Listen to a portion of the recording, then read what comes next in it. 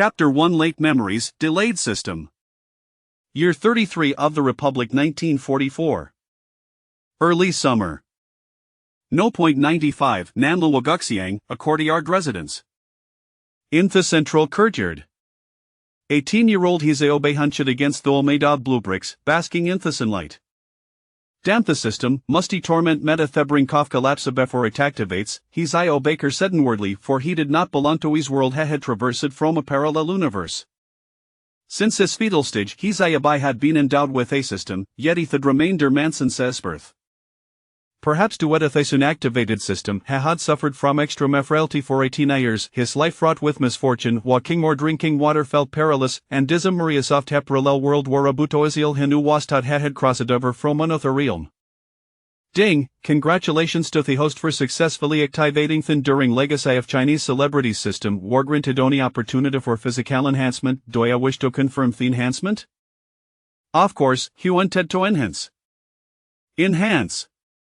As Hizeobe silently commanded a warm current envelope, causing his blood to wall with vigor. Every cell in his body united with energy, his bones crackling with a serious soft pops, filling him with an exhilarating strength. Hizeobe leoped to his feet and struck Thul with a punk, shattering a blue brick into pieces. Xiaobai, what's happening? A woman in early 30s, heavily pregnant and looking ready to give birth, rushed out of the house upon hearing the noise. Seeing her emerge, Hizeobe to support her, and simultaneously, a flood of memories from the parallel world surged into his mind. Heroized Huays in the tin Courtyard filled with notorious characters. Their residents included the deaf old lady Izhonghai, Lu Haizhong, Yenbugui, Su Fugui, and Jiazinchapipolo who appeared ordinary but were, in Ruth, deeply scheming individuals. Yet for his Xiaobai, now that his system had activated and memory a soft parallel world had returned, Thesa concerns were trivial. His primary focus was on the pregnant woman before him. She was Hizeobe's sister-in-law, He Wanshur, Thuir Bifa's elder brother, He Daqing. Indeed, he was no the younger brother of He Daqing. He when she had married into the familia's Akil bride, having lost their in-law early on, she had taken care of her riling brother-in-law, He Xiaobai Haus Freelandium, nurturing Gisharon. 3 years older than her husband, He Wangsha treated Hizeobe with Thelovian Cariophamother, even going so far as to withhold her breast milk from her firstborn, He Yushu, to nourish her younger brother-in-law, hoping to strengthen his weak constitution. Hizeobe held deep respect and gratitude for his sister-in-law. However, with the awakening of his system and the recovery of his memories, had become painfully aware of a grim truth within a month. He Wanshi would die during childbirth due to complications while delivering He Yushue. Faced with the impending loss of his beloved sister-in-law who had always cared for him, Hizeobe felt a profound sorrow. He'll know that after losing his wife, his brother He Daqing's character had drastically changed. He became indifferent to his children. He as one He Yushue, drowning his sorrows in alcohol. Hizeobe clenched his fists, silently vowing, "No, I absolutely cannot allow this tragedy to unfold again. I am a traveler, I possess a system, surely I can alter my sister-in-law Huangsha's fate." Noticing the troubled expression on her brother-in-law's face, He Wanshi mistaken light had you soon well again and asked with concern, "Xiaobai, are you feeling unwell? Please tell me, will Cal Ferraric Shadow take you out of the doctor?" Seeing her genuine concern lit deep in Hizeobe's anguish, he took a deep breath, recalling the activation of his system, and quickly reached her sister-in-law. "Don't worry, I feel great right now, please sit down and rest." Watching her pregnant sister-in-law care for him so attentively, Hizeobe insisted she take his yad. He Wangsha smiled faintly, shaking her head, believing Hizeobe was merely trying to assay her worries. "Xiaobai, you've always been frail, your parents passed away early as your sister-in-law, it's my duty to care for ya. If you're feeling unwell, you must tell me." "Sister-in-law, it really feel wonderful, look, I can jump around." Hizeobe attempted this, startling He Wanshur, who quickly urged him to stop. "Xiaobai, please don't jump, when you're brothercom, you'll have him to Kyotoshia hospital to see a Western doctor." Hizeobe understood that his frail constitution had always been susceptible, as a faggost wind could not come down. Not wanting to cause worry for his sister-in-law, he refrained from any further exuberancy and excused himself to get some water inside. Once he entered, He Wanshi stealthily wiped away her tears, pondering Xiaobe's already 80 when his brother Daqing was the sage, had already married perhaps when Daqing returns, we shall discuss finding Xiaobe if to bring him some joy. Just then, a voice from across the courtyard called out, "Family daughter-in-law, come here, I have some good news to discuss with you." It was Jia Zhengshi, Thuifi of their neighbor Jiaxinghe. He Wang shiziged, reluctantly furrowing her brows as to Japan walked over slowly. Back in his room, Hizaobe reflected on the care had received from his sister-in-law, and the thought of her impending demise complications during childbirth struck him with renewed sorrow. Recalling the details of Yuan's devoted care for him, Hizaobe found it increasingly difficult to remain calm. Upon returning to his room, he activated the miraculous system. Enduring legacy of Chinese celebrities system, also known as the ancient celebrity skill inheritance system. The host can inherit a skill from an outstanding figure in ancient history every 168 hours.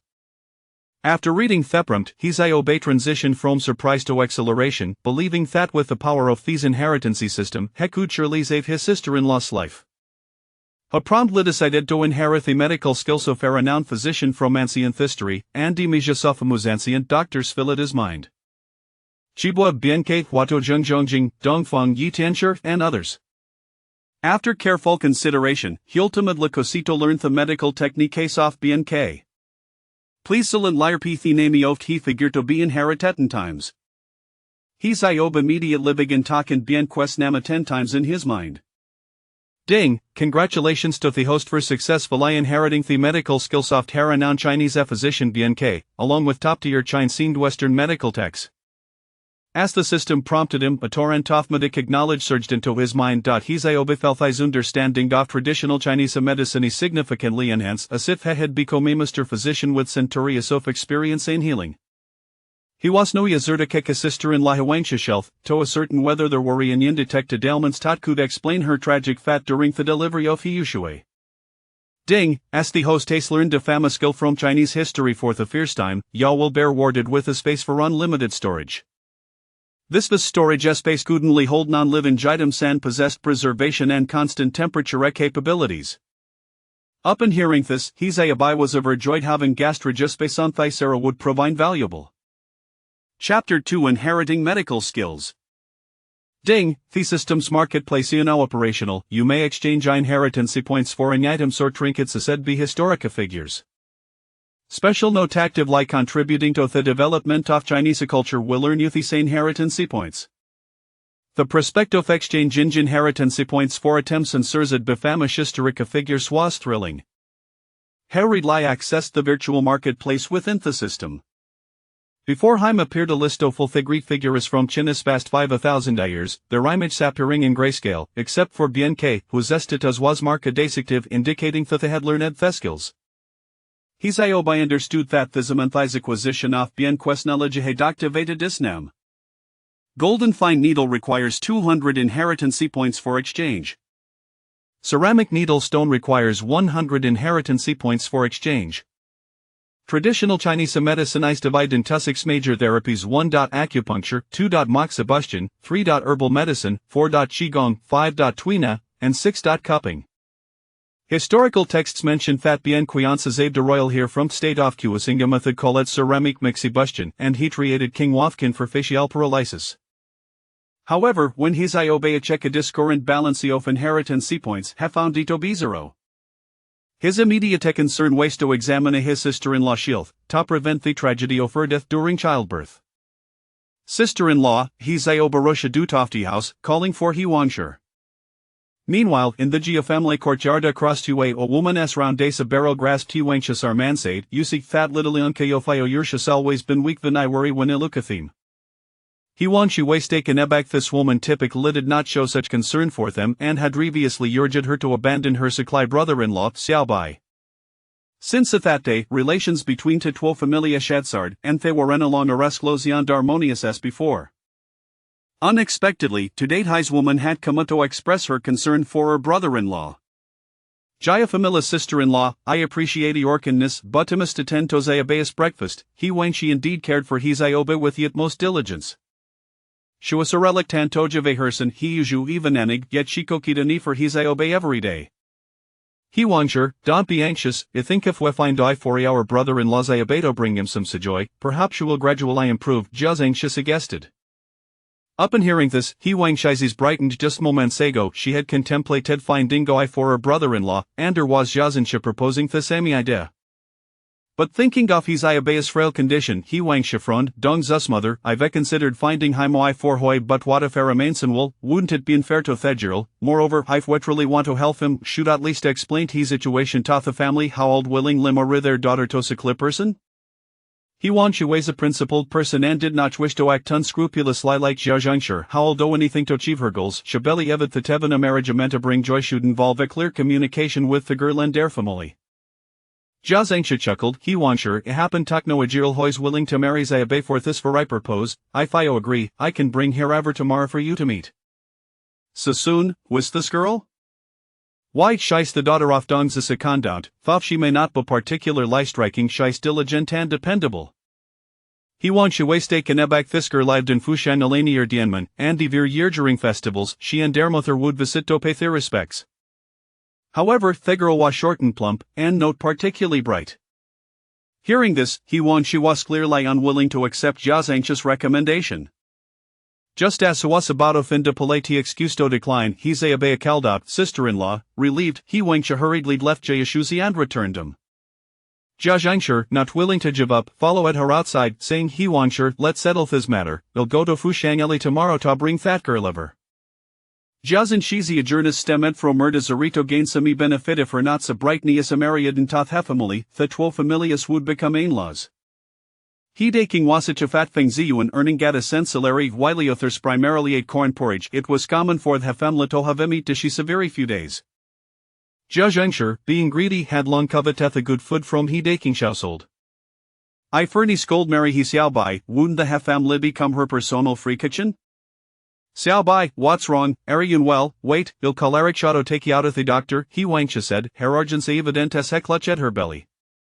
Drawing upon his knowledge from bienque's medical expertise, he's I by assessadis sister-in-law's fashion concluded that their complications stemmed from underlying health issues exacerbated by the complexities, which would ultimately lead to her demisifter delivering he issue.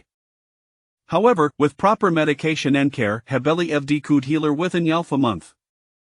Moreover, these medicines were traditional Chinese herbal remedies with minimal side effects, suffiven for woman. He's iober solved to buy the necessary herbs and return to prepare them for his sister-in-law. Yet, to answer accuracy, he planned to conduct a thorough examination of Yuansher.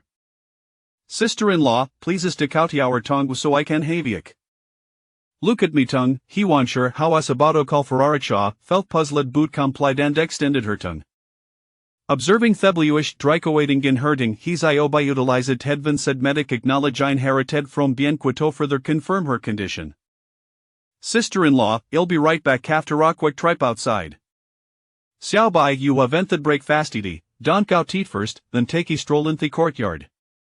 Sister-in-law, I almost forget, I am indeed a bit hungry, do have an esteemed bins, I'll just take two.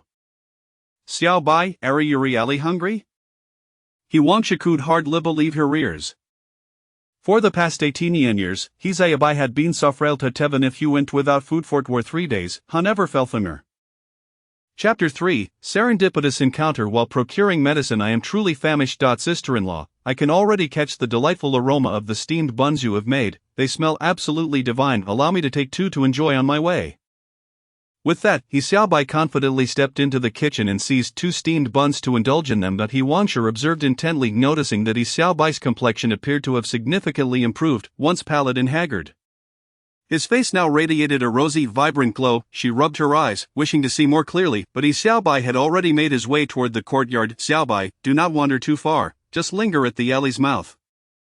The outside world is rather tumultuous these days. Upon witnessing his Xiaobai's silhouette disappear through the courtyard gate, he Wangsher hastily called out after him that his Xiaobai was filled with urgency. He was eager to employ the unparalleled medical skills he had acquired from BNK to cure his elder sister-in-law. He Wangsher, thus, he consumed the steamed buns in haste while striding purposefully towards the apothecary. On the other side, Zhangshur, upon seeing the family's steamed buns, felt a lump form in her throat as she stared at the coarse yellow cornbread in her hand. I should not indulge in such fare. I must urgently find that foolish girl living in Fushang Alley and persuade her to marry he Xiaobai tonight, this way I can dine at their home in the future. With this thought, Zhangshur gleefully discarded her cornbread, hastily tidied her disheveled hair, and swiftly made her way towards Fushang Alley near the Dianmen. He Xiaobai had $3 in his pocket, a sum provided by his elder sister-in-law, He Wansher, for daily expenses. In the current state of the city, the currency circulated was both complex and varied, comprising legal tender and various paper notes issued by other institutions. Silver dollars included yuan dado and sun xiao. Despite the multitude of currencies, due to the significant devaluation of legal tender and other paper notes, the common folk of the city held a greater trust in silver dollars. With yuan dado being the most favored, consequently He Xiaobai spent merely $1 at Tongrintang to procure the necessary Chinese medicinal herbs and silver needles for his elder sister-in-law's treatment. The attendant carefully prepared the medicine according to the prescription, wrapping it in cowhide paper before handing it to He Xiaobai. He hurried back, eager to brew the medicine and apply the silver needle therapy for his elder sister-in-law. He Wansher rushing along, he crossed the Hado Alley and entered Dongdaiji. Just as he stepped into Hado Alley, he suddenly heard the crackling sound of firecrackers at the alley's entrance. It is neither a festival nor a celebration. Who was setting off firecrackers? He muttered to himself. At that moment, a woman in a qipao stumbled into the alley, clutching her left shoulder with her right hand. She collided with He Xiaobai. Her left shoulder was drenched in crimson blood. Her face pale, yet her hand tightly gripped a firearm. Rather than feeling fear, He Xiaobai found himself captivated by the woman's presence. Despite her injury, the elegant qipao still accentuated her graceful figure. Song Tai? He Xiaobai was astonished to discover that this woman bore an uncanny resemblance to the renowned actor Song Tai. Do not let that female agent escape, came the shouts from the alley's entrance. Followed by several resounding gunshots. Take cover against the wall, be cautious of stray bullets, the woman instructed He Xiaobai before she staggered deeper into Hado Alley, clutching her wounded arm. Soon, two men clad in black, armed with firearms, pursued her, shouting loudly for the capture of the female agent. He Xiaobai recognized these men as traitors, Chinese individuals who had surrendered to the Japanese and joined the Japanese investigation team. The enmity between the Chinese and the Japanese ran deep as the ocean. Every Chinese heart harbored profound hatred for the Japanese. He Xiaobai did not care who this injured woman in the qipao was. He only knew she was being hunted by the Japanese military investigation team. That was enough to spur him to action. He crouched down and quietly picked up a brick, however, upon realizing that both pursuers wielded firearms. He understood that a single brick might only incapacitate one, and he could very well find himself in peril. Suddenly He Xiaobai recalled the silver needles he had just purchased from Tongrintang, and an idea struck him. Having inherited BNK's medical skills, he had long memorized the distribution of acupuncture points throughout the human body. Grasping a silver needle in the palm of his right hand, he staggered forward as if intoxicated when the two men drew near.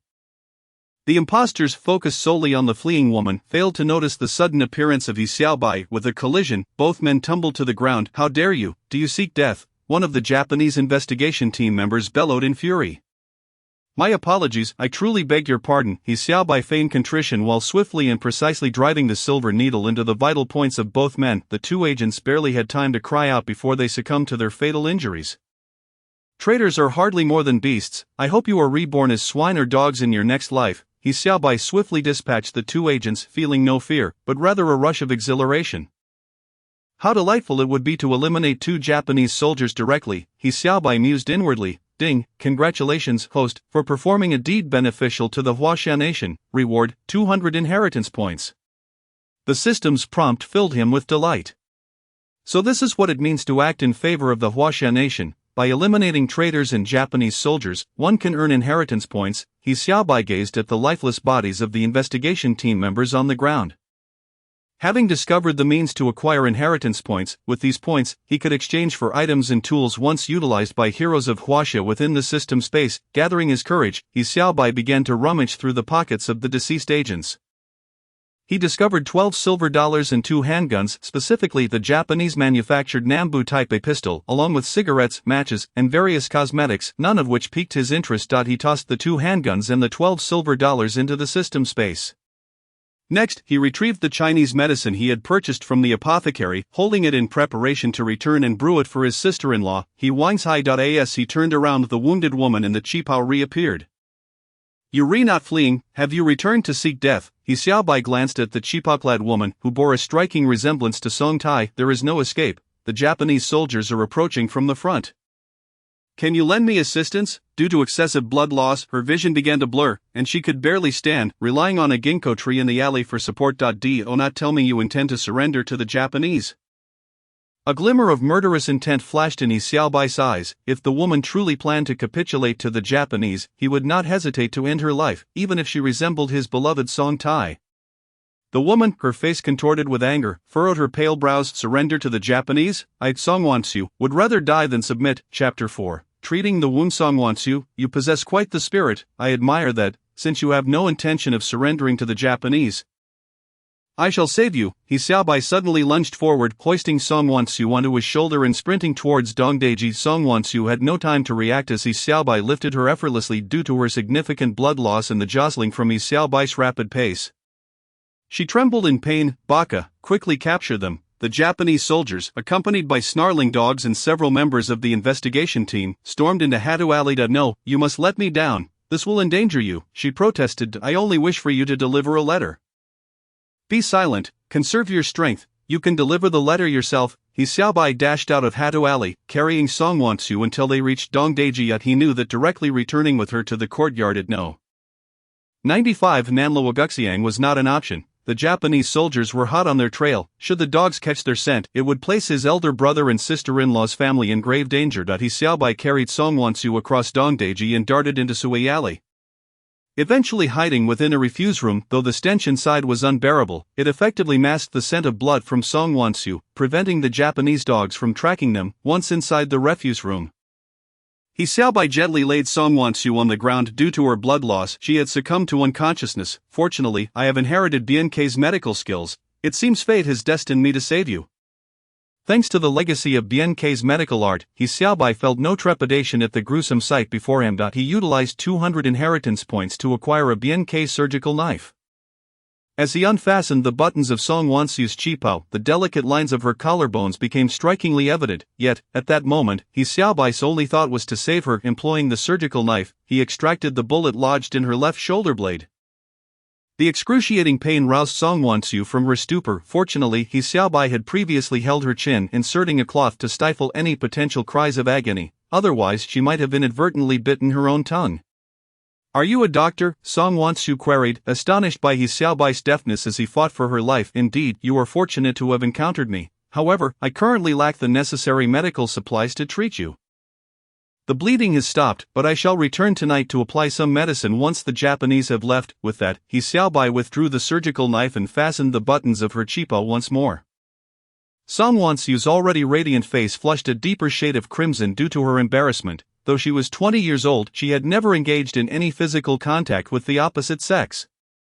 Yet, in this moment, He Xiaobai had unbuttoned several of her collar buttons. Even though she understood these actions were a necessity in the course of her treatment, the sensation was overwhelming. The bullet has been removed, and the bleeding has ceased. However, without ointment to promote healing, your wound cannot yet recover. You must remain here and wait. I shall return tonight to apply the medicine, regardless of whether she is an operative of the Blue Sky and White Sun Party or a member of the Scythe Party.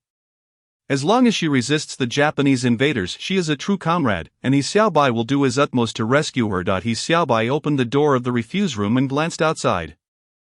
Noticing the absence of any onlookers, thus, he slipped out and turned back to give a slight nod to Song Wansu, who remained behind. Enduring her injuries, Song Wansu had only been part of the organization for a brief 6 months and had maintained a singular line of communication with her superiors.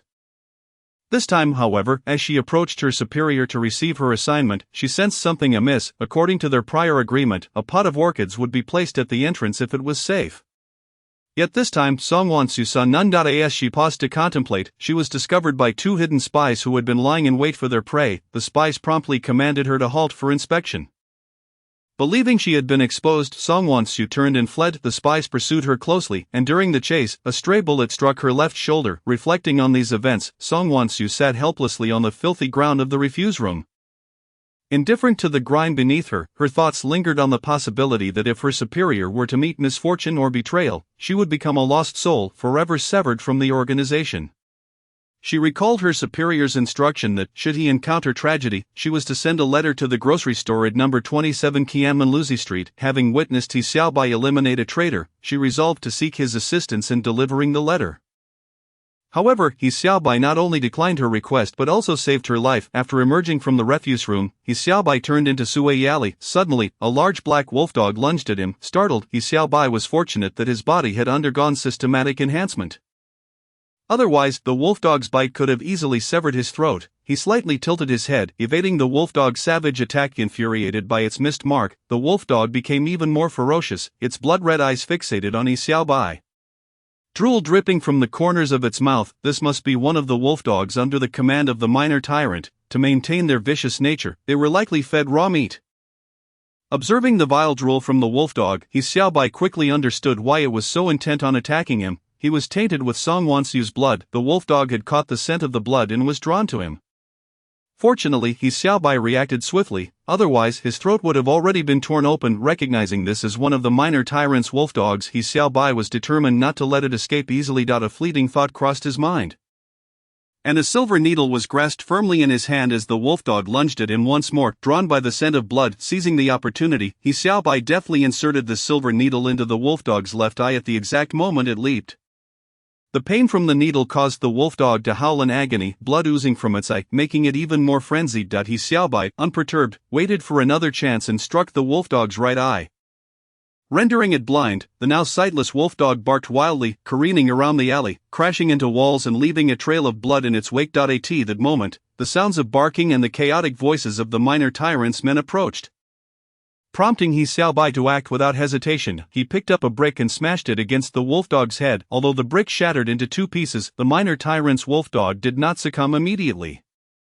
Hearing the footsteps and barking drawing near, He Xiaobai grabbed the remaining half of the brick and struck the wolfdog's neck with all his might. The wolfdog let out a mournful whine, its limbs convulsing violently. Before it lay still, the host has performed an act beneficial to the Huaxia people, gaining 300 inheritance points. Chapter 5, A Just Act in the Face of Injustice. The system's notification surprised He Xiaobai. He had earned only 200 inheritance points for killing 2 members of the investigation team, yet he received 300 points for slaying a wolfdog. It seemed that the minor tyrant's treacherous lackeys were indeed inferior to even dogs. After dispatching the minor tyrant's wolfdog, He Xiaobai prepared to leave, but as he gazed at the hefty black wolfdog, a smile crept onto his lips. He could take it back and have his elder brother He Daqing prepare a delectable dog meat dish. Without further ado, He Xiaobai seized the corpse of the minor tyrant's wolfdog and tossed it into the system space. The system space could only store inanimate objects, but a deceased wolfdog was acceptable. After placing the black wolfdog into the system space, He Xiaobai noticed a jujube tree in Sui Alley. In the early summer, the tree was lush and full, and He Xiaobai swiftly climbed its trunk. Shortly after he ascended, 2 of the minor tyrant's men appeared, leading another wolfdog, followed by 7 or 8 members of the investigation team clad in white and black shirts. The wolfdog began to sniff the ground vigorously, suddenly barking incessantly. "Captain, there are lots of dog hairs here. It must be from our dog that has fallen behind," one of the spies exclaimed. "That traitor must have escaped into the alley." "Baka, if you know that, why are you just standing there? Hurry up and chase," the 2 minor tyrants shouted fiercely at the investigation team members. "Calm down, Captain, my subordinates will pursue immediately. We will certainly capture that female traitor." The deputy captain of the investigation team, Jia, slung his gun over his shoulder and respectfully saluted the 2 minor tyrants before directing his men to hunt down the female operative. Once the 2 minor tyrants saw Jia and his team depart, they produced a box of cigarettes, lit them, and began conversing in their native tongue. Concealed among the branches of the jujube tree, He Xiaobai observed them with cold detachment. The early summer foliage of the jujube tree completely concealed him. After exchanging a few words, the 2 men exhibited knowing glances, and then casually sought out a door, commencing to batter it with their gun. But at that moment, upon hearing a woman's voice, their faces broke into more lascivious grins. No longer using their gun butts, they resorted to kicking the door. With a loud crash, the wooden door finally succumbed to their relentless assault. The 2 minor tyrants burst into the room, where the sounds of a woman's screams mingled with their lewd laughter. Enraged, He Xiaobai descended swiftly from the jujube tree. The large wolfdog tethered nearby noticed him and was about to bark loudly, but he quickly silenced it with a forceful blow from a thick jujube branch. Driving it into the dog's throat, the wolfdog writhed in pain, its eyes rolling back as its cries were stifled. In his urgency to save the woman, He Xiaobai landed several powerful punches on the wolfdog, and soon it ceased to breathe. A ding, you have performed a beneficial act for the Huaxia people, gaining 300 inheritance points. He Xiaobai carelessly tossed the lifeless wolfdog into the system space, retrieved 200 inheritance points to acquire a golden needle used by BNK. and grasped it tightly as he charged toward the house invaded by the two minor tyrants. To avoid recognition, he tore a corner of his clothing to cover his face. Upon entering, he was met with a scene of utter chaos, and his fury surged within him. The two minor tyrants had pinned a woman in her 40s to the ground, desperately tearing at her cheapao. The woman cried out for help, but the two men only grew more exhilarated. Fortunately, they were facing away from Yi Xiaobai, having become accustomed to their unchecked behavior in the minor tyrant's territory, completely oblivious to the possibility that someone would dare to strike against them. Yi Xiaobai held a silver needle in his left hand and a golden needle in his right, swiftly extending both hands to accurately insert the needles into the vital points at the back of the two minor tyrants' heads. Their smiles froze, their expressions turned blank. The woman pinned beneath them fainted in shock, which was, in fact, a blessing. Yi Xiaobai disposed of the two minor tyrants' bodies along with the handguns strapped to their waists, all of which were thrown into the system space. The cheapao of the woman on the ground, though torn, still provided some modesty, noticing that the male garments in the house resembled his own.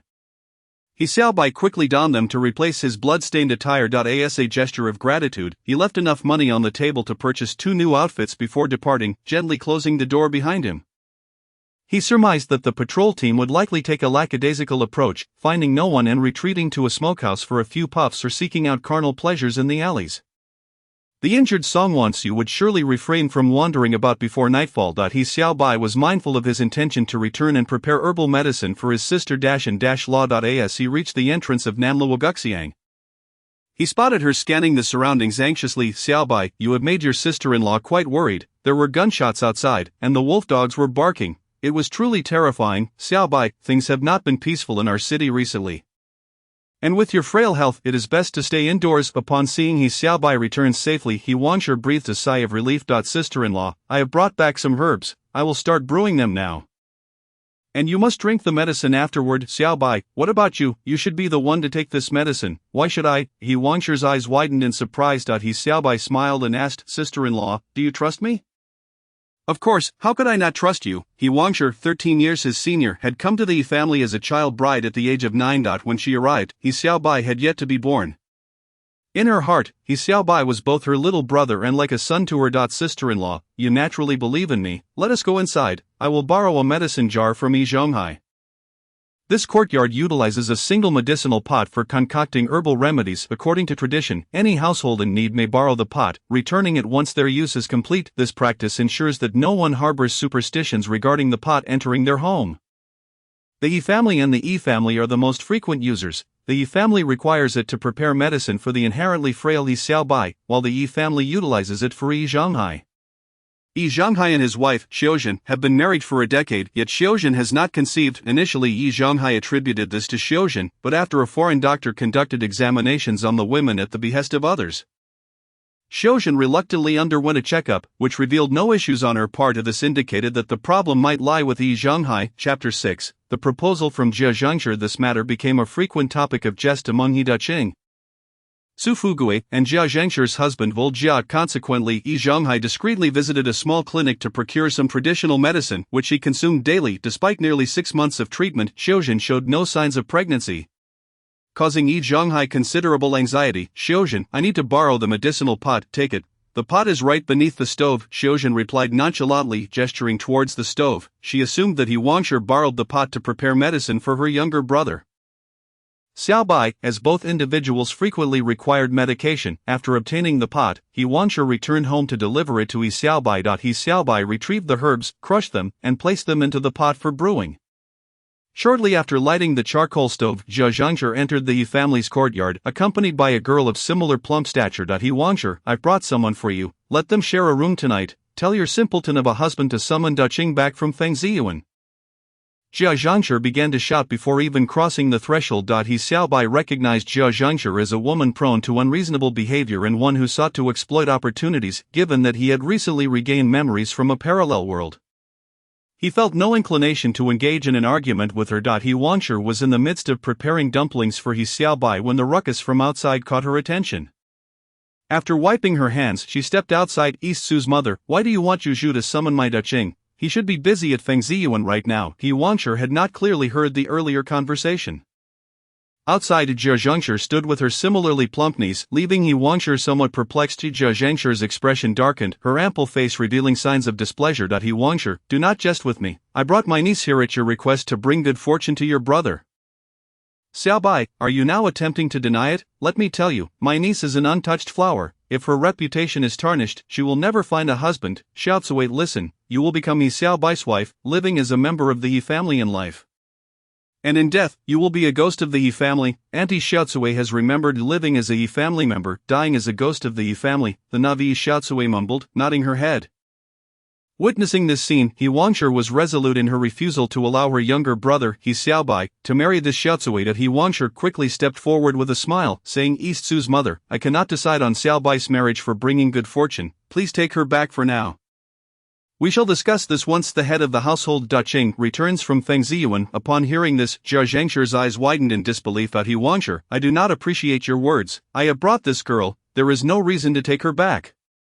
Whether your family agrees or not, she will remain with you. As she spoke, Jia Zhengshi advanced, her robust frame nearly toppling He Wangshi. Startled, He Wangshi cried out, almost losing her balance. At that moment, He Xiao Bai had just finished brewing the medicine and was about to serve it to his sister-in-law.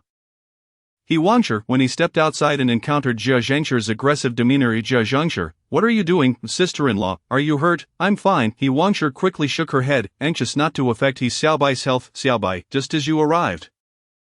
Your sister-in-law, He Wangshi, asked me to bring Xiao Cui to you for bringing good fortune. Look how much she cares for you, rushing to bring her back to you. Xiao Bai, you should share a room with Xiao Cui tonight.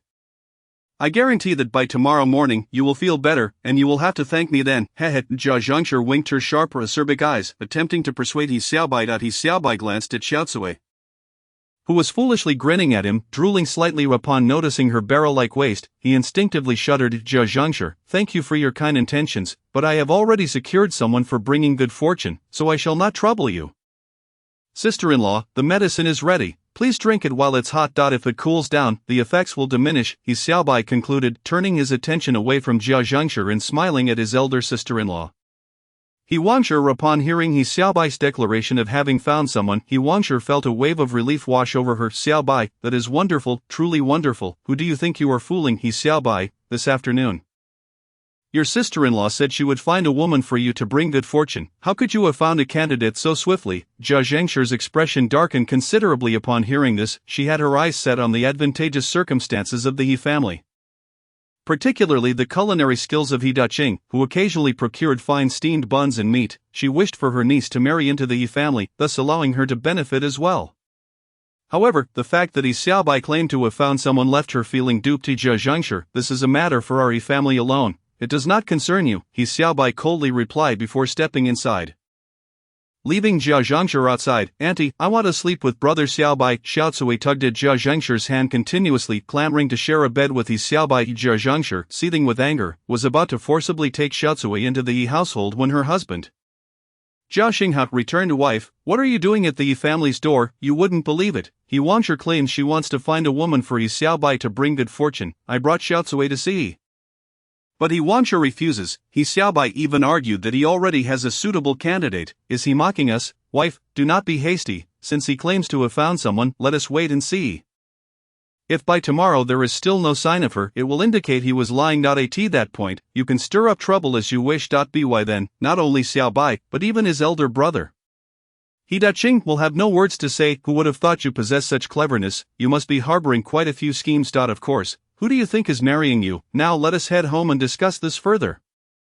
Suddenly recalling something, he added, Oh, has Dongshu not returned home yet? The night has fallen, and things have been quite unsettled of late. I heard that the detective team arrested several spies tonight, including an injured female spy who was shot in the shoulder. She shouldn't be able to escape far. You old Jia, you perk up at the mention of women. Don't tell me you're thinking of bringing her back. Cough, cough. Do not speak nonsense. The current situation in Suzhou City does not allow for such thoughts. Only those lacking common sense would take such risks. Alright, let Xiao Cui stay with us tonight. With a hint of dissatisfaction, Jia Zhengshi led Xiao Cui back home, were it not for her intention to exploit her foolish niece. She would never have brought her back. Meanwhile, the naive Xiao Cui remained staring blankly at the He family gate, continuously muttering her desire to sleep with He Xiao Bai. Chapter 7. Educating He Yuzhu. He Wangshi drank the concoction brewed by He Xiao Bai and felt a significant alleviation of her earlier discomfort.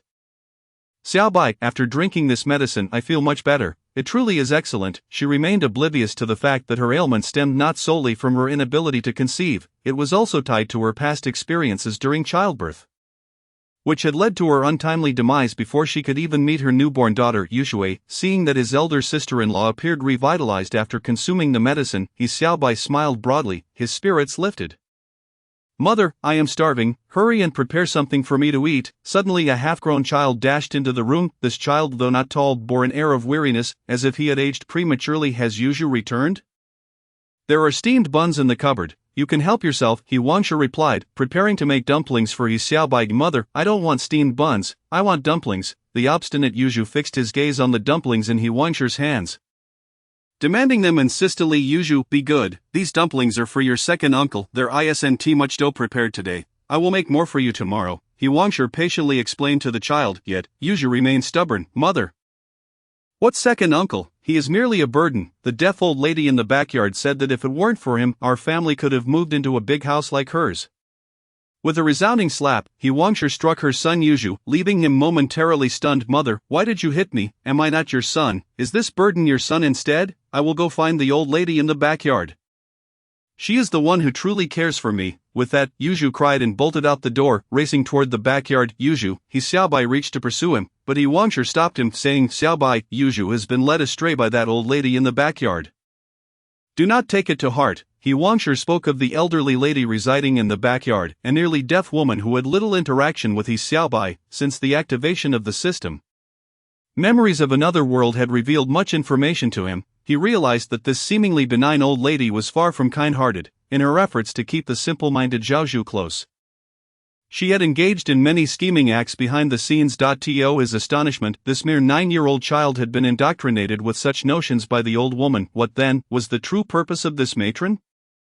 Observing his younger brother's bewildered expression, He Wangsha sighed and said, "You are now 18, and I shall not hide anything from you. Due to your frail health, this elderly woman has repeatedly suggested to Daqing and me that you be sent to the almshouse. But we have firmly declined. Just days ago, she even enlisted Yi Zhonghai to summon your elder brother, demanding that our family share the burden of her meals. I refused and informed your brother that he should not acquiesce to such an excessive request. Given that we are already caring for you, we simply lack the capacity to host her for meals. I never expected this old woman to hold a grudge and even incite Yuzhu against you. Alas, Yuzhu has always been drawn to her. I regret not stopping him sooner." Upon hearing this, Xiaobai comprehended the underlying reasons. It turned out that all of this stemmed from the old lady's dissatisfaction at being barred from the family's dining table, prompting her to instigate the poor 9-year-old Yuzhu to confront his Xiaobai. "Sister-in-law, I shall go find Yuzhu and bring him back," He Xiaobai resolutely declared, refusing to allow such events to transpire any longer. He strode out of the house, passed through the inner door, and stepped into the backyard. The deaf old lady was soothing Zhaozhu. "Little Zhaozhu, your mother is truly heartless. All for that sickly child. Just look at your swollen face, you need not return tonight, stay here with your grandmother." The old woman gently caressed Zhaozhu's face while attempting to deepen his enmity towards his Xiaobai. "Yuzhu, come home with your second uncle," his Xiaobai urged. Despite his brother and sister-in-law's sentiments, he refrained from reprimanding Zhaozhu. "Sickly child, you are not my second uncle. Get out of my house," Zhaozhu shrieked, hiding behind the deaf old lady. Hurling insults at his Xiaobai, the old woman shot a sidelong glance at his Xiaobai, a smirk of triumphant malice curling her lips. "Old fool, how dare you distort the truth before a child? Are you not afraid of descending into the 18th layer of hell upon your demise?" His Xiaobai retorted without hesitation, pointing at her as he chastised. The old lady was momentarily taken aback. Her mouth agape, her murky eyes fixed on his Xiaobai for several seconds. "Old fool, what are you staring at? With no sons or grandsons, do you still wish to take advantage of my family? Yuzhu, come home with me." His Xiaobai stepped forward, seizing Zhaoyu's arm and gently pulling him away from the old woman's grasp. "I won't go back with you, sickly child. I want to sleep with grandma tonight." Zhaozhu screamed as if being slaughtered. Despite his Xiaobai's firm grip on his arm, Zhaozhu attempted to bite his hand swiftly. His Xiaobai grasped Zhaozhu's chin, dislocating it with a gentle yet decisive maneuver. Zhaozhu's mouth opened, but only muffled sounds emerged from his throat. Possessing unparalleled medical skills, his Xiaobai was well versed in human acupoints and skeletal structure. He then tucked Zhaozhu under his arm and departed from the old lady's home. It was only when his Xiaobai's figure vanished from sight that the old woman regained her senses. Something was amiss. Was his Xiaobai a sickly child? How could he have possessed such strength today? And how dare he insult me, the old fool! This is intolerable. I must seek He Zhonghai's assistance to take advantage of this opportunity to send He Xiaobai to the almshouse, with her cane in hand. The deaf old lady shuffled toward the courtyard to find He Zhonghai, while He Xiaobai brought Zhao Zhu back to his home, tossing him onto the Kong and pressing down on his chin to realign the dislocated bone. This scene frightened Zhao Zhu, causing him to scurry to a corner of the Kong as if he had seen a ghost. He Yuzhu, I shall say this only once, so listen carefully. If you acknowledge me as your second uncle, I will treat you as family, but if you continue to believe the old woman in the backyard is your grandmother, then I shall no longer recognize you as my kin. With that, He Xiaobai turned his back on Zhao Zhu and walked out of the room. At that moment, sister-in-law He Wanshur emerged, carrying a plate of freshly made dumplings, the green scallions in the bowl making the dumplings all the more enticing. Eating his sister-in-law's dumplings was an extraordinary delight in this era. Seizing the opportunity while He Wanshur was distracted, He Xiaobai discreetly took an empty bowl and placed half of his dumplings into the system space. Reflecting on his sister-in-law's meticulous care, He Xiaobai smiled and said, Sister-in-law, you are due to give birth at the end of the month. Tomorrow, I shall buy you a hen to stew, ensuring you nourish your body well. Chapter 8, Night Talks with Daqing. Xiaobai, it is rare for you to be so thoughtful. Your body has always been frail. You should take care of yourself, He Wanshur replied, mistakenly believing He Xiaobai craved stewed chicken. She resolved to rise early the next morning to buy one for him. He Xiaobai thought to himself, I must repay sister-in-law He Wanshur's kindness. After finishing the dumplings, the sky had turned entirely dark. Xiaobai, your health has always been delicate. You must be exhausted from running to the pharmacy for me today. Allow me to prepare a basin of hot water for you to soak your feet. And then you should rest early, He Wanshur said with concern, intending to fetch hot water. The He family's courtyard at number 95 consisted of 2 rooms. The larger room was occupied by He Daqing, He Wanshur, and their son Zhao Zhu, while the other served as He Xiaobai's quarters, originally belonging to He Yushui in the previous narrative, measuring approximately 10 square meters. Sister-in-law, you are about to give birth. How can I trouble you to fetch hot water? He Xiaobai insisted, please rest, I will wait for elder brother to return before I sleep. Furthermore, not long ago, I encountered a remarkable individual while visiting Shikahai Park. Not only did he cure my congenital illness, but he also taught me some medical skills. As you can see, my health is now perfectly fine. Upon saying this, He Xiaobai casually picked up the stone lock at the doorway, skillfully manipulating it in his hands as if it were a mere toy. This stone lock weighed at least 70 to 80 pounds, yet He Xiaobai lifted it effortlessly, as though it were weightless. He Wanshur looked on in astonishment. Xiaobai, it seems you have encountered a deity. Tomorrow morning, I shall go to the land god temple in the east of the city to express my gratitude. He Wanshur had indeed exerted great effort for He Xiaobai's health, praying for him at the land god temple on the 1st and 15th of each month, hoping for blessings from the land god and goddess. He Xiaobai did not oppose this. Sister-in-law, I also brought Yuzhu back from the backyard. I will fetch him some steamed buns. You should eat the leftover dumplings. He Xiaobai approached the cabinet, turning his back to appear as if he were retrieving something, when in reality he had taken out the half of the steaming dumplings from his system space, which not only kept food warm but also preserved its freshness. Xiaobai, how have you secretly saved dumplings for me? He Wanshur exclaimed with surprise upon seeing the half plate of hot dumplings. Sister-in-law, please eat them while they're hot. Once you're full, you can accompany Yuzhu to sleep, and I will wait for elder brother to return. Very well, Xiaobai, I will heed your words. Tears glistened in He Wanshur's eyes. Her heart overwhelmed with emotion. The greatest joy for her was witnessing her frail brother-in-law experience such a miraculous turn of events, curing him of the ailments he had carried since birth. Grateful, she repeatedly expressed her thanks to the heavens for their protection and took the remaining dumplings into the room to share with Zhao Zhu, also bringing out several buns to coax him to sleep. He Xiaobai estimated that He Daqing would not return for another hour or so, thus, taking advantage of the absence of others around, he opened the system mall. Today, he had eliminated 2 members of the detective squad, along with 2 large wolfhounds and 2 Japanese soldiers, earning a total of 1,800 inheritance points. He Xiaobai had already exchanged 400 of those points for a set of BNK's golden needles and medical knives. He recalled the female spy Song Wansu in hiding at the refuse site in Suwei Alley. She had been shot in the shoulder, and He Xiaobai had performed surgery on her to extract the bullet but had not applied any medication. Therefore, he spent another 300 inheritance points to procure some wound medicine. If I had known I was cooking for these brutes, I should have spat on them a few more times. While He Xiaobai was perusing the system mall, he suddenly heard complaints at the door. Recognizing his brother He Daqing's voice, he promptly walked over and opened the door, saying, Brother, you are back earlier than usual today. Xiao Bai, it is already so late, why haven't you rested yet? How can your body withstand this? He Daqing exclaimed, surprised to see his brother opening the door for him. He Xiao Bai replied with a smile.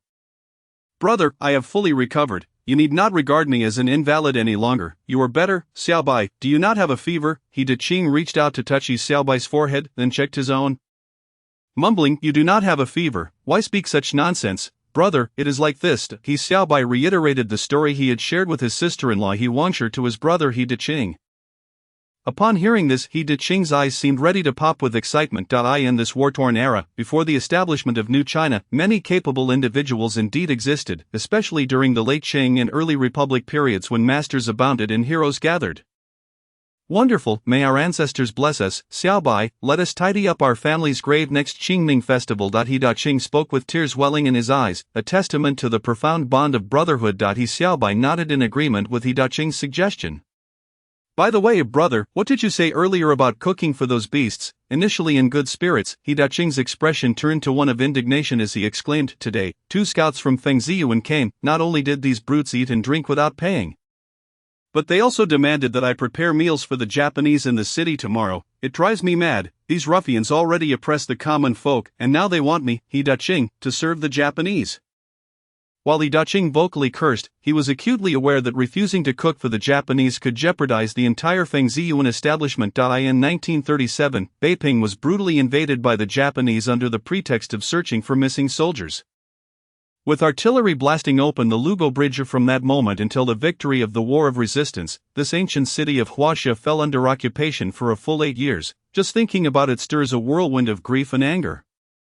Similarly, Wanping City was among the earliest areas to succumb to Japanese control. He Xiao Bai's eyes sparkled with a thought. There are still many Japanese in Wanping City. If he were to infiltrate Wanping City alongside his brother He Daqing, with Daqing preparing meals for the Japanese while he himself sought to eliminate them, it could yield considerable points in their quest for legacy. After disposing of the bodies, he could simply store them in the system space, waiting for the right moment to dispose of them in a remote location and set them ablaze, leaving no trace. The mere thought of this made He Xiao Bai's excitement palpable. He quickly conferred with He Daqing. Brother, those Japanese are truly beastly figures we cannot provoke. You should go to Wanping City to cook for them tomorrow, just like feeding livestock. Chapter 9. Fanning the flames for Yi Zhonghai's offspring. He Daqing felt a surge of joy.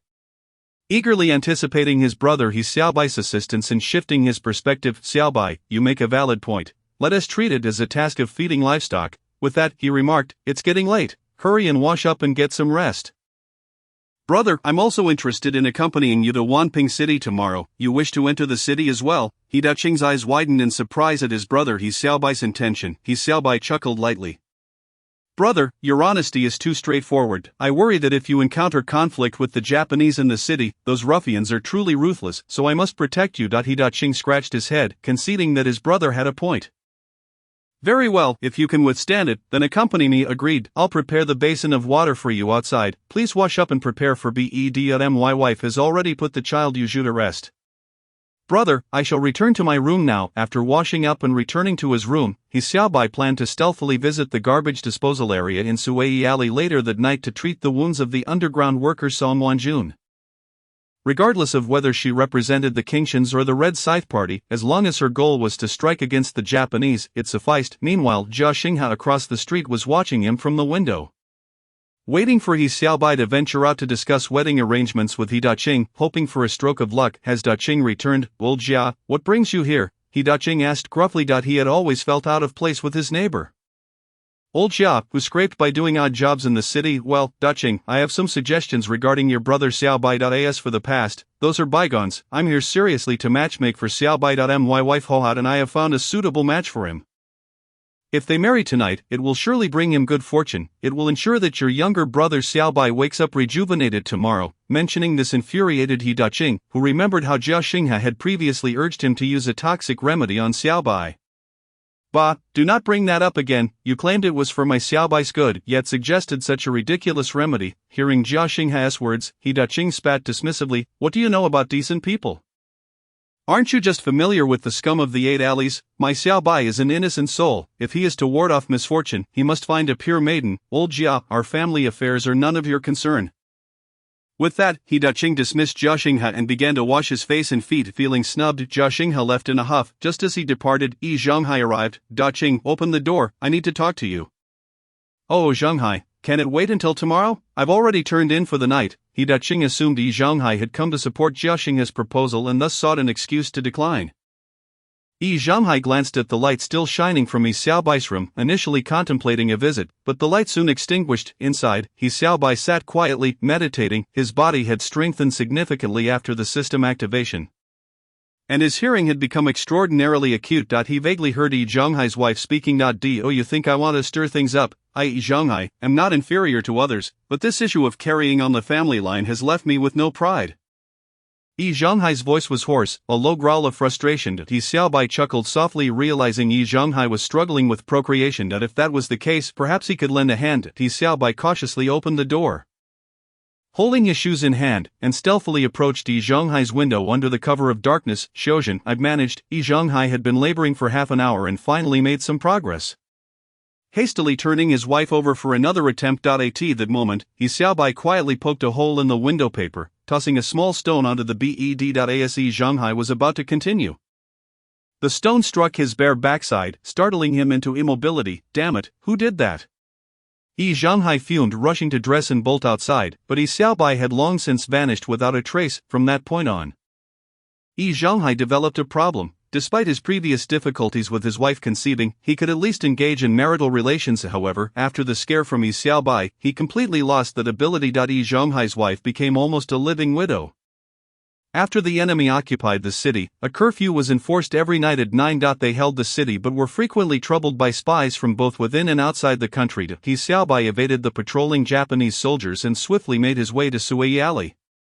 Finding the area deserted, he grasped a golden needle in hand and slipped into the garbage house. "Don't move," a low voice from the shadows issued a warning. "It's me." Yi Xiaobai recognized it was Song Wanjun's voice and replied calmly, "You've come." Song Wanjun relaxed her guard, lowering her gun as she breathed heavily. Yi Xiaobai struck a match and lit a candle. Leaning against the wall of the garbage house, Song Wanjun appeared pale, her lips devoid of color, her cheapao stained with refuse. "I promised to come and treat your wounds. I took advantage of the Japanese being relaxed to come now. Please don't move while I tend to your injuries." Without hesitation, Yi Xiaobai undid the buttons of Song Wanjun's cheapao. A faint blush tinted her pale cheeks, but Yi Xiaobai seemed indifferent. He unwrapped the bandages around her wounds and poured the golden powder from the System S store onto the injury. The slightly irritating yellow powder made Song Wanjun wince, drawing in a sharp breath. After rebandaging her wounds, Yi Xiaobai instructed, "Given the hot and humid weather, you must apply the medicine to your wounds daily." "Thank you, I will pay you for the medical expenses, but I cannot come every night for you to change the dressing." Song Wanjun knew she couldn't return to her previous residence, and this garbage house was not a viable long-term solution, especially with cleanup crews coming the next morning. "I have a plan, but you must do as I say." Yi Xiaobai stated. "What plan?" Song Wanjun inquired. Chapter 10, A Stroke of Luck. Currently, her primary concern was to recover from her injuries and seek an opportunity to re-establish contact with her direct superior. If her superior had been captured or was unreachable, she would need to turn to Baochang for a second contact. My parents passed away early, and I live with my brother and sister-in-law. My health has always been poor, and my family wishes for me to marry to ward off misfortune. If you are willing to be my bride, you could use this narrative to enter my household and escape calamity." Yi Xiaobai proposed, warding off misfortune. Song Wanjun looked at Yi Xiaobai in surprise. Though such practices were outdated, they were not uncommon. However, the robust Yi Xiaobai before her hardly seemed like someone in need of a wife to change his fortune. Observing her reaction, Yi Xiaobai explained, "I was treated by a white-bearded elder, and without realizing it, my health improved. I later apprenticed under him to learn medicine. Moreover, this arrangement would also assist you." He added, "If you do not oppose this idea, we shall proceed. If you are unwilling, then forget I ever mentioned it." Having spoken, he rose and exited the refuse room, leaving Song Wanjun with little time to ponder as she wrestled with her thoughts. Regardless of the circumstances, it was an undeniable fact that he had indeed saved his own life. Had it not been for Yi Xiaobai's actions that fateful day in Mauer Hudong, where he eliminated those 2 reconnaissance team members, she would have already fallen into the enemy's clutches as a hostage. She had heard whispers of Xiao Rizi's ruthless interrogation methods. For a young woman like her to be captured by him would not only jeopardize her innocence but could also lead to a fate of brutal torment and death. The mere thought sent a shiver down Song Wancho's spine. In stark contrast, He Xiaobai had dared to kill Xiao Rizi's reconnaissance agents and had not taken advantage of her vulnerability while tending to her wounds. At that moment, a spark of inspiration ignited in Song Wancho's mind. She could certainly attempt to communicate with He Xiaobai and persuade him to join their ranks, with this notion in mind. She hastened to leave the storage room. I agree, she called out urgently to He Xiaobai's retreating figure. What do you agree to? He inquired. I agree to assist you in your endeavor, Song Wancho replied. Her cheeks instantly flushing crimson. He Xiaobai turned around. Hello, I am He Xiaobai. Since you have consented to help me, you must adhere to the words I instruct you to say. The residents of that courtyard were all individuals of considerable cunning. Otherwise, the rumor that the courtyard was filled with beasts would not have circulated. Understood. Song Wancho nodded in acquiescence. Subsequently, He Xiaobai concocted a series of improvised lines to navigate the potential scenarios they might encounter. Have you memorized them all? I have, she affirmed. Then please recite them once more. To ensure that Song Wancho would not falter, He Xiaobai requested her to repeat the phrases. Clearly her memory was sharp. She recited them flawlessly, allowing He Xiaobai to breathe a sigh of relief. Thus, He Xiaobai led Song Wancho through Sui Hadong back to the courtyard at number 95 Nanluo Guxiang. Upon entering the inner courtyard, He Xiaobai instructed Song Wancho to wait momentarily. He proceeded to knock gently on the window of his brother and sister-in-law's residence. Brother, sister-in-law, I have something important to discuss with you. I ask that you, Xiaobai, are you unwell? I shall have your elder brother take you to the doctor at once. Upon hearing He Xiaobai's voice, his brother and sister-in-law, He Daqing and He Wanshi, immediately assumed that Xiaobai's condition had worsened, and they hurriedly donned their clothes to open the door. He Daqing even rushed out barefoot, neglecting to put on his shoes. Xiaobai, don't move, I will fetch a cart to take you to Sheha Hospital. Brother, sister-in-law, please remember that my condition has been treated by my master. However, he mentioned that for a complete cure, I require a woman to assist in the ritual. Faced with the genuine concern of his brother and sister-in-law, He Xiaobai felt immense gratitude, yet, due to the nature of the situation, he refrained from elaborating, fabricating a master as an excuse, thus making it plausible even if it were to spread. Isn't the purpose of the ritual to find you a wife? That is a simple matter. I have a colleague who has a daughter around your age. Let us discuss marriage with the Zhou family. He Daqing, known for his impulsive temperament, sprang into action immediately. Brother, there is no need for such trouble. My master said that the girl we encounter on the way possesses the faith that I require. Anyone else would not only be unhelpful but may also exacerbate my condition. He Xiaobai spoke as if everything were already predetermined, and while Song Wancho privately lamented this, her heart brimmed with gratitude. He Xiaobai was willing to fabricate lies to deceive his siblings for her sake, which endeared him to her even more. Where is that girl? Wancho, come and meet my brother and sister-in-law. He Xiaobai stepped aside, allowing Song Wancho to emerge from behind him. He Wanshi scrutinized Song Wancho closely, a satisfied expression gracing her face. What a remarkable young lady, but why does she appear so pale? Following He Xiaobai's earlier instructions, Song Wancho replied, sister-in-law, I fell gravely ill a few days ago. Had it not been for Xiaobai's master, I would have perished. Your master is truly a living bodhisattva. You should invite him to our home and treat him well, ideally allowing him to reside here for the rest of his days. He Wanshi believed that the master acknowledged in Shikahai could cure her brother-in-law's long-standing afflictions, rendering him a benefactor to the He family. Little do you know, my master is a recluse. He merely passed through Beijing and happened to cross paths with me. After returning Wancho, he left without any further ado, despite my attempts to persuade him to stay. He Xiaobai explained, indeed these individuals are elusive. How could they possibly grow accustomed to our courtyard? He Daqing nodded in agreement. Although slightly unsettled, He Wanshi found their reasoning acceptable and temporarily set aside her concerns. She then pulled Song Wancho aside and asked, Miss Wancho, do you sincerely wish to live with our Xiaobai? Without hesitation, Song Wancho responded, isn't this for the purpose of assisting in the ritual? Assisting in the ritual naturally entails becoming husband and wife. Why is your attire so disheveled? He Wanshi noted the dirt and unpleasant odor emanating from her clothing. Indeed, sister-in-law, I encountered some difficulties on the road and had to take refuge in a refuse room. Hence my garments became soiled. Song Wancho answered candidly, as this was indeed the truth. With a soft sigh, He Wanshi lamented, why do such difficulties always befall us? Do not worry, I will fetch you something clean to wear. Song Wancho, being a person who valued cleanliness, would never have hidden in a filthy place were it not for the sake of evading disaster. Soon, He Wanshi returned with a set of vibrant red wedding attire, saying, Wancho, this is the outfit I purchased when I married your elder brother. it has hardly been worn. Please try this on. To ensure that He Xiaobai's ritual was conducted smoothly in the days to come. The auspicious color seemed particularly fitting. Chapter 11. Assisting in the ritual. Song Wanxiu did not decline the offer. At that moment, her priority was to change out of her filthy clothing and cleanse herself thoroughly. Shortly thereafter, He Wangshu prepared some hot water, meticulously cleaned a wooden basin, and filled it with warm water, bringing it into Xiaobai's small room so that Song Wanxiu could wash and change into clean attire. Xiaobai, do you know the background of this girl? He Daqing inquired privately of his brother while Song Wanxiu was washing. Brother, Wanxiu hails from the south. Her family was devastated by those difficult times. During her wandering, she encountered my master, who rescued her. He Xiaobai spoke the truth. Song Wanxiu was indeed from Jilin. During the anti-Japanese war, she had miraculously survived, yet all 5 of her family members perished in the flames of conflict. Leaving her all alone. As she fled the war-torn Jilin, a benevolent elderly woman accompanied her to the capital, where they settled eventually. Song Wanxiu had the opportunity to receive an education and met a group of reform-minded friends, leading her to join this collective. Though He Daqing had not personally experienced those events, he had heard whispers and could not help but exclaim, Xiaobai, this child has truly endured hardships, you must treat her well. Now that you intend to marry her, she is a member of our family. If you mistreat her, I shall hold you accountable. Brother, I understand, He Xiaobai replied with a smile. At that moment, He Wangshu rummaged through the bedroom for unused blankets.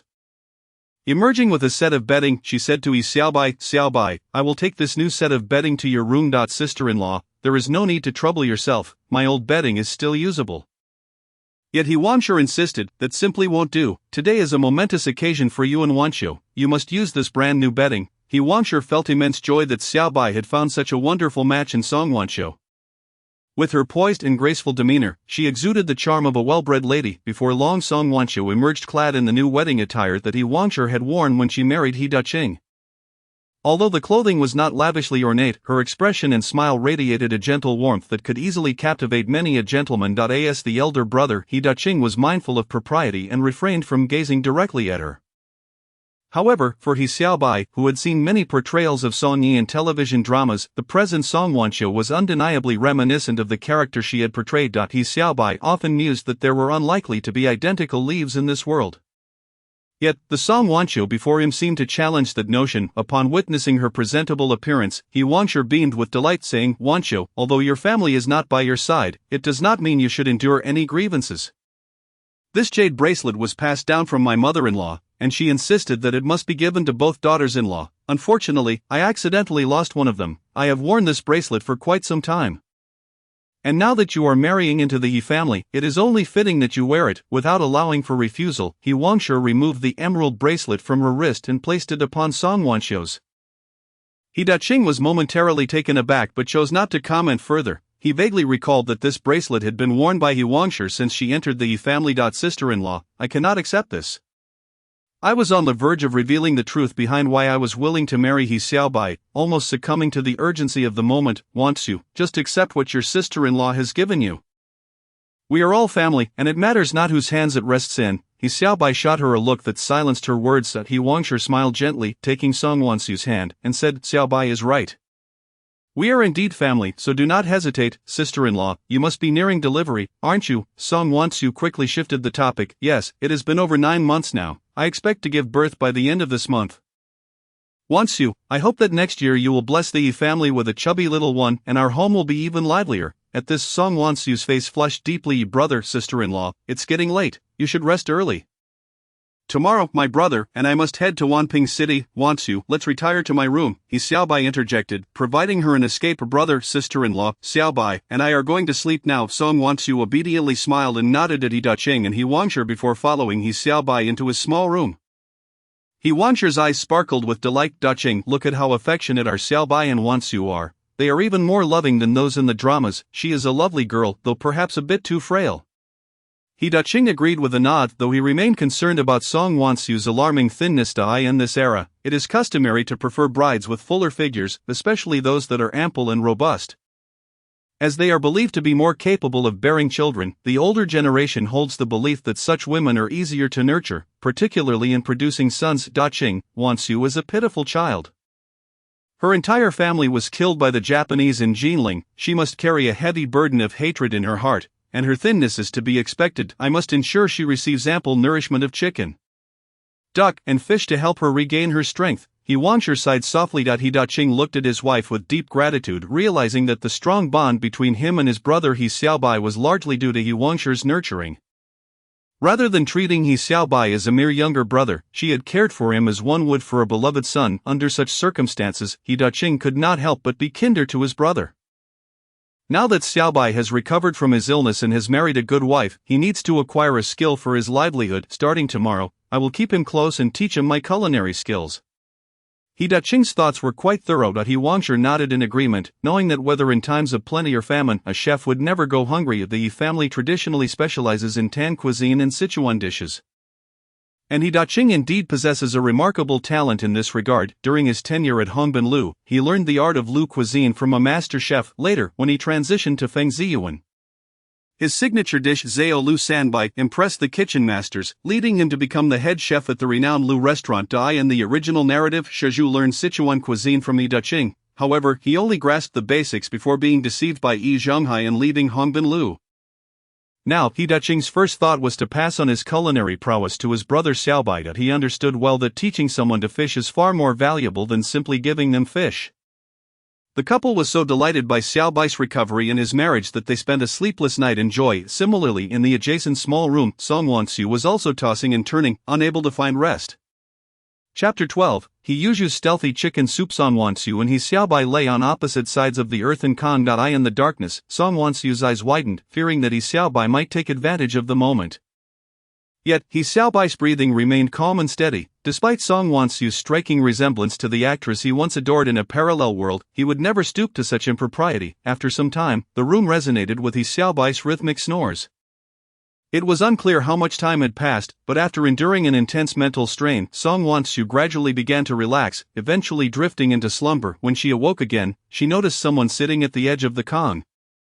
Causing her to leap up in fright, the sudden movement tugged at her wound, and a sharp pain shot through her shoulder, prompting her to wince. Wanxiu, did I startle you, sister-in-law? It's you. Upon realizing that the figure seated at the edge of the Kong was none other than He Xiaobai's elder sister-in-law, He Wangsher, she breathed a sigh of relief. Wanxiu, Xiaobai, and Daqing left for Wancheng before dawn. Xiaobai specifically instructed me to buy an old hen to stew for you, so you can nourish your body.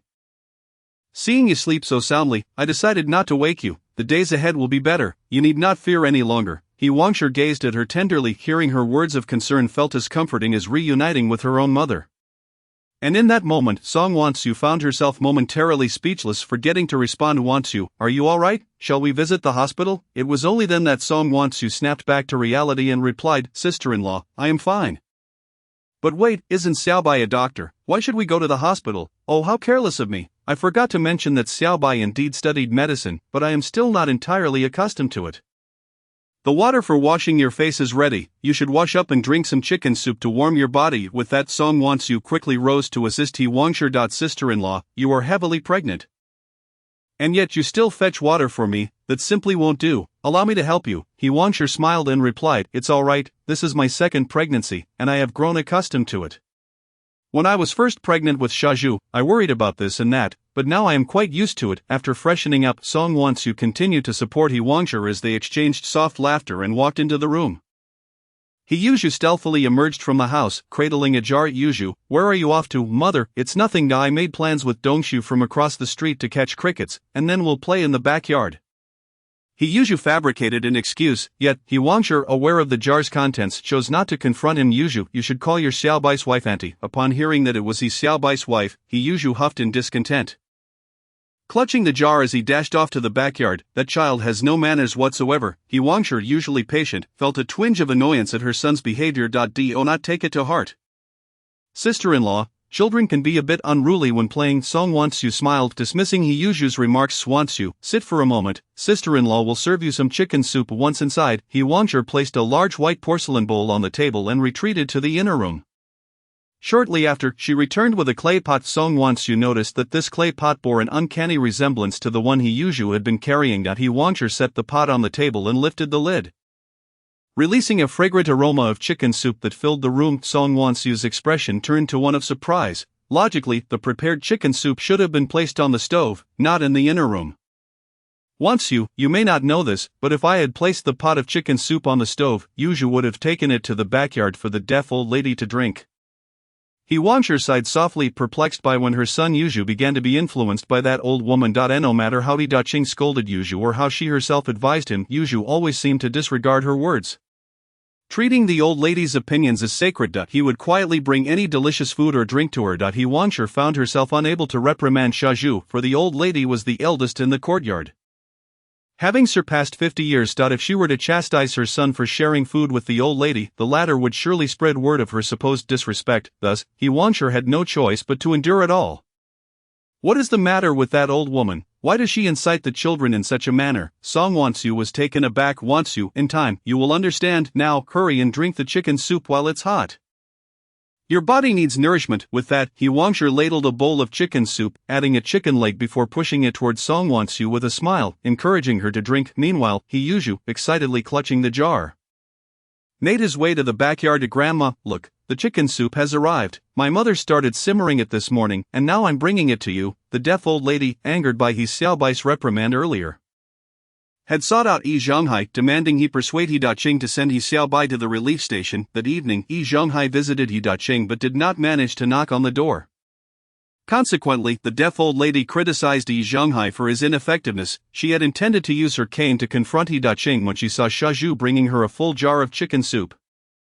Instantly, her spirits lifted, and with a toothless grin, she said to Shaju, Ajuzi, you are truly the best grandson. Just place this jar of chicken soup on the table, but be careful not to drop it. The deaf old lady was rumored to have once been a concubine from a wealthy family, but as she aged and her looks faded, she had been cast out by the main wife. She was quite particular about her food and had a voracious appetite, particularly for Tan cuisine. However, Tan cuisine is notoriously known for its lavish ingredients, bordering on extravagance. She often brought up Tan cuisine with He Daqing, clearly hoping he would prepare a sumptuous meal for her. Yet, He Daqing was no fool. He was aware that his brother He Xiaobai was frail and often ill, necessitating the need to save money for his treatment. Therefore, he would never consider cooking Tan cuisine for an old lady with whom he had no relation. Since that time, the deaf old lady began to plot against Shaju. After 2 years, she successfully manipulated him into becoming her trusted assistant. Grandma, hurry and enjoy the chicken soup while it's hot. My mother says that chicken soup is the best for one's health. This pot of chicken soup was specially prepared by my mother for the newly married bride of our ailing family member. Last night, He Yuju was awakened by the sounds of his parents' conversation. He vaguely heard something and pieced together what was happening. The deaf old lady exclaimed, Juzi, did you say that the ailing He Xiaobai has married?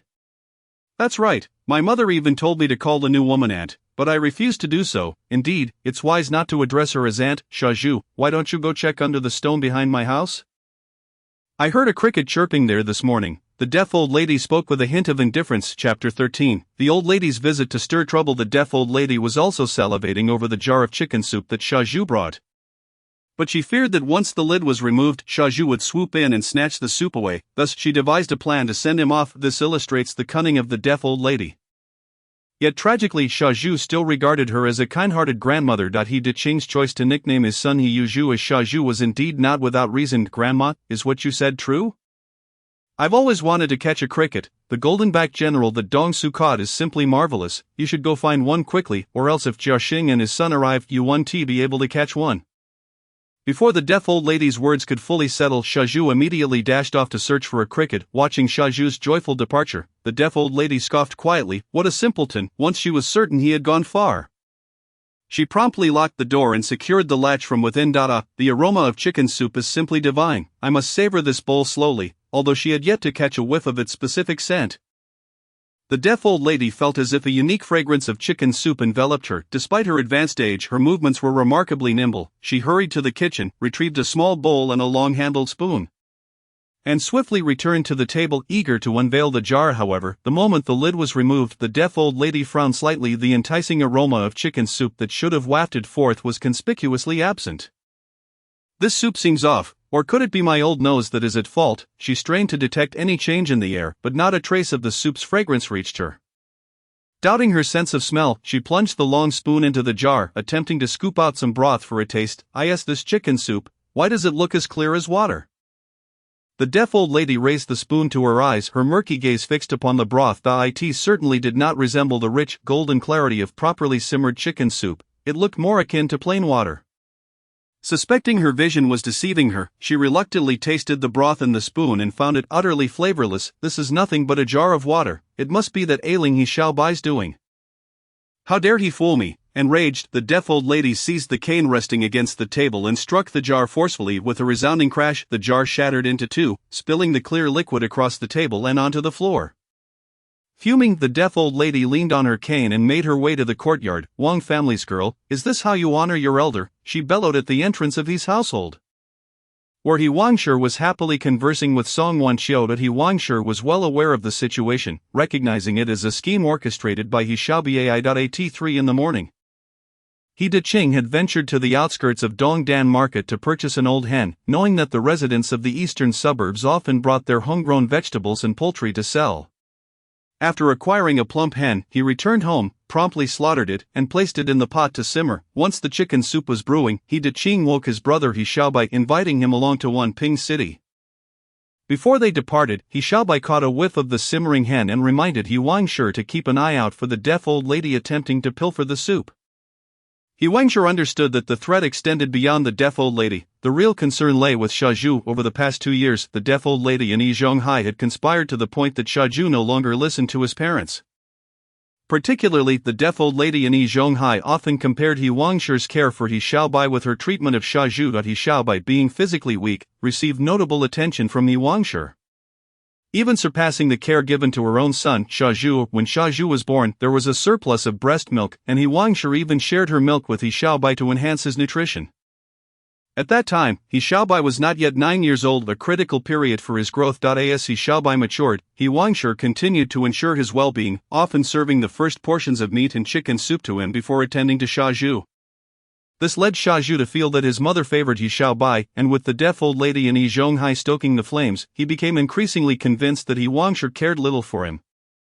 Focusing solely on He Xiaobai, old lady, I don't understand what you're saying. Though He Wangshe appeared gentle, she had her principles. When Jia Zhangshi disparaged her brother He Xiaobai as a disaster, He Wangshe had resolutely fought back. The deaf old lady scolded sternly, Wang family's girl, are you still pretending, passing off water as chicken soup for me? How uncouth. He Wangshe, taken aback, replied, old lady, what do you mean? I never sent you chicken soup. Perhaps you've mistaken, maybe someone else delivered it. He Wangshe's words left the deaf old lady momentarily speechless. Indeed, He Wangshe was correct. She had not sent the old lady any chicken soup. The broth was actually taken secretly by Xiaozhu from home and delivered quietly to the deaf old lady in the backyard. Wang family's girl, even if I am mistaken, your family has clearly brewed chicken soup. Why not share a bowl for me to taste? The deaf old lady sniffed, already detecting the rich aroma of chicken soup wafting from the He household. She decided to drop the pretense and directly demanded the soup. Old lady, I truly apologize. This chicken soup was specially prepared by Xiaobai for his wife Wanqiu. Wanqiu, are you ready? We should head to the silk store to get you a new outfit. Song Wanqiu, slender in frame, appeared to be swimming in He Wangshe's wedding attire, especially in the sweltering summer heat, where heavy garments could easily lead to rashes. He Wangshe's actions clearly indicated her disinterest in engaging with the deaf old lady. She handled matters with remarkable deftness. Sister-in-law, I am ready. We can go now. You should take it slow since you are nearing your due date. Let me assist you. Song Wanqiu, perceptive, noticed He Wangshe's reluctance to converse with the deaf old lady. Old lady, please forgive us. We are off to shop and cannot accompany you. With that, He Wangshe pulled out her keys and locked the front door. The deaf old lady glared as the two women laughed and departed the courtyard, her face turning a deep shade of anger. Wang family's girl, you are even less reliable than your foolish son. Furiously, the deaf old lady stomped her cane and cursed incessantly. Meanwhile, Jia Zhangshi, with a penchant for sleeping in, only woke as the sun was high. Xiaochui, get up. I'm taking you to his house to bring luck to Yi Xiaobai. Jia Zhangshi, rising from her bed, noticed her niece Xiaochui sprawled beside her, drooling onto the sheets. Chapter 14. The deaf old lady falls. Yi Xiaobai goes to the city. Jia Zhangshi felt both exasperated and amused. If it weren't for the prospect of being able to dine at his household without reservation in the future, she would never tolerate Xiaochui sleeping in her bed. And I'm hungry, Xiaochui whined, wiping her mouth. Xiaochui, once you marry into his family, you'll be able to eat meat every day. Upon hearing this, Xiaochui sprang from the bed and dashed straight to his doorstep. The deaf old lady, finding the gate tightly shut, was infuriated. However, with He Wangshe and Song Wanqiu out shopping, they would not be returning anytime soon. The heat in the courtyard intensified, prompting the deaf old lady to begrudgingly lean on her cane and head toward Yi Zhonghai's house. Just as she turned, someone collided into her from behind, sending her staggering. With her already unsteady footing, the deaf old lady fell backward, her cane flying from her grasp. Oh dear, this old woman is done for, she moaned in pain on the ground, unable to rise. The person who had knocked her down quickly got up, shouting, "Xiao Chui wants to eat meat." Jia Zhangshi, observing the scene from the doorway, gasped in horror. Oh no, my niece Xiao Chui just knocked over the deaf old lady. Originally intending to marry her niece off to Yi's family to bring luck to Yi Xiaobai, this turn of events was disastrous. It seemed the deaf old lady had sustained a serious injury. Jia Zhangshi swiftly retreated inside, panic-stricken at the thought of the deaf old lady demanding medical expenses from her. She quietly closed the door, securing the latch from within. "You clumsy fool, hurry and help that old lady up. I am certain my old bones are broken." The deaf old lady struggled a bit, her back aching, yet she continued to curse. After knocking down the deaf old lady, Xiao Chui showed no concern for her well-being and bolted straight to Yi's doorstep. Seeing the gate firmly locked, she pounded on the door, shouting, "Xiao Chui wants to eat meat. Xiao Chui wants to eat meat. Open the door." After knocking at the door for quite some time, no one paid her any mind. While the deaf old woman lying on the ground continued her incessant curses, Silly Chui picked up the cane from the ground, treating it as a toy, which infuriated the old woman even more. Fortunately, at that moment Yi Zhonghai's wife heard the commotion and rushed out. "Oh dear, how did you fall, madam? Are you alright?" Zhonghai's wife, "I fear I have broken my back in this fall. Quickly go summon Zhonghai to take me to the hospital for an examination." The deaf old woman lay on the ground, refusing to let Yi Zhonghai's wife approach her. "Madam, Zhonghai has gone to the steel factory, which has long been occupied by the Japanese. He won't be back until after work." Yi Zhonghai's wife said, appearing quite helpless. "Then go find He Daqing at Feng Ziyuan. That young man's wife is utterly outrageous. Hurry." The deaf old woman continued to direct Yi Zhonghai's wife from her position on the ground. Alone, Yi Zhonghai's wife was unable to help the old woman, so she had no choice but to follow orders and head to Feng Ziyuan in search of He Daqing. In reality, He Daqing was not at Feng Ziyuan at that moment. Before dawn, he had left Nanluo Guxiang with his younger brother He Xiaobai. Feng Ziyuan had sent a horse-drawn carriage to take him to Wanping City to prepare meals for the Japanese army, under the pressure of daily life. Feng Ziyuan had no choice but to comply with this excessive demand, as the city of Suzhou had fallen under Japanese occupation. If they angered the Japanese forces, it would jeopardize not only their business but also the lives of everyone at Feng Ziyuan. As the two brothers, He Daqing and He Xiaobai, settled into the carriage, the old driver had already set off towards Wanping City. Just as dawn broke, the carriage rolled out of Suzhou City. "Xiaobai, now that your health has improved, I plan to teach you the culinary arts. What do you think?" He Daqing inquired as he sat beside He Xiaobai in the carriage. He shared his intention of imparting culinary skills to his younger brother. "Brother, I really don't think I'm suited to be a chef. Having you in the family is sufficient. When my nephew Yuzhu grows up, you can teach him," He Xiaobai replied earnestly, expressing his reluctance to pursue a culinary career. His refusal stemmed not only from the daily toil of dealing with smoke and grease but also from a genuine lack of interest in cooking. "Xiaobai, everyone needs to eat. You've married now. You must have an income to support your family, though I can ensure you don't go hungry. You can't let your wife look down on you." He Daqing spoke the truth. A man must have the ability to earn a living. Those like the incompetent Jia Xinghe next door would only be forced to take on menial jobs, unable to sustain a household. He Daqing worried that his younger brother might follow the same path as Jia Xinghe. "Brother, you are absolutely right. While I may not understand cooking, I have learned some medical skills. My master imparted to me the knowledge of medicine. If I were to open a clinic, I could sustain myself." He Xiaobai explained with a smile. In fact, he had already mastered the techniques of the renowned physician Dian Ke, possessing unparalleled medical skills. If he were to open a clinic, the notion of merely sustaining himself would be an understatement.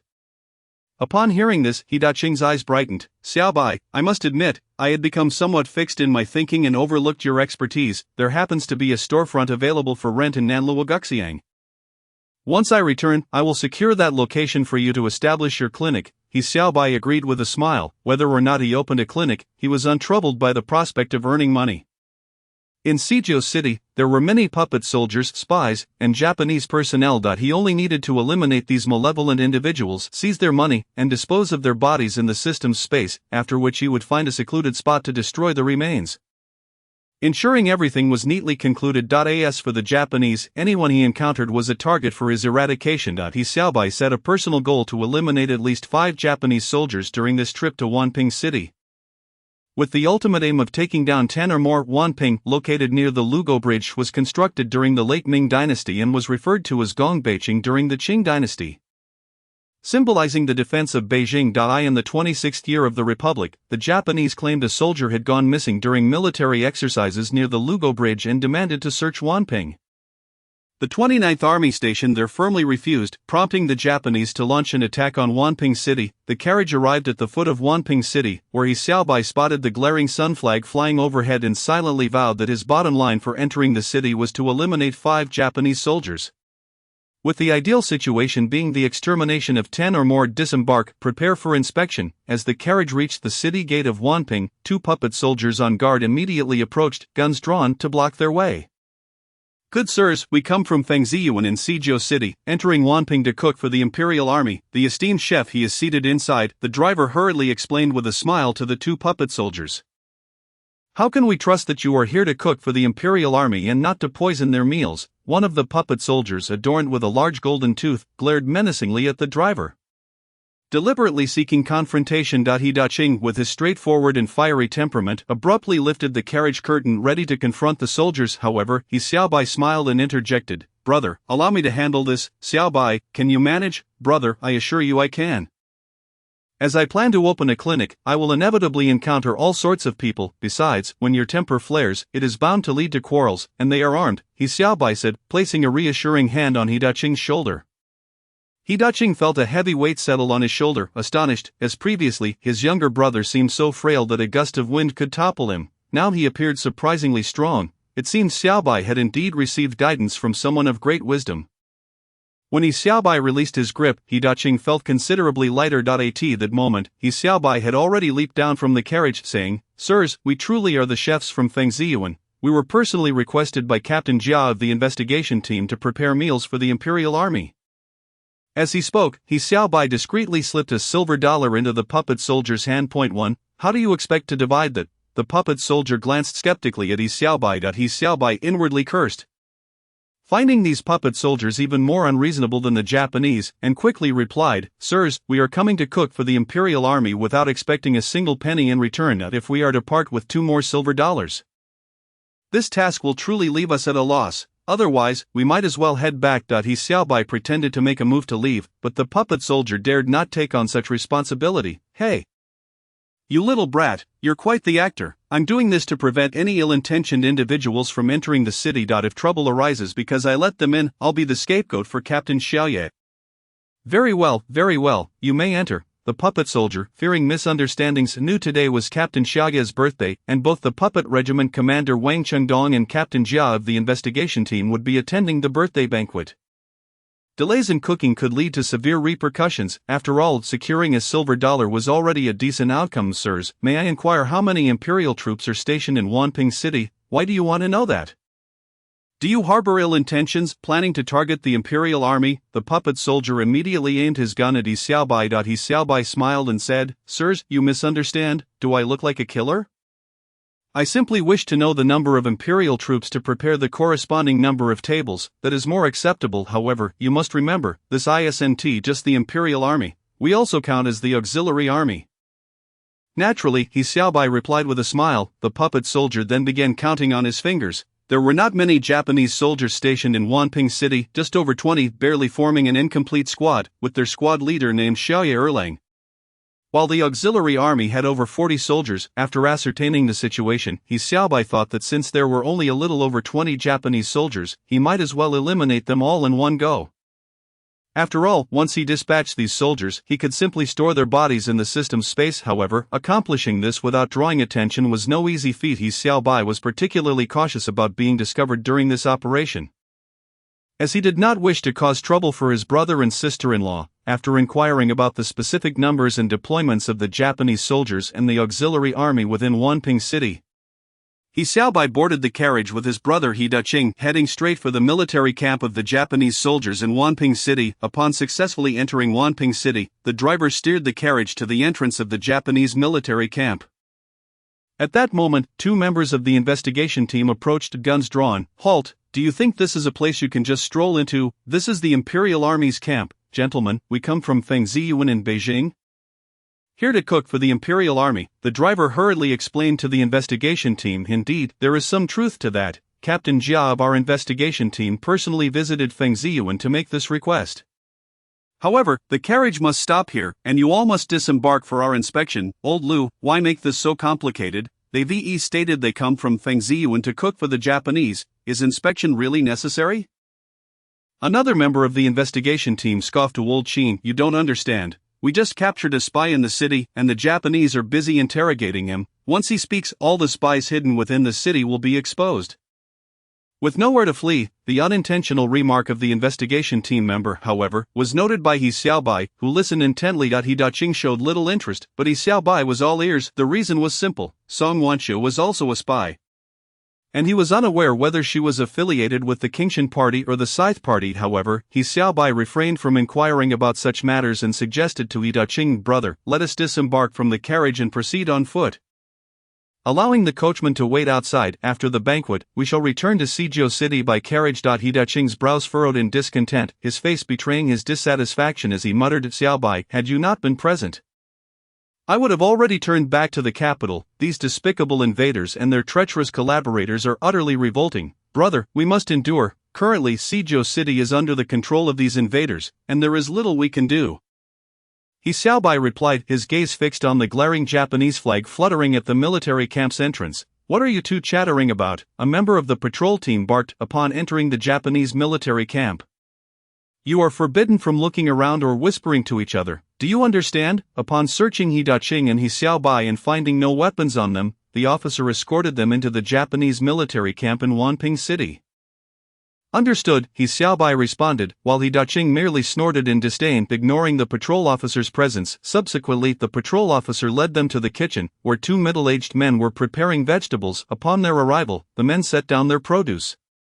"You must be the chefs from Feng Ziyuan, correct? The Imperial Army has instructed that you must prepare authentic Shandong cuisine. Should you fail, you will face dire consequences." Without waiting for a response, the two men strode out of the kitchen. He Daqing, incensed, exclaimed, "These people are more arrogant than the Japanese. I refuse to partake in such work. Xiaobai, let us leave." Chapter 16. The operation begins. He Daqing was a highly regarded chef at both Hongbin Tower and Feng Ziyuan.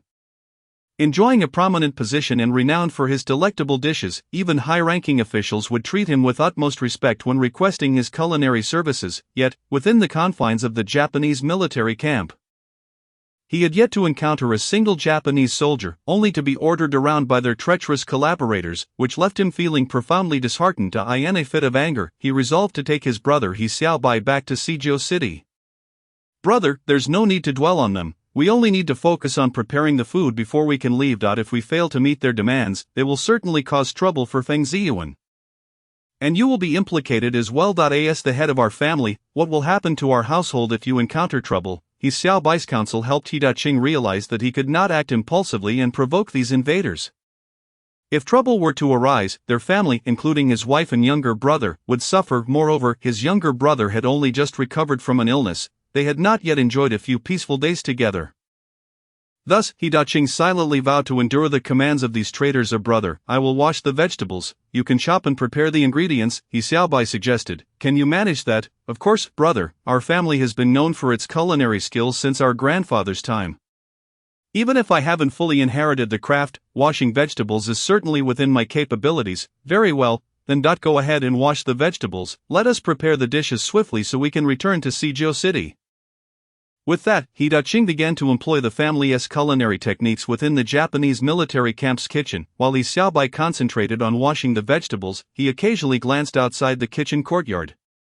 A Japanese soldier clad in uniform stood guard at the entrance, presenting an excellent opportunity. "Brother, I've finished washing the vegetables. I'm stepping outside for a moment," He Xiaobai announced before preparing to initiate his covert operation. "Xiaobai, do not wander about. This is the enemy's territory, and they will not hesitate to harm us." Hearing He Daqing's warning, He Xiaobai chuckled. "Rest assured, I will not stray." The restroom was directly across from the kitchen. Once his brother assured him, He Daqing continued his tasks. As he approached the door, He Xiaobai stealthily retrieved several golden needles from his hidden space, carefully advancing toward the stationed Japanese soldier, step by step. He drew closer. With a sense of curiosity, He Xiaobai realized he felt no anxiety, only exhilaration. For him, eliminating a Japanese soldier bore no psychological burden. and the soldier remained blissfully unaware of the impending doom. He Xiaobai quietly approached from behind, peering in the direction the soldier was facing, and found the courtyard empty, and now was the moment. The golden needle in his hand silently pierced the soldier's vital point. The soldier's body slumped, and he Xiaobai swiftly caught him, a fleeting thought crossing his mind as he stored the body, along with the soldier's rifle, in his hidden space. Ding! Congratulations to the host for taking actions beneficial to the Huaxia nation. Reward, 500 inheritance points. The system's notification chimed melodiously. After handling the soldier, he Xiaobai made his way to the restroom across the kitchen little island. The woman at the comfort station today is Captain Ono's younger sister. Really? But I saw Captain Ono go in as well. That was for the Emperor. We are all fighting for the Emperor. Captain Ono's sister claims it is an honorable matter. I can't shake the feeling that something is amiss. Inside the restroom, two Japanese soldiers were conversing in a language that left he Xiaobai bewildered. Had he understood Japanese, he would have been thoroughly astonished. What are you doing here? One of the soldiers inquired. Glaring at he Xiaobai as he entered, I'm here to send you back to your grandmother's house, he Xiaobai replied, one hand gripping a golden needle and the other a silver one, smiling at the two soldiers. What do you mean? The two soldiers were squatting side by side, which saved he Xiaobai considerable effort. He swiftly struck, the golden and silver needles targeting their acupoints simultaneously. Both soldiers let out a muffled groan and collapsed instantly. He Xiaobai seized their hair, disregarding any remnants left behind, and tossed them into the hidden space. He realized that the restroom was an excellent location, having already dispatched 3 Japanese soldiers. He lingered at the restroom entrance for a while longer before eliminating 3 more. Just then, footsteps echoed from outside. He Xiaobai, prepared with his golden needles, concealed himself behind the restroom door, ready to strike. Just then, a low voice called from outside, Xiaobai to brother. He Xiaobai recognized his brother He Daqing's voice and quickly stowed the needles back into his hidden space. Tidying his attire before stepping out of the restroom, Xiaobai, why have you been in the restroom for so long? I was beginning to worry something had happened to you, He Daqing said, his face etched with concern as he scrutinized He Xiaobai from head to toe. Seemingly verifying his well-being. I may have eaten something yesterday. I'm feeling a bit constipated, He Xiaobai explained with a grin. I'll just get some medicine from the doctor later. Brother, I don't need a doctor. I can treat myself. And now let us return to the kitchen. The two brothers bantered as they made their way back to the kitchen. He Xiaobai had successfully taken down 6 enemy soldiers during his brief excursion. Within the Japanese military camp, only 1 soldier was armed with a rifle, while the other 5 had left their weapons behind to use the restroom. He Xiaobai, however, paid no mind to the firearms. As they re-entered the kitchen, while He Xiaobai assisted his brother He Daqing, a member of the patrol team, dressed in a black silk shirt, a handgun holstered at his waist, and sunglasses perched on his nose, strolled in leisurely. Chef He, I see you've brought along an apprentice. But he cannot be the one to cook. If Captain Ono finds the food unsuitable, there will be grave consequences. Captain Jia, I am the one cooking. You know that everyone praises my dishes, He Daqing retorted. If he doesn't enjoy them, that's beyond my control. I only prepare meals for people, not for livestock. Chef He, are you implying that Captain Ono is not human? You have quite the audacity. If I were to relay this to Captain Ono, your head would not suffice. Captain Jia glared at He Daqing. Captain Jia, my brother did not mean it that way.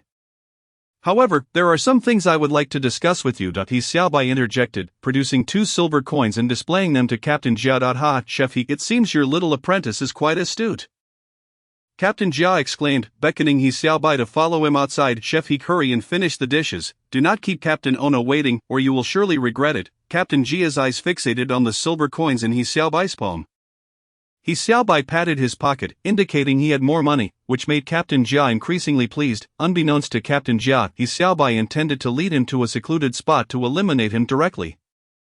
Chapter 17, The Escape. Captain Jia's gaze shifted from He Xiaobai's hand to his face, grinning as he said, You're quite the clever young man. How about this? If there are any good tasks for the Imperial Army in the future, I will be the first to recommend you. I appreciate it, Captain Jia. Please follow me for further discussion. In an effort to avoid arousing his brother He Daqing's suspicions, He Xiaobai planned to lead Captain Jia to a discreet location to deal with him and subsequently store his body in the hidden space. However, fate had other plans, and he unexpectedly encountered more Japanese soldiers. Jia-san, your judgment is remarkably astute. They have indeed indulged in revelry once more. This group of rascals has just emerged from the comfort station, only to seek out the company of courtesans. You should go and witness the commotion. At that moment, Kohei Masayuki shook his head, having also just exited the comfort station, and called out to Captain Jia. To his astonishment, he discovered that his own sister had traveled from their hometown to voluntarily become a comfort woman. Although somewhat unexpected, Kohei felt there was nothing inherently wrong with it, considering the matters at stake for the emperor. And he found solace in the presence of his sister. Captain Jia turned to glance at He Xiaobai. You must diligently assist Chef He in preparing the meals, awaiting the captain's return. Very well, Captain Jia, He Xiaobai replied with a smile, nodding in agreement. After Captain Jia departed, only He Xiaobai and Kohei Masayuki remained in front of the kitchen door. At that moment, Kohei Masayuki was the captain of the small contingent in Wanping City, and today marked his birthday. He Xiaobai clutched a golden needle tightly in his hand. He originally intended to lure Captain Jia of the investigation team into the adjacent vacant room to deal with him. But unexpectedly, Captain Jia was called away by Kohei Masayuki. Are you the chef sent by Feng Ziyuan? Kohei Masayuki scrutinized He Xiaobai before suddenly inquiring in Mandarin. He Xiaobai was taken aback, not anticipating that this man understood Chinese. Yes, after a brief moment of surprise, He Xiaobai responded calmly, casting his gaze around to ensure no one was nearby in the kitchen, fully prepared to deal with the captain of the small contingent. Kohei Masayuki is splendid. I have a great fondness for Huaxia cuisine. I relished it greatly while in Jinling. Kohei Masayuki wore a look of rapture upon hearing the name Jinling. It struck He Xiaobai's heart like a hammer. The actions of the small contingent in Jinling had left indelible scars and hatred in the hearts of every Huaxia descendant. You participated in the atrocities in Jinling? He Xiaobai's voice trembled with excitement. Unable to regain his composure, Kohei Masayuki regarded him with indifference. Indeed, this was due to your Huaxia people not yielding to the Imperial Japanese Army. Had you relinquished your resistance, we would not have resorted to such brutality. However, at that time I was merely a common soldier. As Kohei Masayuki continued, he suddenly felt a sharp pain in his chest. Glancing down, he saw a golden needle had pierced his heart. You beast, you actually took part in the atrocities in Jinling. Killing you is far too lenient, He Xiaobai muttered furiously, as Kohei Masayuki's eyes glazed over. The needle had struck the fatal point of Kohei Masayuki's heart, delivering a lethal blow. Ding, due to your actions. You have made a beneficial contribution to Huaxia. The system rewards you with 1,500 inheritance points. After receiving the system notification, He Xiaobai casually discarded the lifeless body of Kohei Masayuki into the system space. Having dealt with the captain of the small contingent, He Xiaobai calmly assisted his brother He Daqing in preparing the dishes. They toiled until noon, finally completing all the meals. At that moment, Captain Jia of the investigation team burst into the kitchen. Looking flustered and drenched in sweat, Hey, you there, come here. Captain Jia beckoned to He Xiaobai, worrying for his brother. He Daqing was about to approach, but He Xiaobai stopped him. Brother, this traitor is calling for me. It is fine, you rest for a moment, He Xiaobai reassured his brother with a smile as he walked towards Captain Jia. Captain Jia, what can I do for you, young man? I want to inquire whether you have seen Captain Kohei?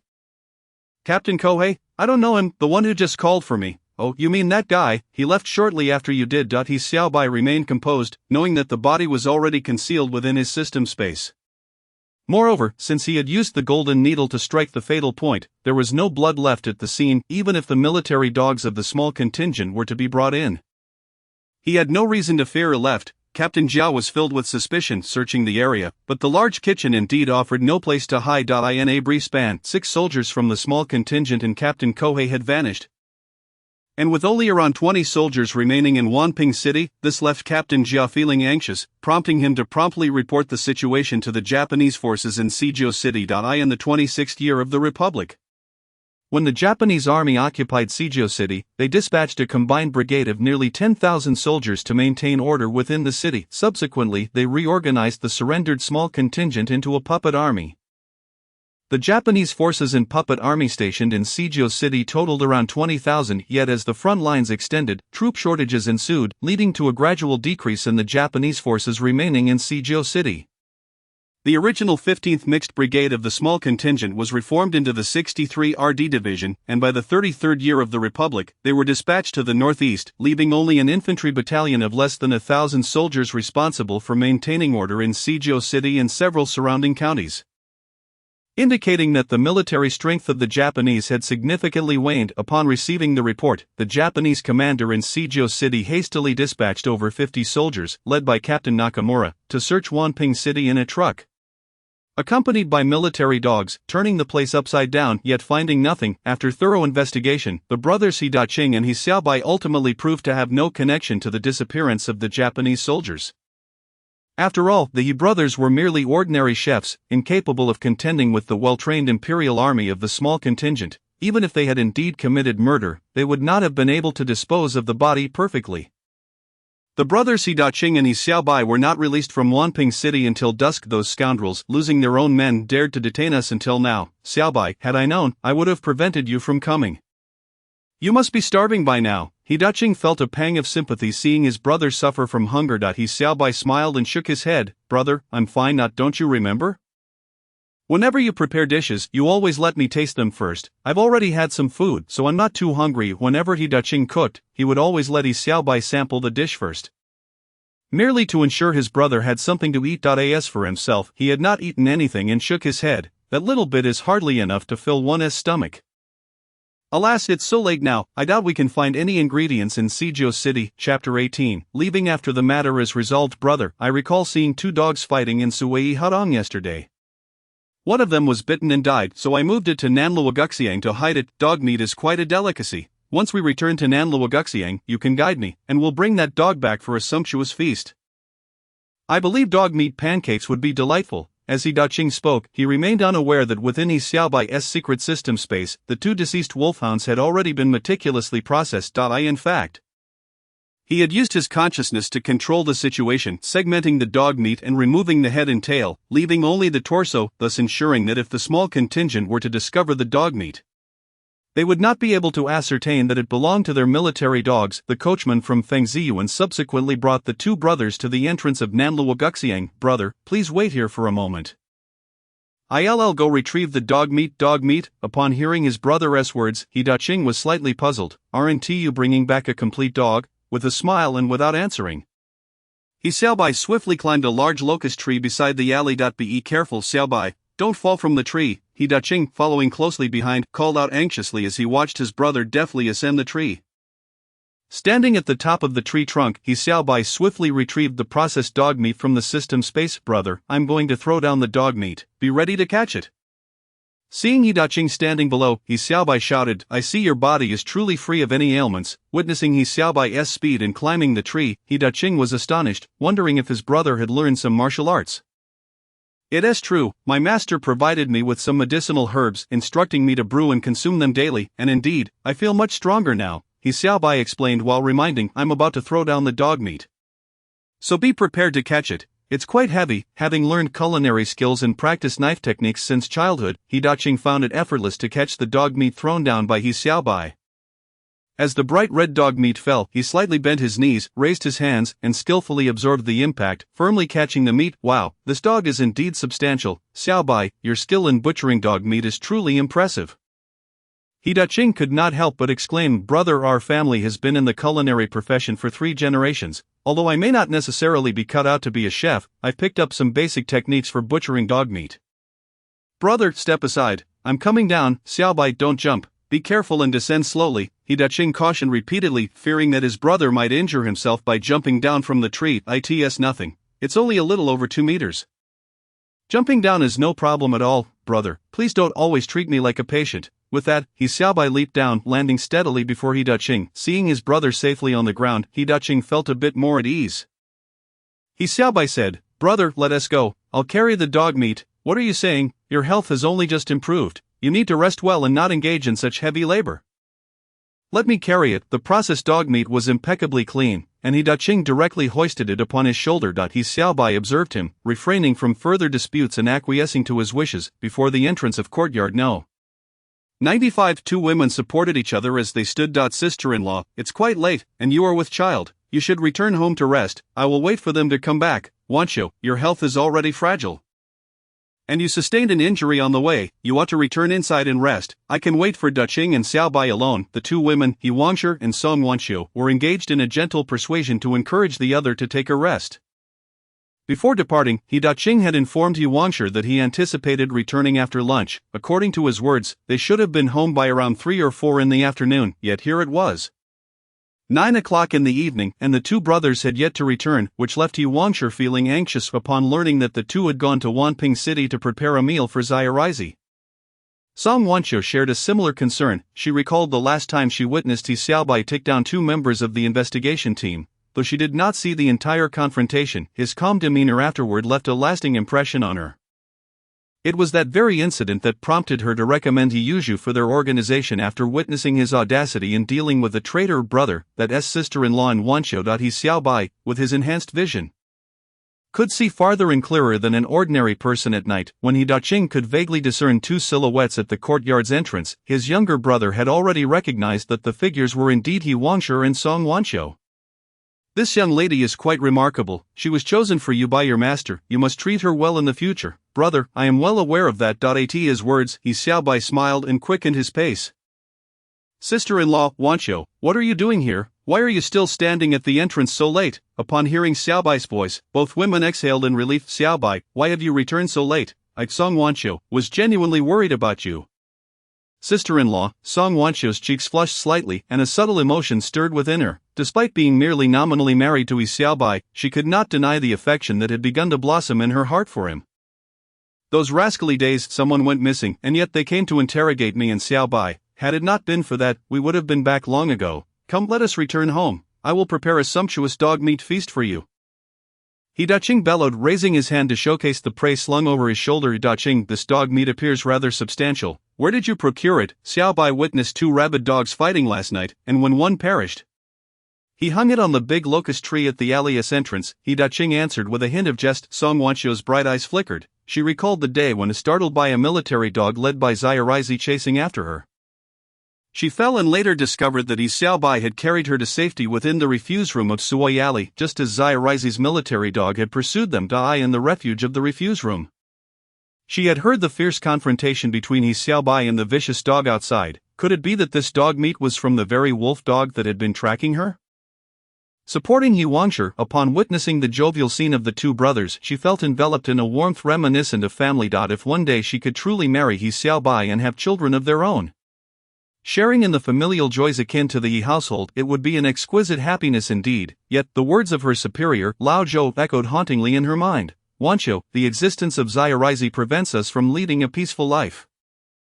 We must drive them out of our country to truly enjoy our own good days." Remembering Lao Zhou's words darkened her expression. Should she lose contact with the organization, she would feel as though a kite had lost its string.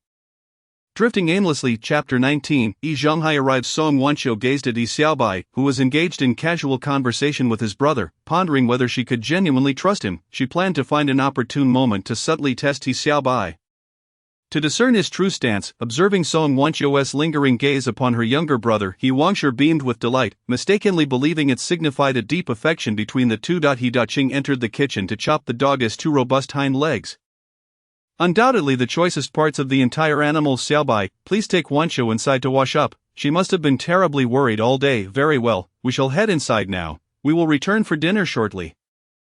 He Xiaobai recalled that he ought to assist Song Wanqiu in changing the dressings on her wounds. "Sister-in-law, I will follow Xiaobai into the house," Song Wanqiu gently spoke, accompanying He Xiaobai into the small room. Just as they departed, Yi Zhonghai hurriedly approached Daqing. "Why are you returning home so late? My wife went to Fengziyuan to look for you today, and the owner there said you had gone to Wanping." Yi Zhonghai's tone was laden with displeasure. "Brother Zhonghai, is it necessary for me to report my whereabouts to you?" He Daqing replied bluntly, harboring lingering resentment due to Yi Zhonghai's recent insistence on sending his frail brother, He Xiaobai, to a relief center. Yi Zhonghai's tone seemed to reproach Yi Daqing for not informing him of his trip to Wanping, so Yi Daqing promptly retorted. Yi Zhonghai was momentarily taken aback by Yi Daqing's response but understood well that this was his brother's character. "Daqing, why do you say that? I have something urgent to discuss with you. This afternoon, the deaf old lady fell at your doorstep, and after being sent to the hospital, the doctor stated she had injured her back. You know how long it takes to recover from such injuries, especially at her age. It's uncertain when she will regain her strength." "What do you mean by that, Yi Zhonghai? Are you suggesting that because the deaf old lady fell at my doorstep, I should bear the responsibility?" He Daqing's expression darkened at the implied accusation. "Daqing, that was not my intention. Please do not take it to heart," Yi Zhonghai hastily clarified. "I am not taking it personally. However, your words do compel one to ponder. Yes, it was my fault, He Zhanghai conceded. I merely wanted to inform you about the deaf old lady's injury. She is all alone without relatives. Now she lies in the hospital, requiring assistance with her daily needs. I have arranged for others to take turns caring for her. Yuan Guizhi's wife, old Jia's wife, and my own wife will rotate at the hospital. Logically, your wife should also be included in the rotation, but given her pregnancy, it would be inconvenient for her to go out. Thus, I thought perhaps your family could contribute some funds. What do you think? Yi Zhanghai articulated his intentions clearly. He Daqing contemplated for a moment, recognizing some truth in Yi Zhanghai's words. The deaf old lady was indeed pitiable, being all alone. Yi Zhanghai had mentioned the wives of Yuan Guizhi, Lu Zhanghai, Su Fugui, and Jia Xinghe, all of whom would take turns caring for the deaf old lady, and naturally, He Wansher, who was nearing her time, would not be suitable for such tasks. Thus, He Daqing was prepared to agree to contribute money. Just then, a voice vehemently opposed. No, brother, we cannot part with this money. Xiaobai. Yi Zhanghai turned to see He Xiaobai, He Daqing's younger brother, and frowned. He recalled that just yesterday, He Xiaobai had berated the deaf old lady in the backyard. Yi Zhanghai had intended to admonish him, but now He Xiaobai had taken the initiative to confront him, which elicited a faint smirk from Yi Zhanghai, his expression shifting to one of righteous indignation. He understood that this frail 18-year-old, who had seen little of the world, could easily be swayed by moral arguments. By wielding the stick of virtue and hypocrisy, he could teach him a harsh lesson. Yi Zhanghai felt a surge of exhilaration, and a hint of a gentle smile graced his serious face. Xiaobai, do you believe that the deaf old lady has no relation to your family? And thus contributing this money is meaningless. Yi Zhanghai's words were clearly intended to put Yi Xiaobai in a difficult position. Should Yi Xiaobai concede that the money was unnecessary, Yi Zhanghai would immediately accuse him of lacking respect for the elderly and further slander him for being unfilial. Furthermore, having lost both parents shortly after his birth, Yi Zhanghai even maliciously contemplated labeling Yi Xiaobai as a harbinger of misfortune for his parents. He awaited Yi Xiaobai to voice his unwillingness to contribute funds for the deaf old lady's medical expenses. He Daqing remained oblivious to this nuance, but He Wansher had already discerned Yi Zhanghai's intentions and felt an urgency to warn Yi Xiaobai. This is not a matter of necessity. The old pig dog does not merit our kindness. Yi Zhanghai, however, was taken aback by Yi Xiaobai's even sharper retort. He brazenly called the deaf old lady a old pig dog right in front of him. Even Yi Wansher could not bear it, urgently exclaiming, Xiaobai. Though Yi Zhanghai felt a thrill of excitement at having finally caught Yi Xiaobai in a verbal trap, his expression turned ashen. Yi Xiaobai, yesterday the old lady spoke to me, saying that you insulted her as an old pig dog in the backyard yesterday afternoon. I initially found it hard to believe, but now it seems to be true. How can you treat a helpless elderly woman in her 60s or 70s in such a manner? Xiaobai, you are still young. Someday your brother and sister-in-law will surely age before you. Will you treat them in the same way? Yi Zhanghai was not merely applying moral pressure, he was also attempting to sow discord between the two brothers. Yi Zhanghai, do not presume that I am unaware of your little schemes, since you are incapable of bearing children and now contemplate the issue of elder care. You have conspired with those wretched creatures in your backyard to manipulate my nephew Yuzhu for your gain. Over the past few years, you have driven a wedge between him and my brother and sister-in-law. And he scarcely acknowledges me, his uncle. This is entirely to prepare for a future where Yuzhu will be your support in old age. How dare you attempt to sow discord between me and my brother and sister-in-law? Just because you, Yi Zhanghai, an outsider, think you can sever the bond that has united our brotherhood for decades, you are simply delusional. Yi Zhanghai, let us settle this matter face to face today. If my nephew Yuzhu dares to come to you again, I shall set your house ablaze. Seizing this opportunity, He Xiaobai vented all the pent-up frustrations within him, clearly warning Yi Zhanghai of the actions he would take should similar incidents occur in the future. Yi Zhanghai, pale with rage, retorted, He Daqing, listen to your brother, such utter nonsense. Chapter 20, Yi Zhanghai's treachery. Yi Zhanghai, my Xiaobai speaks the truth. My Yuzhu has indeed been led astray by your instigation. I have reprimanded him numerous times for this. And should he ever venture to your home or to that deaf old woman again, I, He Daqing, will not spare you. Without hesitation, He Daqing chose to stand by his brother. Yi Zhanghai's face flickered between shades of green and white. Fine. Fine, do not expect the Yi family to maintain any relations with the other neighbors in our courtyard. He Xiaobai, with sharp words and unwavering resolve, countered, Yi Zhanghai, you are not fit to represent the neighbors of our courtyard. With a grim countenance, Yi Zhanghai retreated to the Jia family across the way. Jia Xinghe and his wife, Jia Zhangshi, had previously entrusted Yi Zhanghai to discuss the marriage of their niece, Shaki, to Yi Xiaobai. Yi Zhonghai had intended to first address the matter of the deaf old woman's hospitalization and then casually suggest the marriage. However, this time, before he could utter a word, He Xiaobai's rebuke sent him packing. Jia Zhongshi, displeased, questioned Yi Zhonghai. Oldie, why did you not bring up the marriage of Shaki to Yi Xiaobai? What is there to say? Yi Xiaobai has already found a girl from Jinling to marry. Jia Xinghe, the local authority, remarked nonchalantly, Yi Xiaobai can only have one wife. It's no concern to I in these times, who doesn't have concubines. Having an extra wife would only benefit him. Our Shaki is not lacking. Yi Zhonghai, with a slow demeanor, replied, Volgjia, the girl Yi Xiaobai fancies is far more beautiful than your Shaki, and she even has a southern accent. A southern accent, you say? She must indeed be from the south. Jia Zhongshi echoed Jia Xinghe, with a sly grin, quipped to Old Yi, who in our courtyard would dare to offend you, they would either perish or suffer greatly. Jia Zhongshi, still perplexed, looked at her husband. Old Jia, I fail to comprehend your words. Isn't Old Yi merely stating that the girl Yi Xiaobai found is from the south? How does that involve Old Yi? A hint of smugness flickered across Yi Zhonghai's face, though he refrained from clarifying. Allowing Jia Xinghe to continue, Jia Xinghe chuckled lightly. Old Yi is likely preparing to report that southern girl is a spy. Jia Zhongshi suddenly grasped the implication and clapped her thigh, exclaiming, Indeed, Old Yi's scheme is quite clever.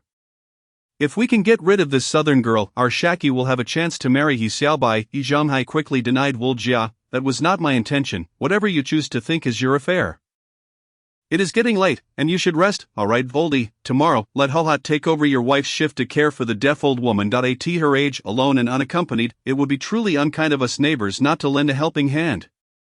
Very well, Oldie, tomorrow morning I shall have Hohat fetch your wife's shift to assist the deaf old woman. Jia Xinghe readily agreed to Yi Zhonghai's request, in return for permitting his wife, Jia Zhongshi, to attend to the old woman in the hospital. Yi Zhongshi, somewhat reluctant, protested. Old Jia, if you wish to go then go. I have no desire to tend to that old woman. Hohat, you ought to understand.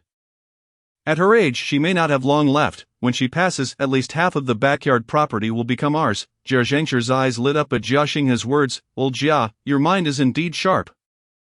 By the way, how do you plan to dispose of the girl meant to marry He Xiaobai? Hohat, we have a distant relative in this city who serves as a squad leader in the detective team.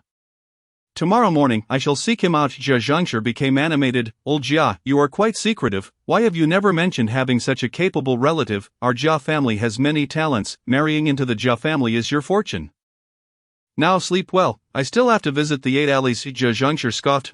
You are clearly off to the opium den. Do not ask me for money afterward, for I have none to spare. Jia Zhongshi saw through Jia Xinghe's intentions. Clearly he was craving opium. After saying this, she took their son, Jia Dongxu, to the earthen bed to sleep. Jia Xinghe chuckled to himself, thinking, this time I shall not need you to fund my indulgence, help will come from elsewhere. With that, Jia Xinghe left the room and headed straight to Yi Zhonghai's home. Yi Zhonghai's wife was at the hospital tending to the injured deaf old woman, so he was alone at home. Upon returning, Yi Zhonghai poured himself a glass of erguotu and retrieved a plate of fried peanuts, preparing to indulge, when he suddenly heard Jia Xinghe knocking at the door. Oldie, open up. Old Jia, I've already gone to bed. Let us discuss matters tomorrow. Jia Xinghe was not to be brushed off so easily. Oldie, this is a serious matter that must be resolved tonight.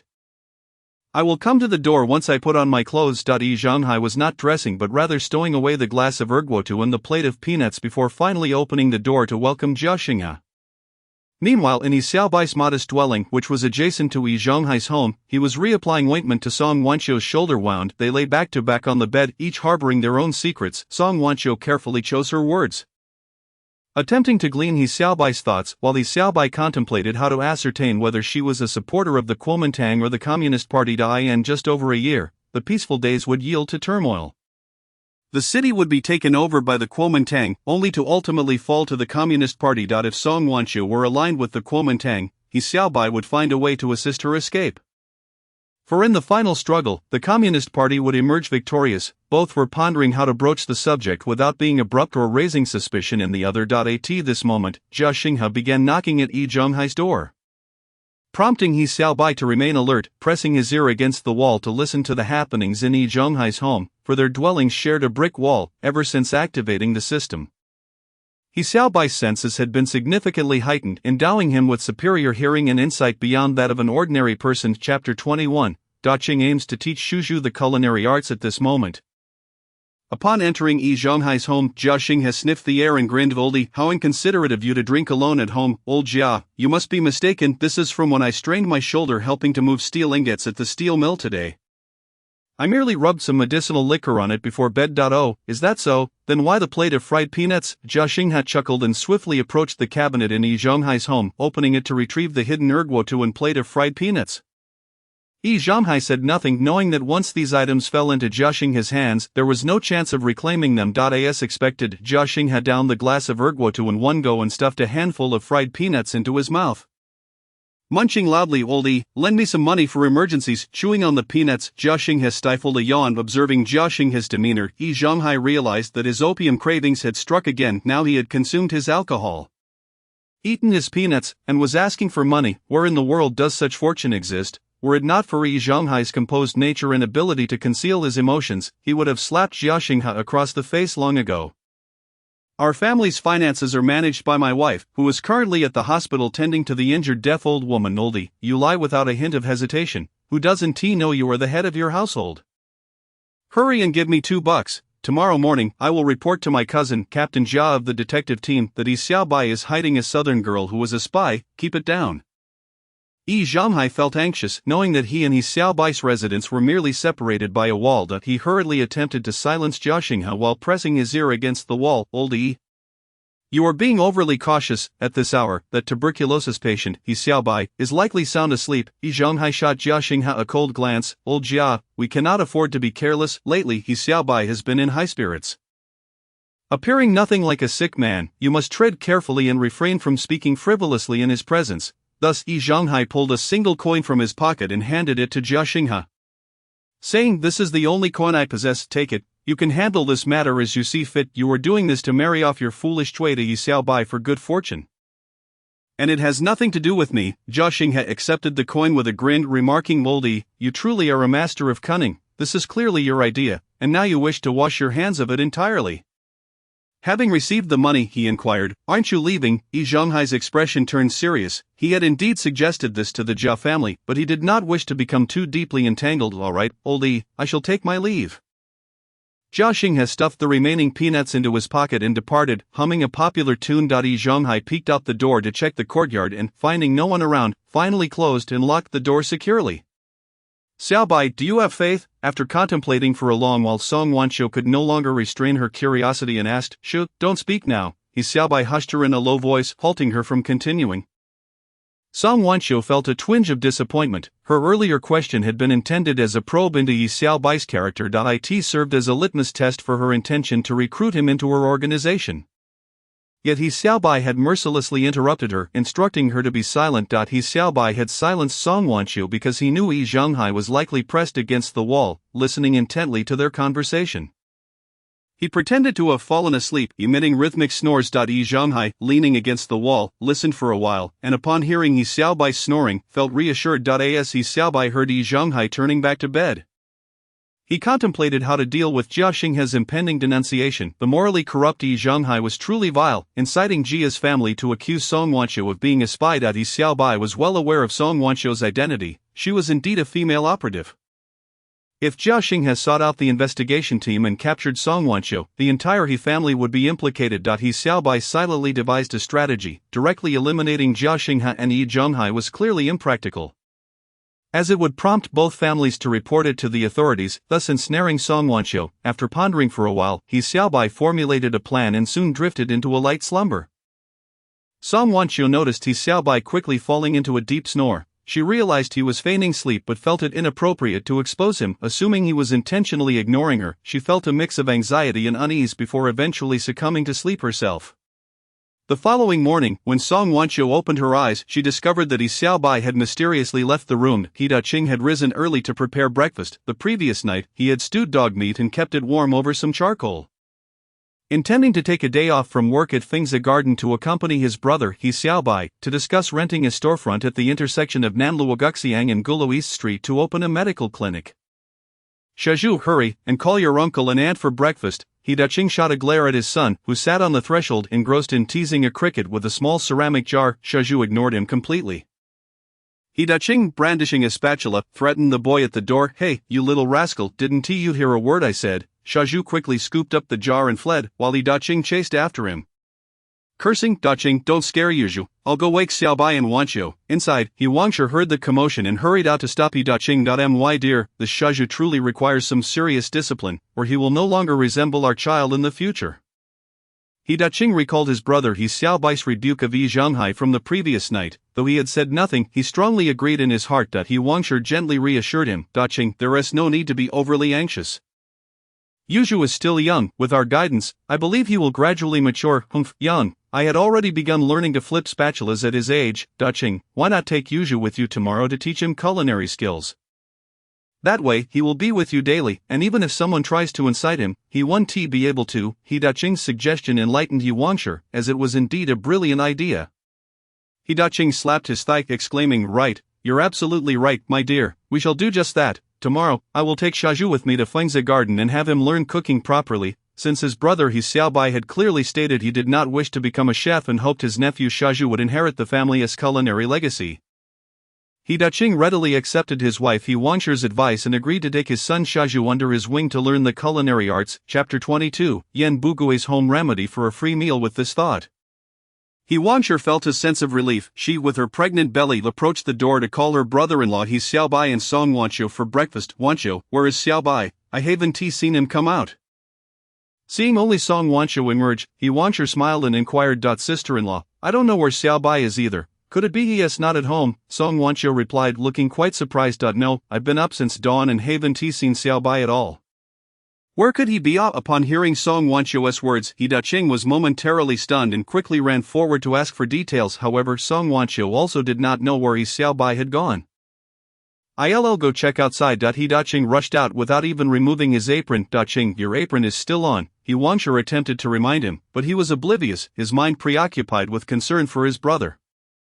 Just as He Daqing reached the entrance of the courtyard, He Xiaobai strolled in leisurely. The two brothers crossed paths perfectly. Xiaobai, where have you been so early? He Daqing asked anxiously, scrutinizing his brother to ensure he was unscathed.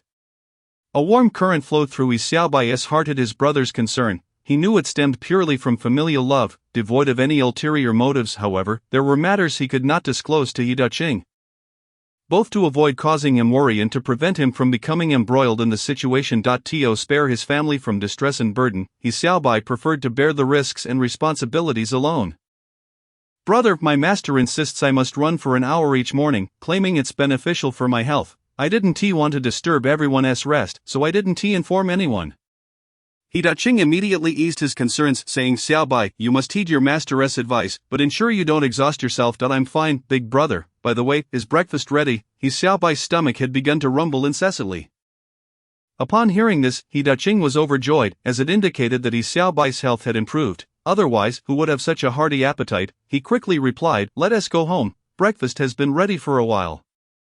Let us hurry back to eat. The brothers laughed as they walked through the courtyard. Yan Bugui, hearing He Daqing's voice, emerged from his room with a grin, blocking He Daqing's path. Daqing, what nourishing delicacies did you prepare for Xiaobai this morning?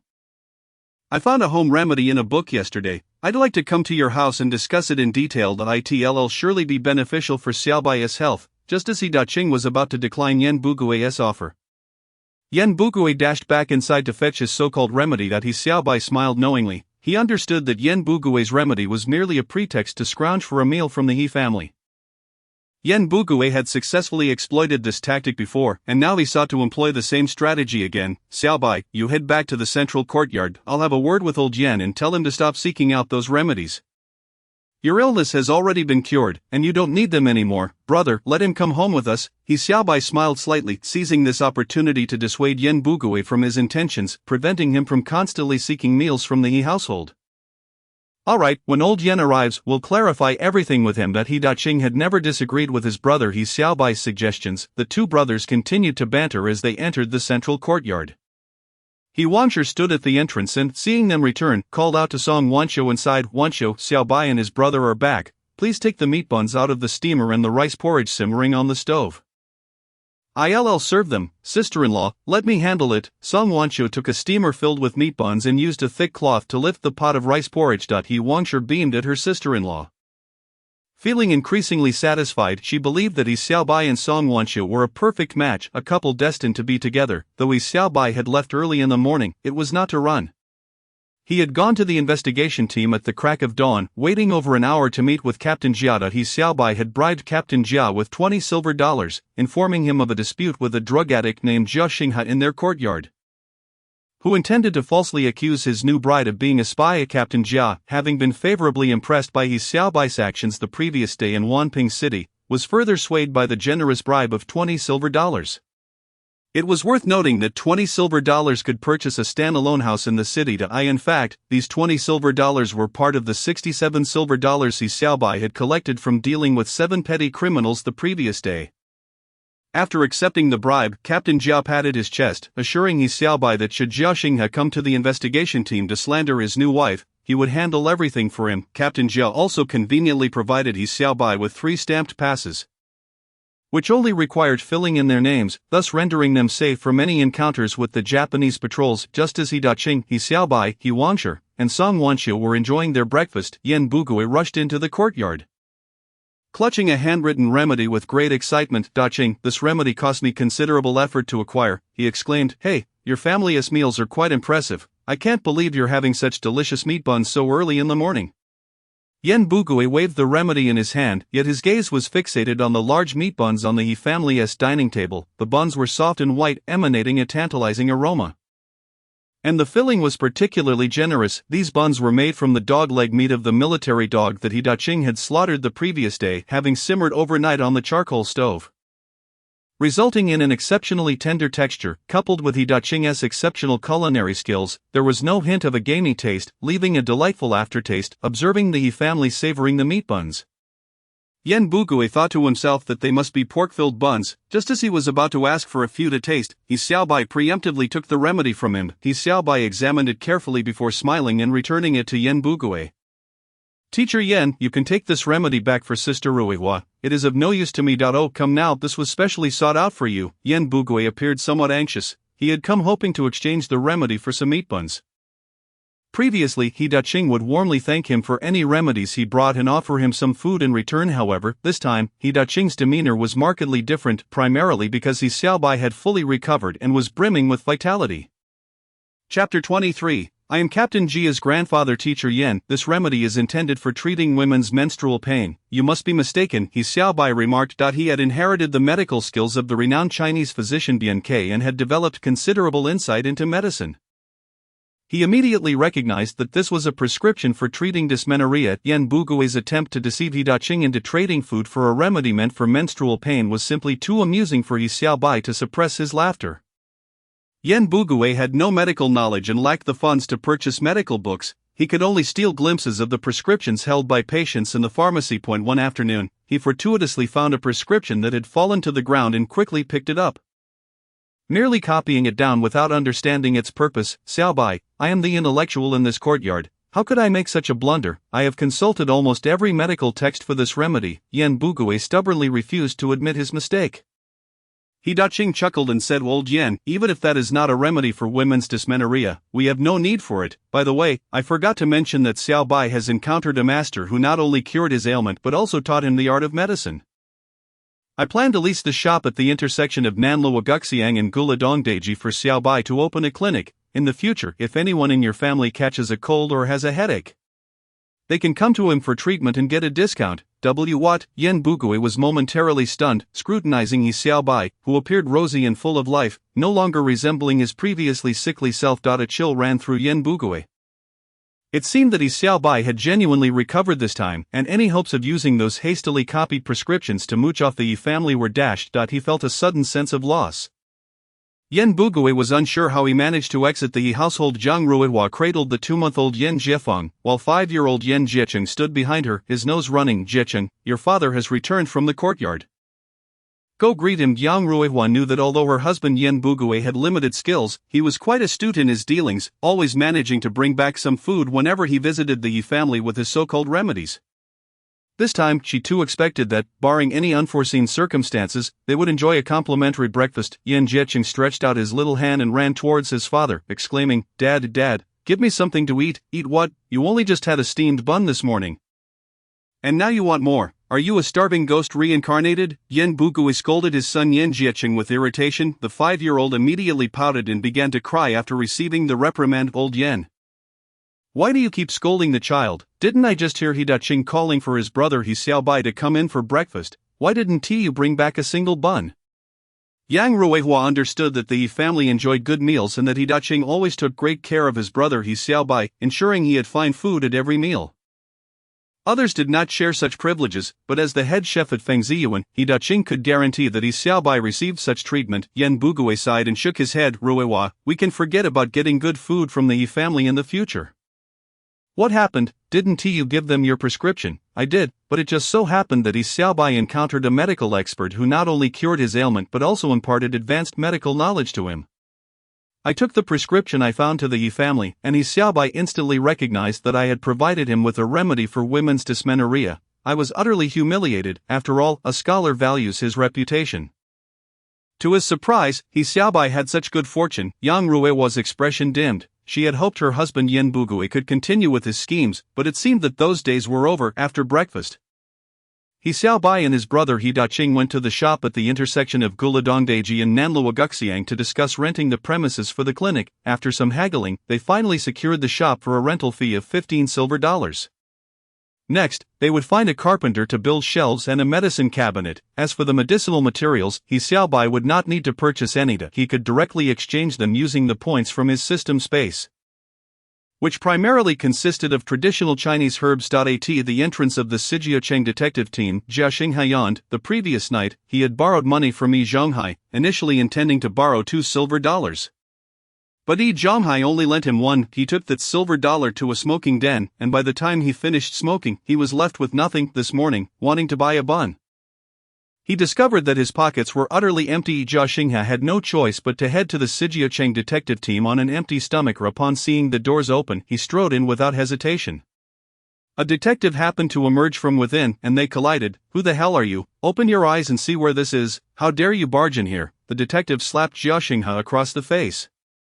Stunned, Jia Xinghe saw stars but relied on his distant relation to Captain Jia to shout, "How can you hit people so casually? I'm here to find Captain Jia, he is my relative." "Fuck, you claim to be Captain Jia's brother, you dare to make such connections here, I'll shoot you dead." The detective, who was already disdainful, looked at Jia Xinghe's disheveled appearance and disbelieved his claim. Drawing his gun and pointing it at Jia Xinghe's head, Jia Xinghe had never encountered such a scene. Accustomed to his addiction to opium, he was already frail and collapsed to the ground. Terrified of the dark muzzle of the gun, Captain Jia, "It's me, Jia Xinghe. According to our generations, you should call me grandfather." Jia Xinghe was a late-born son, and according to convention, late-borns were considered elders. By generational reckoning, Jia Xinghe indeed qualified as a grandfather to Captain Jia. "Fuck, you want to take advantage of our captain? I'll kill you." The detective, with the gun still pointed at Jia Xinghe, kicked him to the ground. The commotion caught the attention of Captain Jia, who emerged wearing riding boots and a black silk outfit, his gun in hand. Chapter 24, Torturing Jia Xinghe. Captain Zhang comes to claim a person. Captain Jia wore an expression of displeasure and shouted at the detective still kicking Jia Xinghe. "What are you doing, making such a ruckus this early? If you alert the Imperial Army, is your head worth losing?" The detective, who had been beating Jia Xinghe, hurriedly explained, "Captain, this guy claims to be your grandson." "Grandson? Who the hell are you calling grandson? Are you itching for a beating? How dare you speak such nonsense?" Captain Jia was enraged. Being taken advantage of was infuriating, especially since he commanded over 100 detectives. He kicked the offending detective to the ground. "Captain, I swear it's not me," he said it himself. "He claimed to be your grandfather, so you must be his grandson." The detective on the ground quickly clarified to Captain Jia. Captain Jia stared at Jia Xinghe, who lay on the ground, silently drawing his sidearm and aiming it at Jia Xinghe's head. Jia Xinghe, frightened, covered his head and cried out, "Captain Jia, I'm not speaking nonsense. My name is Jia Xinghe, we are of the same clan, and by generations you indeed should call me little grandfather." "Alright, little grandfather, then I'll send you on your way," Captain Jia sneered, his finger resting on the trigger. Ready to pull, Jia Xinghe hastily shouted, "Captain Jia, there are female spies in our courtyard. I'm here to report." "Oh, so you're here to report that he's Xiaobai's wife at number 95 Nanluoguxiang courtyard is a spy?" Captain Jia regarded Jia Xinghe with a smirk. Jia Xinghe was equally perplexed. He had yet to voice his intentions, so how could Captain Jia possibly know that his report concerned his Xiaobai's wife? Could it be that the investigation team had already uncovered a lead? If that were the case, his report would indeed be quite timely. Contemplating this, Jia Xinghe vigorously nodded in agreement. Captain Jia turned to the nearby investigator and coldly commanded, This man is in league with the spy we apprehended in Dongcheng. If we cannot extract information from that spy, then pry it from his lips. The investigator, momentarily taken aback, quickly grasped the situation. Such methods were common for them, even if someone was not a spy. After enduring a session of intense interrogation, even the most unwilling of ordinary individuals would eventually confess to being one. The tools employed by the Japanese were particularly brutal, not to mention someone like Jia Xinghe, a pitiful drug addict. Even the stout-hearted would struggle to withstand them. Soon Jia Xinghe was dragged into the interrogation room like a lifeless dog. Two robust men approached, binding him to a large iron post, and raised a whip entwined with wire, bringing it down heavily upon him. Instantly a deep crimson wound was inflicted upon Jia Xinghe. The pain drove him to scream in agony. The brute hoisted the whip once more, viciously demanding, "Will you speak? Will you confess?" I confess to everything," Jia Xinghe blurted out, unsure of what he was meant to say. He merely wished to evade further torment. Was he truly so cowardly that he could not withstand a single lash? The brute, discarding the whip, waited begrudgingly for Jia Xinghe to confess. Jia Xinghe gazed at him in utter confusion. "What exactly must I confess?" "Still pretending? I relish that tactic." The brute lashed out again. I confess everything," Jia Xinghe screamed once more. "You seem rather slippery. We can't treat this lightly." The burly man tossed aside the whip, extracting a branding iron from the searing furnace. In no time, the iron glowed a fierce red, and with a menacing grin, he approached Jia Xinghe. "No, don't," Jia Xinghe pleaded, but the brute paid no heed to his desperate cries, pressing the scorching iron against his chest. Instantly, a plume of smoke rose, filling the air with the acrid scent of charred flesh. Jia Xinghe succumbed to the pain, losing consciousness. "Damn it, still playing dead?" The brute splashed a bucket of water over Jia Xinghe's head. The cold water jolted him awake, and he opened his eyes wide. "Your resolve is indeed commendable. No worries, we have plenty of delightful methods here." Stop.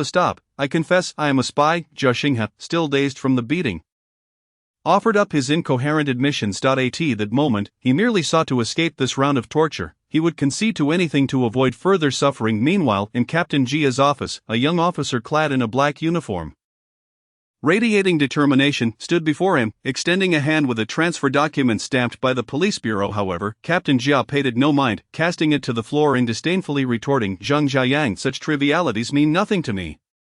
"Captain, you should take a closer look. There is the signature of Captain Yamamoto of the Imperial Army's construction service team on it. I care not if you refuse to let me take him. But if Captain Yamamoto is displeased, we shall both bear the consequences." "Zheng Jiayang, have you grown wings, using Captain Yamamoto to pressure me? Fine, out of respect for Captain Yamamoto, I will hand him over to you. But this individual is notoriously difficult. Are you sure your men can extract anything from him?" "Rest assured, Captain, once he is in our hands, we shall ensure he speaks the truth," Zheng Jiayang replied resolutely. "Very well, he is in the interrogation room. Go retrieve him yourself." Captain Jia smirked, then instructed his subordinates to guide Zheng Jiayang and two other officers to the interrogation room. Upon entering, they found the burly man just releasing Jia Xinghe from the iron frame. Jia Xinghe's legs had grown weak, and as soon as he was freed, he collapsed to the ground. "Just sign your name on this document, and we will take this individual away," the guiding investigator said with a grim smile. Zheng Jiayang shook his head. "He is not the one I seek." Captain Jia entered the interrogation room, questioning, "On what grounds do you say he is not? He has personally confessed to being a spy." "Are you truly going to exonerate him of the spy accusations?" "Captain, I have been tracking him for half a month, and I know him well. However, this man is not our target," Zheng Jiayang stated. His gaze unwavering as he met Captain Jia's eyes. Captain Jia, equally steadfast, scrutinized Zheng Jiayang, and after several seconds he suddenly burst into laughter. "Hand that spy over to Officer Zhang. As for this coward, let his family pay $10 for his release." Chapter 25. The investigation team at the Jia residence. Captain Jia disregarded Zheng Jiayang's feelings entirely, leaving Zheng with no choice but to shake his head in resignation. Although Zheng Jiayang outwardly held the title of captain of the Suzhou City Police Department, in reality, he had been ordered to enter the training program for the police force established by the Wang puppet regime in Jinling in 1938. Upon completing his training, Zheng Jiayang was assigned to the police station in Paoju Hadong as a probationary officer. With his intelligence, sociable nature, and generous spirit, he quickly distinguished himself in the police department. Notably, he had established a close cooperative relationship with Yamamoto Ryoji, the captain overseeing the police service team in Suzhou City, earning his favor this time Luo Yong, the leader of the underground scythe party in Suzhou City. had been captured, and Zhang Xiaoyang received orders from above to ensure his release at all costs. After considerable effort, he obtained a signed approval from Captain Yamamoto, transferring Luo Yong from the investigation team to the police station for interrogation. Once he had brought Luo Yong to the police station, Zhang Xiaoyang would have the means to safeguard his safety, observing Luo Yong battered and bruised from torture as he was led out of the dungeon. Zhang felt a surge of emotion. This was his comrade, brother Luo. I have come. Zhang Xiaoyang was inwardly anxious, but he maintained a calm facade to avoid revealing himself to Captain Jia and his team of investigators. The investigators in Suzhou City were known as the Greycoats, infamous for their unscrupulous deeds. After finally signing the document, Zhang was able to lead Luo Yong out of that place throughout the ordeal. Luo Yong did not cast a single glance at Zhang Xiaoyang, although he recognized Zhang as a fellow comrade come to rescue him. He understood the perilous nature of such an action. He feared that this rescue might expose Zhang Xiaoyang's identity, as Zhang had been secretly embedded in this location for 6 years, gradually earning the trust of the Wang puppet regime. Luo Yong was unwilling to see all of Zhang's efforts come to naught because of him. A commotion erupted in the courtyard of number 95 Nanluo Guxiang, where two investigators, equipped with gun holsters, locked their bicycles beside the gate before storming into the yard. Yan Bugui, tending to his plants at the entrance, was startled by the sound of a flower pot being kicked over by one of the investigators. Just as he was about to protest, he caught sight of the grey coats and promptly fell silent.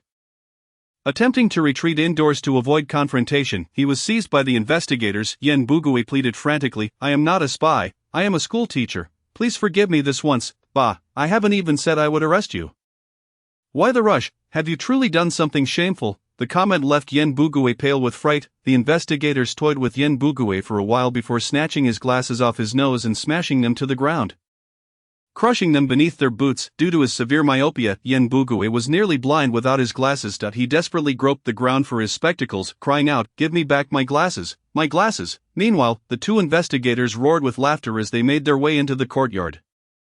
This is Jia Xinghe's home, isn't it? Someone come out and speak. Jia Zhangshi had just returned home from the hospital, where she had been caring for her deaf elderly mother, and was ready to catch up on some much-needed rest. Suddenly disturbed from her peaceful slumber, she emerged from the house, her round face displaying considerable displeasure, initially intending to scold the intruders. Upon seeing the two investigators with their sidearms, she quickly recoiled, her expression shifting to one of obsequiousness. Oh, esteemed gentleman, Jia Xinghe is my husband. Are you looking for him? However, he has yet to return since he left last night. The investigators responded with a light chuckle. Indeed, your husband has not returned. He is currently enjoying a visit with our investigation team. My husband has gone to the investigation team. Oh, I remember now. He went to see Captain Jia.By seniority. Captain Jia should refer to my husband as uncle. Jia Zhangshi was well aware that her husband Jia Xinghe had gone to report on Song Wansu's activities. Hearing the investigators mention that her husband was with Captain Jia, she felt a swell of pride. This implied that they had indeed established a familial connection with Captain Jia of the investigation team. Jia Zhangshi was elated, even envisioning herself strutting through the courtyard in the future. It was said that the Yi family next door enjoyed splendid meals daily. Soon, that would be her own dining room. If they refused to invite her to dine, she could always threaten the Yi family with her connection to Captain Jia. Although Jia Xinghe has not yet truly risen to power, Jia Zhangshi has already begun to contemplate relying on the influence of others.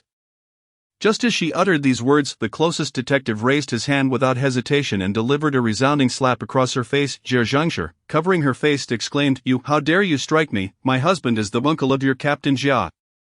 By kinship, he ought to address me as grandmother. Get away, and spare me your talk of aunts. Let me inform you, your husband Jia Xinghe has been apprehended by our detective team on suspicion of colluding with spies. Unless you can procure $10 silver to ransom him before tonight, then you may prepare to collect your husband's corpse. After delivering their words, the two detectives turned and left. The sudden turn of events left Jia Zhangshi bewildered, and as she regained her composure, she hurried to seek help from Yi Zhonghai. Meanwhile, at He Daqing's residence, Song Wanqiu was engaged in casual conversation with the Yi family's daughter-in-law. Upon seeing two detectives enter the courtyard, Song Wanqiu felt an immediate sense of concern eavesdropping on the conversation between the detectives and Jia Zhangshi upon hearing the news of Jia Xinghe's arrest due to alleged connections with spies. Song Wanqiu's heart filled with suspicion, prompting her to pay close attention. Sister-in-law, what does the man from the Jia family do? Song Wanqiu casually inquired of the Yi family's daughter-in-law. He Wangshi sighed. Wanqiu Zhezhengshira's husband is named Jia Xinghe. He is not a man of propriety, idling away his days without any legitimate work, often engaging in odd jobs in the 8th grade alleys to earn some pocket change.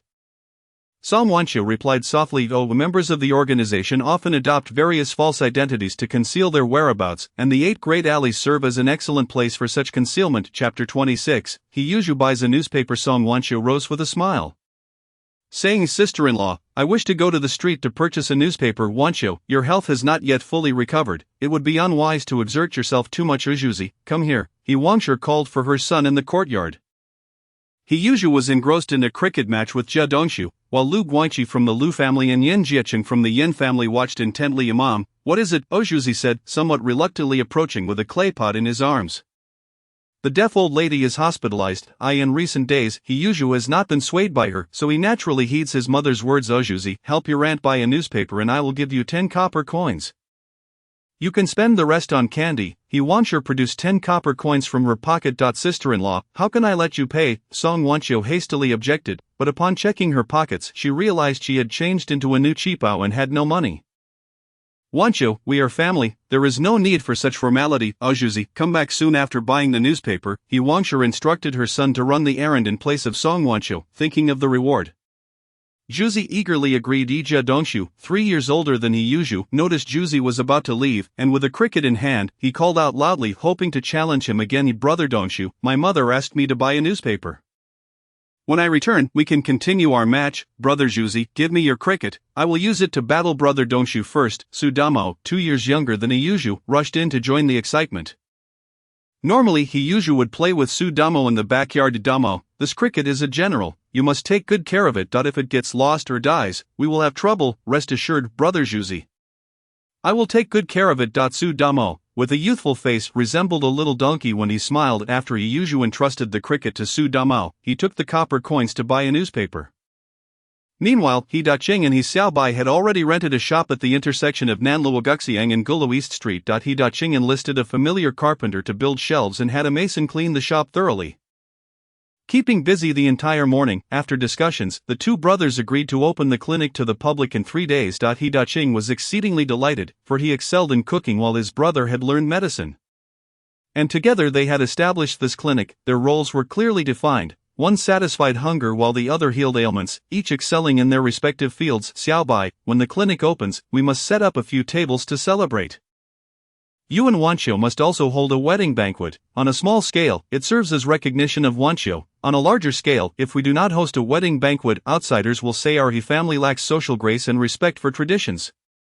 "I will follow your lead, brother." He Xiaobai nodded in agreement with a smile. The residents of Courtyard number 95 included not only the deaf old lady Yi Zhonghai, Sufugui Jia and the Yin family, but also over a dozen households, including the Zhou, Wang Chen, and Sun families. The relationships among these neighbors and the Yi family were quite amicable. They often helped one another during joyful or sorrowful occasions. This time, He Daqing also wished to invite these families to share in the celebration. But he would absolutely not extend an invitation to the deaf old lady and Yi Zhonghai due to his immense anger and disgust over their earlier instigation of his son Juzi. As for others like the Jia Yin and Su families, he would accept their gifts if they chose to come uninvited. However, based on past experiences, it was unlikely they would proactively attend, as custom dictates that for funerals, invitations can be declined, whereas for joyous occasions, non-invitation means non-attendance. Just as the two brothers stepped into Nanluo Guxiang, He Yuzhu came running, drenched in sweat as if he had just raced from Gulu East Street.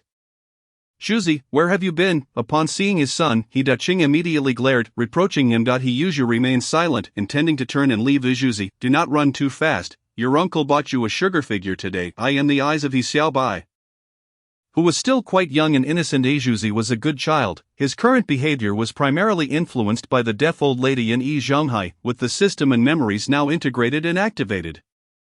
He Xiaobai was determined to guide him back onto the right path, thus he bought a candy as a reward to strengthen their bond. Upon hearing about the candy gift, He Yuzhu paused slightly, showing some interest in slowing his pace. He Xiaobai quickly caught up to him, handing over the sugar figure. When He Yuzhu received the candy, he momentarily halted, joyfully accepting the gift from He Xiaobai. "You are truly foolish. Your uncle gives you a sugar figure, and you do not even know to express gratitude." Faced with his son, who resembled a simpleton, He Daqing grew angry again, sternly admonishing He Yuzhu. Upon hearing He Daqing's words, the joyful expression on Iyuju's face instantly froze. He suddenly felt an urge to throw the candy to the ground, but as he was about to do so, his wrist was firmly grasped by a hand. Brother, you should just mildly advise Juzi, He Xiaobai interjected. In truth, Juzi is quite sensible. It is merely unfortunate that I have been ill for so long that I seldom had the chance to converse with him. Juzi, if you encounter any issues in the future, you can speak directly to your uncle. Oh dear, I see you have a newspaper in your hand. Our Juzi has developed a love for reading newspapers? Noticing Iyuju holding a newspaper, He Xiaobai could not help but smile as he playfully patted his head in approval. Upon hearing He Xiaobai's praise, Iyuju, with his somewhat mature face, appeared slightly bashful. The newspaper is not for me. It was sent by my aunt Song Wanqiu for me to buy. He Xiaobai was somewhat puzzled, as he had seen in espionage dramas that information was often conveyed through newspapers, usually appearing in missing person notices. He Xiaobai nodded subtly. Juzi, you may return now and give the newspaper to your aunt. Alright. Iyuju answered, running into courtyard number 95 with the newspaper and candy. He Xiaobai smiled at his brother He Daqing, saying, Brother, do not scold Juzi for no reason in the future. He Daqing dismissed it, saying, Xiaobai, your nephew is naturally rather simple-minded. Scolding him a few times is no issue. Xiaobai, you and your sister-in-law should hurry and have a child. Let our family flourish. He Xiaobai understood his brother's stubborn nature and chose not to press the issue further. Chapter 27. Iyuju was beaten. Iyuju returned to the courtyard and handed the newspaper to Song Wanqiu. Juzi, thank you. Look at you running with your forehead all sweaty. Come here and wipe it. Song Wanqiu took the newspaper and handed her handkerchief to Iyuju for him to wipe his sweat. 9-year-old Iyuju thought this ant resembled a beautiful star from a calendar, causing him to blush as he shyly ran off to find Jia Dongshu to play with crickets. Upon arriving at the backyard, Iyuju learned that Su Damo had accidentally stepped on his cricket. Su Damo, how could you kill my cricket? Although Iyuju did not see it as a major issue since children often play with crickets until they perish.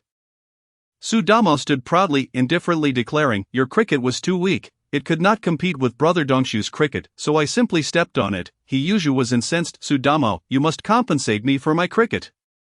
Su Damo, with his hands on his hips, mockingly declared, I'll give you a head. My father says you're just a fool, otherwise, why would your own father constantly berate you for your foolishness? Infuriated, Iyuju charged at Su Damo. And Su Damo did not back down, leading to a fierce scuffle between the two. Unbeknownst to them, this confrontation marked the beginning of a lifelong rivalry. After obtaining the newspaper, Song Wanqiu spread it open, meticulously searching for the hidden code, but to her dismay, it contained nothing of interest. He Xiaobai, witnessing Song Wanqiu's anxious demeanor as she perused the newspaper, recognized that she was seeking the secret signals. Noticing the disappointment in her eyes, He Xiaobai smiled and inquired, Wanqiu, do you still enjoy reading newspapers? Yes, I have a habit of it, she replied, concealing her disappointment as she tidied up the newspaper. By the way, Xiaobai, I plan to visit Baoding in a few days to see a friend. Concerned for her superior's safety, Song Wanqiu felt as if she were a kite severed from its string. She sensed that her injuries had healed significantly. Her shoulder no longer pained her, only a slight itch remained, likely a sign of new flesh forming. She resolved to make the trip to Baoding. Luo Yong had previously informed Song Wanqiu that, should he ever face misfortune, she could relay messages at a secret contact point in Baoding if absolutely necessary. This contact point would transmit information to Yan'an, which would dispatch new operatives to the capital. However, Luo Yong had also cautioned her that if he were captured by the enemy, the contact point might no longer be safe. Thus, he repeatedly urged Song Wanqiu not to visit the Baoding contact point unless in dire circumstances. Nevertheless, Song Wanqiu was unwilling to wait any longer. Despite the inherent dangers of the Baoding contact point, she was determined to attempt to transmit the information. After all, taking action was preferable to doing nothing. Are you also planning to go to Baoding? What a coincidence. My clinic is about to open, and I was just thinking of purchasing some medicinal herbs there. We could share a carriage. He Xiaobai was already aware that Baoding housed a small outpost for the Japanese forces, where only a handful of their men and a few dozen puppet soldiers resided, making it manageable for him. Moreover, He Xiaobai had developed a fascination for eliminating these enemies, as each kill would earn him points for his inheritance, which he could exchange for rare herbs and medicines used by BNK in the medical system. Thus, going to Baoding would also serve to replenish his medicinal resources. Xiaobai, I can go to Baoding alone. Song Wanqiu understood that the journey would undoubtedly be fraught with peril. Having spent time with the He family, she had rekindled a sense of familial warmth and did not wish to burden He Xiaobai. How can I allow Wanqiu to venture to Baoding alone? Xiaobai, you must accompany her. I believe that having just Xiaobai accompanying Wanqiu is not sufficiently secure. We should involve your brother, Daqing, as well. Hearing the conversation about the trip to Baoding, He Wanqiu waddled over, her round belly prominent. He Xiaobai and Song Wanqiu responded almost in unison. Sister-in-law, it's enough for just the two of us to go to Baoding. You need not worry, nor should you trouble your brother. He Wanqiu covered her mouth and laughed. Look at you two, you truly share a mutual understanding. Instantly Song Wanqiu's face flushed crimson, extending down to her neck. She glanced sideways at Yi Xiaobai, whose handsome visage maintained its usual calmness. After contemplating, she thought that having Yi Xiaobai accompany her might not be such a bad idea. At the very least, it would allow her to further gauge his true nature during their journey. Suddenly, a child's frantic voice echoed, "Oh no, Zhuzi has been attacked by Su Damo's father, Su Fugui." It was Jie Dongshu, the son of Jia Xinghe, who rushed in from the backyard, clutching a cricket jar, followed closely by Yan Jiecheng. The child of Yan Bugui, the 5-year-old Yan Jiecheng, appeared pale with fright. Wanqiu, stay here with sister-in-law. I will see what happened. Yi Xiaobai immediately instructed Song Wanqiu and dashed toward the backyard. Song Wanqiu was taken aback by his swift reaction. How could Yi Xiaobai move so quickly? Of course, she was unaware that his physique had already been enhanced and improved by the system. Before Yi Xiaobai departed, Yi Wanqiu reminded him, "Xiaobai, just bring Zhuzi back home. Avoid any conflict with Su Fugui." Su Fugui was Su Damo's father, employed as a projectionist in a cinema in the capital, working in a theater established by the Japanese, due to his good rapport with the theater's manager. Nakata, Su Fugui often strutted around with an air of superiority in his courtyard. Meanwhile, Su Fugui's wife worked as a maid for Lu Genoa, known as Lu Bancheng, ever since the Japanese occupied the capital. Lu Genoa's steel mill had been requisitioned, which was the predecessor of the Hongqing steel mill. "You little scoundrel, you undisciplined brat, how dare you strike my damao? Today, I shall make sure you regret it." As Yi Xiaobai traversed the courtyard's moon gate, he heard Su Fugui's furious roar ahead. He Yuzhu, holding his head high, defiantly retorted, "Su Damao stepped on my cricket. I asked him to compensate me, but not only did he refuse, he struck me first, so I retaliated." "Nonsense, stepping on your cricket is nothing. Look at what you've done to Damao. Damn it, I will break your legs today." Chapter 28. Xiaobai defends his nephew. When Yi Xiaobai arrived at the backyard, he saw Su Fugui wielding a rolling pin beside He Yuzhu, his foot planted firmly on Yuzhu's face. Though He Yuzhu was typically mischievous, he was merely a 9-year-old child and stood no chance against an adult like Su Fugui.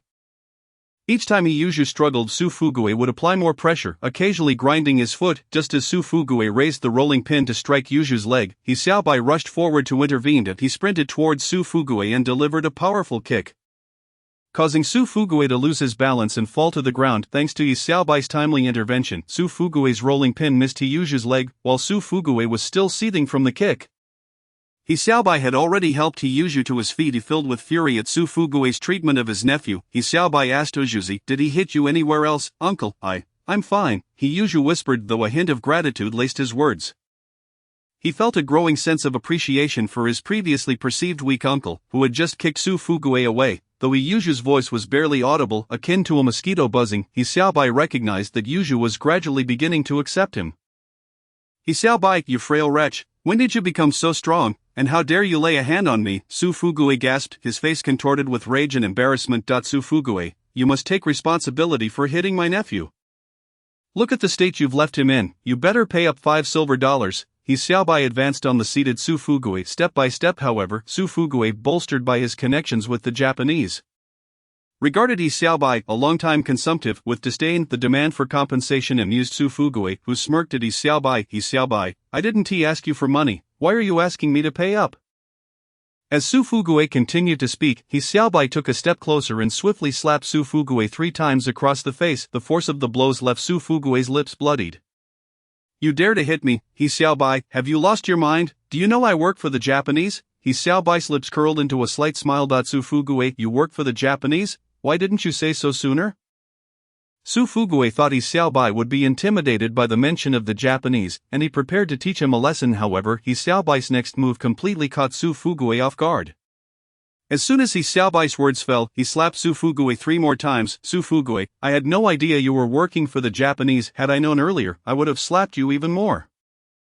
Are you trying to boast about how you served the Japanese? Yi Xiaobai, you are digging your own grave." Su Fugui gritted his teeth, spitting out bloodied saliva, his molars quaking with rage. "Su Fugui, you traitor.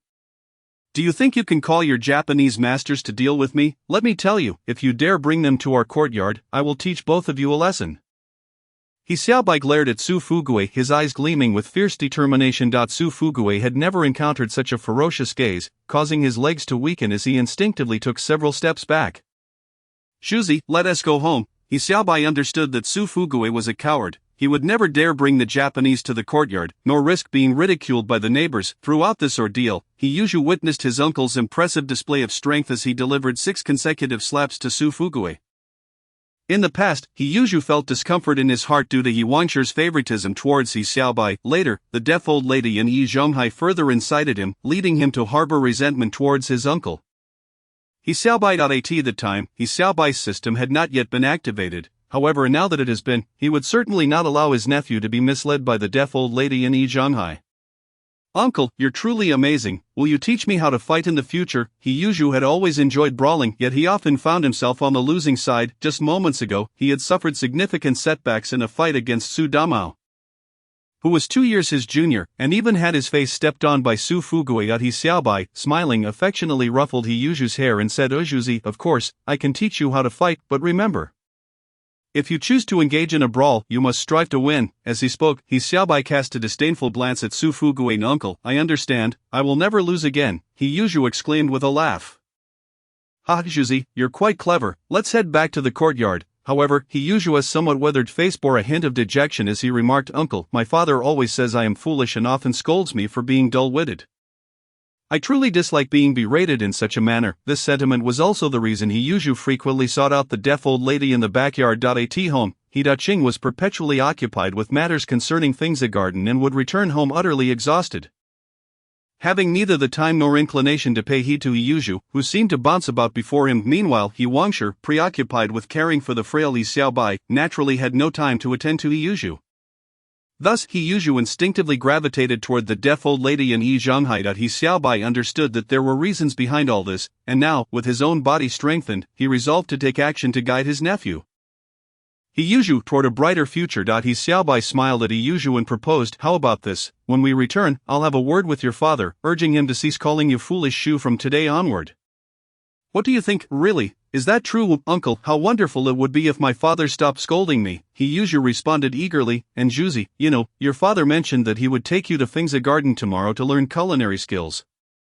Would you like to join him?" He Yuzhu, feeling aggrieved, replied, "Of course I would. I've always wanted to learn cooking from my father, but he always says I am unsuitable, that I am a born fool, destined for mediocrity." At this point, his eyes began to glisten with tears. He Xiaobai sighed, realizing that He Yuzhu's confidence had been severely undermined by He Daqing for far too long. Thus, upon returning home, he would seek an opportunity to discuss this matter earnestly with his brother He Daqing. The two uncles and nephews, sharing laughter, made their way through the moon gate back to the courtyard, where they encountered Yi Zhonghai and the weeping Jia Zhengshi just as they were exiting. Chapter 29, Jia Zhengshi seeks financial assistance from Yi Zhonghai. Yi Zhonghai was taken aback by the close bond displayed between the uncle and nephew. Meanwhile, foolish Shu intended to greet Yi Zhonghai, but upon noticing his uncle's indifferent demeanor, he ultimately swallowed his words. This was precisely the scenario Yi Zhonghai had feared. Faced with this scene, Yi Zhonghai's mood grew heavy as he watched his nephew foolish Shu walked toward the door of their home, laughing joyfully alongside Yi Xiaobai. At that moment, Jia Zhengshi urgently interjected, "Igor, you must quickly devise a way to rescue our old Jia. The investigation team was incited by your words to go after him." Jia Zhengshi's statement made Yi Zhonghai feel as though he had swallowed a fly. He quickly retorted, "Do not speak nonsense. Old Jia went to the investigation team of his own accord. How can you place the blame on me now that trouble has arisen?" Jia Zhengshi glanced at him with disdain. "I do not care. If you refuse to take responsibility, I will go to Daqing and settle the score with him. I will tell him that you insisted his sister-in-law was a spy." Hearing Jia Zhengshi's threatening tone, Yi Zhonghai understood her nature. She would stop at nothing to achieve her goals. Ultimately, Yi Zhonghai, out of sheer necessity, compromised. "Fine, I have $10 here. I will lend it to you for now, but do not forget to repay me later." "Zhonghai, your words are quite presumptuous. Our Jia family would never stoop to dishonesty," Jia Zhengshi responded sweetly. Yet, Yi Zhonghai knew all too well that once the $10 were handed over to the Jia family, it would likely be a one-way transaction. At the police station in Paju Hudong, in the interrogation room, Zheng Chayan was questioning Luo Yang, who had just been brought in by the investigation team. Luo Yong was not only the head of the underground sickle gang in the 49 city but also Zhang Chaoyang's direct superior. Observing his superior, battered, and on the verge of collapse, Zhang Chaoyang could not display even a hint of concern. Such excruciating suffering was something only he could truly comprehend. Chaoyang, this interrogation is led by you, the outcome rests in your hands. The slightly portly Duo Yi gestured toward Zhang Chaoyang while holding a large teapot. Zhang Chaoyang replied with a smile, Duo Yi, as a senior, this matter of interrogation should naturally fall to you. Duo Yi smiled faintly and lowered his voice, Chaoyang, individuals like him generally do not divulge secrets willingly. It would be wiser to investigate his residence. We might uncover some clues. Zhang Chaoyang was taken aback. Despite Duo Yi's usually unassuming demeanor, his skills in solving cases were indeed formidable, always able to identify crucial clues from the minutiae. Duo Yi, you make a valid point, but the higher-ups are awaiting our interrogation results. Duo Yi nodded in understanding. Indeed, we must still heed their demands. In that case, let us continue with the interrogation. Zhang Chaoyang realized that prolonging pleasantries would only render him more passive. So he straightened his posture, fixed his gaze on the shackled Luo Yong, and slammed his hand on the table, proclaiming, You should know full well where you are now that you are in our police station. Cast aside any delusions. I advise you to obediently reveal who your superior is and who your subordinates are, otherwise you shall face dire consequences. Luo Yong smiled faintly. Sir, I do not quite understand your meaning. I am merely a businessman dealing in medicinal materials. What hierarchical relationships could possibly exist? This was precisely his ruse to conceal his true identity, a medicinal merchant even while enduring brutal interrogation at the investigation team. Luo Yong adamantly insisted he was merely a merchant of herbs. Duo Yi picked up the teapot beside him and casually inquired, Very well, if you are indeed in the medicinal trade, how have the prices of Banksia fluctuated in recent days? Have they risen or fallen? This question caught Luo Yong off guard. After all, he had only chosen this profession to mask his identity and was not particularly well-versed in the actual market prices of medicinal materials. Especially regarding the specific price of any single herb. Zhang Chaoyang felt a twinge of anxiety as well, for he too was unaware of the current price of Banksia. If they failed to answer Duo Yi's question, Luo Yong's disguise as a merchant would be utterly exposed. A merchant who did not understand the prices of his goods would undoubtedly be a spy. Zhang Chaoyang observed Duo Yi, who was still leisurely sipping tea, and suddenly had a spark of inspiration. He quickly grabbed his own cup and, as he pretended to take a sip, he accidentally spilled the entire contents onto Duo Yi's trousers. Duo Yi, I am so sorry. I truly am clumsy, Zhang Chaoyang exclaimed while frantically searching for something to wipe away the tea from Duo Yi's pants. However, the interrogation room contained very few items suitable for cleaning, and the amount of tea spilled was considerable. Duo Yi stood up with a smile, waving his hand to indicate, Chaoyang, it's nothing. Do not fret, you continue with the interrogation. I will change my trousers and return shortly. I apologize, Duo Yi, for soaking your trousers so early in the day. It is of no concern, Chaoyang. Our work is inherently slow. Patience yields quality results. As long as we can obtain what the higher-ups need from this interrogation, we shall fulfill our duties. Duo Yi chuckled as he spoke and then exited the interrogation room. Once Duo Yi had distanced himself, Zhang Chaoyang finally exhaled a long breath. Old Luo, Chaoyang, I have a potted orchid in my residence. You must find an opportunity to destroy it. This orchid served as a marker for Luo Yong to connect with underground party members in the 49 city. As the head of the underground sickle gang, Luo Yong directly communicated with a dozen or so infiltrated comrades, and to ensure their safety, these underground party members only maintained contact with him. If the enemy uncovered the purpose of this orchid and used it to lure in those who had contacted Luo Yong directly, they would be in grave danger, a fact that deeply worried Luo Yong. Understood, Zhang Chaoyang felt a tightening in his chest, recalling that Duo Yi had mentioned he would thoroughly inspect Luo Yong's residence for clues. Given Duo Yi's capabilities, it was only a matter of time before the significance of that orchid would be uncovered. Luo Yong lowered his voice and continued softly, Chaoyang, there is one more thing. Please publish a notice in the newspaper, stating that my uncle has gone to Shanghai and that soon someone will come to take care of business at home. Zhang Chaoyang grasped the hidden implications of this message. When Luo Yong referred to his uncle, he was actually speaking of himself. Going to Shanghai meant he had been captured, and someone will come indicated that other comrades would arrive to oversee the work of the underground party members in the 49 city. This also signified that Luo Yong was prepared to sacrifice himself at any moment. Chapter 30. Zhao Xing returns to the courtyard. This is unacceptable, old Luo. I will do everything in my power to rescue you. Zheng Qiang declared anxiously, unable to bear the thought of watching his superior and comrade face misfortune. Luo Yang shook his head with a sigh. Zhang, you have only just managed to infiltrate the police station. And there are still many more significant tasks that require your attention. Do not jeopardize your identity for my sake. This is my command, and you must adhere to it. Old Luo Zheng Jiang felt an overwhelming urgency. Wishing desperately to charge out of the police station with Luo Yang, yet he understood that such actions would be ill-advised. If he acted recklessly, not only would he fail to rescue old Luo, but he might also expose his own identity entirely. Just then, the iron door of the interrogation room swung open, and a man with a distinctive mustache stepped inside. Zheng Sang, Captain Yamada exclaimed, "What brings you here?" Upon seeing the newcomer, Zheng Jiang's heart tightened. This man was none other than Yamada Ryuki, the captain of the police service unit overseeing the Seijo City police station. Zheng Sang, cease all activities at once and proceed to Wanping City. Hearing that Captain Yamada's purpose was not to target Luo Yang provided Zheng Jiang with a slight sense of relief, prompting him to inquire, "Wanping City, Captain Yamada, what has transpired?" Yamada Ryuki issued a stern directive. Recently 7 soldiers of the Imperial Japanese Army have gone missing in Wanping City. General Longchuan has ordered us to ascertain the truth within 7 days and locate the missing soldiers. Understood. Zheng Jiang stood tall. Responding with conviction, Zheng Sang, you must persevere. Yamada Ryuki patted Zheng Jiang on the shoulder, offering encouragement. Zheng Jiang gestured toward Luo Yang, explaining to Yamada, but how shall we handle this case? This suspect was brought in by the investigation team, and Master Duo assigned me to oversee the interrogation. Yamada Ryuki cast a sidelong glance at Luo Yang. Has this criminal not confessed yet? Indeed, Zheng Jiang replied. According to his statements, he claims to be a herbal merchant, and I have yet to uncover any valuable leads. Then, Zheng Sang, there is no need for further interrogation. With that, Yamada Ryuki drew his firearm and aimed it directly at Luo Yang, pulling the trigger. Zheng Jiang was taken aback, shocked that Yamada Ryuki would execute him without concern for his confession. However, the weapon in Yamada's hand was a South Japan Type 14 pistol, which predictably malfunctioned upon firing. Yamada looked at the gun in mild frustration just as the iron door swung open again, and Master Duo returned to the room. Greeting Yamada. Master Duo, Zheng Sang and I must promptly head to Wanping. This suspect is to be interrogated and disposed of by you. Upon seeing Master Duo's arrival, Yamada abandoned his intention to summarily execute Luo Yang, instructing Master Duo to handle the bound suspect in the interrogation room.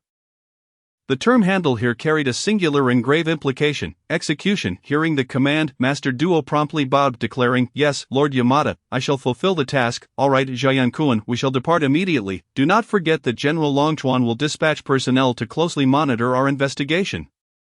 Time was of the essence, and the urgency of the mission pressed Yamada Ryuki to hasten toward Wanping to uncover the whereabouts of the missing soldiers. As they prepared to leave, Zheng Jiang felt a heavy heart. His gaze filled with countless complex emotions as he stole a glance at Master Duo. Master Duo, bowing to Captain Yamada, had his head lowered and thus did not meet Zheng Jiang's eye. In that fleeting moment before departing, Zheng Jiang turned one last time to look at his comrade and superior, Luo Yang, whose face bore a faint smile, radiating confidence in the ultimate triumph of their revolutionary cause. This moment struck a chord deep within Zheng Jiang, and in an effort to maintain composure, he turned away, fully aware that this was the last time he would see Luo Yang. Jia Zhengshi supported the battered Jia Xinghe as they returned to the entrance of Courtyard No. 95. Yan Bugui, whenever at home, tended to his collection of flower pots, though they contained not flowers, but rather vegetables like scallions and cabbages. Oh, old Jia, what happened to you? How did you get all those injuries? Yan Bugui, noticing someone at the door, hurried over, eager to glean some advantage point. One of his often repeated sayings was, "As long as you have food and clothing, you need not worry. Only miscalculations lead to lifelong poverty." Whenever residents in the courtyard returned with grains and vegetables, Yan Bugui would seize the opportunity to pilfer a portion. If anyone brought back meat, he would feign concern about its freshness, examining it closely, only to return home, extract a large bowl of oil, add a pinch of salt, toss in a few cabbage leaves, and concoct a bowl of lard cabbage soup. Though such actions lacked integrity, Yan Bugui reveled in them. Seeing Jia Xinghe covered in wounds, his torn clothing revealing scabbed flesh, was truly a sight to behold. Upon hearing Yan Bugui's inquiry, Jia Zhengshi could not help but shift the blame onto Yi Zhonghai, exclaiming, "It's all that cursed Yi Zhonghai's fault. If it weren't for him inciting old Jia, we wouldn't have ended up in that investigation team." Yan Bugui, perplexed, pressed for clarification. Jia Zhengshi, what do you mean by that? What does Yi Zhonghai have to do with this? How did he incite you? Jia Xinghe, fully aware that this matter must remain confidential, feared further trouble from He Daqing. He gritted his teeth against the pain and chastised Jia Zhongshi. What are you shouting about? What does Zhonghai have to do with this? Speak carelessly again, and I'll slap you. Jia Zhongshi, undeterred by Jia Xinghe's fury, retorted, Come on, go ahead and hit me. If I hadn't risked it to redeem you from the investigation team, you'd already be buried outside the city. Jia Xinghe winced in agony. All right, enough with the useless talk. Find a doctor to treat me. I'm in excruciating pain. Jia Zhongshi rolled her eyes. But we have no money left. Redeeming you has cleaned us out. Jia Xinghe dismissed her concern. If we lack funds, we can borrow from Zhonghai. He will lend us some of this time. It might not be so easy to borrow again. Jia Zhongshi frowned, recalling that the last time they redeemed Jia Xinghe, they had borrowed $10 silver from Yi Zhonghai. A subsequent loan would likely be met with refusal. Yan Bugui seized the opportunity to suggest, Old Jia, do you need a doctor? We have one right here in our courtyard. Living in the same compound, the medical fee might even be waived. Jia Xinghe and Jia Zhongshi were momentarily taken aback. Yan Laoshi, stop making things up. When did a doctor come to our courtyard? Yan Bugui chuckled at Jia Zhongshi. You don't know, He Xiaobai is our courtyard's doctor. Jia Zhongshi scoffed. Yan Laoshi, don't joke around. He Xiaobai, he is clearly a tuberculosis patient. You all are simply naive. He Xiaobai is about to open a clinic at the entrance of our alley, and it's likely to start soon. You didn't even know that? You mean that Xiaobai clinic? I saw it when I entered the alley earlier, but I didn't realize it was He Xiaobai. Quickly help me to He's place to get treated, Jia Xinghe urged, encouraging his wife Jia Zhongshi to take him to He Xiaobai for medical assistance. Song Wanqiu purchased newspapers daily, eagerly awaiting news, only to be met with disappointment time and again. She feared that her superior might have met with misfortune, and the day to depart for Baoding was finally at hand. This was Song Wanqiu's last hope. He Xiaobai's prepared carriage had just arrived. Xiaobai, the outside world is in chaos. Take good care of Wanqiu on the road. He Wanqiu and Song Wanqiu had grown increasingly fond of each other over the past few days. Believing that Song Wanqiu's marriage to He Xiaobai had brought about all the fortuitous events, not only had He Xiaobai regained his health, but he had also become much stronger. The previously disobedient Xiazhu now followed He Daqing during the day to learn culinary skills at Fengzi Garden, and returned at night to study combat techniques with uncle He Xiaobai. Xiazhu no longer visited Yi Zhonghai's home, nor did he even acknowledge Jia Dongxiu, who lived next door and sought to challenge him to a cricket fight. He was wholly focused on his studies, resembling a young adult. He Wanqiu delighted in witnessing these developments, firmly believing that they were all linked to Song Wanqiu's auspicious influence on He Xiaobai. He Xiaobai smiled and nodded. Sister-in-law, rest assured, it is only right to take good care of my wife. Song Wanqiu's cheeks flushed with embarrassment, her face blooming like a flower. Over the past few days, she and He Xiaobai had shared a room and bed, yet He Xiaobai maintained a respectful distance, never imposing undue demands on Song Wanqiu due to her life-saving kindness. This left Song Wanqiu both grateful and elated. And their time together had allowed her feelings for He Xiaobai to blossom quietly. However, as a member of the underground faction of the Scythe Party, any romantic relationship or marriage required approval from her superiors. This was one of the reasons she was so eager to contact the organization. After packing their belongings, the two set off from the inner courtyard. Upon reaching the flower-draped gate of the inner courtyard, they encountered Jia Zhongshi supporting the injured Jia Xinghe as they emerged from the front courtyard. Upon seeing He Xiaobai, Jia Xinghe immediately called out, Xiaobai, please help me. He Xiaobai scoffed. This scoundrel Jia Xinghe went to the investigation team to report Song Wanqiu as a female spy.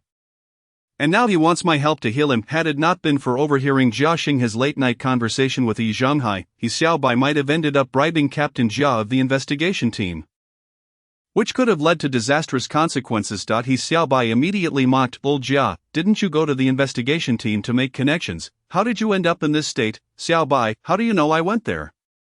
Jia Xinghe glanced nervously at Song Wanqiu, who stood beside He Xiaobai. Old Jia, as the saying goes, where there is a will, there is a way. Shouldn't I clarify my words so you can understand? It doesn't feel good to be used as a pawn, does it? You'll have to endure it even if it's uncomfortable. The implication behind He Xiaobai's words was clear. He Xiaobai believed that even someone like Jia Xinghe could comprehend the underlying message. In the late autumn, our carriage awaits outside the courtyard. Let us proceed. He Xiaobai disregarded Jia Xinghe and led Song Wanqiu towards the front courtyard. What nonsense! Such a person wishes to open a medical clinic. I shall ensure that his establishment is shut down for good. Jia Zhongshi, witnessing this, called out angrily at He Xiaobai's retreating figure. Jia Xinghe maintained a stoic expression, yet his mind raced. Enough with the shouting. Summon Yi Zhonghai to my quarters. He coldly instructed his wife, acutely aware that, aside from the two of them, only Yi Zhonghai was privy to the matter. But how did Yi Xiaobai come to know? Jia Zhanshi would certainly not divulge anything to him. Could it be that Yi Zhonghai had spoken to? Furthermore, when Yi Xiaobai mentioned that Jia Xinghe was being manipulated, what deeper meaning lay within that statement? Xiaobai, do you not intend to open a medical clinic? Why not tend to the injuries of the Jia family men? Song Wanqiu could not help but inquire. Wanqiu, do you know why Jia Xinghe was so brutally beaten? Yi Xiaobai countered with a smile. I truly have no knowledge of that. Song Wanqiu shook her head, oblivious to the underlying circumstances. Since the activation of his body, Yi Xiaobai's perceptual abilities had amplified tremendously. Particularly his hearing, which was far sharper than that of an average person. On that fateful night, he had leaned against the wall and overheard the conversation in the neighboring Yi household, thereby uncovering the truth. The reality was that Jia Xinghe had gone to the investigation team to report that you were a female spy, only to find himself assaulted by the very personnel he had sought to expose. Xiaobai, how did you come by this information? Song Wanqiu gazed at him in astonishment. Previously, when accompanying my brother to Wanping City to prepare meals, I had become acquainted with Captain Jia of the investigation team. Captain Jia and I hit it off splendidly, and as soon as Jia Xinghe made his report, he saw through his scheme, leading to the latter's punishment. Xiaobai, thank you. What is there to thank me for? We are husband and wife, Yi Xiaobai chuckled, while a blush crept across Song Wanqiu's cheeks. Although he brushed it off lightly, she was acutely aware of the considerable effort he had invested to resolve the matter. She increasingly felt that someone as capable as Yi Xiaobai was precisely what their organization required. Song Wanqiu hoped fervently to report his situation to the organization at the earliest opportunity. Where are you two headed? Just as they reached the entrance to the front courtyard, Yan Bugui removed his glasses and inquired with a smile, Teacher Yan, we intend to purchase some medicinal herbs. We are just about to head to Baoding for supplies, Yi Xiaobai replied. The quality of medicinal herbs in Baoding is indeed commendable and quite affordable. Xiaobai, could you bring some goji berries back for me? No problem, I will get them at wholesale price. Yi Xiaobai thought to himself, Yan Bugui certainly possesses a fair share of cunning. Upon hearing that money would be involved, Yan Bugui's face immediately brightened. And he suggested, Xiaobai, just grab some for me, regardless of quality. I intend to use them for brewing tea. Teacher Yan, I cannot agree to this, we shall take our leave now. With that, Yi Xiaobai disregarded Yan Bugui further and departed the courtyard with Song Wanqiu. A carriage awaited them at the entrance, and Yi Xiaobai assisted Song Wanqiu onto it. Each day, Yi Xiaobai applied the wound ointment exchanged from the system store to Song Wanqiu's injuries, and now her wounds were nearly healed. Nonetheless, Song Wanqiu remained anxious about the possibility of scars, to which Yi Xiaobai reassured her that upon their return from Baoding, he would concoct a remedy to eliminate any scars women desire to remain beautiful. And hearing Yi Xiaobai's assured promise of preparing a scar-removing ointment brought her great comfort. Chapter 32, Wanqiu's perilous encounter. Xiaobai, I shall not accompany you to procure supplies, I have matters to attend to. Until the organization grants formal permission, Song Wanqiu could not allow Yi Xiaobai to become entangled in too many affairs. Very well, attend to your business, I shall go procure supplies alone, and we shall meet at the tea house by the city gate at 3 in the afternoon.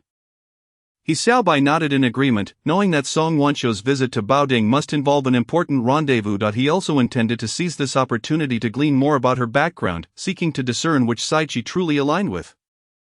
Xiaobai, if I am not there by 3 o'clock, do not wait for me. Song Wanqiu's tone bore a hint of sorrow. She understood the risks associated with this message delivery in Baoding. A traitor had emerged within the organization.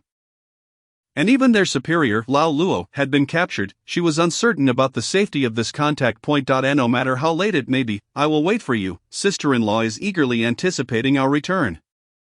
How could I explain to her if I were to return alone? Yi Xiaobai gazed intently at Song Wanqiu. For a moment, Song Wanqiu found herself at a loss for words, recalling the warmth of family she had experienced during her recent days with Yi Wangshi, who had genuinely treated her as one of their own, providing solace for the orphan Song Wanqiu, whose family had been slaughtered by the enemy. Xiaobai, I will arrive punctually, to avoid revealing any further discrepancies. Song Wanqiu refrained from saying more. Yi Xiaobai instructed the carriage driver to wait for them at the tea house by the city gate at 3 in the afternoon, then discreetly followed behind Song Wanqiu. At the Yefeng tea house, several attendants lazily wiped the dust from the tables, while the hat-wearing proprietor trembled incessantly nearby. Chen, do not panic, if your associates catch wind of any discrepancies, it could spell trouble. Captain Jia, spitting out sunflower seed shells, regarded the visibly anxious teahouse owner with disdain. Captain Jia, all I ask is to preserve my life. I have no other demands. Chen trembled as he shifted uncomfortably.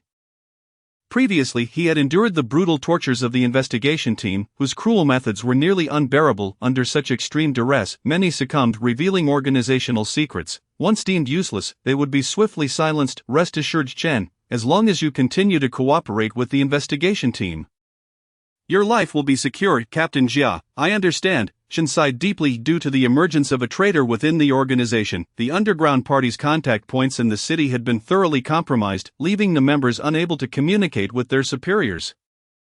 They were left with no choice but to risk traveling to Baoding's Yefeng tea house to relay messages. However, they were unaware that this contact point had also been compromised, and the liaison Lao Chen had betrayed the organization under duress, resulting in the capture of 2 underground party members. At that moment, Song Wanqiu had arrived at the entrance of Yefeng tea house, observing the surroundings for any anomalies. The patrons within were engaged in tea and conversation, thus she stepped into the tea house, and an attendant, noticing her entrance, discreetly signaled a cue. A nimble attendant approached Song Wanqiu with a smile. I have, Song Wanqiu, noticing nothing unusual, was eager to establish contact with the organization, and thus prepared to utter the first phrase of the password. I have a box of tea leaves placed in your esteemed tea house. Should the attendant not comprehend, he would likely call for the proprietor. If he were indeed an underground party member, he would continue with the next phrase of the password. In this manner, Song Wanqiu would connect with the organization concealed within Yefeng tea house. However, she was unaware that Lao Chen had already betrayed them and informed the investigation team of the contact method and password. The attendant was not a genuine Yefeng teahouse server but rather an undercover investigator disguised as one. As soon as Song Wanqiu uttered the first 2 words, she suddenly felt a tug on her arm. Wanqiu, let us try a different flavor this time. How about a pot of Westlake Longjing? Xiaobai, you. Song Wanqiu was taken aback, about to inquire how Xiaobai had appeared there when she saw him release her arm and approach a guest across the tea house with a smile. Xiaobai deliberately raised his voice. Captain Jia, what a coincidence. How is it that we meet here? Allow me to cover the expenses for your table. Song Wanqiu's heart jolted. She recognized Captain Jia as the head of the investigation team in the city. Upon hearing Xiaobai's call, the undercover investigator posing as an attendant immediately drew his weapon, aiming it at Xiaobai. Song Wanqiu suddenly realized the perilous exposure of Yefeng tea house. Had it not been for Xiaobai, she might well have fallen into the hands of the investigation team at that moment. Captain Jia cast a sidelong glance at Xiaobai, a cold smile gracing his lips. Xiaobai, are you also a member of the underground party, here for a rendezvous today? Captain Jia, surely you jest. I know nothing of the underground party. I merely came to Baoding to procure medicinal herbs. My clinic is about to open. Xiaobai spoke calmly, though in truth, he was not affiliated with any underground party. Xiaobai, deny it all you wish. Your accomplices have already confessed. Captain Jia forcefully struck the table, exclaiming loudly, this bastard dares to deceive me. Xiaobai cursed inwardly, yet he understood that Captain Jia was merely posturing. Xiaobai showed no signs of anxiety, maintaining a composed demeanor. Captain Jia, I genuinely came here to procure medicinal herbs. Moreover, if you claim I have accomplices, please bring them forth. I am willing to confront them face to face. Lao Chen, do these 2 individuals appear to be your accomplices? Captain Jia turned to Lao Chen, who trembled like a leaf, scrutinizing Xiaobai for a moment before shaking his head. In response, Captain Jia erupted into laughter, rising to his feet and pacing slowly before Xiaobai, stating, Xiaobai, Dr. I fear this has startled you. I am equally constrained. At this critical juncture, our captain appears at our ambush site, diligently executing his duties in accordance with regulations. Please do not take offense, Xiaobai replied. Captain Jia, you are too kind. It is my civic duty to cooperate with your investigation. Previously, Xiaobai had indeed contemplated eliminating Captain Jia, but he now believed that establishing a favorable relationship with him would be more advantageous than taking his life.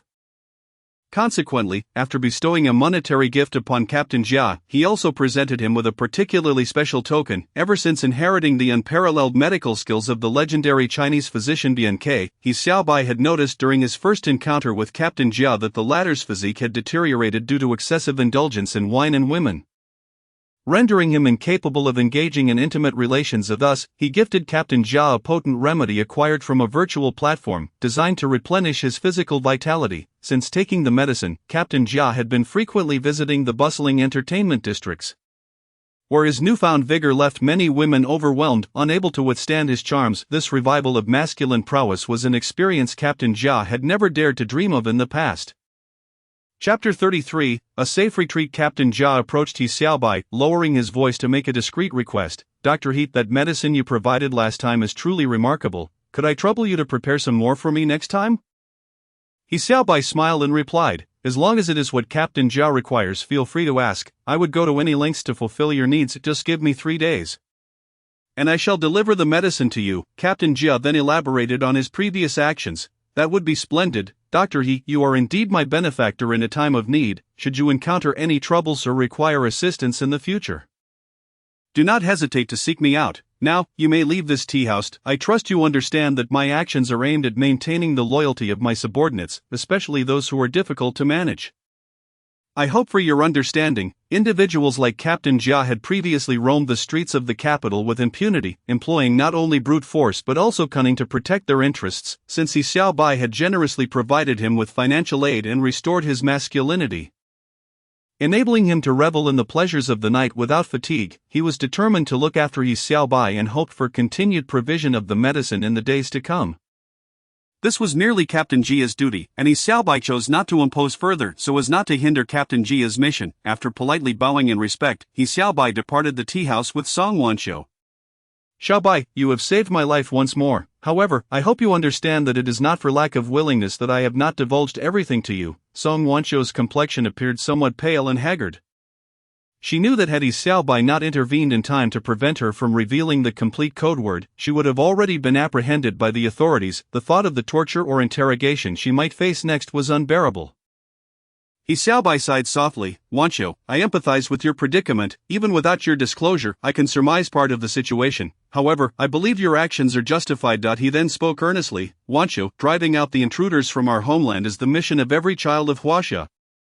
You will never fight alone. Though He Xiaobai's voice was soft, it resonated in Song Wanqiu's heart like an explosive shockwave. Xiaobai, do you think so too? She wished to confirm whether He Xiaobai was also a member of the organization. But they had no means of communication. Even if he were, He Xiaobai would not openly admit it. Indeed, the homeland must not allow foreign enemies to encroach, and the people shall never bow to invaders. The time for unity has arrived, victory shall surely come, and driving out the intruders is not a mere fantasy. He Xiaobai's unwavering resolve and steadfast tone deeply moved Song Wanqiu. You are correct. Xiaobai, all invaders are destined to fail, and they shall ultimately pay the price. Song Wanqiu felt an indescribable affection for He Xiaobai blossoming within her. Their hearts were separated only by a thin veil. And if that veil were pierced, they could clearly perceive each other's feelings. Yet, due to the regulations, she decided to postpone expressing her sentiments to He Xiaobai, for only with the organization's approval could they further their relationship. From the moment she recited the oath upon joining the organization, she understood that she no longer lived solely for herself, but for the people and the nation, just as the oath declared.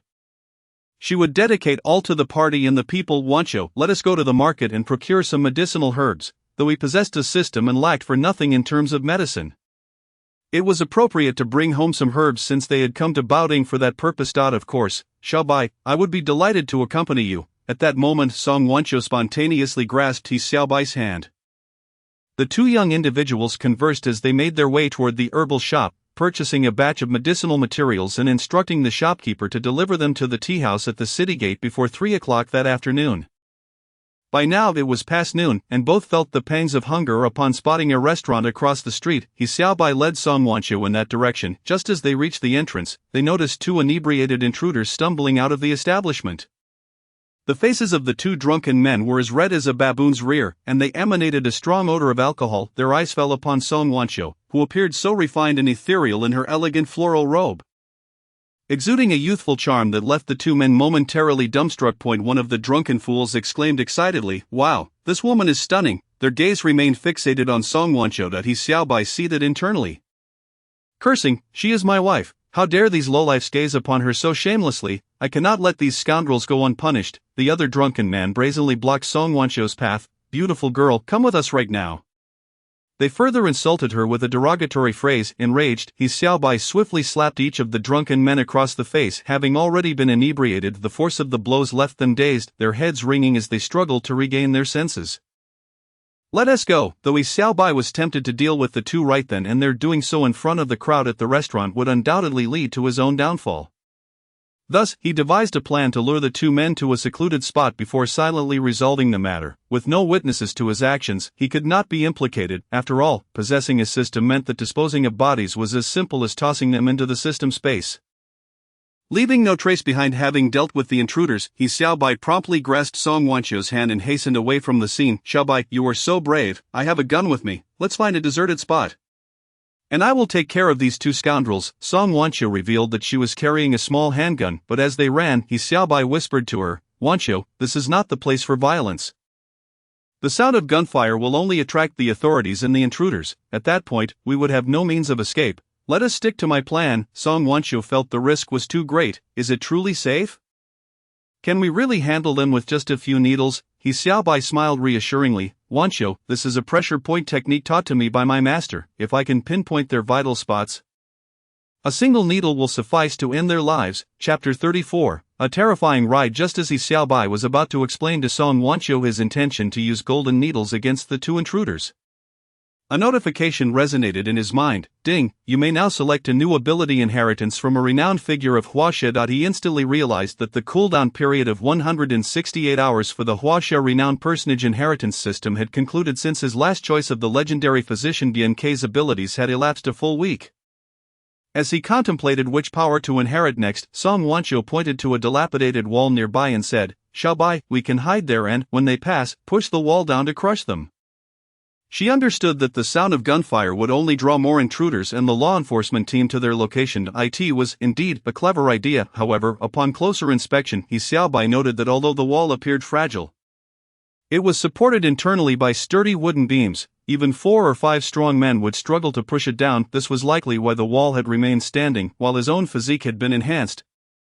It would still be exceedingly difficult for one person to topple the wall, if only his strength were greater. As he furrowed his brow in contemplation, the footsteps of the two intruders drew closer. They were shouting, Flower girl, you're so pretty, don't run away, or we'll make you pay. The sound of their gun bolts clicking echoed ominously. He Xiaobai recognized that, under the current circumstances, approaching them was impossible. Attempting to strike their vital points with needles was utterly unrealistic. Moreover, using a firearm to eliminate them would inevitably attract even more intruders and corrupt officials. The method proposed by Song Wanqiu to topple the crumbling wall is indeed the most effective. Yet it requires tremendous strength. He Xiaobai suddenly slapped his forehead in realization, questioning his own foolishness. He could inherit the abilities of the legendary hero Xiangyu of the Huaxia. Please, host, silently recite the name of the person to be inherited 10 times. He Xiaobai swiftly followed the system's instructions, chanting Xiangyu's name 10 times. Ding, congratulations to the host for successfully inheriting the abilities of the Huaxia hero Xiangyu, acquiring the skill of Overlord's divine power. As he had anticipated, Xiangyu's advantage lay in strength rather than intellect. A golden light, visible only to He Xiaobai, enveloped him, and moments later, it was entirely absorbed by his body. He felt as though he were brimming with boundless power. Wanqiu, your idea is splendid. Let us proceed to the back of the wall. We shall lure those two little nuisances over and then topple the wall to crush them, He Xiaobai exclaimed, pulling Song Wanqiu to the rear of the crumbling wall. Once concealed behind the wall, Song Wanqiu discovered that the majority of the wooden beams were connected to the main house's lateral beams and could not be moved at all. Xiaobai, I miscalculated. This wall cannot be pushed, she expressed in disappointment. Fear not, Wanqiu, my strength is sufficient. Look, the little nuisances are already approaching. Since inheriting the abilities of the Huaxia hero Xiangyu, He Xiaobai had acquired the skill of Overlord's divine power. He estimated that he could easily topple not only this crumbling wall but also the adjacent house. Wanqiu, step back a bit. Do not stand too close to me, He Xiaobai cautioned, worried that the collapsing wall might also bring down the main house and potentially harm Song Wanqiu. However, Song Wanqiu shook her head defiantly. Xiaobai, I will push alongside you very well. As husband and wife, we shall achieve twice the result with half the effort, with a man and a woman working together. The task becomes less burdensome. Let us strive together to eliminate these little nuisances. He Xiaobai smiled, while a delicate blush graced Song Wanqiu's charming face, rendering her even more enchanting upon seeing He Xiaobai and Song Wanqiu hiding behind the wall. The two little nuisances exchanged glances, then pulled the bolts on their rifles, cautiously approaching the crumbling wall. He Xiaobai peered through a gap at the encroaching nuisances and suddenly roared, Die, little nuisances, as the Overlord's divine power activated. The wall collapsed instantaneously. The two nuisances were instantly buried beneath the rubble, reduced to mere pulp. To ensure Song Wancho's safety, He Xiaobai immediately scooped her up and dashed out of the debris, setting her down only when they reached the street corner. "Wancho, are you unharmed?" At that moment, Song Wancho's beautiful, delicate visage radiated like a sunset. "Captivatingly lovely Xiaobai, your strength is truly remarkable. That I am unscathed." He Xiaobai gazed at Song Wancho's exquisite face and her subtly pouting, alluring red lips. Unable to resist a romantic wall slam, Song Wancho's eyelashes fluttered gently, and she involuntarily closed her eyes. Just as He Xiaobai's lips were about to meet hers, the system emitted a notification sound. Ding! The host has performed an act beneficial to Huaxia, earning 500 inheritance points. Although this notification typically did not interrupt He Xiaobai, the collapse of the wall startled the residents nearby, causing several households to poke their heads out of windows to investigate. He Xiaobai sighed softly, taking Song Wancho's hand as they left the narrow alley. The two nuisances had been crushed to death beneath the wall he had toppled, their bodies now little more than a mass of gore. He Xiaobai evidently did not wish to drag their corpses into the system space, reasoning that even if he did so, the nuisances would not notice the anomaly. Thus, he took Song Wancho to a restaurant for a meal. After dining, the two strolled through the bustling streets and alleys of Baoding together. During their outing, Song Wancho purchased some local specialties, including Baoding's famous bean paste, pickled eggs from Bayangdian, Tang County red dates, and renowned donkey meat pastries, stating her intention to bring them back as gifts for her sister-in-law. He Xiaobai felt a sense of comfort at how much Song Wancho valued him. With their bags full of gifts, they planned to return to Suzhou City. The journey from Baoding to Suzhou City would take several hours even by horse-drawn carriage, and they estimated they would reach home before nightfall, as the gates of Suzhou City closed at 8 in the evening. Noticing that it was around 3 in the afternoon, he set off with Song Wancho towards the eastern city gate of Baoding. The two chatted and laughed along the way, exuding the warmth and intimacy of newlyweds. Suddenly, a horse shout rang out. The horses startled. "Everyone, clear the way!" He Xiaobai turned to see a runaway horse-drawn carriage barreling towards them. The driver was desperately trying to control the reins, but the horse showed no signs of slowing down. Various street fixtures were sent flying as chaos ensued. He Xiaobai dared not hesitate for a moment. He swiftly wrapped his arms around Song Wancho's waist and leapt aside to evade the out-of-control carriage. The rumbling of the carriage roared past them, and not far away, a 7 or 8-year-old girl, adorned with a charming bow, was blissfully enjoying a candied hawthorn. She seemed completely oblivious to the impending danger until the startled horse was just a few meters away, at which point she froze in terror upon realizing the situation. At that moment, a woman in a kimono, who had also witnessed the scene, was left paralyzed with fear. Chapter 35, Stopping the Carriage. Oh no, something terrible is about to happen. He Xiaobai had not noticed the woman in the kimono. His entire focus was on the runaway carriage, especially the little girl standing in the road. His instinct to protect children surged within him, but he had no time to inform Song Wancho. He quickly set her down, releasing her and the items in his hands, and sprinted towards the carriage in an attempt to stop it. Simultaneously, the driver, realizing his efforts were in vain, noticed the little girl standing in the street, about to be struck by the carriage. In a moment of desperation, he leapt onto the runaway horse, gripping its mane tightly in an attempt to regain control. However, this sudden action only exacerbated the horse's agitation. With a loud neigh, the horse reared up, causing the driver to be unceremoniously thrown off. As the runaway horse charged towards the little girl once more, He Xiaobai seized the opportunity afforded by the driver's fall. He sprinted with all his might, and at the moment the driver hit the ground, He Xiaobai had already climbed onto the carriage and quickly leapt to the driver's seat. Then followed the driver's example and jumped onto the horse's back. However, unlike the driver, he did not sit atop the horse. Instead, he firmly grasped its neck and activated his unique overlord's power, with He Xiaobai's immense strength at play. The runaway carriage came to a halt just short of a meter from the little girl. Had he delayed even a second longer, the child would have suffered grievous harm or worse, been killed by the carriage.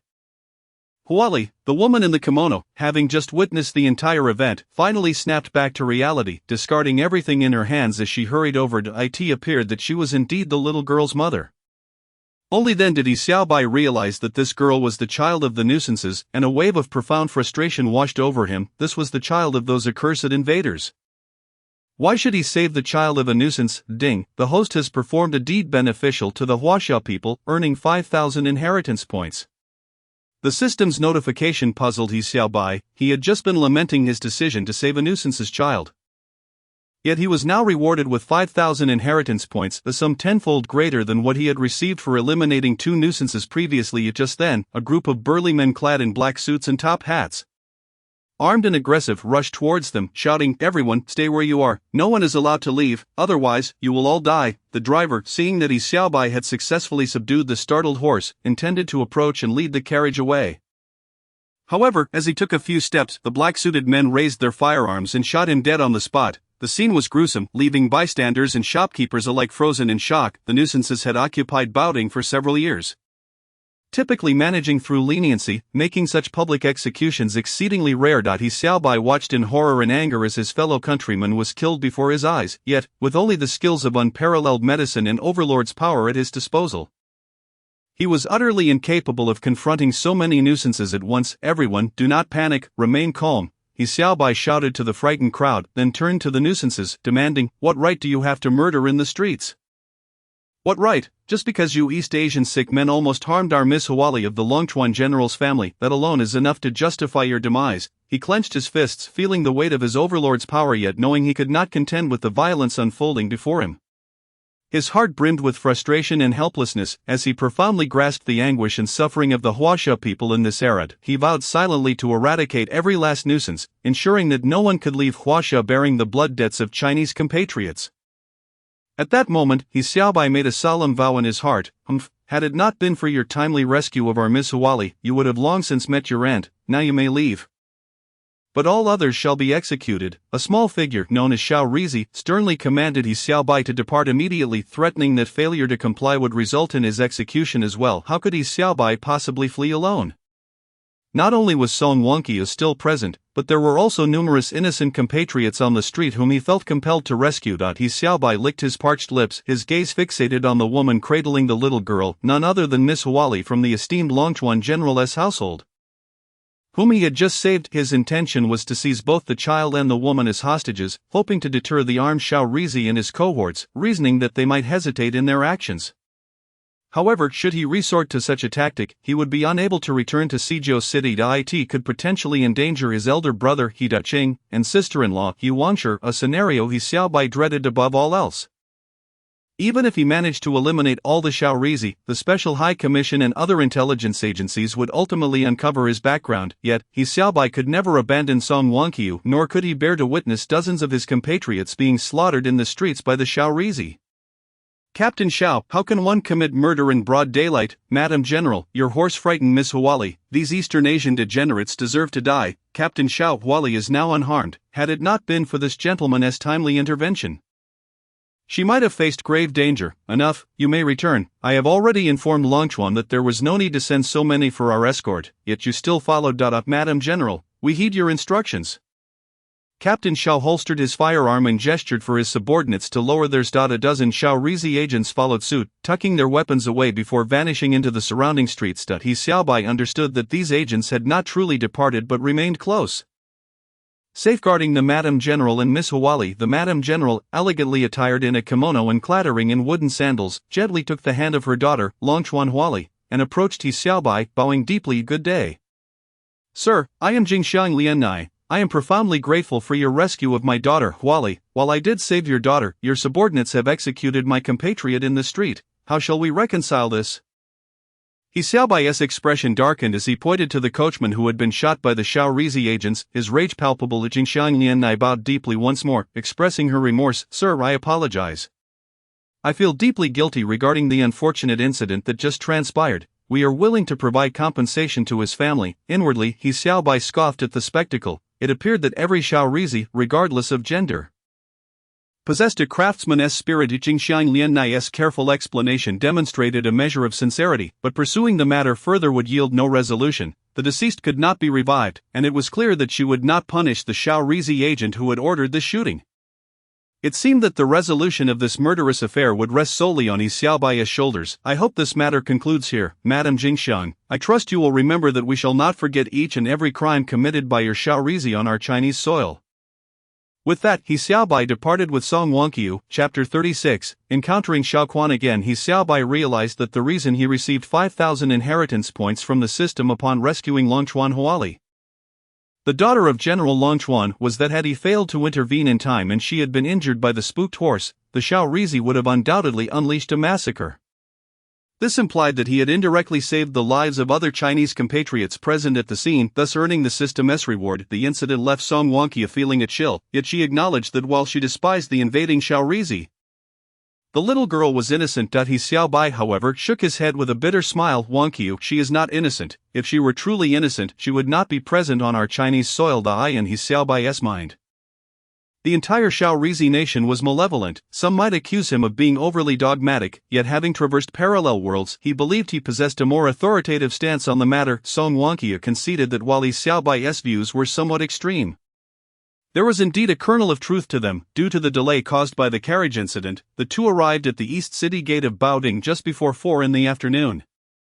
The apothecary's assistant had already prepared the Chinese medicinal herbs He Xiaobai needed and delivered them to the designated location, patiently awaiting He Xiaobai's arrival to verify the inventory, which further delayed their departure. The coachman, clearly anxious, complained, "Dr. He, if we do not hurry back, the city gate will surely close." He Xiaobai replied calmly, "Do not fret. Should the gate close, we shall simply sleep in the communal quarters outside, and I will still pay you your fare." Upon hearing this, the coachman's foul mood lifted slightly. As he had anticipated, despite their haste, they arrived at the west city gate of Sijio City at 8 in the evening.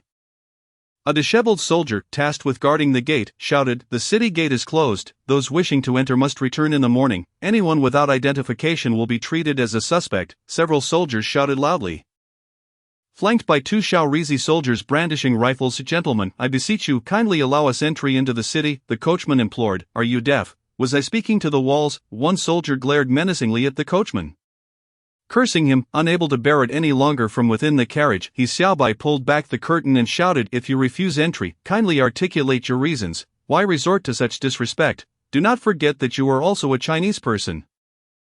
"Ha, you've got some nerve, boy, to lecture us. Let me show you the consequences of provoking us." The soldier's fury ignited at He Xiaobai's rebuke. After exchanging glances, the soldiers conferred, and one said, "Report to the commander. This fellow in the carriage seems highly suspicious. He might be a spy." Upon hearing this, the Shaorizi soldier immediately raised his weapon, aiming it at He Xiaobai's carriage. "Everyone in the carriage dismount immediately. Step down for inspection," barked a soldier in broken Chinese, thrusting his gun into the carriage. The soldier, with a vicious grin, stepped forward and said to He Xiaobai, "You dare to challenge us? Now, witness the might of the military. Hand over $10 silver, and I'll speak a good word for you before the imperial army. Otherwise, prepare to rot in prison. With your frail physique, a few lashes with a whip will surely incapacitate you. Hurry, pay up, and I might just spare your life." At this moment, He Xiaobai finally comprehended that these bullying soldiers were seizing the opportunity to extort him. No way, $10 silver to enter the city?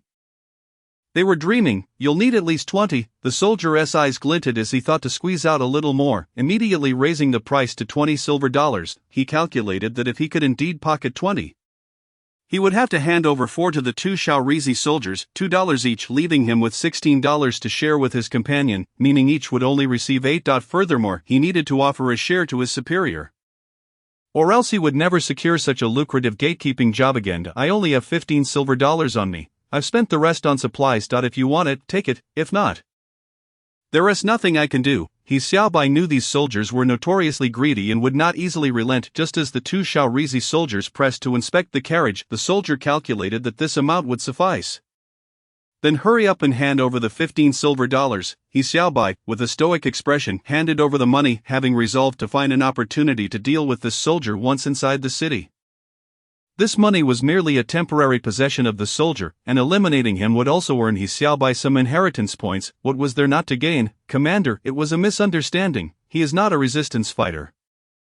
I have already checked his good citizen certificate. See." The soldier grinned, handing $2 silver each to the Shaorizi soldiers. The 2 soldiers took the coins, blew on them, and listened to their sound, confirming their authenticity before breaking into satisfied smiles. "Let him pass." Seeing the Shaorizi soldiers pleased, the soldier waved to allow He Xiaobai's carriage entry into Sijio City. Just then, a blaring horn cut through the air. "Clear the way. This is General Longchuan's vehicle. Do not block the road." Having collected He Xiaobai's money, the soldier noticed 4 motorcycles equipped with sidecars and machine guns up ahead, followed by a black sedan.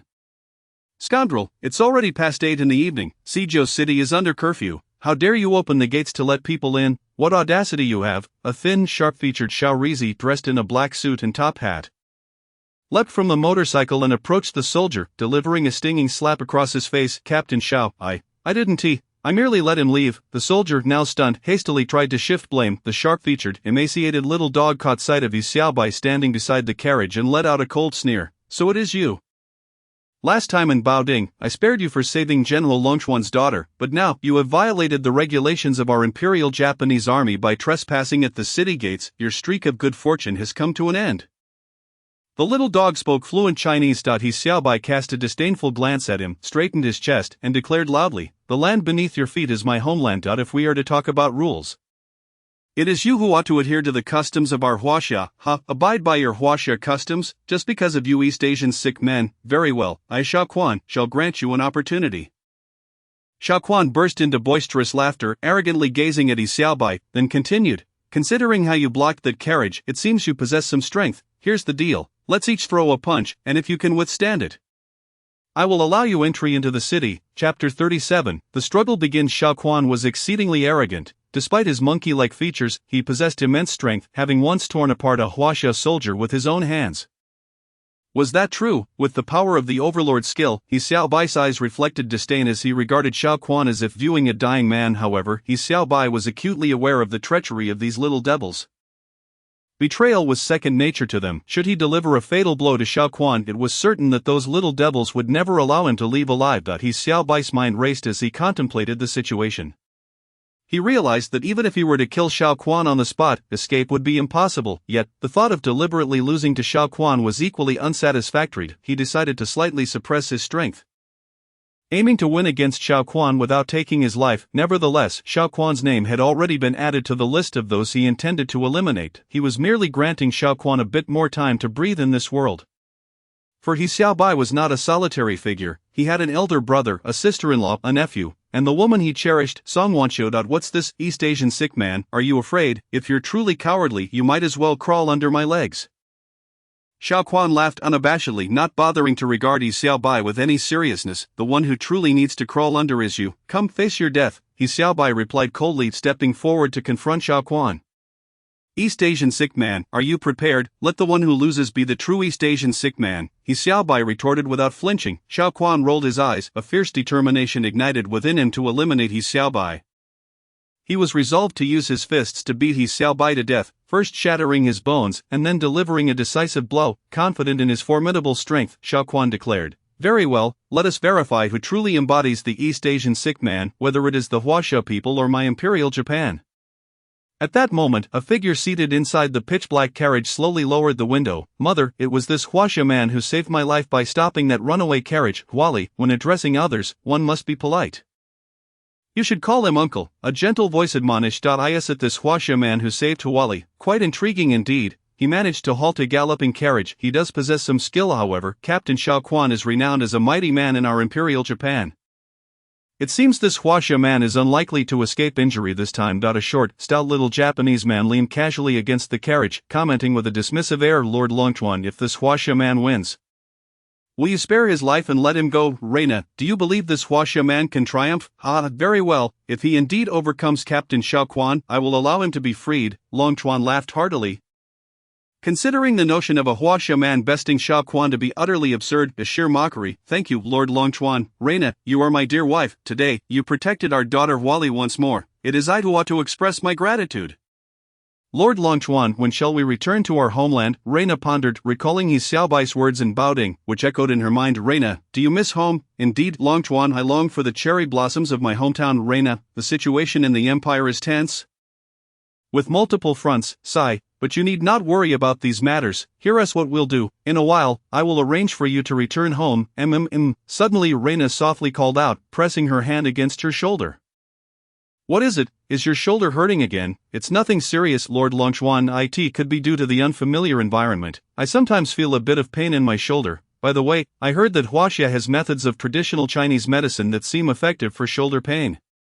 "Reina, you speak wisely. Traditional Chinese medicine is profound. I will have Captain Jia find a Huaxia doctor to take a look at you in the coming days." "Thank you, Lord Longchuan." Reina expressed her gratitude to her husband.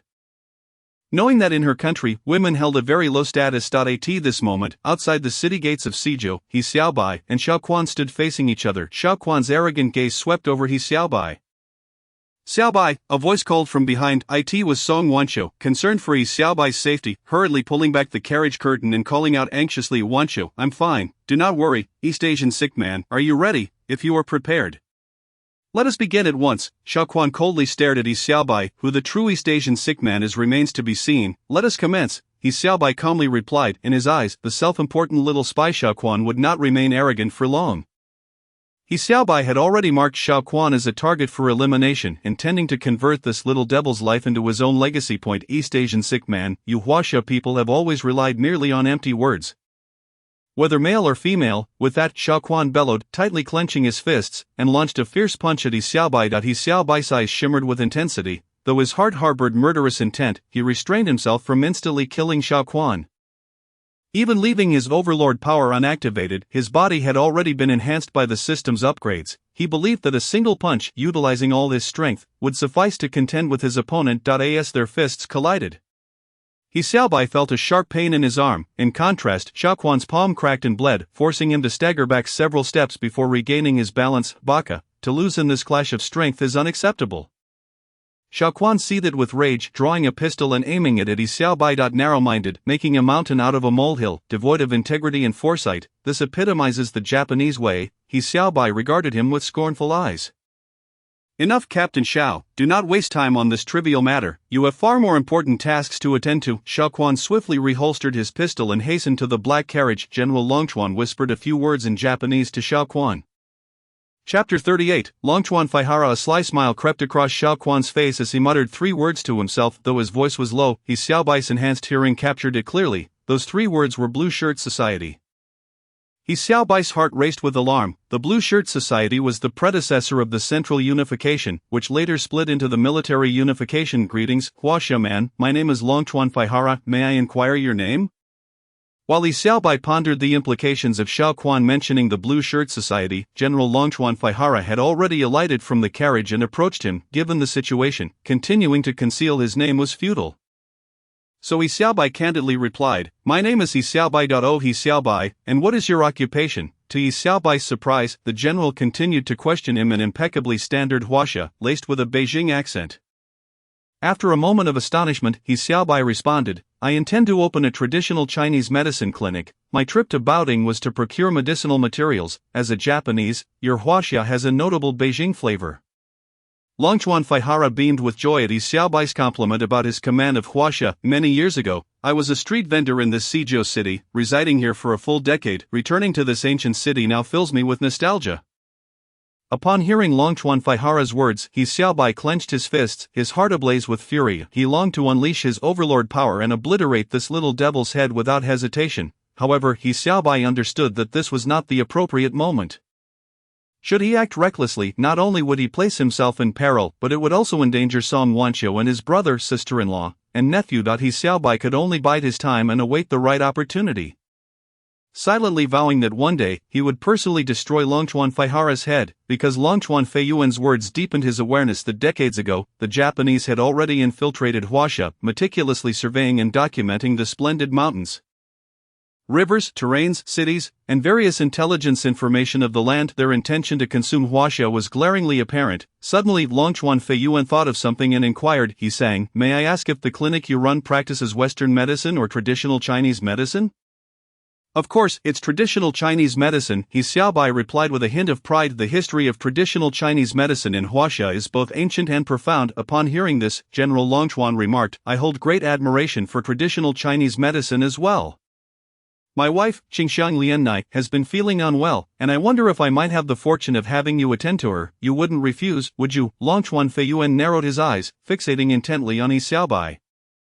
He Xiaobai, maintaining a calm and resolute demeanor, responded, as a doctor, everyone who comes to my clinic is my patient. Longchuan laughed heartily, exclaiming, how profoundly I respect He Sang's compassionate heart as a healer. I wish to ask if you would be willing to assist our great Japanese empire. He Xiaobai's heart sank at the thought of aiding the Japanese. How could that be possible? His only intention was to eliminate each Japanese individual one by one. If Longchuan Feiyuan sought He Xiaobai's help to end his life, He Xiaobai would undoubtedly agree, but for other matters he was unwilling. Your Excellency, He Xiaobai, am merely a clinic owner. What capability do I possess to aid you? His tone was steady yet firm. Longchuan Feiyuan chuckled, saying, he sang, this request of mine is not a significant matter for you. It is but a trivial task, yet it holds great importance for me. I merely wish to borrow your carriage to send my wife and daughter to my residence. Why must it be my carriage to transport your wife and daughter? He Xiaobai felt perplexed, unsure why this General Longchuan, who clearly had a car, insisted on using a carriage and requiring his assistance. Longchuan Feiyuan shook his head with a smile, saying, he sang, it is not for you to drive them. I simply need your carriage. If you desire, I invite you to witness a splendid performance in a moment of realization. He Xiaobai understood, this cunning Japanese man intended to leave him at the scene as a hostage. Should anything happen to his family, he would be implicated. Very well, I shall speak with my wife first. He Xiaobai decided to acquiesce. Of course, he sang, that is only proper. I shall fetch my wife and daughter pair. With that, Longchuan Feiyuan smiled and walked toward the black carriage. Xiaobai, this is far too dangerous. I cannot agree. At this moment, Song Wansu's face was filled with dread as she clutched He Xiaobai tightly, fearing that if she let go, she would lose the man she cherished. Wansu, you need not worry for me. I shall return home safely. When you get back, tell my brother and sister-in-law that I have gone out to tend to a patient. He Xiaobai gently tucked a few loose strands of hair behind her ear. Xiaobai, I will wait for you to return and marry me, Song Wansu said, tears glistening in her eyes. Wansu, I promise I will come back safely, just wait patiently at home. At this moment, Longchuan Feiyuan approached with his wife Qingxiang Liannai and daughter Longchuan Huali, teasingly saying, he sang, this is not a farewell to your wife. Why do you appear so sorrowful? Your Excellency, I have already discussed it with my wife. She will be responsible for ensuring your family returns safely. He Xiaobai responded, excellent. Once the performance I invited you to see is over, I will personally escort you back. Huali, you said you wanted to ride in a carriage. Let your father grant you this little wish.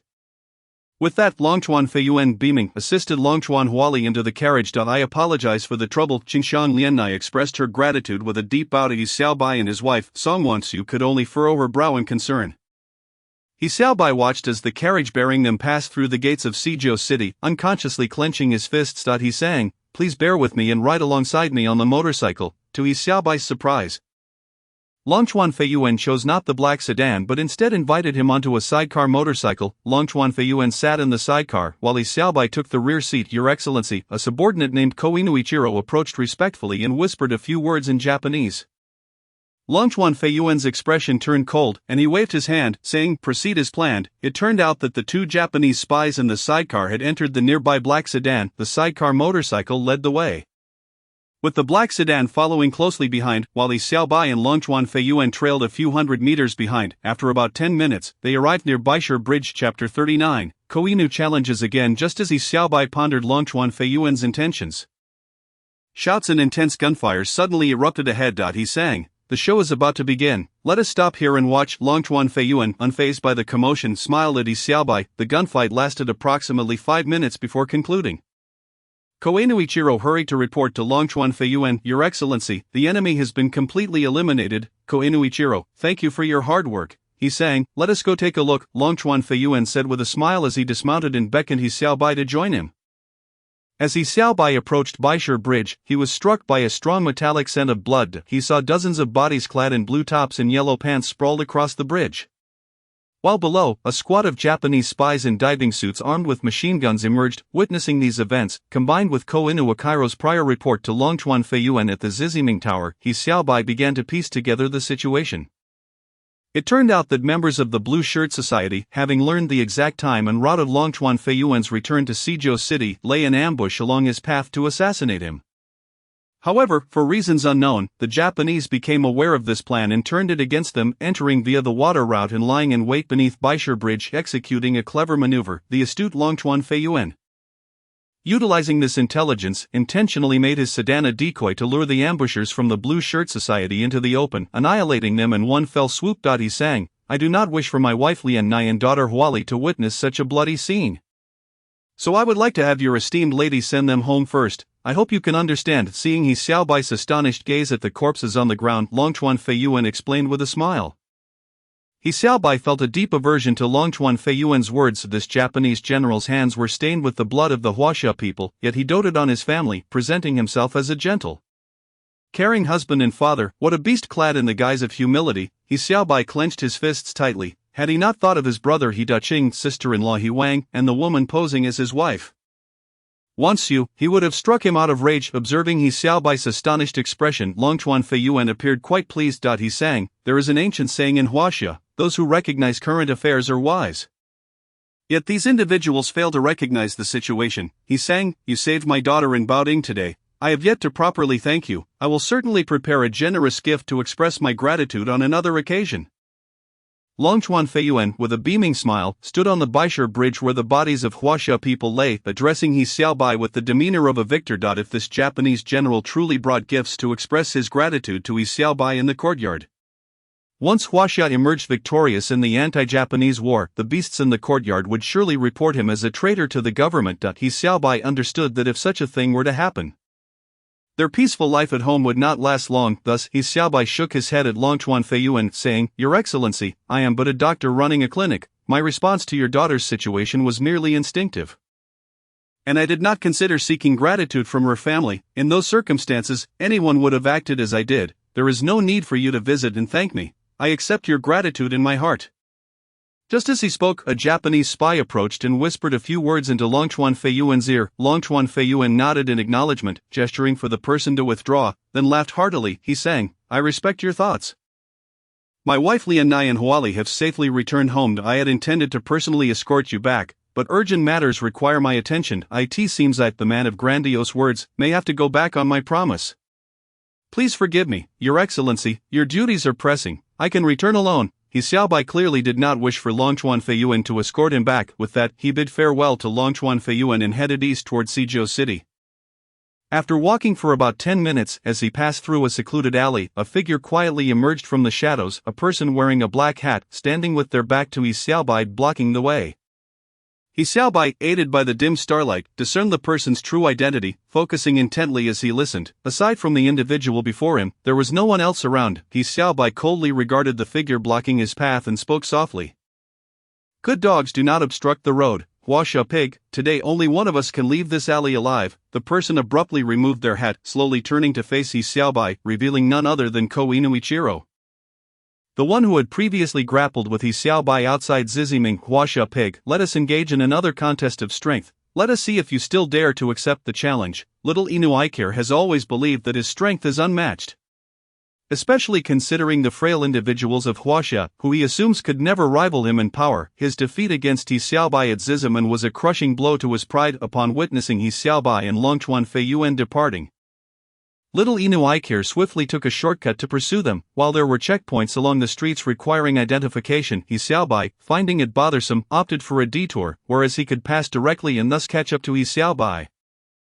"What are you hesitating for? If you wish to compete once more, step forward," He Xiaobai sneered, charging forward towards Little Inuiker. Noticing He Xiaobai's eagerness, Little Inuiker felt a surge of pride. He believed that impatience was the gravest error one could commit in a test of strength or a duel.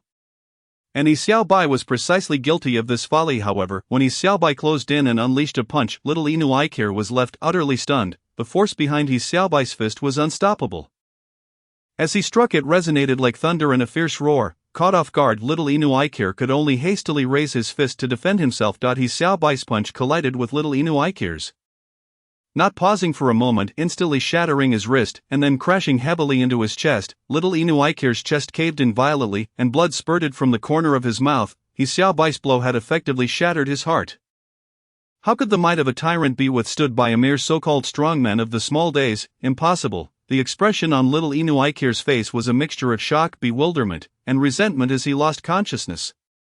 Ding! Congratulations to the host for performing a deed beneficial to the Huaxia nation, earning 800 inheritance points. The system's prompt echoed as Little Inuiker's body fell heavily to the ground.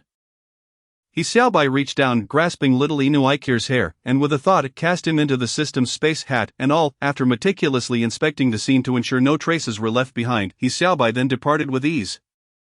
Chapter 40, Heart to Heart. At the entrance of Nanluoguxiang Hadong, a petite figure was anxiously pacing. He Xiaobai's heart warmed, and he hastened to call out, "Wanqiu, little Bai." Upon seeing He Xiaobai return, Song Wanqiu exclaimed his name and immediately threw herself into his embrace.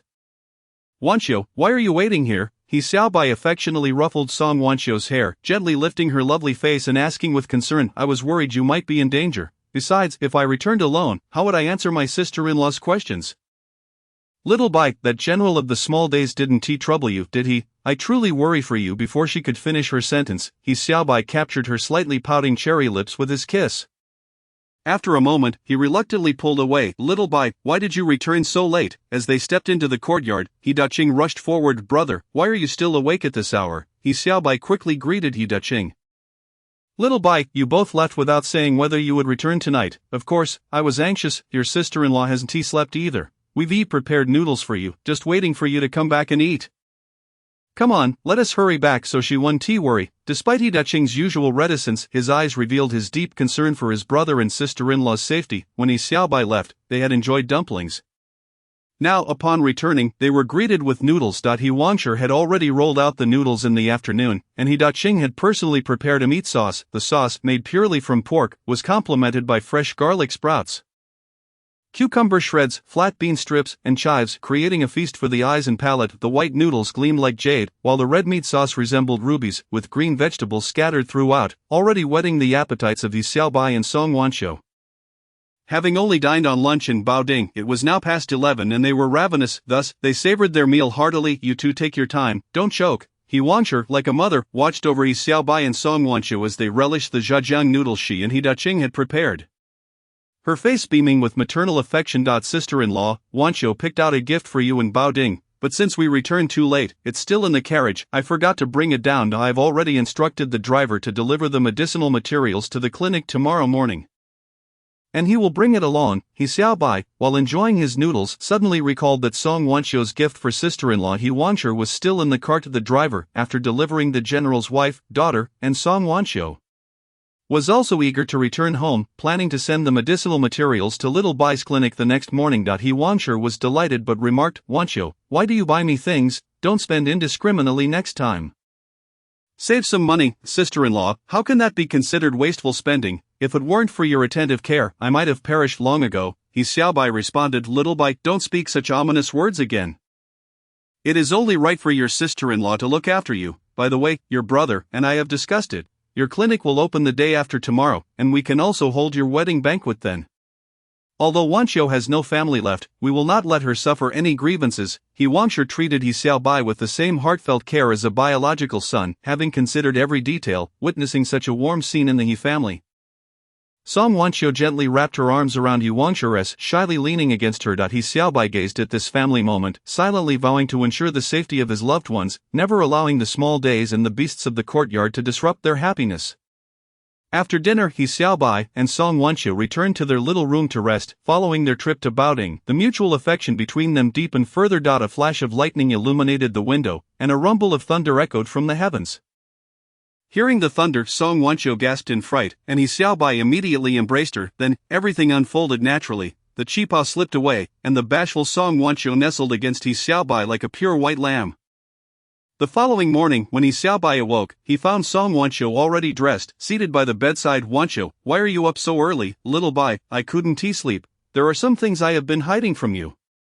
He Xiaobai rose and enveloped Song Wanxiu in his embrace, gently placing a finger on her delicate lips to silence her. Wanxiu, I understand you are in a difficult position. This is, after all, the rule of your organization. While I am not a member, we share a common enemy in the small days. After their intimate union the previous night, He Xiaobai no longer concealed his hatred for the small days from Song Wanxiu. Regardless of whether she belonged to the King Tiandai or the Scythe Party, they were now united against the small days. Furthermore, he had learned through Captain Jia of the investigation team in Baoding that the Yefeng Tea House served as a liaison station for the Scythe Party, where Song Wanxiu had nearly exposed her identity. He Xiaobai knew that the Scythe Party maintained strict discipline. Song Wanxiu had married him without organizational approval and entrusted her heart and body to him.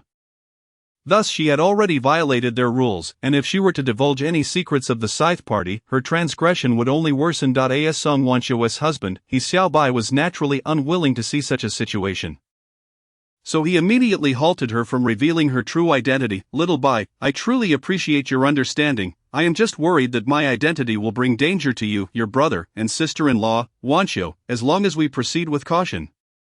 There should be no danger, He Xiaobai reassured her. Ever since they had united to eliminate 2 small days in Baoding, Song Wanqiu had internally resolved to recommend He Xiaobai for membership in the organization, so they could jointly combat the small days and drive these invaders from the sacred land of Huaxia. Now Song Wanqiu's greatest hope was to establish contact with their superiors. Only by gaining the organization's recognition could she recommend He Xiaobai for membership. Little Bai, if you go out today, could you bring back a newspaper for me? I don't wish to go out today. I'll stay inside and keep sister-in-law company. She might be close to giving birth. Of course, I can bring back several newspapers. With that, He Xiaobai nodded with a smile and impulsively kissed Song Wanqiu. As he gazed at his beautiful wife, his affection for her grew increasingly difficult to contain. Chapter 41, Jia Zhang's blockade. Just as this young couple was enjoying their world of two, a cacophony erupted outside the door. It seems your brother is arguing with someone outside. You should go take a look. I'll help sister-in-law prepare breakfast. Considering that He Xiaobai might not have managed his desires well last night, and after such an intense night, Song Wanqiu truly needed a good rest. She left the room after saying this. Watching Song Wanqiu depart, He Xiaobai reluctantly abandoned his original plans. He Daqing, your brother has opened a clinic to treat patients, hasn't he? The men of my household have suffered grievous injuries. They have been mercilessly beaten, leaving them covered in bruises. Wife, then, can't your younger brother tend to his wounds? Jia Zhangshi exclaimed, hands on her hips. In the courtyard, despite the fury brewing within him, He Daqing felt compelled to maintain his composure in the face of Jia Zhangshi's accusations, as he knew that the old Jia's injuries were not inflicted by his family. Jia Zhangshi, you must understand that old Jia's injuries were not caused by us, and hence our Xiaobai has no obligation to provide him with care. Yet, it was evident that Jia Zhangshi was not in the mood for rational discourse. She had been blocking the entrance to the Yi household since dawn, robbing He Daqing of even a moment of peaceful slumber. At that moment, Yi Zhonghai approached, employing his moral coercion to support Jia Zhangshi. After all, we reside in the same courtyard, and we ought to look out for one another. It is always commendable for neighbors to lend a helping hand. Upon hearing Yi Zhonghai's endorsement, Jia Zhangshi appeared even more triumphant. Now that is what I like to hear. He Daqing, you ought to learn a thing or two about morality from old Yi. However, amidst this debate steeped in moral reasoning, a calm voice interjected. May I inquire, Jia Zhangshi, who is responsible for the grievous state of your husband old Jia? It was those vile ruffians from the investigation team. They not only assaulted old Jia but also extorted $10 from us. Jia Zhangshi responded indignantly. The mere mention of this incident ignited her fury, and she barely registered who had inquired. Blurting out the truth, Jia Zhangshi, why did the investigation team assault your old Jia? Is he perhaps a resistance fighter or a covert agent? He Xiaobai continued, maintaining a cheerful demeanor. This time, Jia Zhangshi had caught on and quickly spat several times. Pa, He Xiaobai, do not slander our old Jia. How could he possibly be a resistance fighter? It is merely that he has a distant relative who is the captain of the investigation team. And old Jia sought to curry favor with him. That despicable Captain Jia not only denied their kinship but also left old Jia battered and bruised, extorting $10 from us. He threatened that if we did not pay, he would declare old Jia a resistance fighter. This world is truly devoid of reason. The good suffer injustice and are extorted, with no place to voice their grievances. The more she spoke, the angrier Jia Zhangshi became, completely oblivious to Yi Zhonghai's furtive glances, urging her to refrain from further declarations. Yet she publicly disclosed the matter of her husband Jia Xinghe being beaten by the investigation team. Song Wanqiu's eyes had witnessed the scene when 2 members of the investigation team came to inform Jia Zhangshi to bring money for his release. At that time, she had believed Jia Xinghe to be a genuine resistance fighter and had been conflicted about whether to assist them. Now, it seemed that the Jia family was not suffering for being resistance fighters but rather for their own interests in establishing ties with the investigation team. Song Wanqiu recalled how Yi Xiaobai had previously advised her to be cautious in her dealings with the families in this courtyard, the Yin family in the front yard, the Jia family in the middle yard, the Yi family, and the Su and Lu families in the backyard. He Xiaobai had urged her to speak carefully in the presence of these families, suggesting that it was best to minimize contact with them. This was undoubtedly for Song Wanqiu's safety, considering she was a female underground member of the Communist Party. If these families were to discover any incriminating evidence against her, their selfish natures would compel them to report her to the investigation team without hesitation. After hearing Jia Zhangshi's words, Song Wanqiu found herself increasingly in agreement with Yi Xiaobai's assessment of these households. Consequently, she chose not to listen to Jia Zhangshi's ramblings any longer and went to assist Yi Wanshi in preparing breakfast. Observing Yi Zhonghai still attempting to catch Jia Zhangshi's attention, He Xiaobai remarked with a smile, "Master Yi, do you have a problem with your eyesight, or do you view Jia Zhangshi with special favor?"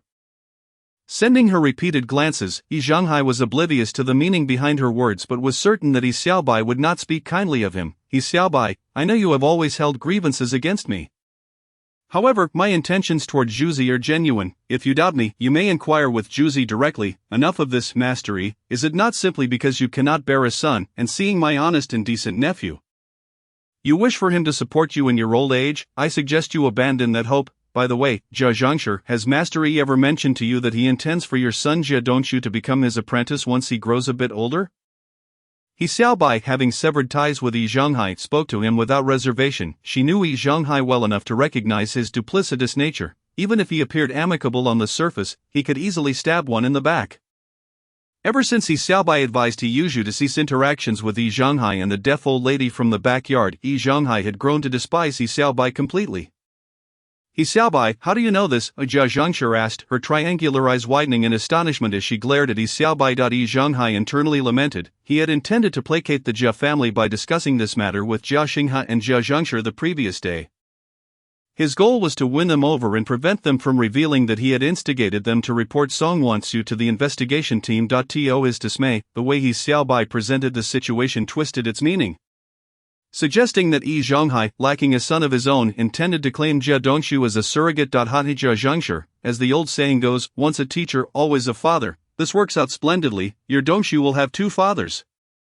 How wonderful! Having spoken, He Xiaobai disregarded Jia Zhangshi and turned to leave for He Daqing's quarters. Jia Zhangshi was momentarily stunned, watching He Xiaobai's retreating figure in bewilderment before shifting her gaze to Yi Zhonghai. Her eyes ablaze with fury. Yi Zhonghai, sensing the impending trouble, quickly said, "Sister Jia, do not fall for He Xiaobai's trickery. He is intentionally sowing discord between our families." Jia Zhangshi glared at Yi Zhonghai with her piercing eyes. "Very well. Yi Zhonghai, if it weren't for Yi Xiaobai's warning, I would have nearly been deceived by you. I have long suspected your sudden enthusiasm for our Dongxu. It turns out you wish for him to be your surrogate son when he grows up?" "Pa, Yi Zhonghai, forget about it." Jia Zhangshi was not merely angry about this incident. Her ire stemmed more from Yi Zhonghai's previous instigation of her husband Jia Xinghe to report Song Wansu as a female spy, which not only failed but also led to Jia Xinghe being beaten half to death by the investigation team, resulting in the loss of $10 had it not been for Yi Zhonghai covering that expense. Jia Zhangshi would have already confronted him. Chapter 42. The only kin. Yi Zhonghai hastily clarified, "Sister Jia, do not be misled by Yi Xiaobai. I genuinely wish to take Dongxu as my apprentice, with no ulterior motive of having him support me in my old age. Old Yi, that won't be necessary. Our Dongxu would never look up to you as a master. Old Jia is still bedridden. You must provide us with the funds to treat his injuries. Moreover, given the severity of his wounds, he is unlikely to recover anytime soon. Dongxu and I are relying on him to support our family. You must cover old Jia's living expenses during his recovery." Seizing the opportunity, Jia Zhangshi extorted some money from Yi Zhonghai. Ultimately, Yi Zhonghai reluctantly produced $2, which Jia Zhangshi accepted, not to purchase medicine for her husband's injuries, but rather to take Jia Dongxu out for a lavish meal. After breakfast, He Xiaobai, along with her brother He Daqing and his son He Yuzhu, departed from their home. He Daqing took He Yuzhu to Fengzi Garden, intending to teach his son culinary skills, while He Xiaobai proceeded to the shop she had previously rented, Xiaobai Clinic. The clinic had already put up its sign, the walls freshly painted white, and the medicinal cabinets arranged in place. The cart driver had delivered the traditional Chinese medicinal materials that He Xiaobai purchased in Baoding yesterday. As agreed, He Xiaobai felt immense satisfaction with her newly established clinic. After He Daqing and He Yuzhu explored the clinic, they headed to Fengzi Garden. He Xiaobai organized the medicinal materials, placing them neatly in the cabinets before locking the clinic's door and heading out to buy newspapers. While walking down the street, He Xiaobai noticed a marked increase in the presence of police officers, investigation team members, and secret agents, likely a consequence of the assassination of Longchuan Feiyuan by the Blue Shirt Society the previous night. Considering these developments, He Xiaobai did not linger on the street for long. After purchasing several copies of the day's newspapers, she made her way towards Nanluoguxiang. After taking just a few steps, she heard someone cycling up behind her, calling out loudly, "He Xiaobai, Dr. Xiaobai." Upon turning around, she recognized it was Captain Jia from the investigation team, and she greeted him with a smile. "Captain Jia. What a coincidence, Dr. Xiaobai. I never realized you were acquainted with General Longchuan. Why have you never mentioned it? Captain Jia remarked with a smile, though his words carried a hint of reproach towards He Xiaobai. His face, however, was all smiles. Captain Jia, I am not particularly familiar with General Longchuan. We have only met once. He Xiaobai was reluctant to associate herself with this self-serving officer, quickly shaking her head in denial. Despite her repeated insistence that she had no ties to General Longchuan, Captain Jia was increasingly convinced of their close relationship. Xiaobai, you are being overly modest. Were it anyone else, they would have boasted about it far and wide. By the way, Dr. Xiaobai, General Longchuan asked me to convey an invitation for you to visit his residence tonight to attend to his wife's health. You must seize this opportunity, if you can establish a connection with General Longchuan. Your future prospects will surely flourish, Dr. Xiaobai, should you achieve great success. Remember me, Jia. Captain Jia continued to flatter her, making every effort to win her favor. Of course, no problem. Captain Jia, come here, I have prepared this medicine for you. And I just happened to run into you, so you can take it back with you, He Xiaobai said as he handed Captain Jia a bottle of prepared medicine. Thank you very much. Dr. Xiaobai, you are truly my good friend. From now on, if you have any matters to attend to, please do not hesitate to inform me. I shall see who dares to disrespect you. Captain Jia joyfully accepted the medicine. Patting his chest as he assured He Xiaobai, as for those treacherous sycophants, He Xiaobai merely smiled faintly, but he had no intention of associating with the members of the investigation team, even without his intervention. These traitors would inevitably face their reckoning after Japan's defeat in the coming year. Captain Jia, please inform General Longchuan that I will return now to prepare and will visit his residence this evening to attend to his wife. Last night, when I dealt with Inagami Ichiro, I gained new insights. Where are the sycophants most concentrated in this city? Undoubtedly, it is around Longchuan Feihuan. If I have the opportunity to eliminate him and the surrounding sycophants, it would simultaneously avenge my country and earn merit points, killing two birds with one stone. After finishing his words, He Xiaobai returned home and handed the newspaper to Song Wanqiu. Upon receiving the newspaper, Song Wanqiu quickly began to flip through it, and before long, she found the information she sought in a corner of the Shijiazhuang Morning News at Jingsheng. Your uncle has gone to Shanghai. In the coming days, someone will arrive from our hometown to conduct business with you. Upon reading this message, Song Wanqiu's frail body trembled involuntarily, her heart aching as if it were being sliced by a sharp blade. She understood very well that this message signified the capture and sacrifice of her leader. Old Luo had once told her that if they lost contact and she saw such a message in the newspaper, she could be certain that he had met his demise. He had repeatedly advised her to hide immediately upon encountering such a notice and to wait for a new contact to be assigned by her superiors. The contact's information would be discreetly published in the newspapers. Wanqiu, why are your eyes so red? He Wanqiu keenly noticed that Song Wanqiu, who had just been reading the newspaper, was now quietly sitting at the table with tears welling in her eyes. And she gently inquired. Startled, Song Wanqiu realized that her emotional outburst had been noticed by her sister-in-law, He Wanqiu, so she quickly changed her expression, smiling as she claimed that she had simply gotten some sand in her eyes and had rubbed them a bit too much. Assuring He Wanqiu not to worry about her, let me take a look for you. Really, it's nothing, sister-in-law, look at your belly. It's almost time for you to give birth. How could I trouble you? Oh dear. We are family, you don't need to be so polite with me. By the way, tomorrow is the grand opening of Daqing and Xiaobai's clinic. Daqing and I have already decided to invite a few nearby neighbors with whom we have good relations to come over tomorrow night for a gathering, as well as to celebrate your new marriage. Do you have any relatives or friends in Shijiazhuang? If so, be sure to invite them to join this celebration. Song Wanqiu linked her arm with He Wanqiu's and replied, all my relatives and friends from my hometown have perished at the hands of the sycophants, and my nanny, Aunt Su, who raised me since childhood, also passed away last winter. Now, my only family is here. Remembering the deceased family and friends from Jiling, Song Wanqiu could not help but burst into tears. He Wanqiu immediately wiped away her tears and said, Wanqiu, here, everyone is your family. In the future, you will have this whole family to accompany you. Sister-in-law, thank you for giving this lonely soul a sense of belonging. Every one of you here is my only family in this world. Chapter 43, The Sacrifice of Old Luo. Zheng Chaoyang's first task upon returning to Shijiazhuang from Wanping was to publish the aforementioned news in the newspapers. He then swiftly went to deal with the pot of orchids related to the underground party members in Shijiazhuang that old Luo had rented. After completing these matters, Zheng Chaoyang arrived at the police station on Cannon Factory Street, where he encountered several uniformed officers heading out. Zheng Chaoyang approached with a smile and greeted them. Duo Yi, off to a mission, are we? I was just hoping to find you to enjoy a drink together. We must go to prepare for the sycophant's mission. Today, I truly have no time. Xiaoyang, how is the investigation into the Wanping incident going? Duo Yi responded, alas, it was a complete waste of effort. I found not a single clue. A total of 7 people have gone missing, including a squad leader of the Imperial Army and 6 soldiers. Jing Xiaoyang furrowed his brow and sighed, yet within, he felt a secret elation that he wished nothing more than for all the sycophants in Shijiazhuang and throughout China to disappear completely. However, the police station was rife with chaos, and since he was working under the sycophants, he was under the watchful gaze of their special operations team. Jing Xiaoyang had no choice but to conceal his inner delight deeply. Yet at this moment, he harbored a significant concern. His superior, old Luo Yong, was the head of the underground organization of the Scythe Party in Shijiazhuang, overseeing all members of the underground party in the city. Zheng Xiaoyang did not worry that old Luo would defect, but he feared that old Luo might be killed by the sycophants. Initially, old Luo had been captured by the investigation team, and Zheng Xiaoyang had gone through great lengths to transfer him from their custody to the police station. Now, he was planning to find a suitable opportunity to attempt to rescue old Luo. However, at this critical moment, the commander of the special operations team, Yamamoto Ryoji, assigned him to investigate the missing persons case of the 7 Imperial Army members. Before leaving, Yamamoto Ryoji specifically ordered Duo Yi that if he could not extract information from old Luo, he could deal with him directly as an underground operative of the Scythe Party.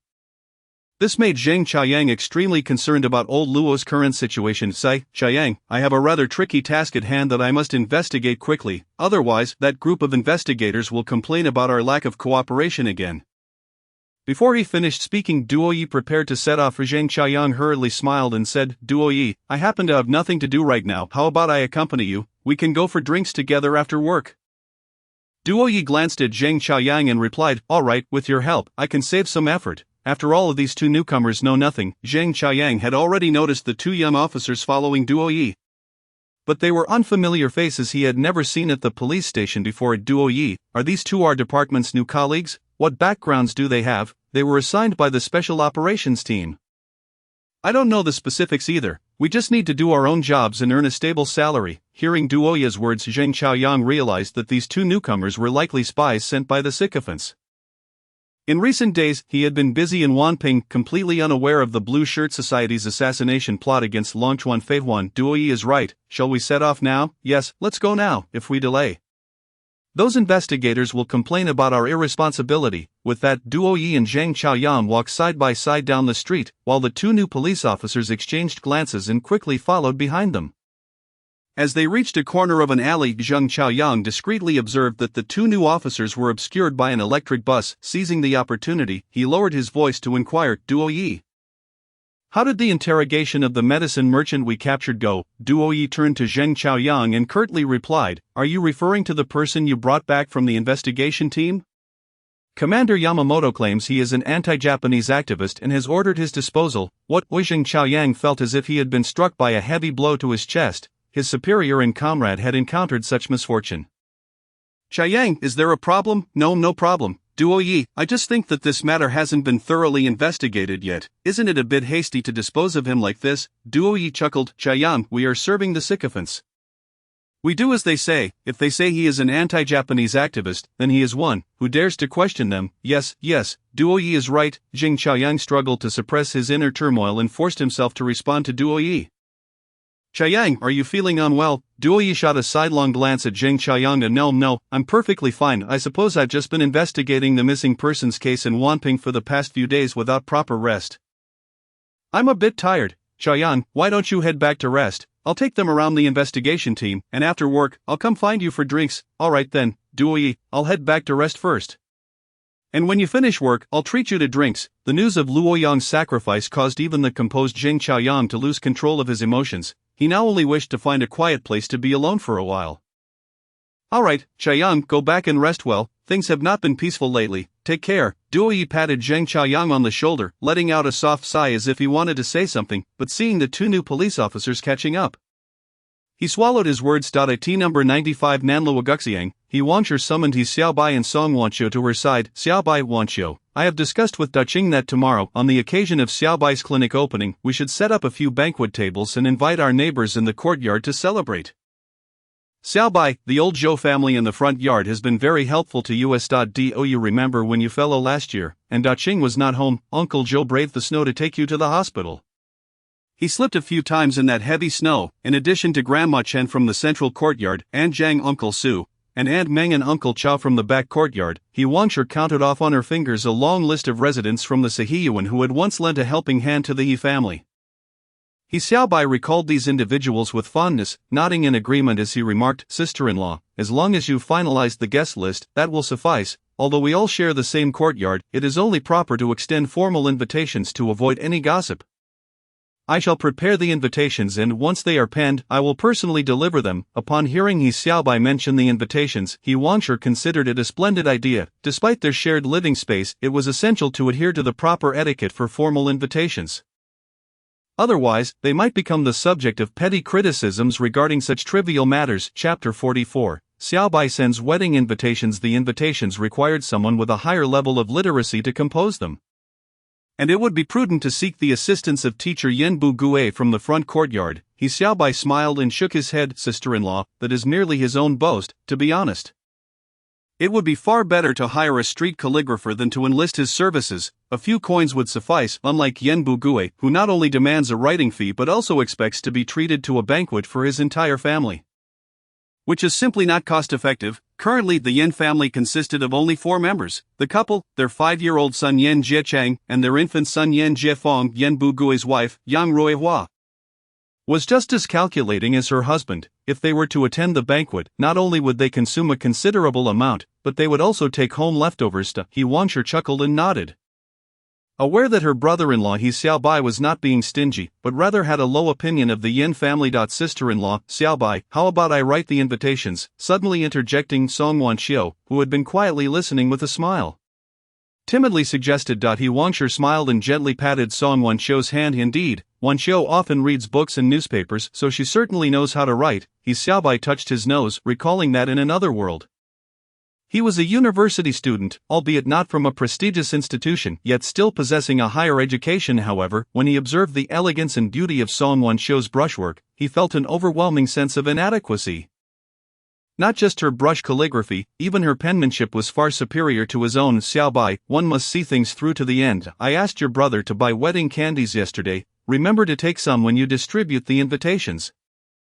There are quite a few children in our courtyard. They would appreciate receiving a little treat." Although He Wangsher lacked formal education, she was a meticulous and virtuous person. As a sister-in-law, her care and concern deeply touched He Xiaobai, prompting memories of the original storyline in which He Wangsher tragically passed away after giving birth to her daughter, He Yushui. With that thought, He Xiaobai hurriedly checked her pulse and examined her health once more.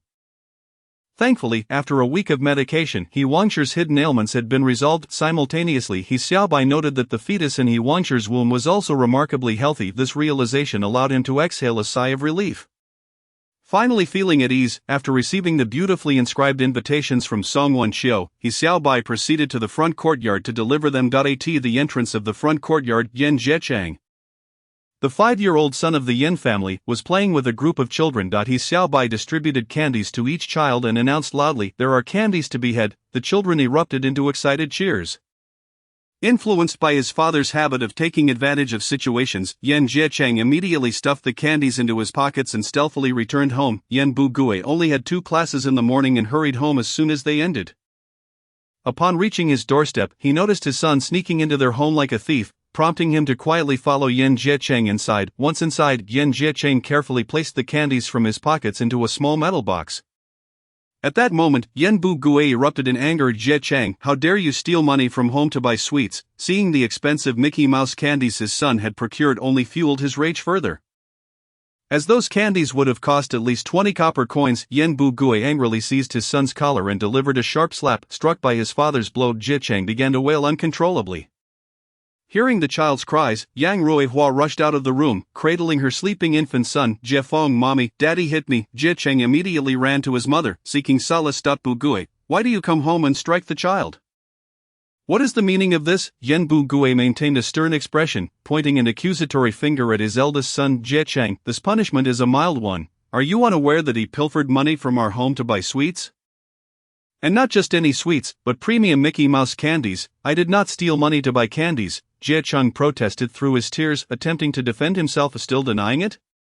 Yan Bu Gue threatened to strike again. Jie Chang, it's no wonder your father is upset. Our family already struggles to make ends meet, and with your younger brother Jie Fong needing to eat as well, how can you justify stealing money for candies? Yang Ruihua joined in reprimanding her eldest son. I didn't steal, these candies were given to me by Uncle Shaju from the back courtyard. Jie Chang felt wronged, crying and explaining, Uncle Shaju. He Xiaobai, would he be so generous as to give you candies, and premium Mickey Mouse candies at that? A miser like Yan Bu Gue could not fathom that anyone would be so generous. Especially someone with whom he had previously quarreled like he Xiaobai. I heard that Uncle Shaju has sent wedding invitations to other neighbors and intends to treat everyone to a banquet. At this point, while Jie Chang still bore tear stains on his face, he ceased crying and spoke with eager anticipation. Daddy, Mommy, can we also go to Uncle Shaju's house for the banquet? A banquet? What does he Xiaobai intend to do? Both Yan Bu Gue and his wife, Yang Ruihua, were perplexed. Just then Zhou Dashan, who resided in the front courtyard, returned from the central courtyard with a smile.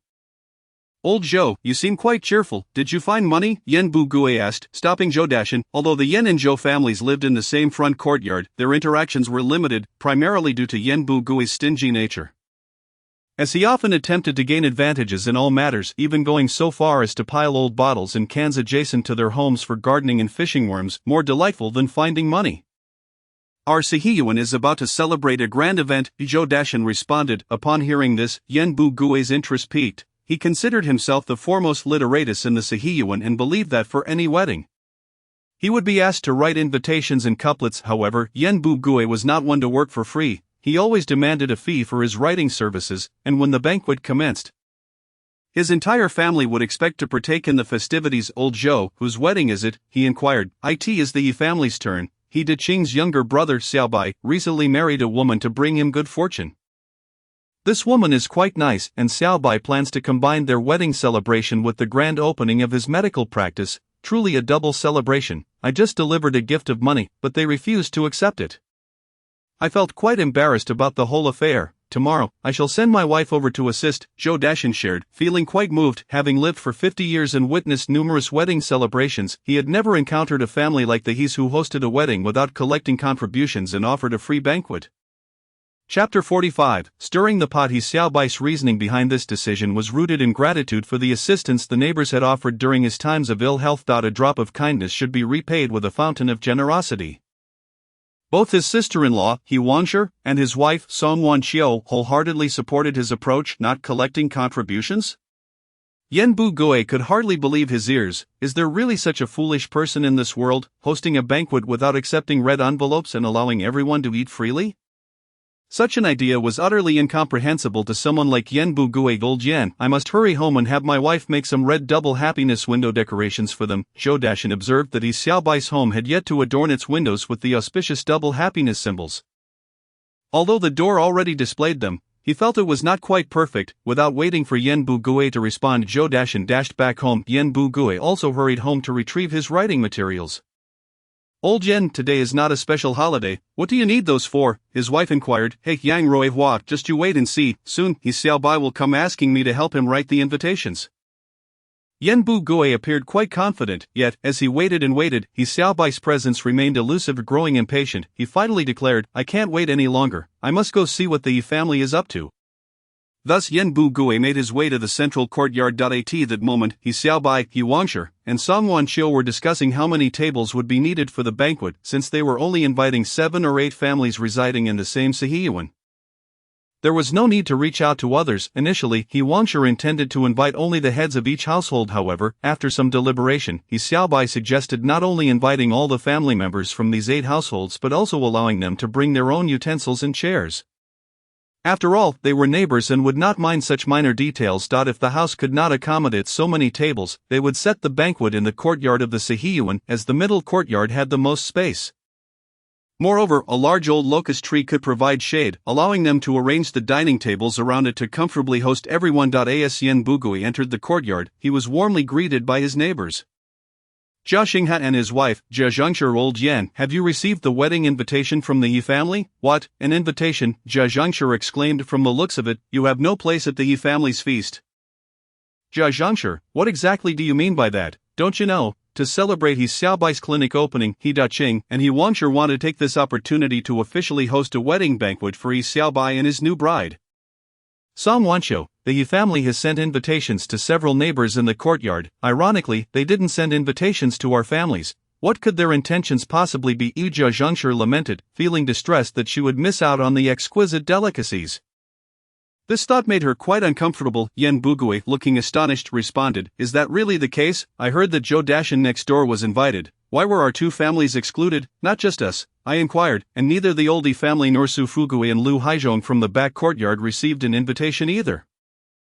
Yan Bugui quickly calculated in his mind, feeling quite reluctant to miss such a banquet. Jia Zhengshi, there may be a misunderstanding here. I will go ask the Yi family for clarification. Jia Zhengshi rolled her eyes and sarcastically replied, "Oh, old Yan, if you're not afraid of losing face, then go ahead." Yet, Yan Bugui paid no heed to her mockery. The prospect of a free feast outweighed any concern about propriety. At that moment, He Xiaobai and Song Wanqiu had finished their lunch and were taking a nap. He Wangshi, heavily pregnant and unable to sleep, was restless. After much hesitation, Yan Bugui finally approached the Yi household and inquired, "He Wangshi, I heard that you are hosting a joyous occasion tomorrow. Are the invitations ready?" "Oh, it's all thanks to Wanqiu's skillful hands. She has written all the invitations." He Wangshi beamed with pride.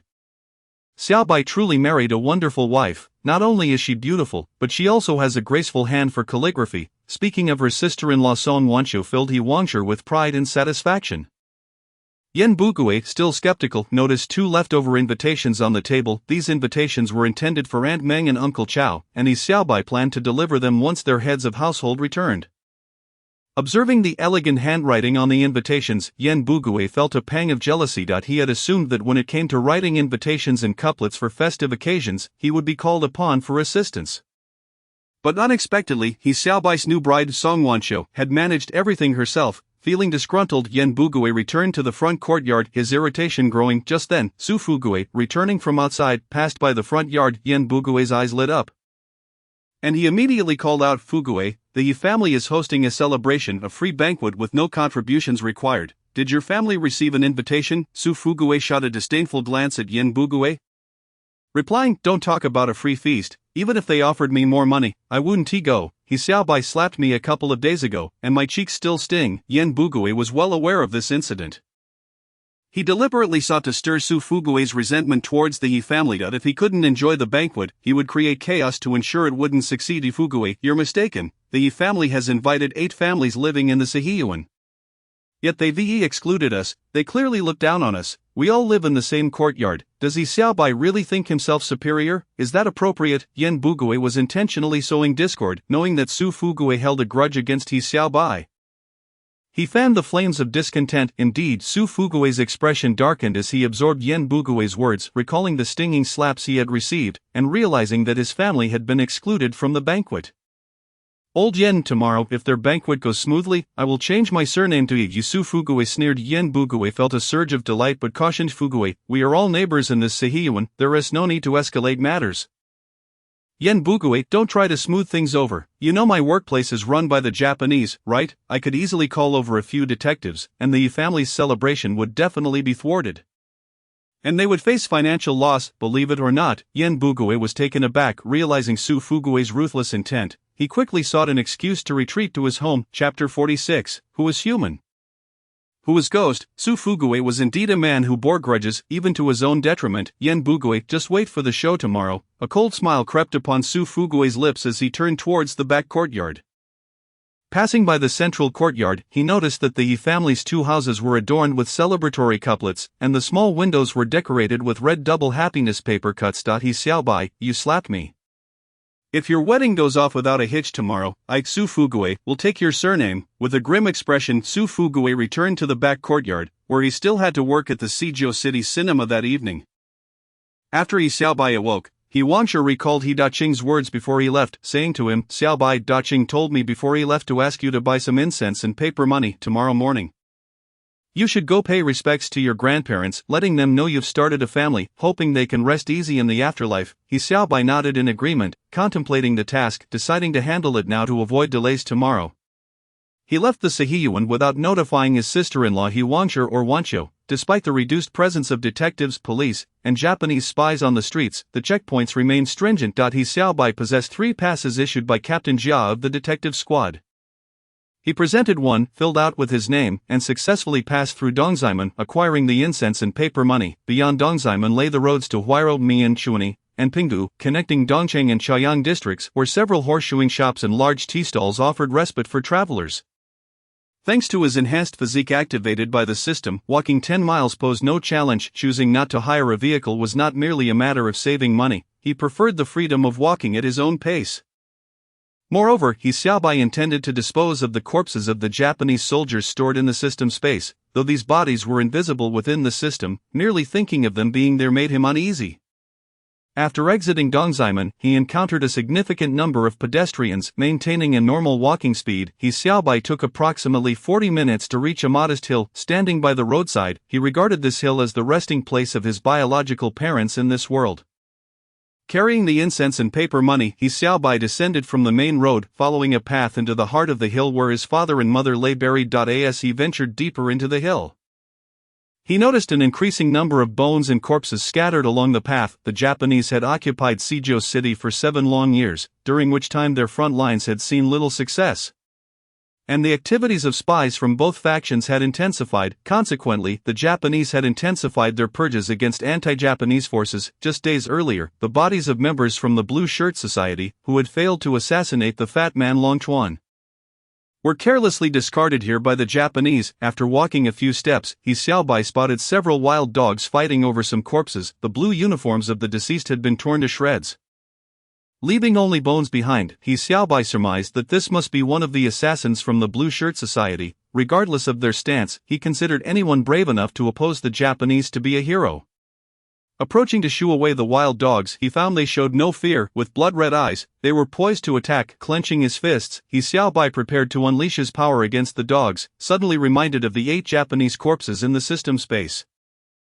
Ensuring the area was clear, he stripped the 8 Japanese corpses of their clothing and valuables, tossing the bodies towards the wild dogs. The system's preservation feature ensured that these corpses remained as fresh as when they had died, and the sight of fresh meat sent the wild dogs into a frenzy as they rushed over to scavenge. The scent of blood quickly attracted more wild dogs to the scene. Within an hour, the 8 Japanese corpses had been entirely devoured, leaving only bones behind. He Xiaobai then collected the bones of the Blue Shirt Society member into the system space, intending to find a place to dig a grave. However, the system space only contained Japanese weapons, and he had no idea how long it would take him to dig a grave by hand. At that moment inspiration struck him, having inherited the abilities of the heroic Xiangyu.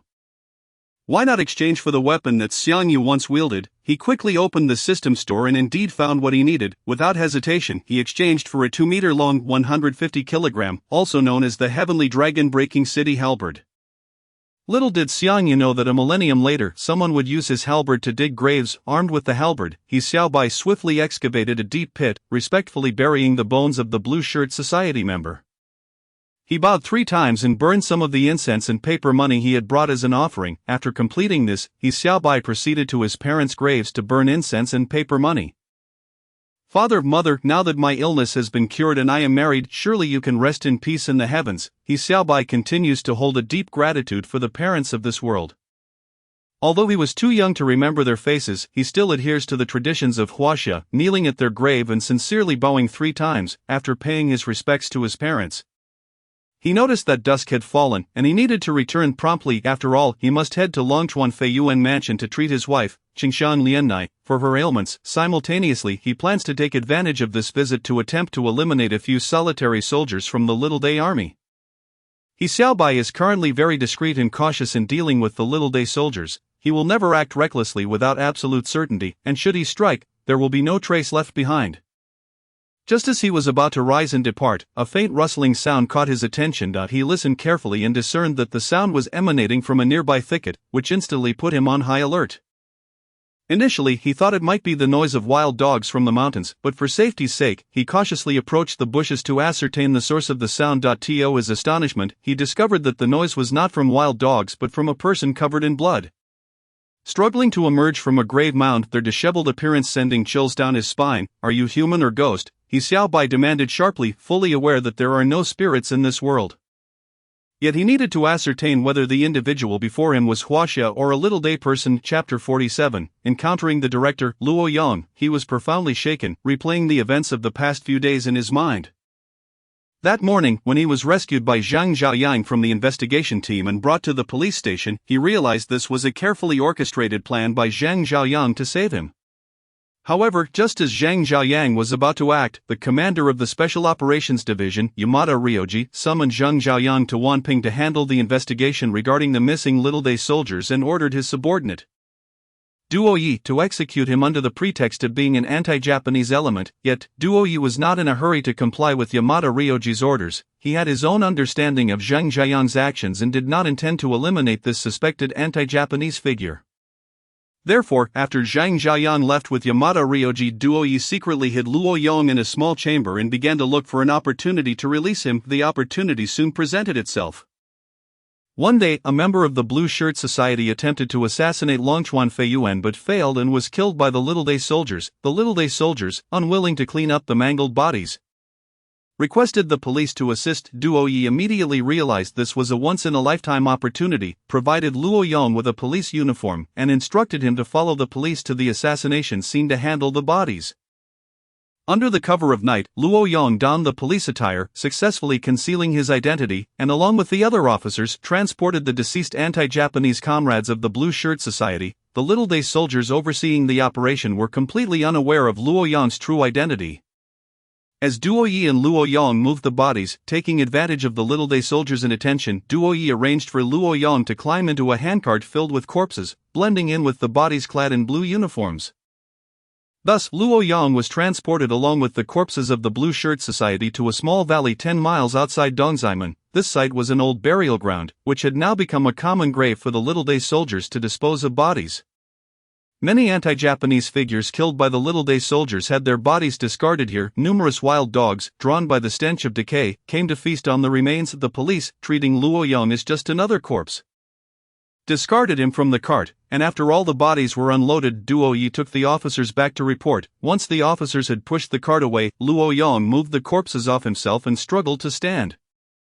Originally intending to return to Suzhou City at dawn, Luo Yang, feeling excessively weak, stumbled a few steps before collapsing to the ground. Hearing the distant howls of wild dogs, he realized that if he did not leave this place, his feeble body would undoubtedly be torn apart by them. In a panic, while evading the wild dogs, Luo Yang accidentally fell into a dilapidated grave. When he regained consciousness and managed to crawl out of the grave, he was confronted by a young man who sternly questioned whether he was human or ghost. Exhausted both physically and mentally, Luo Yang, having endured harsh torture during his time with the investigation team and lacking food and water for several days, was utterly spent. The sudden appearance and shout of He Xiaobai caused him to black out once more. Collapsing to the ground, He Xiaobai scratched his head, muttering to himself, "What a timid person, how could my single shout frighten him into unconsciousness?" He could not afford to let his guard down, concerned that the individual might be feigning unconsciousness. To assess the man's condition, he discreetly held a silver needle and cautiously approached. As a practitioner of the medical arts passed down from BNK, He Xiaobai possessed exceptional skills in traditional Chinese medicine. Upon checking Luo Yang's pulse, he sensed that the man was indeed in an extremely weakened state. Relieved, He Xiaobai recognized that this individual was not pretending to be unconscious. After retracting the silver needle, He Xiaobai understood that if he did not lend a hand to save him, this man would surely meet a tragic fate today. After all, in this desolate wilderness, there were likely hundreds of wild dogs ready to devour any frail body to satisfy their hunger. Just as He Xiaobai was about to leave, he thought, what if this is a hero fighting against the Little Day invaders? Wouldn't it be a great loss if he were to perish here? Thus, He Xiaobai returned to his side, turned him over, and noticed that the man's face was covered in dirt. He picked up a rag and wiped away the grime from his face. Is this not Luo Yang, the illustrious Minister of Public Security from glorious era? He Xiaobai was taken aback upon recognizing the face, realizing that the world he currently inhabited intertwined not only with feathered full courtyard but also with glorious era. After a moment of shock, He Xiaobai gradually regained his composure. For a traveler who had adapted to life in this world, even the most implausible circumstances could be accepted, especially since he knew Luo Yang was the leader of the Scythe Party's underground organization in Suzhou City. If he could help him through this crisis, it would forge a crucial connection once the new China was established, particularly within the police force. Moreover, resisting the Little Day invaders was itself a noble cause. He Xiaobai even buried the bodies of the other Blue Shirt Society members, doing so out of respect for their shared struggle against Japanese aggression. Without a moment's hesitation, He Xiaobai decided to save Luo Yang. He first examined Luo Yang and discovered that although his injuries were severe, they were mostly superficial. While the wounds appeared alarming, they did not threaten his life. The critical issue now was Luo Yang's extreme weakness. He Xiaobai exchanged some of his inherited points from the system for a health-boosting pill concocted by Bian Ke, gently pried open Luo Yang's mouth, and fed it to him. This strengthening pill, made from a variety of nourishing herbs, could swiftly replenish bodily nutrients while gradually revitalizing the body. He Xiaobai then treated Luo Yang with acupuncture, and moments later, Luo Yang slowly opened his eyes. Ding! Congratulations to the host for contributing to the Huaxia Nation, earning 8,000 inheritance points. The system's notification filled He Xiaobai with joy. He had only spent 100 inheritance points to exchange for that health-boosting pill. Yet after saving Luo Yang, the system generously rewarded him with 8,000 points. It seemed that rescuing Luo Yang was indeed the right choice, as he played an irreplaceable role in the war against the Little Day invaders as one of the leaders of the Scythe Party's underground organization in Suzhou City. Are you awake? Yes, did you save me? Luo Yang struggled to open his eyes, feeling his body no longer as weak as before. He Xiaobai candidly recounted the process of saving Luo Yang. Indeed. I am a doctor. I came here today to pay respects to my parents. Upon seeing you collapsed here, I used acupuncture to revive you. Thank you. I am truly grateful, young man. My name is Huang Zhongyuan, a Chinese medicine merchant. I was just about to enter the city to procure a batch of herbs when I encountered robbers who knocked me unconscious and left me here. Chapter 48. The Special Envoy enters the city. Luo Yang, possessing extensive experience in underground party work, immediately expressed his gratitude to He Xiaobai upon regaining consciousness and introduced his false identity and fabricated story. He Xiaobai smiled, choosing not to expose Luo Yang's deception. So you are Boss Huang? You must hurry into the city. There are many wild dogs here, and it would be dangerous to be alone after dark. You are right, you are right. Thank you for saving my life, kind sir. I do not yet know the name of my benefactor. May I ask for it? I shall certainly pay a visit to express my gratitude in the future. Luo Yang sat by the grave, cupping his hands in salute to He Xiaobai. I am He Xiaobai. I run the Xiaobai Medical Clinic at the intersection of Gulu East Street and Nanluo Guxiang. There is no need for you to go out of your way to thank me. If Boss Huang has quality Chinese medicinal herbs in the future, feel free to supply them to my clinic. He Xiaobai also introduced himself and his clinic. It would be foolish to do a good deed without revealing one's name. Moreover, He Xiaobai was well aware of the historical context, and the Scythe Party was on the side that ultimately achieved national liberation and victory. If He Xiaobai did not disclose his name, how would he later find Director Luo to establish a connection? One could never know when he might need Director Luo's assistance. So you are Dr. Yi. I will remember the Xiaobai Medical Clinic on Nanluo Guxiang. I will certainly come to express my gratitude in the future. Luo Yang once again expressed his heartfelt gratitude. Boss Huang, I happen to not have a hired vehicle, and you appear exceedingly frail at the moment.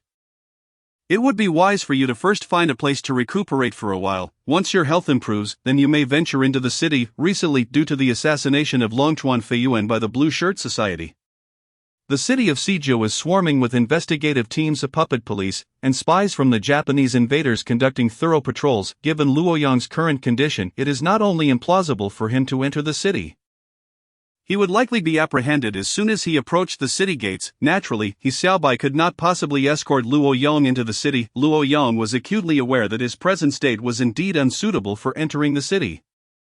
Thus he wholeheartedly agreed with He Xiaobai's counsel. Dr. Yi, you are absolutely right. There is a village nearby, Huangjia Village, where I have a distant relative. I can seek refuge with them. That would be splendid, Boss Huang. Here are $2 silver.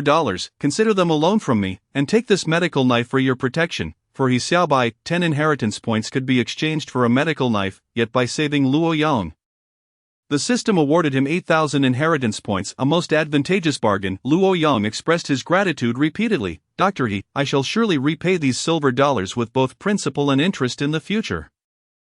You flatter me, Boss Huang. It is merely a trifling sum. The hour grows late, and I must return to the city. If I linger too long, the gates may close. He Xiaobai smiled and waved his hand dismissively.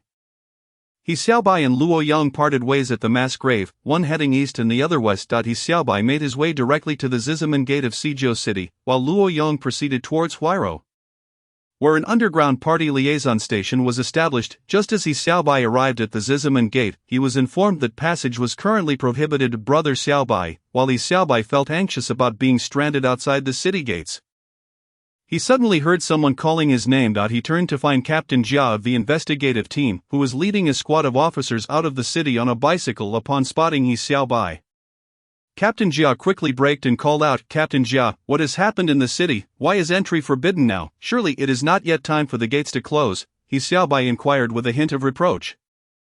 "Calm yourself, brother Xiaobai," Captain Jia chuckled. "There is an important figure arriving in Suzhou City. Even if it is a significant personage, one cannot simply bar others from entering the city." He Xiaobai grumbled in dissatisfaction. Brother Xiaobai, this is indeed a remarkable individual. It wouldn't hurt to share this with you. The envoy from the Imperial Japanese Army is coming." The envoy from the Japanese, He Xiaobai pondered, calculating that if he could eliminate this envoy, it would surely yield a considerable amount of inheritance points. Observing He Xiaobai's contemplative expression, Captain Jia mistakenly assumed he was astonished by the mention of the Imperial Japanese Army envoy. He felt a surge of pride, thinking that although He Xiaobai had connections with Longchuan Feiyuan, he was still a fledgling, and it would be a simple matter to gain control over him through manipulation and cunning. The more he considered, the more satisfied he became. Indeed, it is the envoy from the Imperial Japanese Army. General Longchuan has personally gone to the western suburbs airport to welcome him. He is expected to arrive shortly, and our investigative team is on standby here to maintain order. Captain Jia relayed all the information he had to He Xiaobai, clearly aiming to show off. Just as the two were conversing,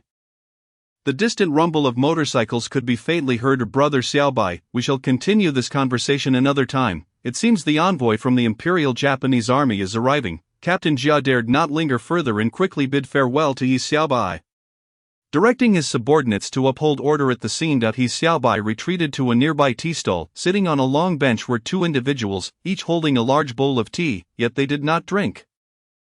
Instead, they were intently focused on the direction of Zizimen, accompanied by a dozen or so young individuals dressed in various attire. He Xiaobai sensed they were likely part of a group not wishing to draw closer due to their ambiguous identities.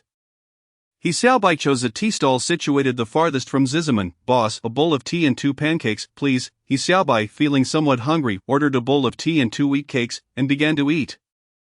Meanwhile, at another tea stall about 50 to 60 meters away, the two individuals continued to observe the road direction, engaged in hushed conversation, their voices barely audible however, due to the enhancements from activating the system. He Xiaobai could distinctly hear their dialogue. "Will the two envoys from the Japanese still be staying at the Lugua Hotel?" "Station chief, this time is different. According to intel from our informants, the Japanese have forcefully occupied a courtyard in Taishizihu Alley. I suspect they will reside there." "Haifeng, your reasoning is valid. The Lugua Hotel has a mixed crowd, and the Japanese surely fear we might strike there. The Taishizihu Alley is more concealed. If the Japanese and puppet soldiers are stationed at both ends of the alley, it indeed complicates our operation." The round-faced individual referred to as station chief nodded in agreement. "However, Haifeng, the higher-ups have ordered that we must eliminate these two envoys at all costs. Have the personnel for the mission been confirmed?" "They have been selected, station chief. The individual is named Zhang Zhendong. I know him. He was our old colleague from Jijali. He is a well-known expert in the military intelligence service. I trust him to handle this." "Oh, they are coming." Chapter 49. A pill for my nephew. Though He Xiaobai did not catch every detail, the fragmented conversation between the two provided him with some insights. He now understood that these individuals were likely agents of the King Tiandai Party's military intelligence service, and the so-called station chief was probably the head of the military intelligence service's Suzhou City Station. He Xiaobai recalled that, in the 33rd year of the Republic, the station chief was Ma Hansan. Just then, 8 Japanese 3-wheeled motorcycles approached the Zizimen of Suzhou City. At the center of this convoy was an armored vehicle, with soldiers tightly gripping machine guns and small cannons. Following the 8 motorcycles were 4 identical black sedans. Arranged like four black turtle shells, behind these sedans were two troop carriers filled with Japanese soldiers, also equipped with machine guns. This clearly demonstrated the Japanese's extreme caution regarding the arrival of their envoy. Attempting to make a move at this juncture would be tantamount to suicide. Furthermore, it would be challenging for the military intelligence agents to ascertain which of the black sedans housed the two Japanese envoys in such a short time. It was not until 20 minutes after the Japanese convoy entered Zizaman that the crowd blocking the entrance gradually dispersed, allowing passage through Zizaman to resume. He Xiaobai also entered through the gate. Joining the flow of people due to this delay, when He Xiaobai returned to Nanluoguxiang, the sun was already setting. He Daqing, busy preparing for the wedding banquet of He Xiaobai and Song Wanqiu, had taken leave from the owner of Feng Ziyuan earlier that afternoon and had gone with his son Shazhu to the Dongdan food market to purchase a plethora of ingredients required for cooking, intended for the banquet to be held for his younger brother He Xiaobai and his new bride Song Wanqiu. The following day, although He Daqing did not personally handle procurement at Feng Ziyuan, having served at Hong Binla and later at Feng Ziyuan, he enjoyed a stellar reputation as an experienced chef. To maintain good business relations with Feng Ziyuan.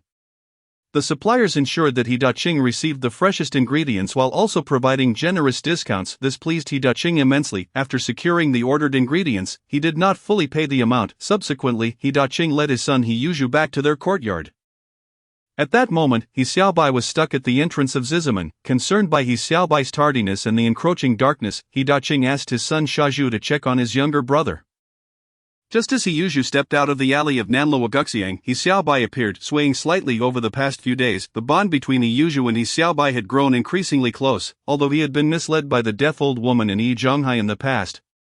He was now quite clear-headed. Recently, with the deaf old woman hospitalized due to spinal injuries and his father having a falling out with Yi Zhonghai, He Yuzhu had reduced his contact with both of them.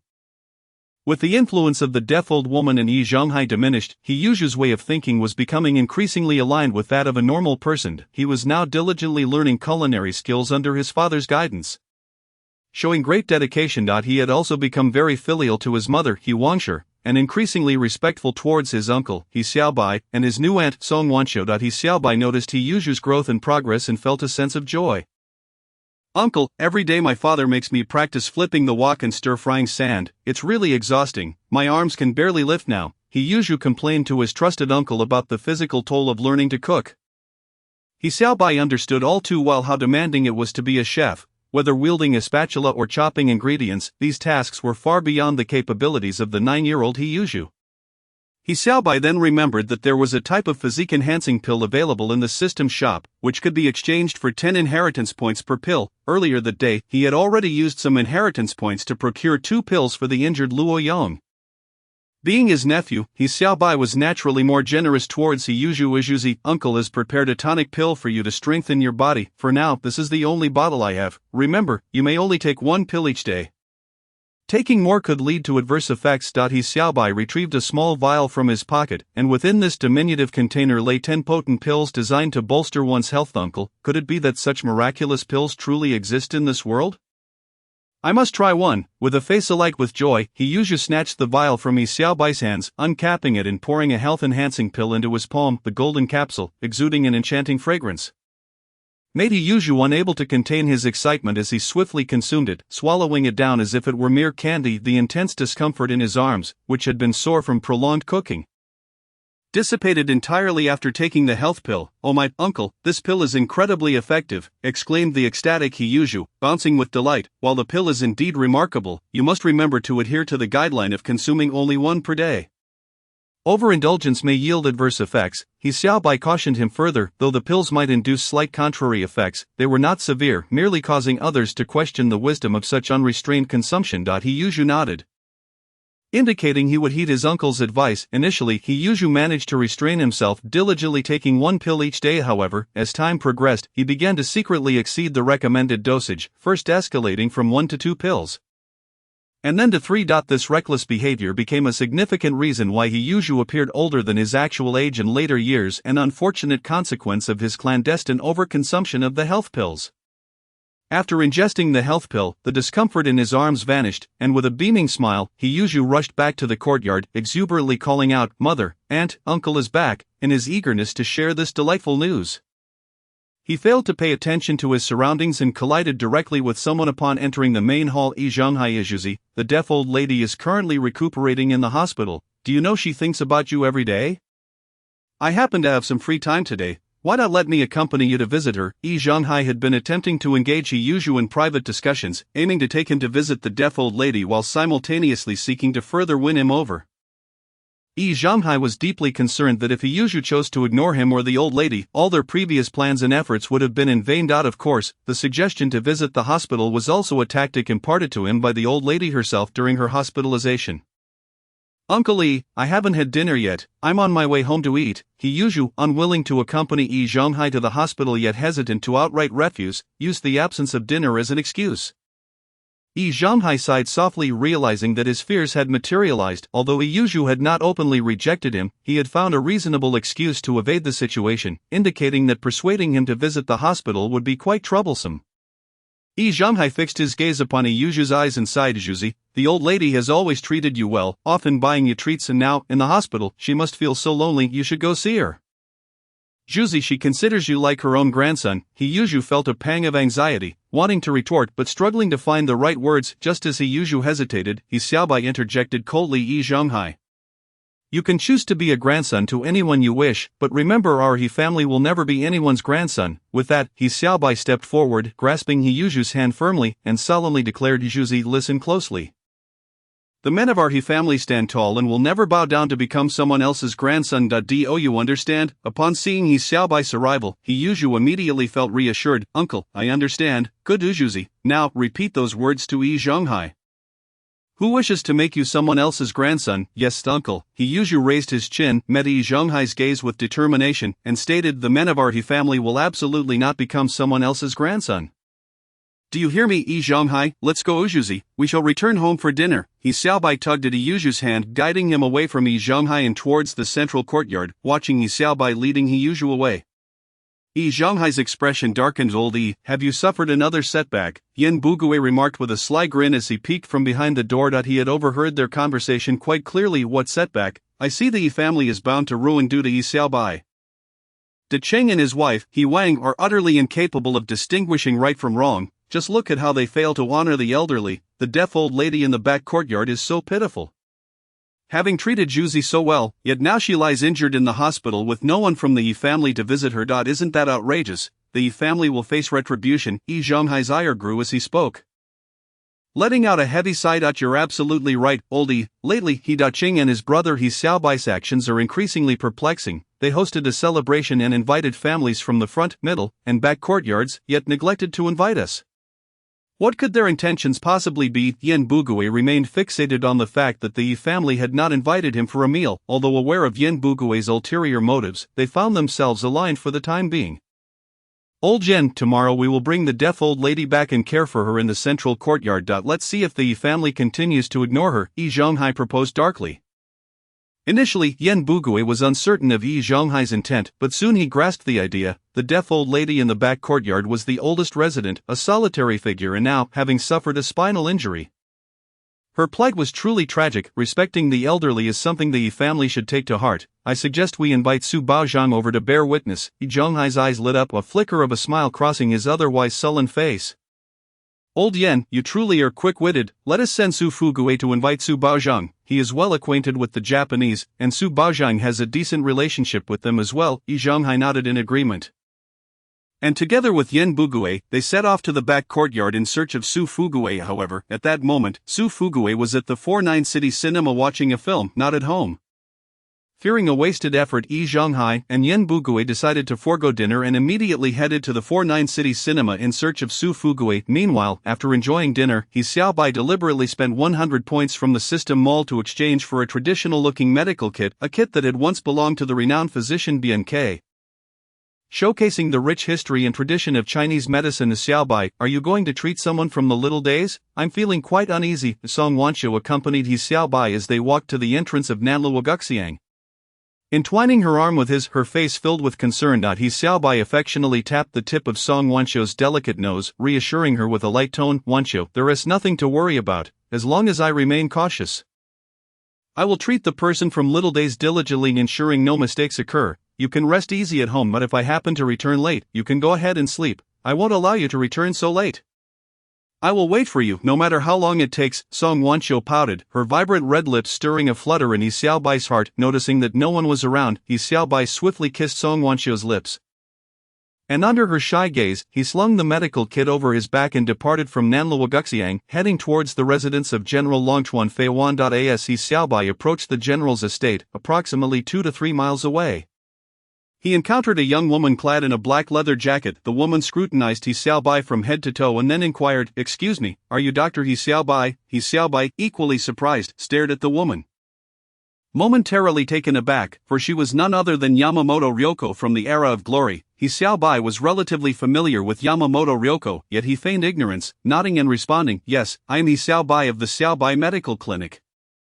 General Longchuan has invited me to treat his wife." Yamamoto Ryoko smiled, nodding slightly at He Xiaobai and gesturing towards the medical kit on his back. He Xiaobai understood that the purpose of Yamamoto Ryoko, the operative sent by Little Days, was clear: to inspect his medical kit. "Please go ahead." He Xiaobai removed the medical kit from his shoulder and handed it to Yamamoto Ryoko. Yamamoto Ryoko accepted the kit, saying, "I apologize, Dr. E. I must ask for your understanding, as this is merely a routine procedure." He Xiaobai smiled faintly, thinking that Little Days' likely won't last much longer. This cautious demeanor clearly stemmed from fear and guilt. He crossed his arms, observing as Yamamoto Ryoko opened the medical kit. Inside were his commonly used traditional Chinese medical tools such as ceramic needles, gold needles, silver needles, and surgical knives. Yamamoto Ryoko withdrew a surgical knife from the kit and tested the sharpness of the blade. "It cuts through hair effortlessly. This is a medical scalpel intended for healing, not for slaughter. If even a scalpel cannot be brought inside, please return immediately to inform General Longchuan that I am unable to treat the general's wife." He Xiaobai spoke with unwavering determination, showing no signs of submission. "Very well, I understand. By the way, Dr. He, what are these golden needles for? They cannot possibly be tools for healing, can they?" Yamashita Ryoko inquired, pulling out a bag of golden needles from the medicine box. Her brow furrowed with confusion. "Golden needles for acupuncture are indispensable tools in our traditional Chinese medicine. Is there a problem with that?" He Xiaobai retorted, "All right, Dr. He, General Longchuan still places great trust in you. However, due to the recent surge in activities by anti-Japanese elements, the general has adopted a stringent approach for safety's sake. I hope you can understand." He Xiaobai scoffed coldly, offering no reply. Yamashita Ryoko closed the medicine box but did not return it to him. "Dr. He, I have thoroughly examined your medicine box, but I'm afraid I still need to conduct a physical examination on you." Her words filled He Xiaobai with tremendous displeasure. Allowing her to inspect his medicine box was already a considerable concession, and now she wanted to examine his body as well. "Then please return and inform General Longchuan to find a more capable doctor. I cannot treat the general's wife." He Xiaobai abruptly snatched the medicine box from Yamashita Ryoko's hands and turned to leave. "Doctor, do not refuse a toast only to be forced to drink a penalty drink." Yamashita Ryoko swiftly blocked his path, then pulled a ring from her pocket and slipped it onto her right middle finger. Though the ring appeared ordinary, it concealed a 3-inch-long double-edged iron blade. This ring had always been her tool for murder, and to date, several anti-Japanese figures had fallen victim to it. "Do you wish to kill me?" He Xiaobai's heart raced with vigilance. They were not far from the residence of General Longchuan Faihara, and following the recent failed assassination attempts by the Blue Shirts, Longchuan had become exceedingly cautious against anti-Japanese elements. Fearing another assassination attempt, consequently Longchuan had stationed numerous special agents around his estate, tasked with ensuring the safety of himself and his family. As the female agent, Yamashita Ryoko, meticulously examined He Xiaobai's medicine box, he seized the opportunity to observe his surroundings. He spotted at least 3 different agents lurking in various locations. He Xiaobai maintained his composure, knowing that this was not the opportune moment to confront Yamashita Ryoko. He was acutely aware that any disturbance he caused would surely alert those hidden in the shadows. Simultaneously, he confidently deduced that Yamashita Ryoko would not dare act against him lightly at this moment. "Dr. E, as long as you obediently cooperate with a simple examination, I assure you that I harbor no intent to harm you. However, should you resist, I shall have no choice but to treat you as a suspect in the anti-Japanese activities." Yamashita Ryoko advanced step by step, while He Xiaobai retreated until they found themselves in a corner between 2 houses, a blind spot where the outside agents could not see what transpired within. At that moment, He Xiaobai clenched his right fist, gathering his strength, poised for action. As soon as Yamashita Ryoko drew near, he could swiftly subdue her with a single blow. Ryoko, why haven't you invited Dr. He yet? Madame Qingxiang has been asking about him repeatedly. Just then, a woman in a floral apron hurried over, disrupting the charged atmosphere. Upon seeing her approach, Yamashita Ryoko quickly removed the ring with the concealed blade and stashed it in her clothing pocket to avoid revealing her intent to intimidate He Xiaobai. I just finished inspecting Dr. He's medicine box. Dr. He, you may proceed now, but I will continue to watch you closely, Yamashita Ryoko remarked to the woman, then discreetly issued a warning to He Xiaobai. Faced with her threat, He Xiaobai merely smiled faintly, offering no response, and followed the woman into General Longchuan's residence. Clearly, General Longchuan placed great importance on security, establishing numerous sentries around his estate and deploying many hidden agents, as well as snipers stationed on rooftops for enhanced protection. Despite such stringent defenses, Longchuan remained vigilant. Under these circumstances, He Xiaobai displayed no sign of fear or tension, calmly walking into the general's residence under the woman's guidance. Upon his arrival, Qingxiang Rina, according to Japanese custom, she should be addressed as Longchuan Rina, immediately approached He Xiaobai to express her gratitude and respect. Dressed in traditional Japanese kimono, she kept bowing in apology. Dr. He, I sincerely apologize for bothering you at such a late hour. I intended to visit your clinic personally, but due to the general's concerns about the recent security situation in the city, I had to trouble you to come here. He Xiaobai smiled and replied, Madame Longchuan, there is no need for such formality. It is the duty of a healer to serve patients at all times. Subsequently, Rina personally brewed a cup of exquisite Longjing tea for He Xiaobai. He placed his medicine box on the table and inquired, Madame Longchuan, what seems to be troubling you? Rina responded, Dr. He, my sleep quality has been quite poor lately. I find it agonizing to sleep at night. The doctor we have at home prescribed sleeping pills, and previously taking 2 would suffice for a good night's rest, but now I require 4 to 5 for any effect. And the doctor has warned that overdosing on these pills is detrimental to my health. With that, she gently sighed, observing the bloodshot eyes, pale complexion, and slight puffiness on Rina's face. He Xiaobai realized these were all symptoms of sleep deprivation. He silently contemplated, it is only natural for your people to suffer from insomnia, having chosen to invade our homeland. Madame Longchuan, perhaps it is the weight of your psychological burdens and excessive worry that have led to your inability to sleep, He Xiaobai suggested, noting her forced smile and nod of agreement. Chapter 52, Medical Consultation 2. Since Rina had accompanied her husband Longchuan Faihara to this place, she had encountered numerous attacks and assassination attempts. Although she had narrowly escaped each crisis, and her husband had dealt with the assailants on the spot, these harrowing experiences instilled a constant sense of fear that left her restless and panicked at night. Considering her condition, it was on that fateful night that Longchuan Faihara chose to safely transport Rina and their daughter back home in He Xiaobai's carriage, to shield them from further exposure to danger and to protect her from additional psychological trauma and fear. Doctor, please help me. Many things invade my dreams even if I try not to think about them. I wonder if you have any remedies. Rina understood that her ailment was psychological, yet she was willing to grasp at any hope for a cure.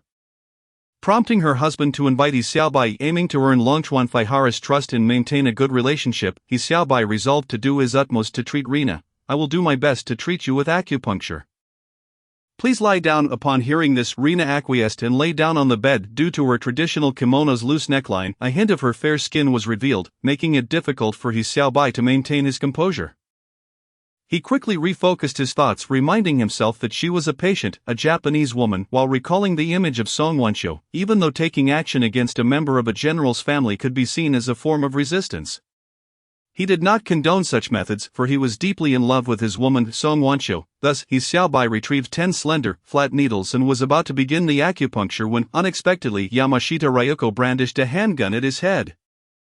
Demanding, "What are you about to do?" He Xiaobai remained unperturbed, coldly retorting, "I am about to use these golden needles to treat Madame Longchuan. If you are unfamiliar with Chinese medicine, it would be best to keep your mouth shut and not disrupt my treatment. If anything goes wrong, who will take responsibility? You." Yamashita Ryoko was momentarily at a loss for words, her anger boiling over. She had never anticipated that a man from Huaxia would dare speak to her in such a tone. And what infuriated her further was that this Huaxia man was merely a doctor. "Ryoko, do not make things difficult for Dr. He is a friend of both mine and the general.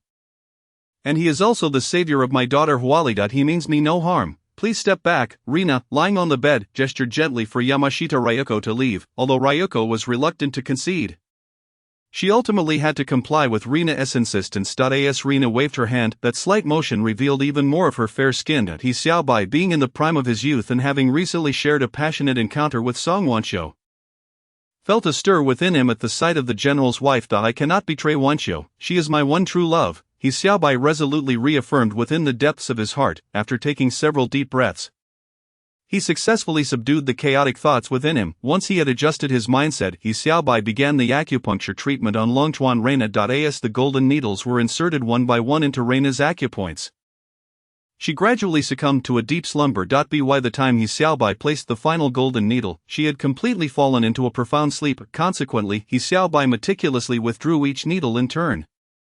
Just as he was about to remove the last needle, footsteps echoed from outside, followed by the voice of Longchuan Faihara. Dr. E, how is my wife's condition? Can her nightly awakenings be treated?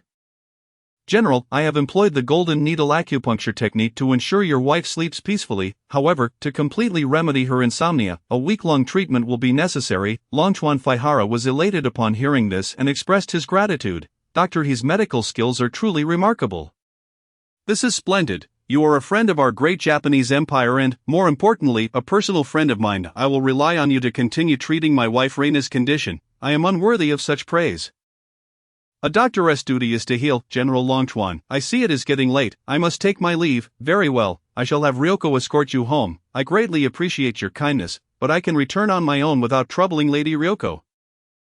In that case, here is my special pass. Should you encounter any inquiries on the way, this document will confirm your identity. Just remember, it is only valid for you, Dr. E, and cannot be used by anyone else.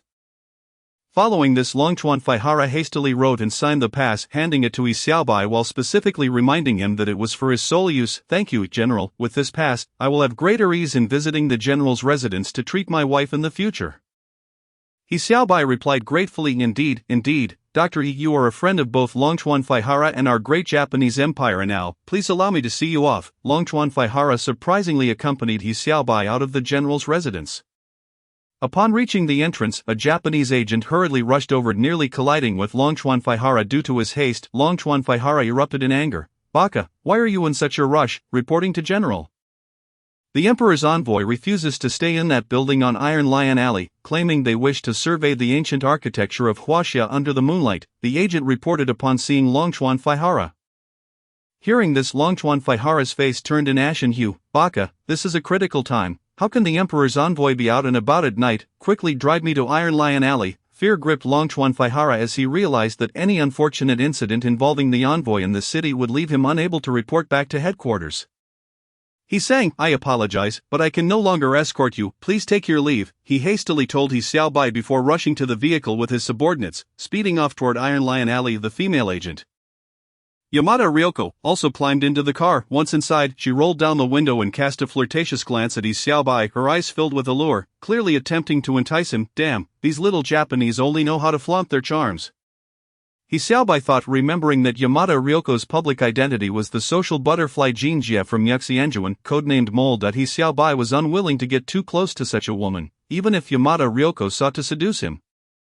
He found her distasteful. Chapter 53, The envoy goes shopping. After departing from Longchuan Faihara's residence, He Xiaobai hurried back under the moonlight. The sight of the beautiful spring scenery beneath the white kimono while treating Longchuan Reina had stirred desires within this young doctor in the prime of his life, and he rushed home to embrace Song Wanxiu's affection. Approaching Nanluo Guxiang, the street ahead was ablaze with lights, and the Japanese had set up barricades at the entrance, even positioning horse traps and machine gun placements. Although He Xiaobai held the special pass provided by Longchuan Faihara, he suddenly recalled the reports about the Japanese envoy arriving today. Previously, he had overheard Captain Jia of the detective team mentioning the envoy's visit at Zizaman. The situation here tonight was evidently unusual. Could the Japanese envoy have also arrived at Nanluo Guxiang? He remembered hearing the agent report in Japanese, which had indeed mentioned the name Nanluo Guxiang, nearly identical to its Chinese counterpart.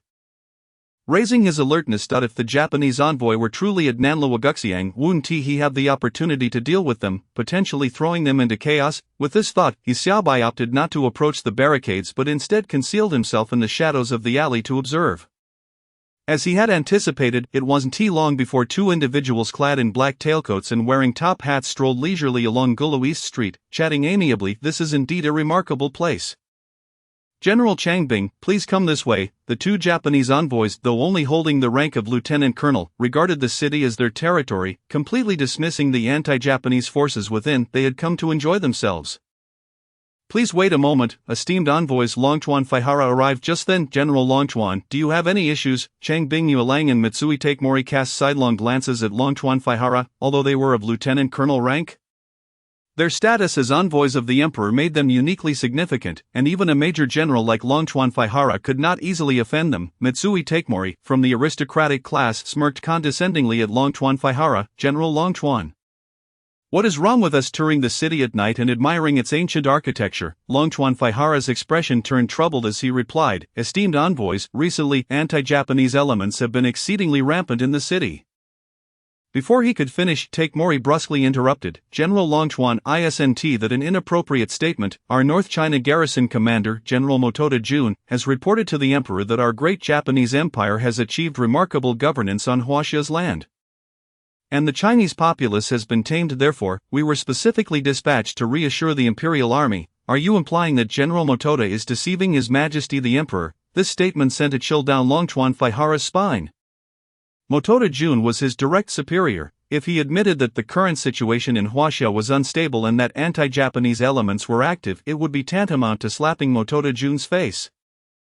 Such remarks, if heard by Motoda Jun, would surely lead to severe repercussions. No, esteemed envoys, please do not misunderstand my intentions. Recently, a few members of the Blue Shirt Society attempted to incite unrest, but we have thoroughly dealt with them.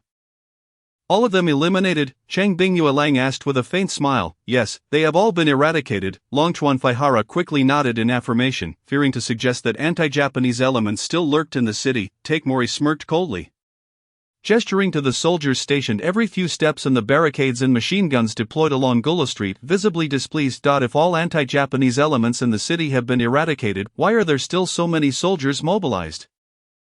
As an envoy, I have come to reassure the loyal subjects of Huaxia and the soldiers of the great Japanese Empire. How can you expect the populace to feel secure when you conduct yourself in this manner?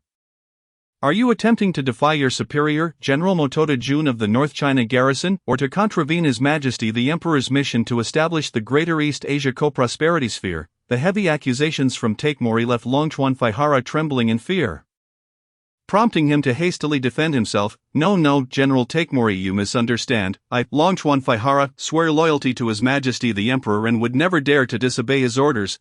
General Longchuan, no need for further words. Dismiss your men. I wish to embark on a night tour of the city with General Takemori to appreciate the charm of Huaxia's ancient architecture. Wouldn't it be splendid if this news returned to our homeland? Changbing Yuelang laughed heartily, patting Longchuan Faihara on the shoulder. Takemori nodded in agreement. General Changbing is right. My night tour of the city also serves as an affirmation of your governance in the city. Quickly withdraw all soldiers. Do not spoil our enjoyment. With those words, Longchuan Faihara dared not refuse. Yes, esteemed envoys, I will have all personnel withdrawn immediately. Ryoko, inform everyone to evacuate from Gula Street at once. Longchuan Faihara commanded the female agent, Yamada Ryoko. She appeared somewhat concerned. General Longchuan, we have received word from Yuxianjuan that the Blue Shirt Society has now been renamed the Military Commission, and they may take new actions after their previous assassination attempt on you. They have not given up. I fear they may target the two envoys. Yamada Ryoko, do you think this general needs your guidance on how to act? Changbing glared coldly at Yamada Ryoko, issuing a frigid command. Longchuan Faihara glanced at the displeased expressions of Takemori and Changbing, fearing they might speak ill of him before the emperor. Seeing Longchuan Faihara's reaction, Yamada Ryoko dared not speak further and promptly withdrew the checkpoint and military personnel. Gao Yuebao and Changbing Yuelang finally revealed smiles upon witnessing the unfolding situation. General Longchuan, your official duties must keep you exceedingly busy. We shan't trouble you with our company any longer. Please attend to your matters first. As members of the aristocratic council, they held a dismissive view of Longchuan Feiyuan, who hailed from a military background. Although Longchuan Feiyuan felt a pang of discontent, he was acutely aware that these two were indeed close aides to the emperor. And thus he chose to swallow his pride, refraining from any outward display of irritation. Observing the two leisurely making their way toward Drumbeat Alley, Longchuan Feiyuan let out a sigh and departed from East Drum Tower Street. Chapter 54, Assassination of the Envoy. Meanwhile, He Xiaobai was stealthily observing from a nearby corner, holding his breath as he listened intently. To his surprise, he discerned that Longchuan Feiyuan and the two envoys were conversing in Mandarin. Initially perplexed, he soon grasped the underlying reason. He Xiaobai speculated that the two envoys, hailing from the aristocratic council, were aware of Longchuan Feiyuan's proficiency in Mandarin and likely intended to assert dominance by showcasing their own linguistic capabilities. Thus, they deliberately engaged in Mandarin conversation, which fell distinctly within He Xiaobai's earshot. "You are merely courting death," He Xiaobai scoffed quietly, realizing that when Longchuan Feiyuan commanded the agents and gendarmes to withdraw, the opportune moment for the assassination of the envoys had arrived. At that moment, the two envoys had ventured into North Drumbeat Alley, which is further divided into South and North Drumbeat Alleys. He Xiaobai, concealed in a corner of a courtyard within North Drumbeat Alley, soon witnessed the two envoys pass by his hiding spot, noticing that the Japanese gendarmes and agents had completely retreated.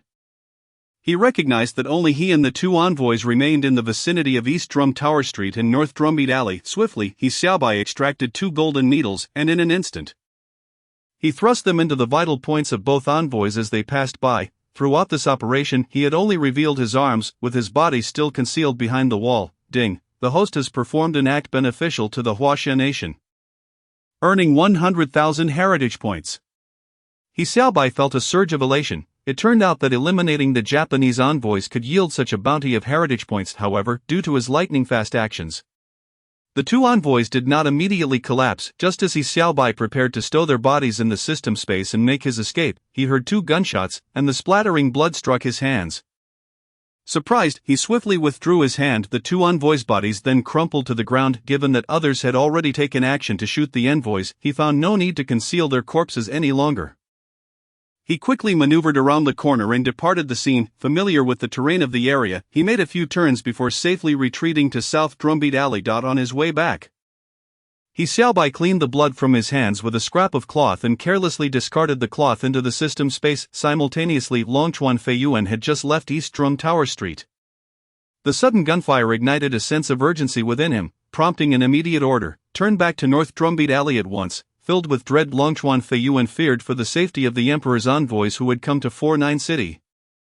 Tragically, the two envoys, while on their nocturnal excursion to admire ancient Huaxia architecture, had indeed fallen victim to assassination. Should anything happen to the envoys, not only would Longchuan Feiyuan face dire consequences, but his superior, Takeda Jun, would also find it impossible to offer a reasonable explanation to the emperor. With an unsettling heart, he prayed that the two envoys were still safe. However, upon witnessing the lifeless bodies of Gao Yuebao and Chang Binjiyulang sprawled on the ground, Longchuan Feiyuan's entire being went rigid. "We must capture the assassin, seal off this area immediately and ensure the perpetrator is found," he roared. "Hey, female agent Yamada Ryoiko swiftly relayed the order, leaping onto a wall, where she soon spotted two shadowy figures fleeing into the distance. There, quickly intercept them. Yet, just as she was about to fire her weapon, the two figures darted into cover. When Yamada Ryoiko pursued, the shadows had vanished without a trace, leaving her to return dejectedly to report to Longchuan Feiyuan, "You lot are useless. How could you let the assassin escape?"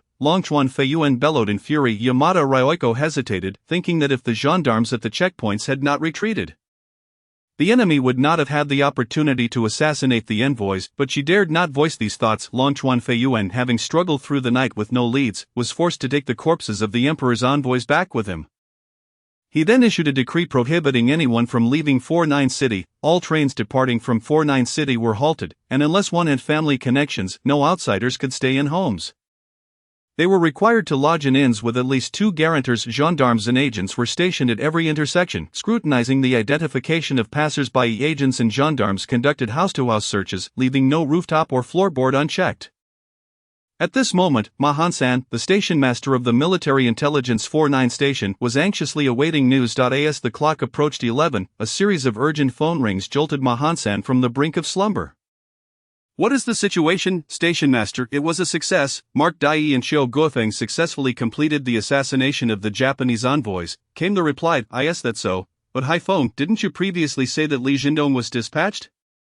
How did it change to Mark Dai and Xiao Guofeng?" Ma Hansan sensed something amiss and promptly pressed for clarification. Such a significant accomplishment would undoubtedly be a major victory for the Military Intelligence 49 station, and he needed to verify the details and inform Boss Dai, who was far away in Shancheng. On the other end, Chen Haifeng chuckled wryly. "Station master Ma," Li Jindong faltered, "so we had to substitute him with the alternate Mark Dai and Xiao Guofeng." However, they did not disappoint their country and party, successfully completing the assassination and making a clean getaway. Upon hearing this, Ma Han-san felt a mix of joy and irritation. Haifeng, I must immediately report this achievement to Boss Dai. As for Li Jindong's cowardice, we shall deal with him according to family rules. Understood, came Chun Haifeng's response. After hanging up, Ma Han-san promptly sent a telegram to the Shancheng side. I and the Dai residence located in Shancheng. Dai Yunong had not slept a wink all night. Lying lazily in bed, the film star Butterfly extended her arm, entwining it around Dai Yunong's neck for a kiss before rising and leaning over him. Just as they were about to continue, the phone rang, interrupting their moment. Knowing that a call at this hour must pertain to something significant, Dai Yunong quickly donned his clothes and headed to the living room to answer the phone. What? The assassination of the Japanese envoys was successful. Splendid. I will immediately report this to higher-ups to commend the accomplishments of your 49 station. The military intelligence and central intelligence systems had long been engaged in a covert struggle for dominance. However, the Central Intelligence's control over domestic party affairs vexed Dai Yunong greatly. Despite his capable maneuvers within the party, he could not encroach upon Central Intelligence matters. Chapter 55, The Report of Wealth and Honor. Thus, Dai Yunong hoped to enhance the tasks of the military intelligence operatives. The more accolades they garnered, the greater his influence would be before the party and the president. Therefore, he fervently encouraged his military intelligence operatives to take more proactive actions, particularly in the assassination of Japanese military and political personnel. Such assassination operations were typically executed by the local military intelligence stations' action groups, as success would yield rewards from superiors and small bonuses, prompting all military intelligence members to vigorously pursue and target assassination missions, particularly since Ma Han-san took over as station master of the Military Intelligence 49 City Station. Enthusiasm had surged, leading to continuous assaults. Send a telegram to Ma Han-san instructing him to keep up the momentum and eliminate more high-ranking Japanese officials, thereby achieving further accomplishments. After hanging up the phone, Dai Yunong immediately drove to the residence of President Zhang Jiayan. At the Sihiyuan located at 95 South Drumbeat Alley, He Xiaobai had just returned home, cradling Song Wansu's figure as he prepared to sleep. Suddenly, a cacophony of barking and violent banging on the door erupted from the courtyard. Xiaobai, what is happening? Song Wansu, startled, seized He Xiaobai's arm, fearing that her identity had been exposed. Wansu, do not worry, stay inside. I shall go check. He Xiaobai understood that the Japanese had discovered the assassination of the two envoys and were conducting house-to-house searches for the assassin. Given that the crime scene was in Drumbeat Alley, he swiftly rose and reassured Song Wansu, patting her hand before stepping outside. At the same time, He Daqing also heard the banging and opened the door, only to find over 10 members of the detective team along with Japanese agents, accompanied by two large wolves, their sharp teeth glistening as they growled threateningly. Everyone, come out, any resistance will be met with lethal force, shouted the Japanese agent captain, as some residents were already being gathered in the courtyard by the Japanese agents and detective team members. He Xiaobai noticed Captain Jia from the inspection team among those gathered, and he approached to inquire, Captain Jia, what has happened? Why are we roused at such an hour? Little brother Xiaobai, you two are here. Indeed, something grave has transpired. Two envoys from the Empire of Japan have been murdered by anti-Japanese elements, and the Japanese army is now conducting house-to-house searches, Captain Jia explained in a hushed voice. Do not worry, little brother Xiaobai, as long as I am here, your family will not face any injustice. He Xiaobai nodded in gratitude, exclaiming, thank you, Captain Jia. He then turned to He Daqing, saying, brother, there's no need for concern. I have already spoken with Captain Jia and requested him to look out for us. Sister-in-law is currently with child and requires a peaceful environment for recuperation. Brother, I shall go and offer Captain Jia a small token of appreciation. With that, He Xiaobai swiftly produced $4 silver and presented them to Captain Jia. Captain Jia, although the amount is modest, it is but a small gesture from me to treat the members of the investigation team to some tea. I hope you will not take offense. Brother Xiaobai, you truly possess a generous spirit. No wonder you are on amicable terms with General Longchuan. Captain Jia replied, very well, I shall now approach Team Leader Song to ensure the soldiers are well managed. After speaking, Captain Jia discreetly pocketed the silver dollars and made his way towards Team Leader Song without attracting attention. In hushed tones, Captain Jia conveyed a few words to Team Leader Song and gestured towards He Xiaobai. Mentioning his excellent rapport with General Longchuan, Team Leader Song regarded He Xiaobai with scrutiny, stating, Captain Jia, the assassination of the Emperor's envoy is a grave matter. Regardless of any connections, we must conduct a thorough investigation. Indeed, please rest assured, Team Leader Song. I will personally oversee the search and ensure that no corner is left unchecked, Captain Jia promptly assured, slipping a silver dollar into Team Leader Song's hand. Captain Jia, you must exercise caution. If the perpetrator escapes, we will all be in peril. Team Leader Song cautioned. I understand. I will be vigilant, Captain Jia replied earnestly, then climbed onto a large rock, brandishing his pistol and proclaiming loudly. Listen up, everyone, the Imperial Japanese Army is on the hunt for anti-Japanese elements. If you are harboring any, surrender them immediately, and the Imperial Army will reward you handsomely. However, if we discover anyone concealing anti-Japanese elements, it will not end well for you. A glint of cunning flashed in Su Fugue's eyes upon hearing Captain Jia's words. He worked as a projectionist at the Japanese-run Seijo Cinema, and on his way home that evening, he noticed He Xiaobai's room was brightly lit. Ever since He Xiaobai had struck him, Su Fugue had harbored resentment and hatred towards him, and now seemed the perfect opportunity for revenge. Captain Jia, I wish to report a suspicious individual, Su Fugue called out. Captain Jia beckoned him closer. Su Fugue had received money from He Xiaobai and was aware of the connections between He Xiaobai and General Longchuan. He initially intended only to feign a report to facilitate his own escape. However, Su Fugue's actions left Captain Jia feeling displeased as he inquired, "Who are you? What is your name?" Reporting to Captain Jia, "My name is Su Fugue, and I work as a projectionist at Seijo Cinema, owned by a Japanese national," Su Fugue exclaimed, a sycophantic smile plastered across his face. "You labor for the Japanese, but remember, do not speak without evidence," Captain Jia warned. "Captain Jia, I have concrete evidence to accuse him," Su Fugue insisted. "Very well, please elaborate." All right, Su Fugue leaned in to whisper something in Captain Jia's ear. Su Fugue, speak plainly. No need for subterfuge. Captain Jia shot him a sharp glare. Feeling the gaze of the gathered crowd upon him, Su Fugue hesitated. However, his eyes caught sight of He Xiaobai and his brother He Daqing engaged in conversation a short distance away. And memories of the time He Xiaobai had knocked out half of his teeth surged back. Anger flared once more, and he made the reckless decision to denounce He Xiaobai. "Captain Jia, the person I wish to report is He Xiaobai. He is highly suspected of being an anti-Japanese element. Su Fugue, if you continue to spout nonsense, I shall ensure you regret it." He Daqing, who had been quietly discussing the wedding arrangements with his brother, erupted in fury upon hearing Su Fugue's accusation. Team Leader Song, witnessing He Daqing's agitation, sternly reprimanded him. "Baka." Several Japanese soldiers immediately aimed their rifles at He Daqing, ready to fire at the slightest provocation. "Brother, do not act impulsively," He Xiaobai quickly interposed himself in front of He Daqing, urging him softly. "He Xiaobai, how can I not be impulsive? This scoundrel dares to accuse you of being an anti-Japanese element." He Daqing shouted angrily. "Brother, falsehoods cannot become reality. There is nothing to worry about. Just trust that there will be someone to clarify things," He Xiaobai replied confidently, assured that he had left no trace when he had assassinated the envoy. Moreover, the bullets that struck the envoy belonged to two anti-Japanese heroes, leaving He Xiaobai unconcerned about being discovered by the Japanese, seeing that Team Leader Song had aimed his weapon at the He brothers. Captain Jia rushed over, stating, "Leave this matter to me, Team Leader Song. You may rest assured." "Captain Jia, what are they arguing about? You must not overlook any anti-Japanese elements," Team Leader Song insisted in stilted Chinese.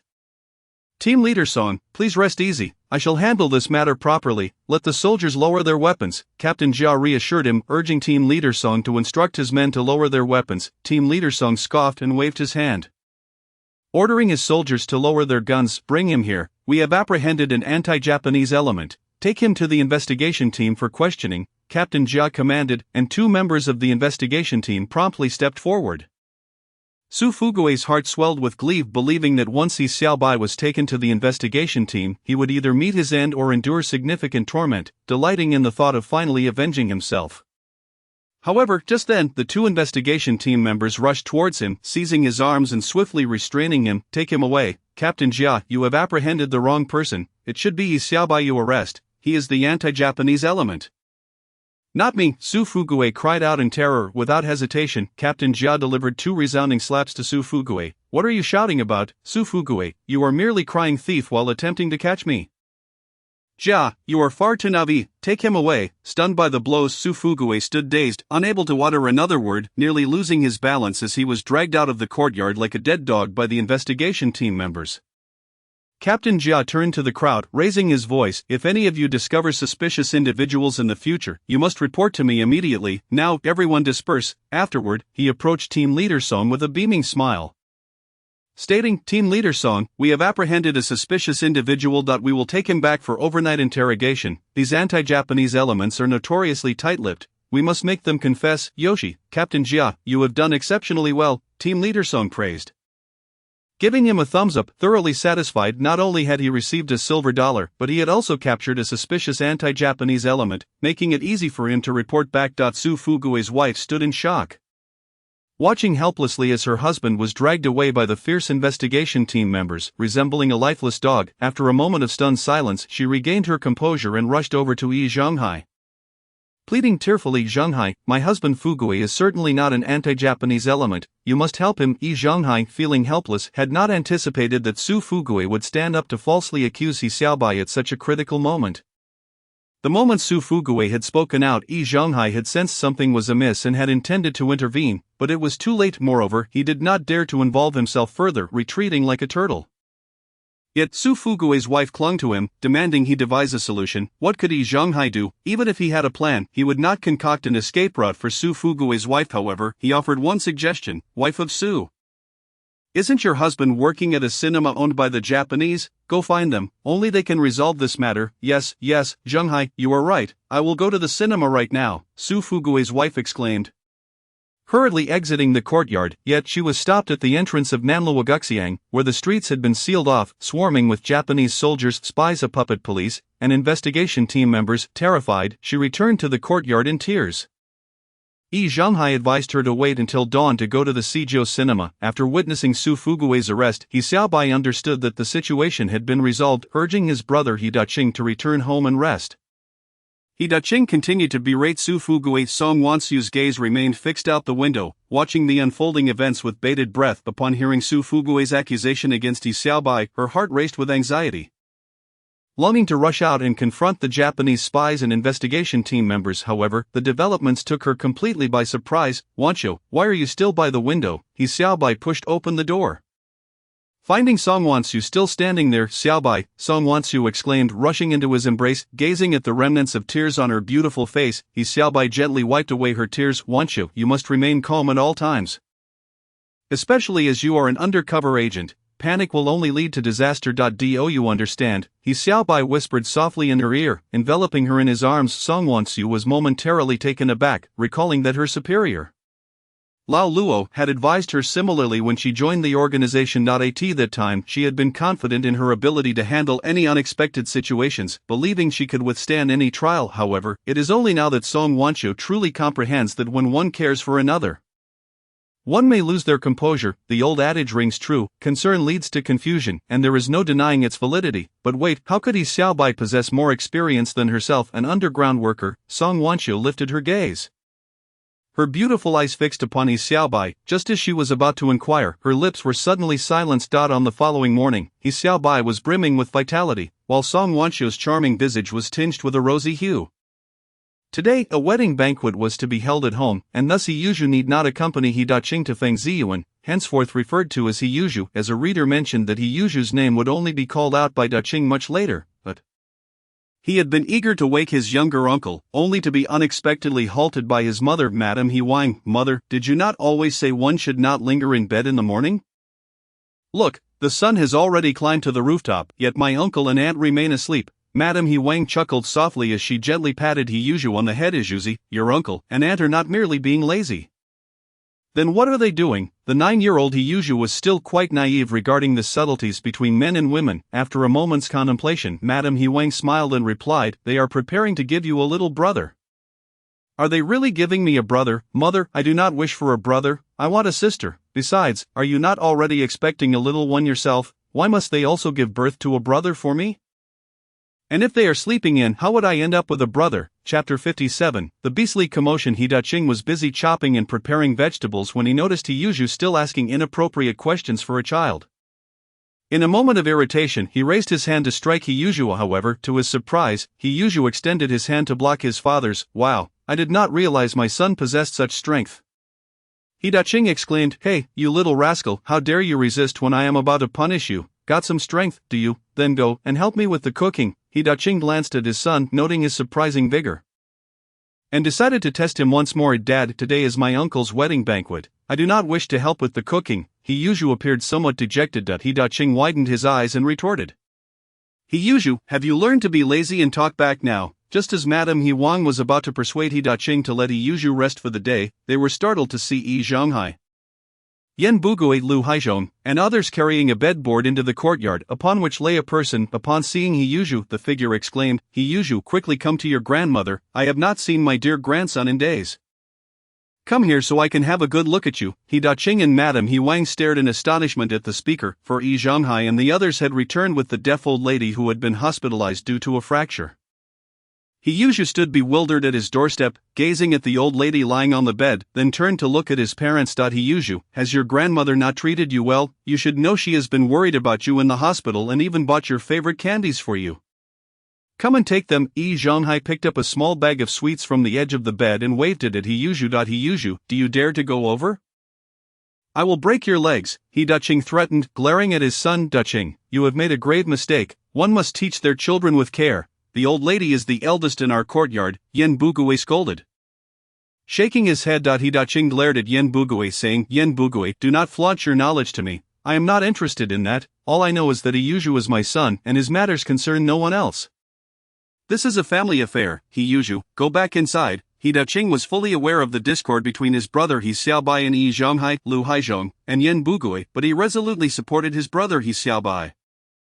Zhonghai, this fellow Daqing is simply spouting nonsense. By the way, did you say you invited Su Baochang over? Where is he? I have something to discuss with Su Baochang, the deaf old lady called out from the bed.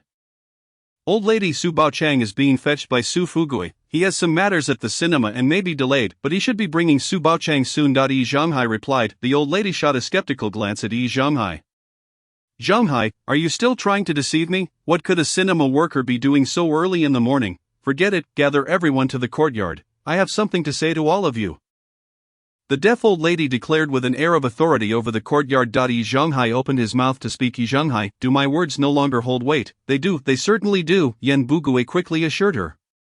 Bugui, go to the front yard and call everyone. Haizhong, you go to the backyard. Yan Bugui hesitated for a moment, glancing at Yi Zhonghai. The front yard housed not only the Yan family but also 2 other households, and he was uncertain whether he could summon them all. Of this as an invitation from the He family. Yi Zhonghai observed Yan Bugui's hesitation and thought that if he framed it as the old lady's request, they would likely come up with various excuses to decline. He whispered to Yan Bugui to gather everyone in the courtyard under the name of the He family. Yan Bugui's eyes lit up with understanding as he nodded vigorously. Old Yi, you are truly clever. I will go now. If they discover it was not the Yi family who summoned them, it has nothing to do with me. Yan Bugui was quick to absolve himself of any blame.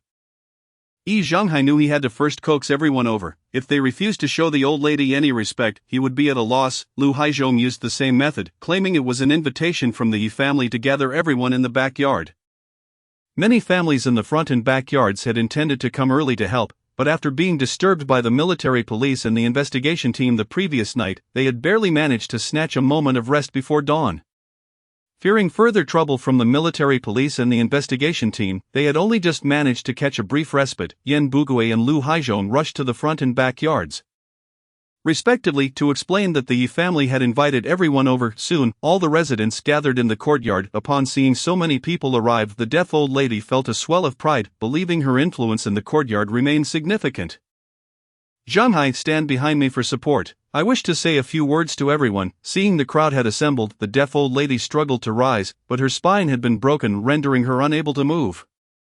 Therefore, she requested Yi Zhonghai to support her from behind. Old lady, can you really manage? Yi Zhonghai inquired. Absolutely, for the sake of our courtyard, I shall endure even if it costs me my life, the deaf old lady declared resolutely. Bugui Haizhong, come and lend a hand. Yi Zhonghai, concerned he could not support her alone, called over Yan Bugui and Lu Haizhong for assistance. After considerable effort, the 3 of them finally managed to help the deaf old lady into a standing position.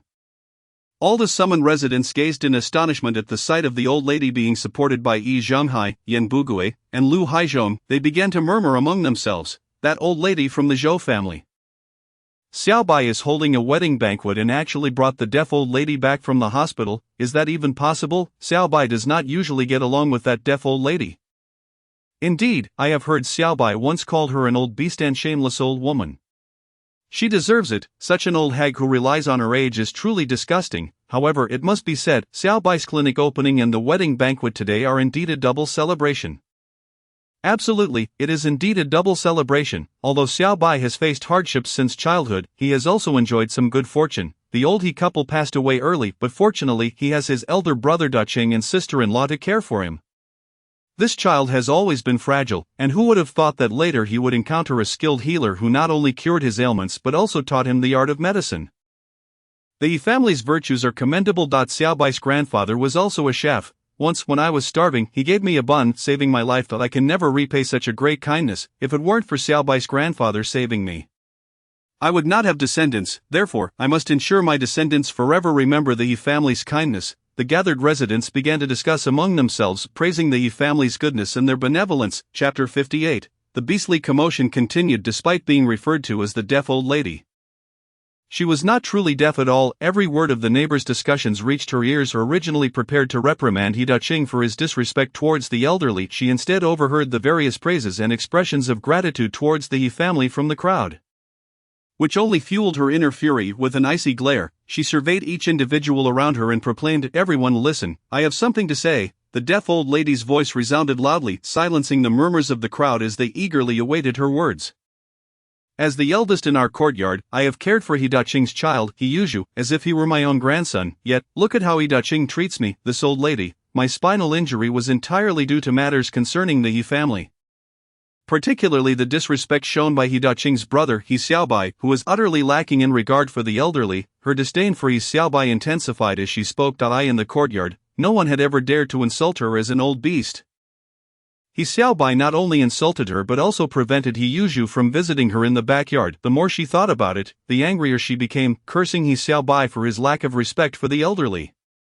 Respect for the elderly, one must also consider whether the individual is worthy of respect. How can someone like you, who lacks self-respect and dignity, expect others to honor you? Your audacity is truly astounding. A voice suddenly rang out, piercing through the courtyard and reaching the deaf old lady's ears. It was instantly recognizable. That He Xiaobai, "You little rascal, you disrespectful person, your fate after death will surely be to be cast into a pot of boiling oil. Whether I meet such a fate or not is my own concern. You, who incite our Yuzhu to sever ties with his own parents, will undoubtedly face the tortures of the tongue-pulling hell upon your demise." He Xiaobai showed no mercy towards the deaf old woman, sharply rebuking her in return. The old woman, her face turning ashen with rage, in a fit of emotion forgot her spinal injury and abruptly sat down on the bed. A loud crack echoed as she cried out in pain, her lumbar spine once again injured. The old woman screamed like a pig being slaughtered, and Yi Zhonghai hurriedly instructed Yan Bugui and Lu Haizhong to gently lay her back down on the bed. "Quick, hurry! Get the old lady back to the hospital," Yi Zhonghai commanded. Yan Bugui and Lu Haizhong swiftly carried the old woman to the hospital. After having recuperated for over a week, the old woman was once again tormented back to the hospital due to Yi Xiaobai's outburst. "Old Yi, while it's understandable to take the old lady to the hospital, our Yang Ruihua has to look after the children and simply has no time to care for her. My family is in the same boat. Our Guangtian just started school. We also cannot leave anyone unattended. Old Yi, since your family currently has no children, why not let your wife take care of the old lady?" Lu Haizhong not only refused to have his own wife care for the old woman but also dealt Yi Zhonghai a harsh blow. Yi Zhonghai's countenance darkened. 4 months he had been brewing traditional Chinese medicine, and even the breath he exhaled was tinged with its scent. The Yi family had organized a banquet, but regrettably they could not set off fireworks. The previous night, the special envoy of the Little Day was assassinated, and the entire city of Sijia was under tight surveillance by the fake police, the Little Day's military police, and special agents searching for the assassin. The fake police, Japanese military police, and agents worked tirelessly throughout the night, apprehending dozens of suspects. Those detainees were immediately subjected to severe torture. Those with weaker wills confessed upon entering the prison, though they were unaware of the specifics of their admissions. Angered by the Little Day, the torturers inflicted further brutal punishment, resulting in several deaths. Su Fugui was already in a state of disarray, his body riddled with wounds. Just as he lost consciousness, he was quickly revived with cold water. Su Fugui, truthfully explain how you infiltrated the cinema run by the Japanese. Your true intention was to assassinate a significant figure of the Great Japan, correct? Captain Jia, during Su Fugui's interrogation, noticed Captain Matsushita of the Japanese side heading to the restroom. and seized the opportunity to wake Su Fugui and press him harshly. At this moment, Su Fugui was so tormented that he was filled with dread, knowing that once he confessed to his crimes, he would be unable to escape death. Captain Jia, I truly am not a resistance fighter. If you do not believe me, you can send someone to the Seijo cinema to invite our boss Inoue. He will certainly clarify the situation for you. Oh, Su Fugui, you truly have some skill attempting to use the Japanese to pressure me. Let us see how I deal with you. Captain Jia picked up a leather whip bound with iron wire and swung it down fiercely upon Su Fugui. The moment the whip struck, several blood streaks appeared on Su Fugui's body. Captain Jia, stop, I dare not anymore. I will speak, isn't that enough? Su Fugui cried out in agony, his voice nearly hoarse. Finally unable to withstand the torment, Captain Jia sneered, Su Fugui, if you had confessed earlier, why would you have to endure this suffering? When Captain Matsushita arrives, you will admit that you attacked the little Deus envoy in Bailuo. After the attack, you returned home to sleep, understood? As for your weapon, the gun, it has been hidden in the garbage pile at the mouth of the alley, remember? Captain Jia meticulously instructed him, sentence by sentence. Understood. Su Fugui, fearing further beatings, repeatedly complied. If you understand, then repeat it back to me. Don't mess it up at a crucial moment. Captain Jia was well aware that if Su Fugui confessed to being the perpetrator, he would earn accolades from the little date. He was adept at coercing confessions and framing others. Seeing Captain Jia raise the whip again, Su Fugui trembled and stammered through the words Captain Jia had taught him. Once Captain Jia was satisfied with his recitation, he discarded the whip. Shortly after, Matsushita, returning from the restroom, entered the room. Report to Captain Matsushita, he has confessed fully. Oh, Captain Jia, you have done well, I will report this immediately. The news of the capture of the assassin who attempted to kill the Emperor's envoy quickly reached Ryukawa Fatohara, who had recently spoken with the Japanese commander in North China, Tian Duojun. Over the phone, during their conversation, Commander Tian harshly reprimanded Ryukawa Fatohara and pressured him to capture the assassin within 3 days, insisting on personally interrogating him. He further stated that if the deadline was exceeded, Ryukawa Fatohara would have to commit seppuku to apologize to the emperor. After the call, an anxious Ryukawa Fatohara felt immense stress. Just as he was fretting, the case had a breakthrough. He immediately ordered that Agent Yamada Ryoko accompany the Japanese military police to escort the assassin for questioning. Yamada Ryoko, not daring to be careless, promptly set off with a squad of military police to the detective team to retrieve the suspect. Chapter 59. Coerced confession. Su Fugui, you must repeat exactly what I say to the general. If there is even a hint of falsehood, I will not spare a single one of your wife or children. Captain Jia threatened Su Fugui viciously upon hearing that Ryukawa Fatohara would personally interrogate the assassin. Captain Jia, I wouldn't dare misstate anything, not even a half word. Su Fugui, thoroughly intimidated by the beatings, hastily agreed. Just as Captain Jia finished instructing Su Fugui, the female agent Yamada Ryoko arrived at the detective team. Isn't this Jean Jia? What brings you to the detective team? Hey, once I finish this matter at hand, I'll head to the Yushan Garden tonight. You must help me find a couple of new girls. Captain Jia, what nonsense are you spouting? I am Yamada Ryoko, here on the orders of General Ryukawa to take the suspect who assassinated the Emperor's envoy. The female agent Yamada Ryoko's face was stern, her voice icy. This was hardly the demeanor of the brothel madam and top courtesan Jean Jia. However, Captain Jia was certain that this woman named Yamada Ryoko was indeed the madam and top courtesan Jean Jia from Yushan Garden. Recently, due to the pills concocted by He Xiaobai, Captain Jia had been rampaging through the 8 great alleys, especially at Yushan Garden, where he had caused many young ladies to wail, but this damned madam and top courtesan Jean Jia seemed like a completely different person. Leaving Captain Jia perplexed, he planned to investigate thoroughly after dealing with Su Fugui. Captain Jia, do you dare defy General Ryukawa's orders? Yamada Ryoko, noticing Captain Jia still staring at her, felt her anger rising and questioned him in a raised voice. Captain Jia quickly smiled and replied, Yes, Yamada-taikun, please wait a moment, I will bring the person out right away. No need, I will go in with you. Upon seeing Yamada Ryoko insist on accompanying him to the interrogation room, Captain Jia had no choice but to lead the way into the interrogation chamber with her. Yamada Ryoko, upon seeing Su Fugui bound to the interrogation rack, frowned and said, Captain Jia, is this the assassin you mentioned? Indeed, Yamada-taikun, he has confessed. Really? Yamada Ryoko had witnessed the silhouettes of 2 individuals acting together, which indicated that there should be 2 assailants, yet they had only captured one, leading her to suspect that Captain Jia might have coerced a confession for credit.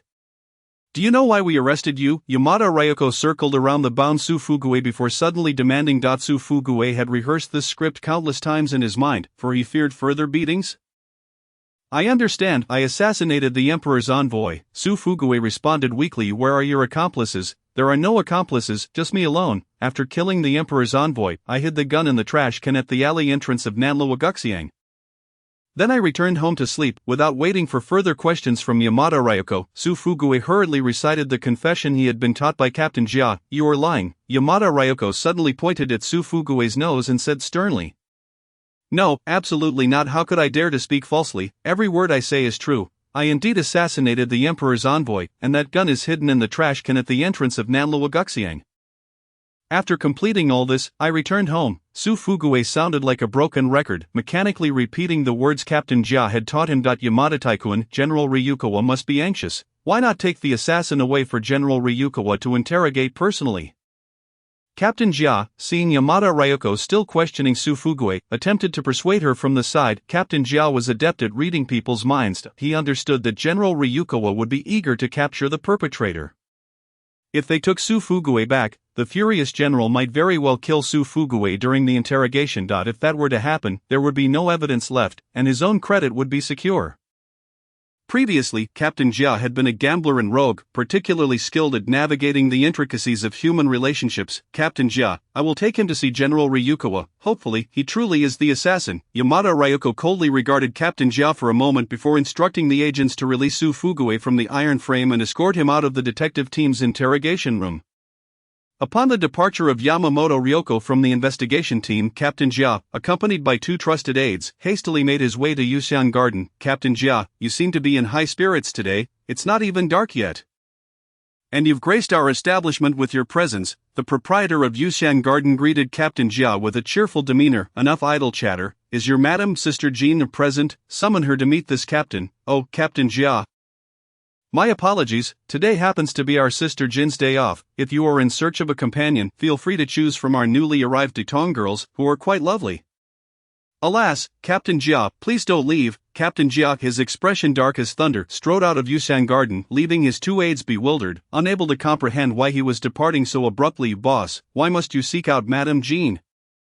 While she may be decent-looking, she pales in comparison to the other younger and more beautiful girls. Fools, what do you understand? Do not ever return here again. Captain Jia was internally astonished. It was only at that moment he realized that Yuxian Garden was also under the control of the Japanese.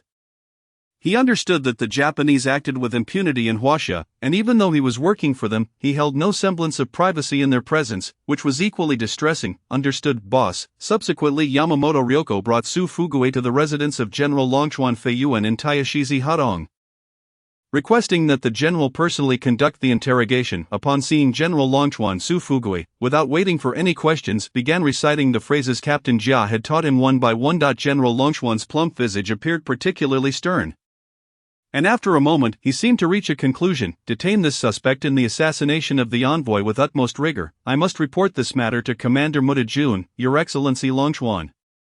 I believe Su Fuguwe is not the assassin responsible for the envoy's murder. Last night, I observed two figures from the rooftop indicating there were indeed two assassins, yet Su Fuguwe claims to have acted alone, which raises suspicion. Yamamoto Ryoko sensed that General Longchuan had nearly concluded Su Fuguwe was the assassin and promptly interjected to advise caution. General Longchuan fixed his gaze upon her for an extended moment, his stare instilling unease in Yamamoto Ryoko. There's something you wish to inquire about, Your Excellency. Yamamoto Ryoko, you are exceedingly clever, however, I must impart this wisdom. If you wish to lead a long life, it would be prudent to feign ignorance. Now return to Yuxian Garden and continue your role as Madame Jean. Remember, from this day forth, your codename is Mole. Unless I command otherwise, you are to remain undercover as Madame Jean of Yuxian Garden.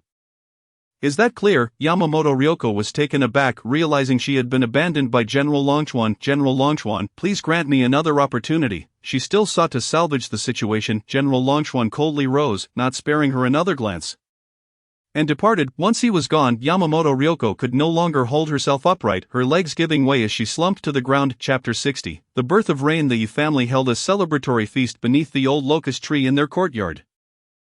Jia Zhongshu's son Jia Dongshu observed his companions reveling in the festivities and felt a pang of envy. Unable to contain himself, Jia Dongshu inquired, "Mother, why aren't we attending the banquet?" Jia Zhongshu was already seething with anger.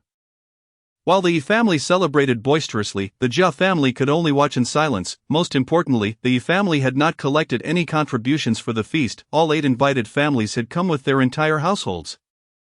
And the tantalizing aroma of the dishes made Jia Zhongshu's mouth water. The banquet was personally overseen by He Daqing, with his son He Yuzhu assisting. He Daqing showcased all his culinary skills, frying, stewing, and more, all to ensure every guest could indulge in fine wine and exquisite dishes. He Xiaobai and Song Wansu fell over themselves attending to the guests, offering toasts at each table. Once He Daqing finished his preparations, He Xiaobai and Song Wansu pulled up a chair for him to sit, respectfully toasting him, and He Wangshu. He Daqing was filled with joy seeing his brother's health restored. His marriage, and the opening of a medical clinic. Xiaobai, our parents passed away early, and your health has always been fragile. I haven't cared for you as I should have. I owe you this toast. His voice trembled slightly. He Wangshu, moved by this sentiment, discreetly wiped away tears from her eyes. After toasting his brother and sister-in-law, He Xiaobai and Song Wansu proceeded to toast all the guests. Xiaobai, your wife is truly stunning. Not only is she the belle of this courtyard, but even in Nanlu Wagaxiang, she would stand out as exceptionally beautiful. Indeed, just look at Xiaobai, he has always been handsome, and now he has mastered traditional medicine. In the future, if anyone in your family suffers from a fever or headache, they can visit his clinic. That is assured. Xiaobai, you must strive harder. Your brother and sister-in-law are eagerly awaiting a little nephew. The guests jested with the newlyweds, and Song Wansu's cheeks flushed with a rosy hue. Meanwhile, Jia Zhongshu sat quietly at the door, comforting her son Jia Dongshu, who clung to her garments. Mother, I want to go eat at the banquet. Eat what banquet? That feast has already been poisoned. If you take a bite, you may lose your life. Come back home. We'll eat our own meal. Jia Zhongshu grasped Jia Dongshu's arm, forcibly pulling him inside. Jia Xinghe, having endured severe punishment at the investigation team, had only just begun to regain the ability to walk after more than a week of recuperation. However, the previous night, a sudden search by the Japanese military police and investigation team resulted in Su Fugui's apprehension. This unexpected event caused Jia Xinghe to collapse on the spot, and by morning, he was unable to rise from bed. Witnessing Jia Xinghe's cowardice, Jia Zhongshu could not help but scold him. Facing a table of porridge made from yellow millet and dry yellow pancakes, Jia Dongshu, furious, hurled his chopsticks onto the table. You little rascal, if you dare throw chopsticks again, I'll give you a beating. Go on, try it, Jia Xinghe shouted angrily from his bed. Other kids are attending the Yi family's banquet with their parents, while you only know how to make me eat this tasteless food. You are not my parents, Jia Dongshu cried and ran out. Dongshu, this bowl of food is brought by my mother for you. Don't let my father see. As Jia Dongshu dashed outside, he was greeted by Shihua, who was hiding nearby, holding a platter laden with meat and fish, clearly a feast. Jia Dongshu hurriedly ran to receive the dish, eschewing chopsticks to grab a piece of braised pork with his hands. Shoving it into his mouth.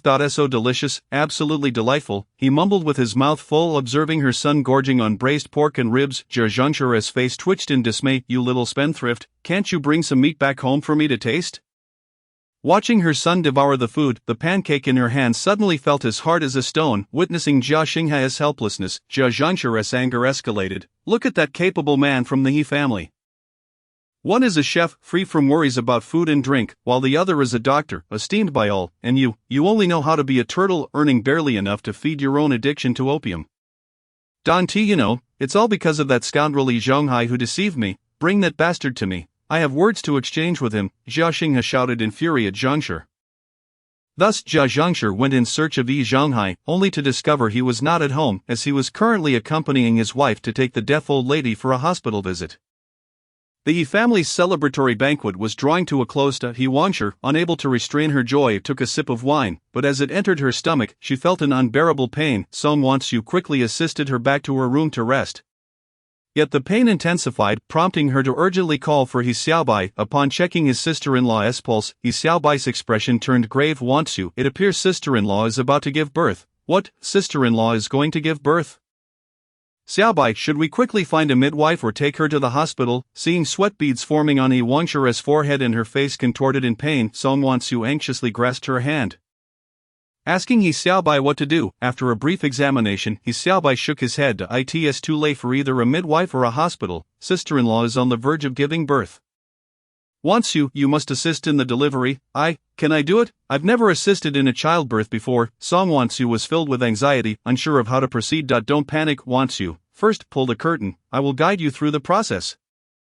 He Xiaobai's calm demeanor brought some ease to Song Wansu's heart as she quickly set up a makeshift delivery room with curtains and bamboo poles. Subsequently, He Xiaobai fetched a wooden basin filled with hot water. And under his guidance, Song Wansu clumsily assisted in delivering He Wangshu's baby. Before long, a childless cries echoed throughout the Yi family. Wansu, is it a girl? Let me see, it's a girl. Xiaobai, how did you know? Song Wansu exclaimed in surprise. He Xiaobai smiled inwardly, for he was all too familiar with the events unfolding here. The newborn should indeed be He Yushui. Chapter 61, A Bountiful Celebration. The cries of the newly born infant pierced through the clamor of the courtyard, prompting He Daqing, who had been bustling about arranging food and drink for everyone, to finally take notice. The neighbors who were feasting in the yard soon realized that the Yi family had welcomed a new life. He Yushu ran out of the house, his face alight with joy, darting around the courtyard while exclaiming, I have a little sister now. At that moment, He Yushu resembled an exuberant puppy, overcome with excitement. The women in the courtyard hurried over to assist Mrs. He, yet their help was no longer necessary, as Zhou Dashan's wife took the initiative to wrap the newborn in cotton cloth and carry her away. Thus, the Yi family was graced with three momentous occasions all at once. He Daqing moved with a lightness in his step, his eyes brimming with delight. Once the meal was finished, the neighbors spontaneously gathered their own utensils and furniture. Leaving the courtyard spotless. In the days that followed, He Xiaobai spent his daytime hours attending to patients at the Xiaobai clinic. His fees were modest, and with the assistance of nearby neighbors promoting his services. Although the number of patients was not overwhelming, it sufficed to provide for his family's needs. He Xiaobai held no grand ambitions, he merely observed the unfolding of events, biding his time. Recently, he had successfully removed 2 inebriated individuals, securing $20 silver from them. This method of earning was evidently more efficient than treating patients. One day, as He Xiaobai prepared to close up, a brown sedan pulled up outside the clinic.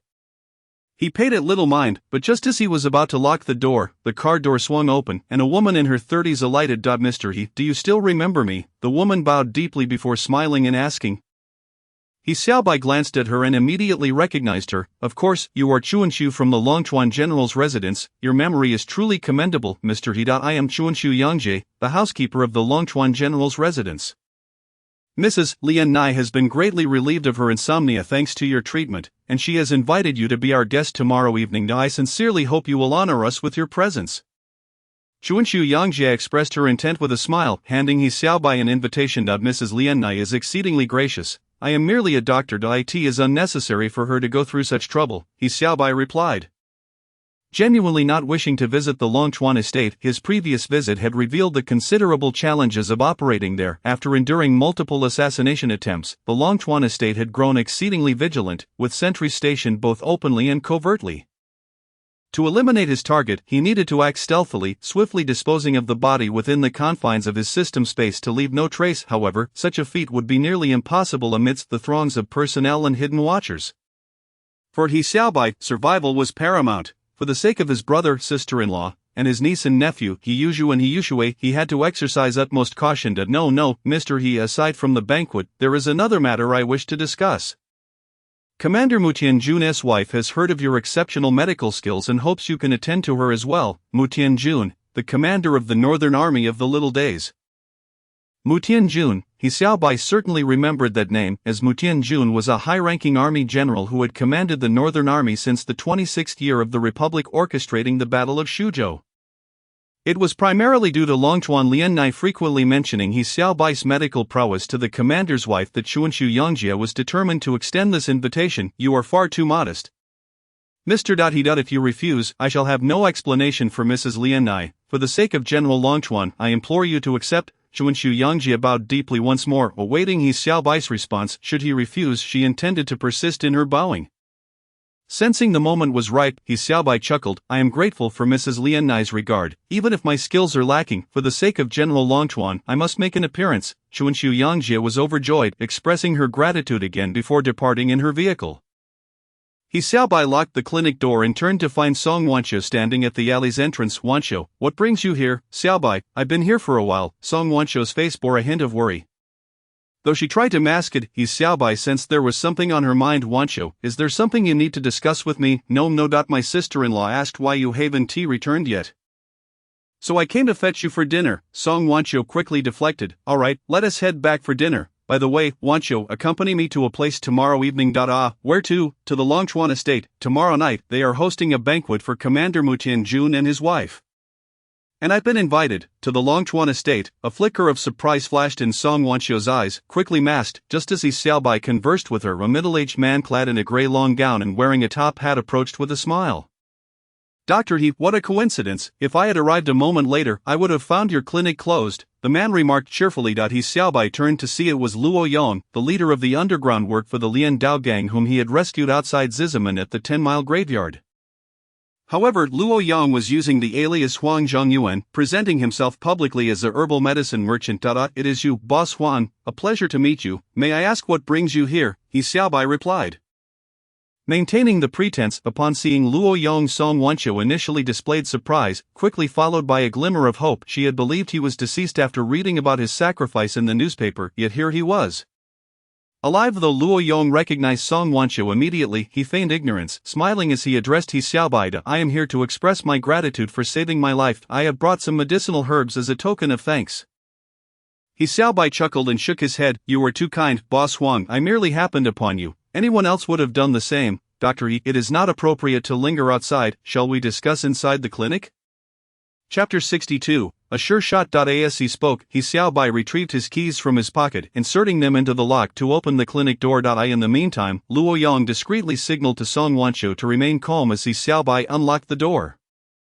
Song Wanqiu's expression shifted from excitement to composure as she nodded in understanding. Once inside the clinic, Luo Yong inquired, Dr. He, who is this? Upon entering, he removed his hat, seemingly casually asking Song Wanqiu, who had accompanied He Xiaobai.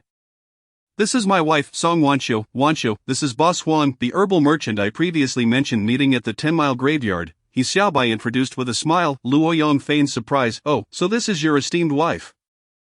I truly failed to recognize such a gem. Were it not for your husband saving my life that day, I would not be here today. At this, Song Wanqiu's eyes widened in disbelief. She had not realized that the person who saved her superior was He Xiaobai.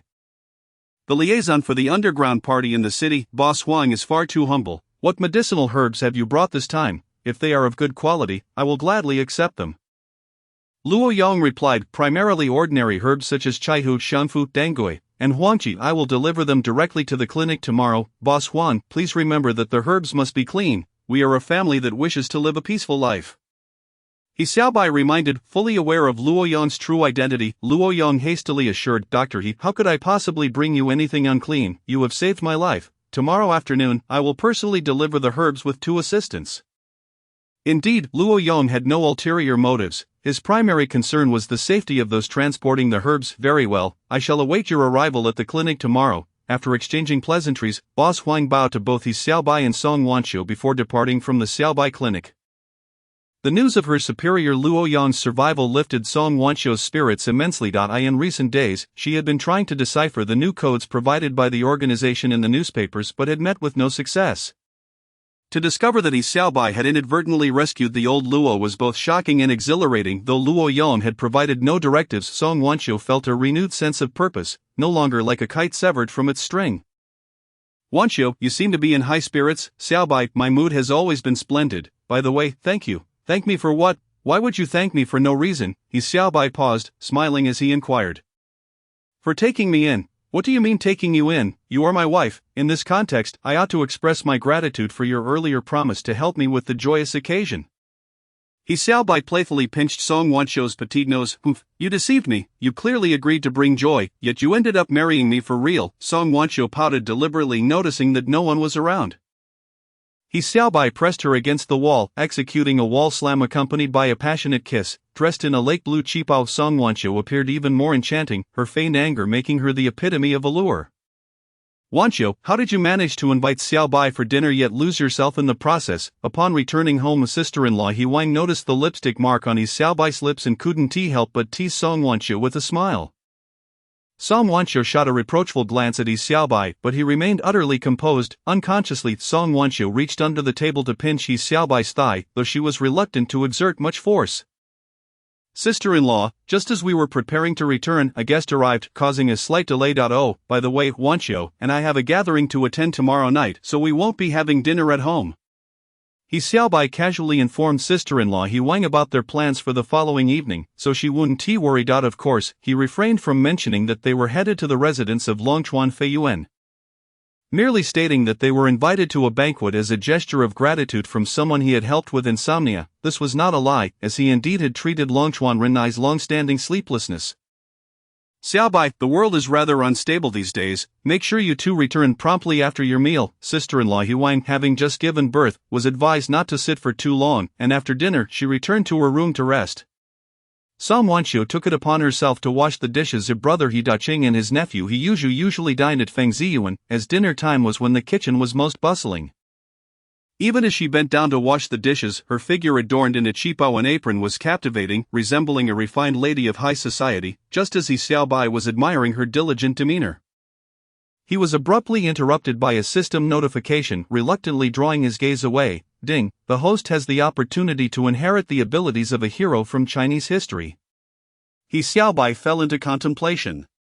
Considering the powers he already possessed from two historical heroes, Bian Ke and Xiang Yu. One was a top-tier physician, while the other possessed invincible strength. The former could be viewed as both supportive and offensive, primarily targeting vital points, and was thus a close combat ability. The latter's invincible strength was similarly confined to hand-to-hand combat. He Xiaobai pondered that it would be best for the ability he was about to inherit from the historical hero to include long-range attack capabilities. At that moment, a name surfaced in his mind. He silently repeated that name 10 times in his heart. Ding, congratulations to the host for successfully inheriting the abilities of the renowned hero Yang Yuji. Acquiring the skill of unerring accuracy. He Xiaobai was overjoyed. The skill of unerring accuracy was exceedingly practical. He examined the skill's description, noting that whether using a bow or a gun, he could achieve flawless precision. Simultaneously, He Xiaobai opened the system shop. In the shop, the avatars of 3 Chinese heroes, Bian Ke, Xiang Yu, and Yang Yuji, were illuminated. He Xiaobai spent 1,000 inheritance points to exchange for a bow and 50 arrows. The bow named after Yang Yuji. Could it truly be the bow used by Yang Yuji? After Song Wanqiu had finished washing the dishes and placed them in the cupboard, she quietly approached He Xiaobai from behind and suddenly covered his eyes. However, He Xiaobai remained unresponsive, lost in the exploration of the system shop. Xiaobai, what are you thinking so intently about? Song Wanqiu asked, somewhat surprised, yet in the next moment, she found herself lifted effortlessly into his embrace.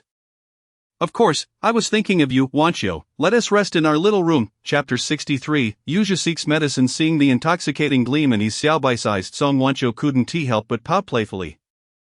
Realizing that she would soon face his tender advances again that evening. However, for couples, such displays of intense emotion are merely expressions of affection. If newlyweds cannot attract each other, what meaning does marriage hold?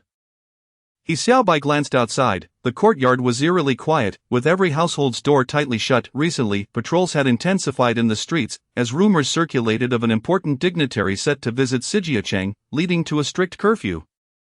Without a pass, no one was permitted to roam the streets at night through Feng Ziyuan. He Daqing had procured a special pass from the investigation team, given that important figures often dined at Feng Ziyuan. Noticing the absence of onlookers, He Xiaobai greeted sister-in-law He Wang in the living room before retreating into his bedroom with Song Wanqiu. The night was filled with warmth and tenderness. The following morning, Song Wanqiu rose early to prepare breakfast. As sister-in-law He Wang had just given birth and was still in her confinement period, she was advised against overexertion. Thus, the responsibility of daily meals fell to Song Wanqiu. He Daqing and his son He Yuzhu typically dined at Feng Ziyuan for lunch and dinner, only having breakfast at home. He Daqing held a favorable impression of his sister-in-law Song Wanqiu. Not only was she exceptionally beautiful, but her demeanor was also unpretentious, perfectly embodying the ideal of a woman who could grace both the parlor and the kitchen. He Yuzhu had gradually begun to admire his aunt, perceiving her as a fairy from a painting. Yuzhu, what are you looking at? Come here and pass me that bowl. As Song Wanqiu lifted her head, she caught He Yuzhu sneaking glances at her, yet she paid it no mind, for he was merely a 9-year-old child. Her nephew threw Xiaobai. He Yuzhu relished assisting his aunt, swiftly fetching a large bowl for her. He Daqing scratched his head as he entered from outside, saying, Wanqiu, I have a favor to ask of you. Brother, please feel free to ask. We are family. Song Wanqiu chuckled inwardly, finding He Daqing's typically taciturn and earnest demeanor amusing. It was not a significant matter, although your sister-in-law has given birth to a daughter. This little one still needs a name. Wancho, since you are literate, could you help me name her? It doesn't have to be particularly pleasing, it just needs to roll off the tongue," upon realizing that he wished for her to name his niece. Song Wancho broke into a smile, having thought it was something of great importance. Just as it began to rain, someone called out from outside, urging everyone to collect their clothes, such as summer. A downpour can suddenly ensue. As Song Wancho contemplated what name to give her niece, she heard someone shout that it was raining. Since her son is named Yushu, how about naming the daughter Yushu? Brother, what do you think of the name Yushu?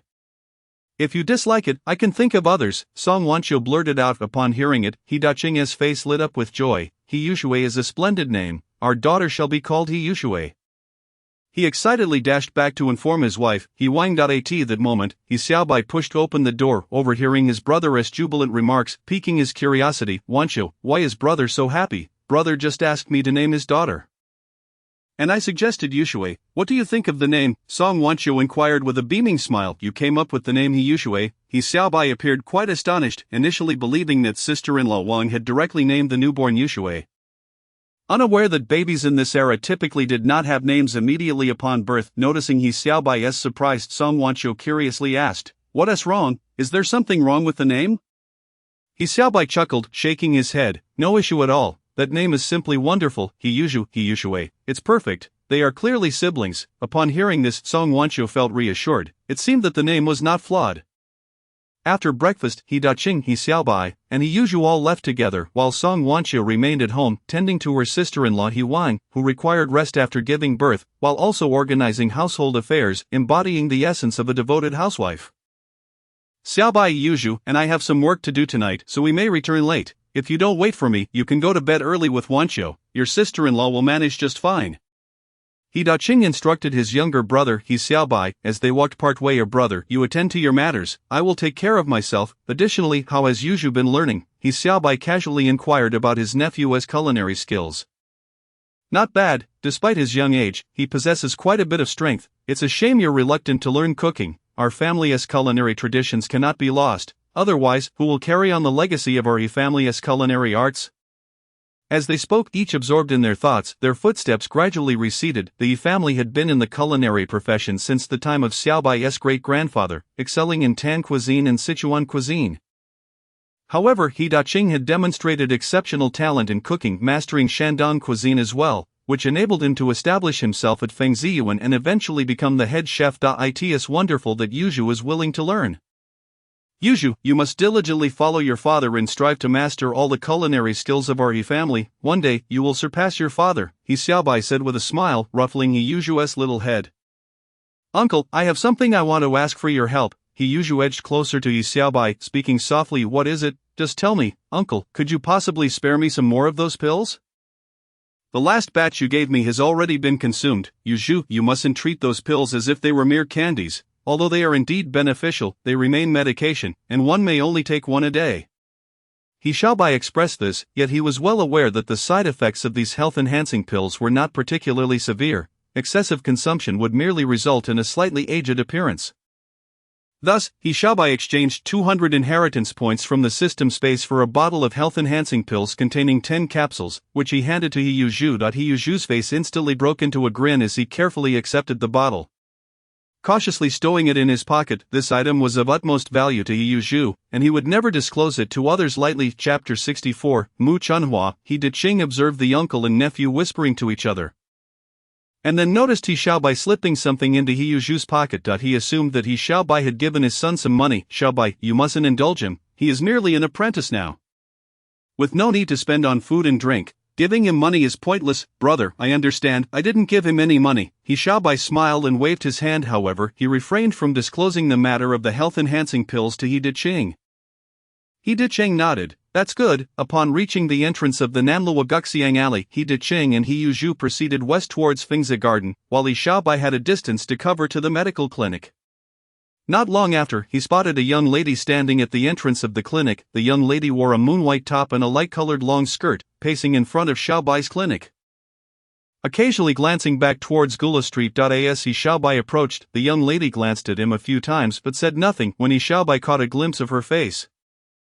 He was taken aback, for she bore a striking resemblance to the actress Wang O from his original world. Yes, I would like to seek your medical assistance. Very well, please have a seat for a moment while I open the clinic's window. He Xiaobai opened the window and, after tidying up, inquired about her ailment. Dr. Xiaobai, you've misunderstood. It is my father's health that is failing. He is bedridden and unable to move. The costs at a large hospital are exorbitant. And I heard that Dr. Xiaobai charges low fees and possesses excellent medical skills, which is why I sought you out. He Xiaobai chuckled at her candidness. Alright, just wait a moment while I prepare my medical kit. By the way, what is your surname? Where do you reside? My name is Mu Chunhua, and I live in the Puching City alley of the West City. Mu Chunhua, He Xiaobai paused, the name sounding exceedingly familiar.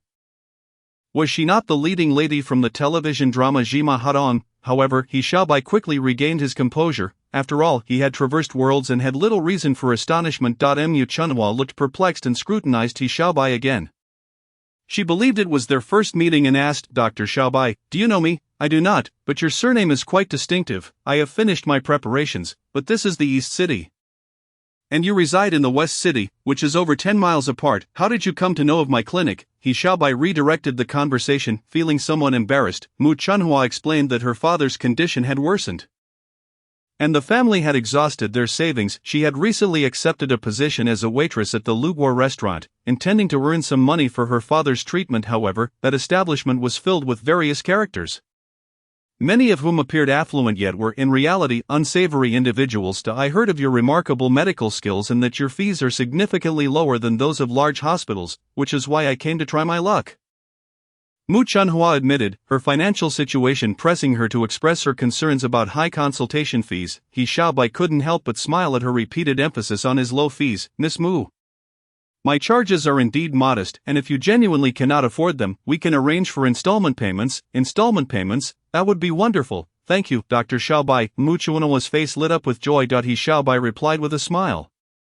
No need to thank me yet. The key is to ensure your father's health is restored. If I fail to cure him, your gratitude would be misplaced. He called for 2 rickshaws. Mu Chunhua blushed and said, Dr. Xiaobai, could we just take 1 rickshaw? I can run behind it. Suppressing a chuckle, He Xiaobai recognized Mu Chunhua's dire financial straits. I will cover the fare. Let us go. Although Mu Chunhua was slightly older than He Xiaobai, she was still an unmarried young woman. To avoid any appearance of impropriety, He Xiaobai opted for 2 rickshaws to travel together. Sharing a single vehicle would not only appear cramped but could also invite unnecessary gossip. Mu Chunhua was astute and understood He Xiaobai's intentions. Thank you, Dr. Xiaobai. You're welcome. Driver, please take us to the Puching City alley in the West City. Certainly, please hold on tight. The rickshaw driver responded affirmatively and began to run. Despite their swift pace, the ride remained remarkably smooth. Upon reaching the entrance of Puching City alley in the West City, He Xiaobai paid each of the drivers 20 copper coins as fare.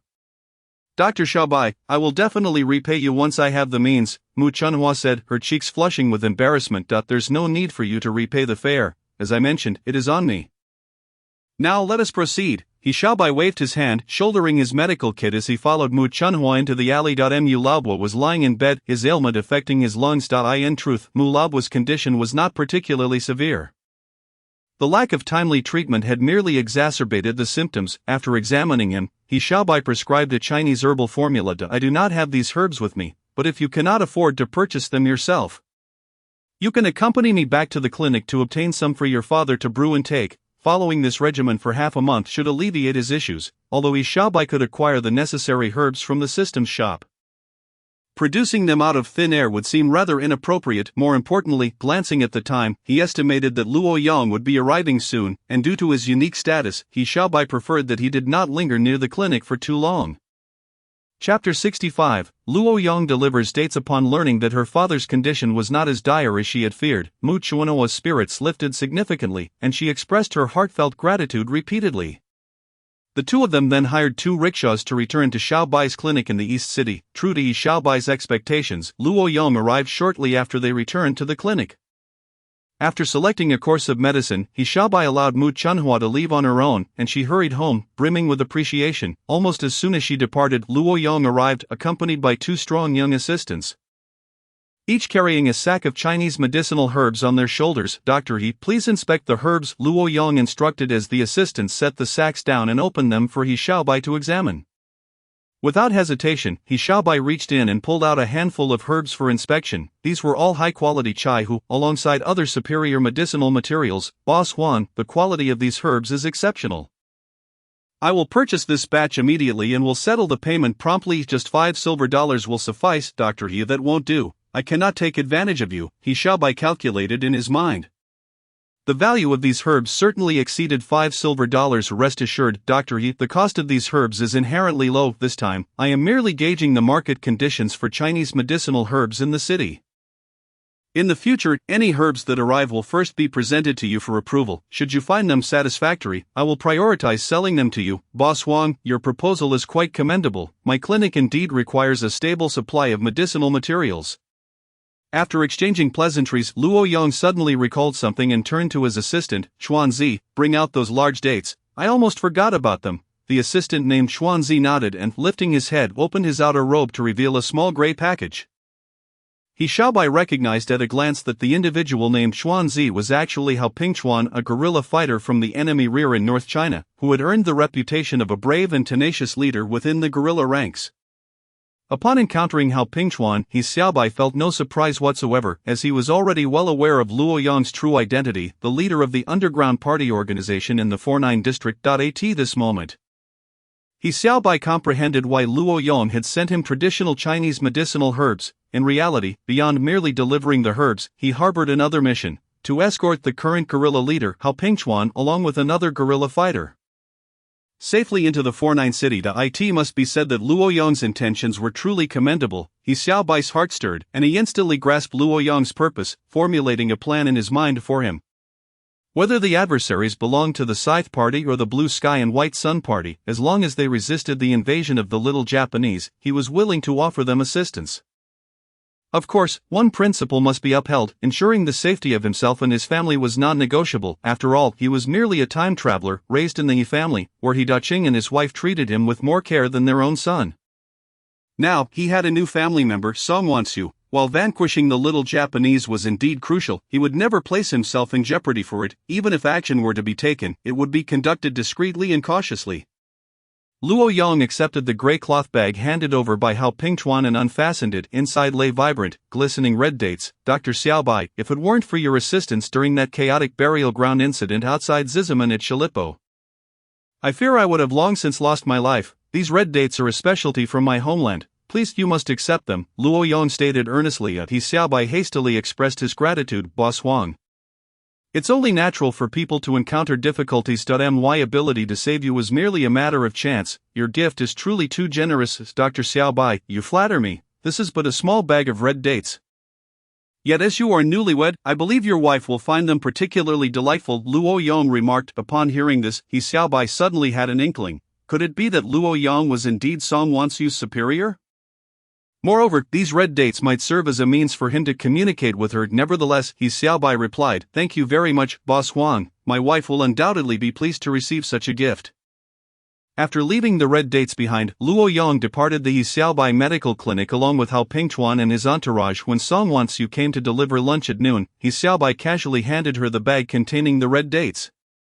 "Xiaobai, what's in this bag?" Song Wanxiu inquired. "It's red dates." Today, when Boss Huang came to deliver medicinal herbs, he also brought some red dates, saying they are a specialty from his hometown and insisted they be given to you. He Xiaobai relayed Luo Yong's words. "Oh, how thoughtful of him," Song Wanxiu exclaimed, quickly opening the gray cloth bag and plucking a date to taste. "Wow, they are truly sweet. Xiaobai, you must try one." As she spoke, she popped a plump red date into He Xiaobai's mouth. It was indeed deliciously sweet. After He Xiaobai finished his lunch, Song Wanxiu tidied the dishes and took the bag of red dates with her as she left. "Xiaobai, I will go home and make some red date soup with brown sugar to nourish my sister-in-law. I've heard that red dates can replenish blood, and she needs it during her confinement." With the bag of red dates in hand, Song Wanxiu returned to the courtyard. Watching Song Wanxiu, dressed in a simple polka-dot qipao, walk into Nanluo Guxiang, He Xiaobai pondered deeply. He believed that Luo Yong would not have sent a bag of red dates without reason. He was surely attempting to convey a message to Song Wanxiu, and He Xiaobai was convinced that Luo Yong was indeed her superior. This was evident from the delight in Song Wanxiu's eyes upon learning of the red dates' arrival. However, He Xiaobai had previously discarded all the red dates and had found no hidden messages. As Song Wansu's figure vanished into Nanluo Guxiang, He Xiaobai suddenly slapped his forehead. How foolish of me, why was I fixated on the red dates for clues? The real secret must lie within the grey cloth bag. Luo Yang would surely utilize this bag to relay information. Even with this realization, He Xiaobai did not immediately pursue her. He understood that Song Wansu was part of the underground party, and it was entirely normal for her to meet with her superior. Just as He Xiaobai had anticipated, upon returning to the courtyard, Song Wansu hastily entered her room and locked the door. She poured the red dates onto the table and quickly turned the grey cloth bag inside out. Then, she evenly splashed a cup of water over the bag. Soon, a line of text began to emerge on the grey cloth. Song Wansu stared intently at the writing, her face reflecting astonishment. Japanese spies have infiltrated our party's base in Yan'an. Please find a way to approach Longchuan Feiyuan and obtain the list of Japanese spies hiding in our base. Song Wansu's hands trembled slightly. Although the assignment seemed straightforward, executing it would be exceedingly challenging. Right, Xiaobai mentioned that he would take me to the residence of the Japanese General Longchuan Feiyuan for a banquet tonight. This is an excellent opportunity. Song Wansu suddenly recalled this detail, her heart a mix of joy and trepidation. Fully aware of the daunting difficulty of the task, it was no small feat to secure a list from Longchuan Feiyuan, who had painstakingly placed spies within the Scythe Party's base, and obtaining such a list would be akin to scaling a mountain. Nevertheless, Song Wansu understood that since the organization had entrusted her with this mission, she would not hesitate to sacrifice her life if necessary. Yet she could not allow her mission to endanger He Xiaobai and his family. After all, his sister-in-law regarded her as a younger sister, and He Xiaobai had saved her life on multiple occasions. Her feelings for him ran equally deep. At this moment, Song Wansu's heart was in turmoil. On one hand, there was the imperative to fulfill her mission, while on the other, there were the familial bonds and the love she cherished. She truly did not know what choice to make. Xiaobai, what should I do? Song Wansu cried softly, tears streaming through her fingers. A sudden knock echoed from outside. Sister-in-law, I'm in here. Hearing the knock, Song Wansu quickly wiped away her tears and opened the door. Wansu, why are your eyes so red? Oh, it's nothing. Perhaps some dust blew in. Wansu, you truly have it tough. The climate in Fornine City is different from that in Jinling. It's dry and windy. You must take good care of yourself. By the way, where did all these red dates on the bed come from? He Wanshur asked in surprise. Sister, these red dates were sent by the medicinal merchant who delivered herbs to Xiaobai. I was just about to find a jar to store them, intending to make some red date soup for you. Song Wansu explained with a smile. Wansu, you're so thoughtful. Xiaobai is truly fortunate to have you, He Wanshur said, grasping Song Wansu's hand and smiling softly. He Wanshur's words only deepened Song Wansu's inner turmoil. At this moment, she felt an overwhelming urge to abandon her allegiance to the Scythe Party, wishing only to peacefully spend her days with He Xiaobai, raising children, while he practiced medicine and she prepared meals, waiting for his return. Such a simple life. Wansu, you must be missing your family, right? Don't be afraid, you have me, Xiaobai, and Xiaobai's brother, Yuzhu. We are all one family. He Wanshur's comforting words pulled Song Wansu back to reality, reminding her that her simple desires were unlikely to be fulfilled when she had joined the organization. Old Luo had said, only by driving the little Japanese out of our borders can our people live in happiness. In an instant, Song Wansu understood that between national righteousness and personal happiness, one could not have both. Sister, you will always be my sister. Song Wansu threw herself into He Wanshur's embrace, her tears soaking her sister-in-law's clothes. Wansu, dear, we will surely overcome this. He Wanshur comforted her as if she were her own sister. After a long while, when Song Wansu finally ceased her tears, she wiped her eyes and said, Sister, I need to go out to buy a newspaper.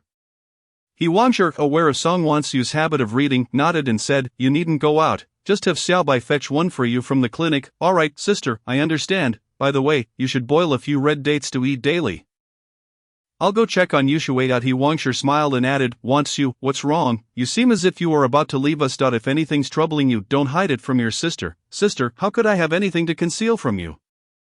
As Song Wansu spoke, her heart felt as though it were being sliced, yet she understood that the task assigned to her was immensely challenging, and even if she succeeded, she might not return alive.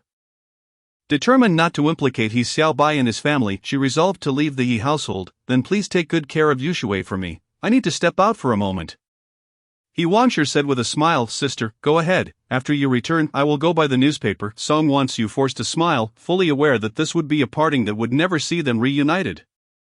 However, in order to fulfill the mission entrusted to her by the organization, she would resolutely forge ahead, even knowing she might sacrifice herself. Like a moth drawn to a flame. After a while, He Wangshu returned to the room.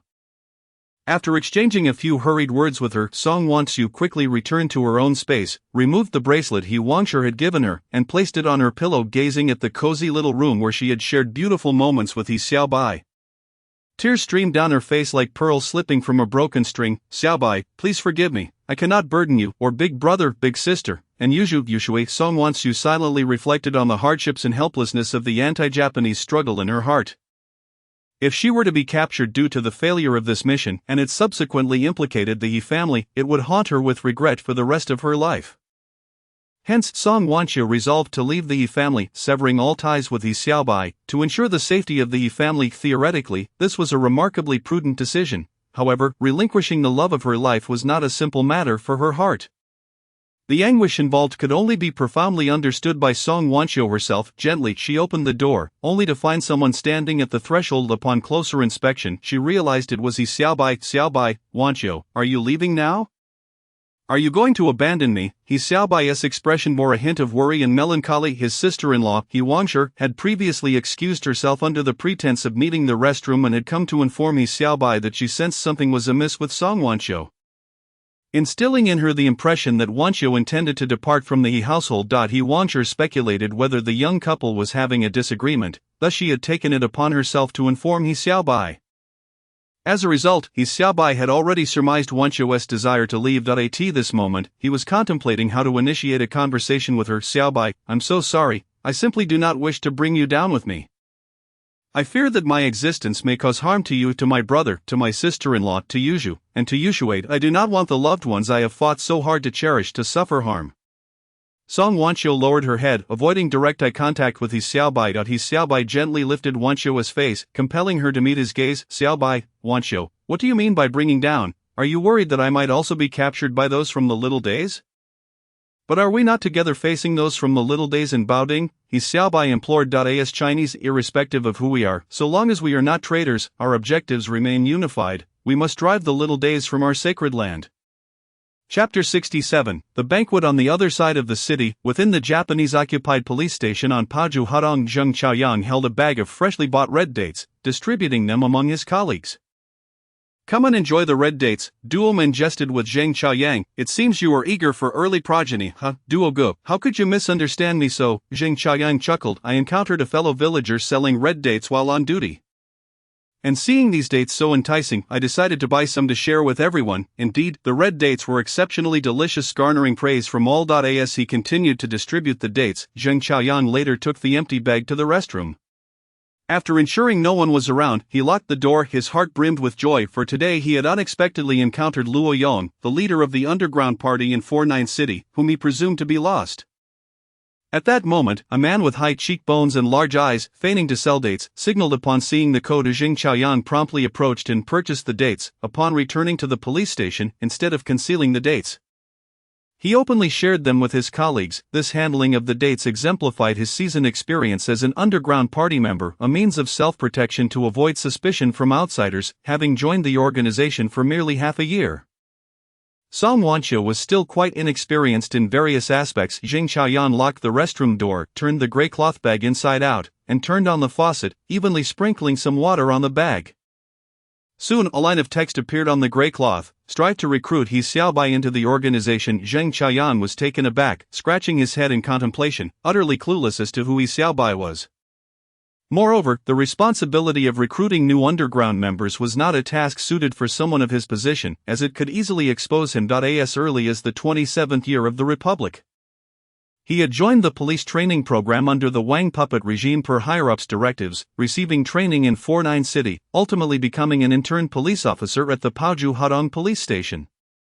His intelligence and understanding of social nuances, coupled with his generous demeanor, quickly earned him a modest reputation at the police station, particularly his good relationship with the commander of the Special Operations Section, Yamamoto Ryajuk, allowed Zheng Chaoyang to navigate the police station with ease. His most crucial mission while undercover was to gather vital intelligence and endeavor to rescue detained progressive figures opposing the Japanese However, now his superior, Luo Yong, had assigned him the task of recruiting new underground operatives. The crux of the matter was that the name He Xiaobai was entirely foreign to him. Nevertheless, he recognized that as an underground worker, when orders from superiors were issued, regardless of the reasons, obedience and execution were paramount. Thus, he withdrew a small knife from his pocket, sliced the gray cloth bag, and disposed of it in the restroom drain. Afterward, Zhang Chaoyang returned to the police station to examine the detention list meticulously, but he found no mention of anyone named He Xiaobai. In a modest courtyard of the Yu'er Hadong in 49 City, Luo Yong roused the sleeping Hao Pingchuan. Pingchuan, the situation is dire. Startled awake, Pingchuan immediately reached for his gun, only to find it absent. Pingchuan, it's me. There is no need for alarm. The task assigned to Comrade Wanqiu is both arduous and perilous. We must cooperate fully to accomplish it. Old Luo, spare me the preamble. I, Hao Pingchuan, will not show mercy against the Little Days. Do not be overly reckless, for 9 City is rife with the Little Days military police, investigation teams, and spies. You must act with utmost caution. This is a map of the areas surrounding Longchuan Fei UNS residence. We must study it carefully and devise a strategy. Hao Pingchuan was somewhat indifferent, believing that allowing the guerrillas to directly assault Longchuan Fei UNS residence would be far more straightforward, eliminating the Little Days general and seizing the roster to bring to the Scythe Party's base. Luo Yong was at a loss for words. Originally, they had intended to dispatch the more composed Zhang Chaoyang for this mission. However, he was genuinely concerned that recklessly assigning Zhang Chaoyang to this task could not only jeopardize its success but also endanger the comrades who had managed to infiltrate the enemy's corps. Zhang Chaoyang himself, were it not for the emergence of hidden Little Days agents in their hometown affecting the safety of the chairman and the party's leadership, he would not have considered using Song Wanqiu for this mission. Yet, after much deliberation, it seemed that only Song Wanqiu was marginally suitable for the task. Since the betrayal within the 49 City underground party, dozens of undercover members and several liaison stations had been dismantled. Even Luo Yong, the leader of the 49 underground party, had been captured. Had it not been for Zhang Chaoyang Duo Men and He Xiaobai's rescue efforts, Luo Yong would have long been lost to the world. Pingchuan, your reckless actions could expose our undercover comrades. After repeated persuasion from Luo Yong, Hao Pingchuan reluctantly abandoned the thought of a direct assault on Longchuan Fei UNS estate. In the afternoon, He Xiaobai arrived at the medical clinic with Song Wanqiu. As they approached 5 o'clock, a black sedan slowly came to a halt before the clinic. The female steward from Longchuan Fei UNS residence, Haruka, emerged from the vehicle. Dr. He, Madam has sent me to escort you and your esteemed wife to the Longchuan General's residence for a banquet. Madam Rina is most considerate. I appreciate you, Steward Haruka, for coming. He Xiaobai replied with a smile. Originally, my wife Wanqiu and I planned to take a rickshaw. At that moment, Song Wanqiu approached, smiling, and greeting Haruka. You must be Mr. He's wife. I caught only a fleeting glimpse that night and couldn't see you clearly. Today, it is evident that you are more beautiful than cherry blossoms, Haruka praised. Madam Haruka, you are as resplendent as a peony. Song Wanqiu graciously returned the compliment. Though they exchanged pleasantries, they were subtly competing. One represented the national flower of the Little Days, the cherry blossom, while the other embodied the national flower of China, the peony. Amidst cheerful laughter, Haruka continued, it seems Madam He possesses extraordinary wisdom. Well then, let us depart. Dr. He, Madam He, please get in the car. He Xiaobai picked up his medicine box and took Song Wanqiu's hand as they entered the black sedan together. Upon arriving at Longchuan General's residence, He Xiaobai encountered not only Longchuan Rina but also a plump woman dressed in a kimono. Upon seeing the arrival of the Yi couple, Longchuan Rina promptly stood to introduce. Madam Muta, this is the renowned healer from China, Mr. He Xiaobai. He will wholeheartedly attend to your medical needs. Chapter 68. The wicked woman is Madam Muta was the wife of the highest commander of the Japanese army stationed in North China. General Muta Jun. Longchuan Rina outwardly displayed great respect for her. Listening to Longchuan Rina's introduction, Madame Muta cast a glance at He Xiaobai, and upon observing his youthful demeanor, a sense of disdain arose within her. Rina, do not jest. My health is in a critical state. I have consulted numerous esteemed physicians from my homeland to no avail. How could I possibly expect a young Chinese doctor like him to cure my illness? Madame Muta, please trust me. Grant him a chance. Rina, as noble citizens of the great Japanese Empire, how can we subject ourselves to such indignity by allowing an East Asian sick man to treat us? Madame Muta arrogantly declared, her tone laced with superiority. He Xiaobai responded with a cold smile, remaining silent as he grasped Song Wanqiu's hand and turned to leave. He sang, please wait. Longchuan Rina hurriedly pursued them. At the entrance, two Japanese soldiers on guard noticed He Xiaobai and Song Wanqiu attempting to exit, and immediately raised their guns to block He Xiaobai's path. Madam Rina, is this how you treat your guests? He Xiaobai's voice was frigid. No, you have misunderstood. It is entirely a misunderstanding. Longchuan Reina stepped forward, attempting to explain. Suddenly several gunshots rang out from the rooftop across the street, and the two soldiers blocking He Xiaobai fell to the ground in response. Longchuan Reina let out a scream, collapsing onto the ground, for she was most fearful of the sight of blood. He Xiaobai was equally taken aback and turned to Song Wanqiu, whose face mirrored his own confusion. We must leave. He Xiaobai intended to escort Song Wanqiu away from Longchuan Feiyuan's residence, but the gunfire had already alerted the surrounding gendarmerie and secret agents. They emerged from their concealed positions. Firing at the rooftop across the street, grenades were tossed from the opposing rooftop, killing several hidden soldiers, and thus an intense exchange of gunfire ensued. The streets echoed with the sounds of sirens and whistles. Plunging the crowd into chaos, He Xiaobai realized that if he were to lead Song Wanqiu into the street now, they would be in grave danger no matter whom they encountered. Seeing Longchuan Reina unconscious at the entrance, he was moved and bent down to lift her up. Wanqiu, let us take refuge inside. All right, Xiaobai. This was precisely in line with Song Wanqiu's thoughts. She too hoped for an opportunity to search within Longchuan Feiyuan's home in the hopes of discovering the list of infiltrating agents. He Xiaobai laid Longchuan Reina on the sofa in the parlor and then noticed that the once arrogant Madame Mutian had vanished. After surveying the area, he discovered a curled-up figure under the sofa, revealing only a trembling fat leg. Is this what they call the upper class, so terrified that they cower like this? I do not typically harm women, but for those who insult the Chinese nation, I will show no mercy. He Xiaobai gazed at the exposed plump leg, feeling a surge of murderous intent toward Madame Mutian. Xiaobai, I need to use the restroom, Song Wanqiu said as she entered the parlor. At that moment, the housekeeper Haru Shuan rushed in from the front hall, originally coming to inquire if Longchuan Reina was ready for dinner. However, amidst the ongoing gunfire, she arrived in the parlor to find Madame Reina sprawled on the sofa and hurried over to check on her. Mr. He, what has happened to Madame Reina? Haru Shuan inquired. He Xiaobai smiled and reassured her. Do not worry, housekeeper Haru, Madame Reina merely experienced a fright. A quick injection will remedy it. He then added, by the way, my wife wishes to use the restroom. Could you kindly escort her? Learning that Longchuan Reina was unharmed, Haru Shuan felt relieved and replied, of course, madam. He, please follow me. Song Wanqiu quickly expressed her gratitude. Housekeeper Haru, I am truly sorry for the trouble. My fear compelled me to seek the restroom, and the gunfire outside has left me quite anxious. Haru Shuan nodded gently, offering comfort. Madam, there is no need for concern. General Longchuan's residence is heavily guarded. Those anti-Japanese elements cannot breach it. I shall accompany you to the restroom. With that, Haru Shuan led Song Wanqiu to the restroom on the first floor. As the two departed, only He Xiaobai, the unconscious Longchuan Reina, and the trembling Madame Mutian remained in the parlor. He Xiaobai snorted coldly, retrieving a golden needle and unhesitatingly plunging it into Madame Mutian's vital point. Ding, system notification. The host has performed an act beneficial to the Chinese nation. Reward of 50,000 inheritance points. He Xiaobai was taken aback. He had not anticipated that resolving the matter with Mutian Jun could yield such a reward. It turned out this woman posed a significant threat to China, always encouraging Mutian Jun to slaughter innocent Chinese citizens as a means to bolster her husband's prospects for promotion. She truly deserved her fate. He Xiaobai immediately stored Madame Mutian's corpse in the system space. While still holding the golden needle, he contemplated whether to eliminate the still unconscious Longchuan Reina as well, in exchange for additional inheritance points. However, he quickly dismissed this idea, by sparing Longchuan Reina's life. He could entirely absolve himself and Song Wanqiu of any suspicion. Thus, He Xiaobai put away the golden needle. Soon Longchuan Reina slowly opened her eyes, and by this time, the gunfire outside had begun to wane, with only sporadic shots occasionally ringing out. Mr. He, what has happened to me? Longchuan Reina inquired. Madame Reina, you fainted suddenly. I brought you inside and used a golden needle to revive you. He Xiaobai explained. Yes, I remember now.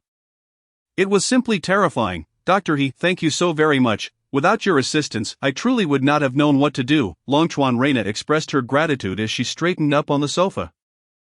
Madame Reina, you are too kind. It was merely a small effort. He Xiaobai remarked. It seems the banquet has been interrupted. I shall take my leave now. With that, He Xiaobai stood, placing the medical instruments back into the medicine chest.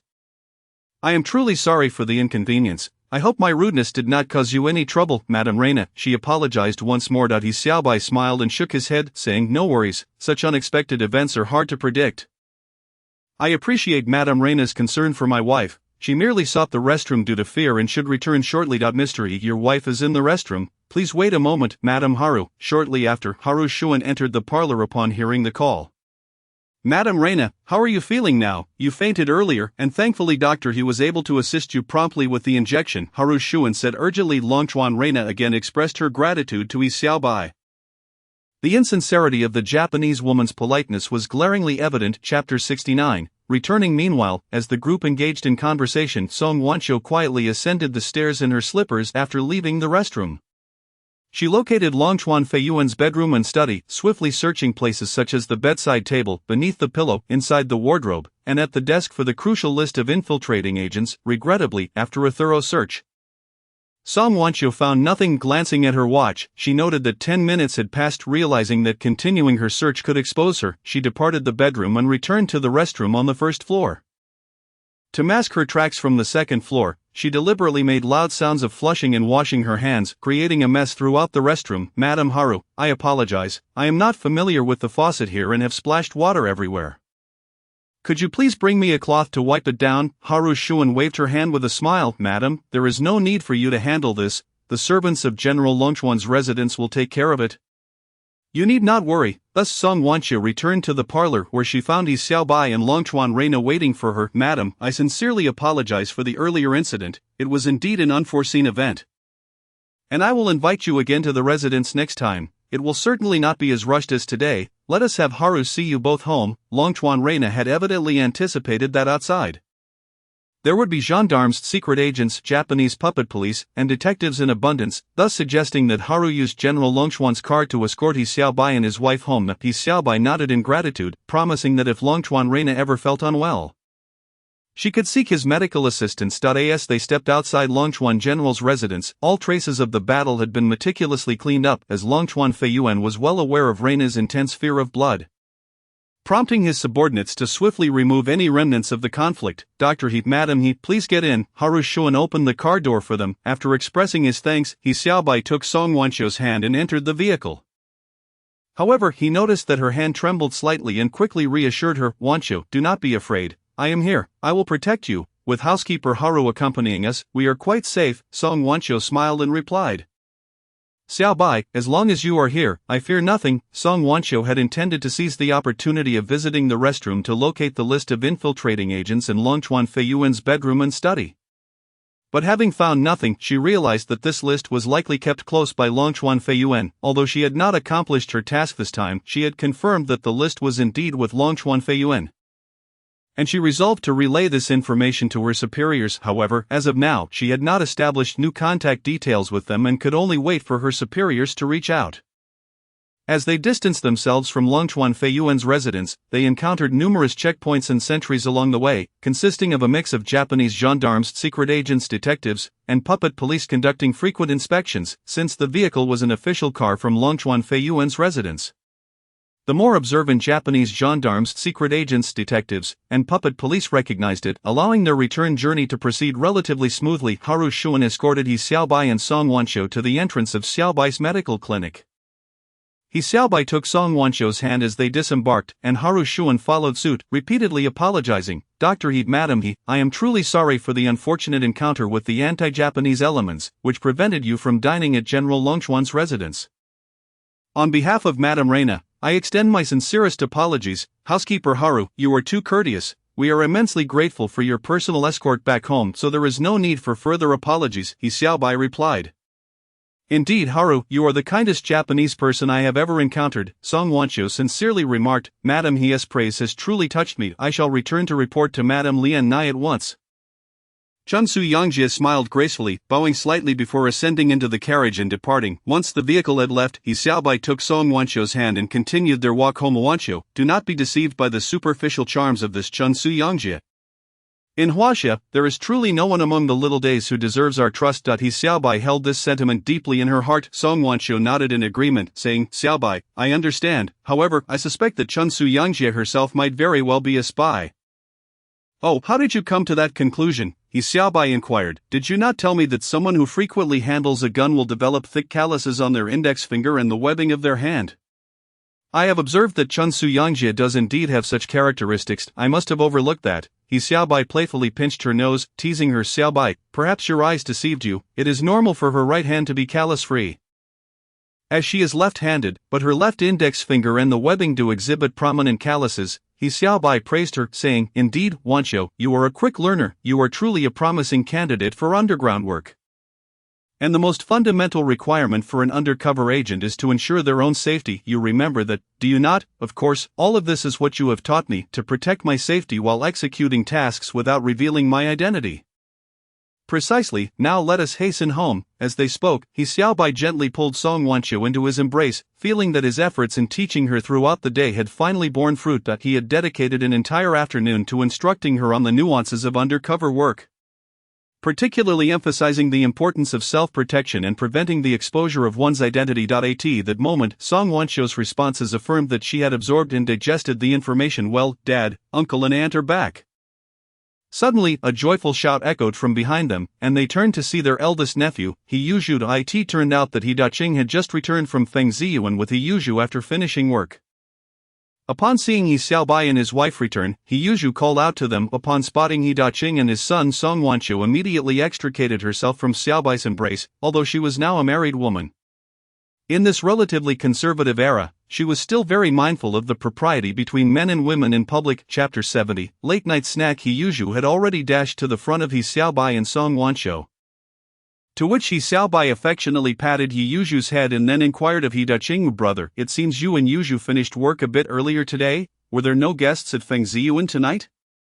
Uncle, we didn't go to Feng Ziyuan today. We were picked up by car to Tai Shitsi Hadong to cook for the little days, He Yuzhu eagerly answered, even more impatient than his father, He Daqing. Tai Shitsi Hadong, that is the command center for the little days in the 49 city. Brother, how did you end up cooking there? He Xiaobai appeared quite astonished. He Daqing sighed. Xiaobai, I too am in a state of confusion. This afternoon at 3 o'clock, the little Japanese dispatched a vehicle to take Yuzhu and me to Tai Shitsi Hadong to prepare a meal of Shandong cuisine. Uncle, you have no idea. That little Japanese even praised my dad's culinary skills, saying that when he returns to 49 City, he wants my dad to cook for him again. He Yuzhu quickly added, Bah, there is not a single good person among those little Japanese. That night, they disturbed the peace of 49 City and even came to our courtyard to arrest people. I truly do not want to cook for them. Serving them food is no better than feeding dogs.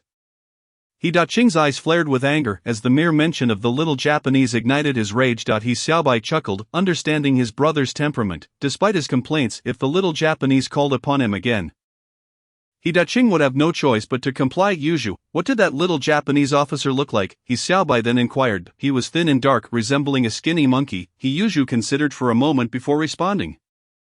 Like a skinny monkey? Shouldn't he look more like a fat pig? He Xiaobai mused aloud, mistakenly believing that it was Longchuan Feiyuan who had summoned He Daqing for cooking, but from He Yuzhu's description, it was evidently someone else. There was indeed a fat man accompanying him, but he was bowing and scraping in front of that skinny monkey. He Yuzhu quickly added. Upon hearing this, He Xiaobai had a sudden realization. Yuzhu's description of the skinny monkey likely referred to Takeda Jun, the commander of the Japanese in North China, while Takeda Jun's wife, that contemptuous woman towards Huaxia, had already become a corpse in his system space. With this thought, He Xiaobai resolved to find a way to bring Takeda Jun into the system space as well, to keep him company with his wretched wife. He envisioned disposing of these two villains by casting them into the chaotic burial ground at Shijiman, where wild dogs would feast upon them.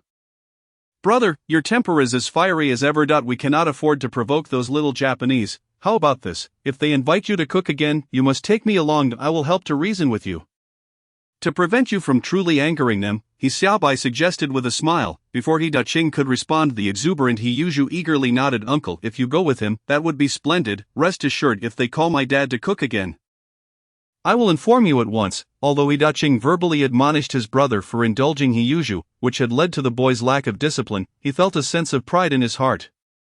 Recently, He Yuzhu had taken to learning culinary skills without complaints about the hardships or exhaustion, diligently seeking to learn from him. Even the heavy iron pot weighing over 10 jin, He Yuzhu could deftly maneuver for half an hour, which made He Daqing swell with pride. The feats that He Daqing had been unable to achieve in his youth were now being accomplished by his 9-year-old son, He Yuzhu, whose strength astounded him.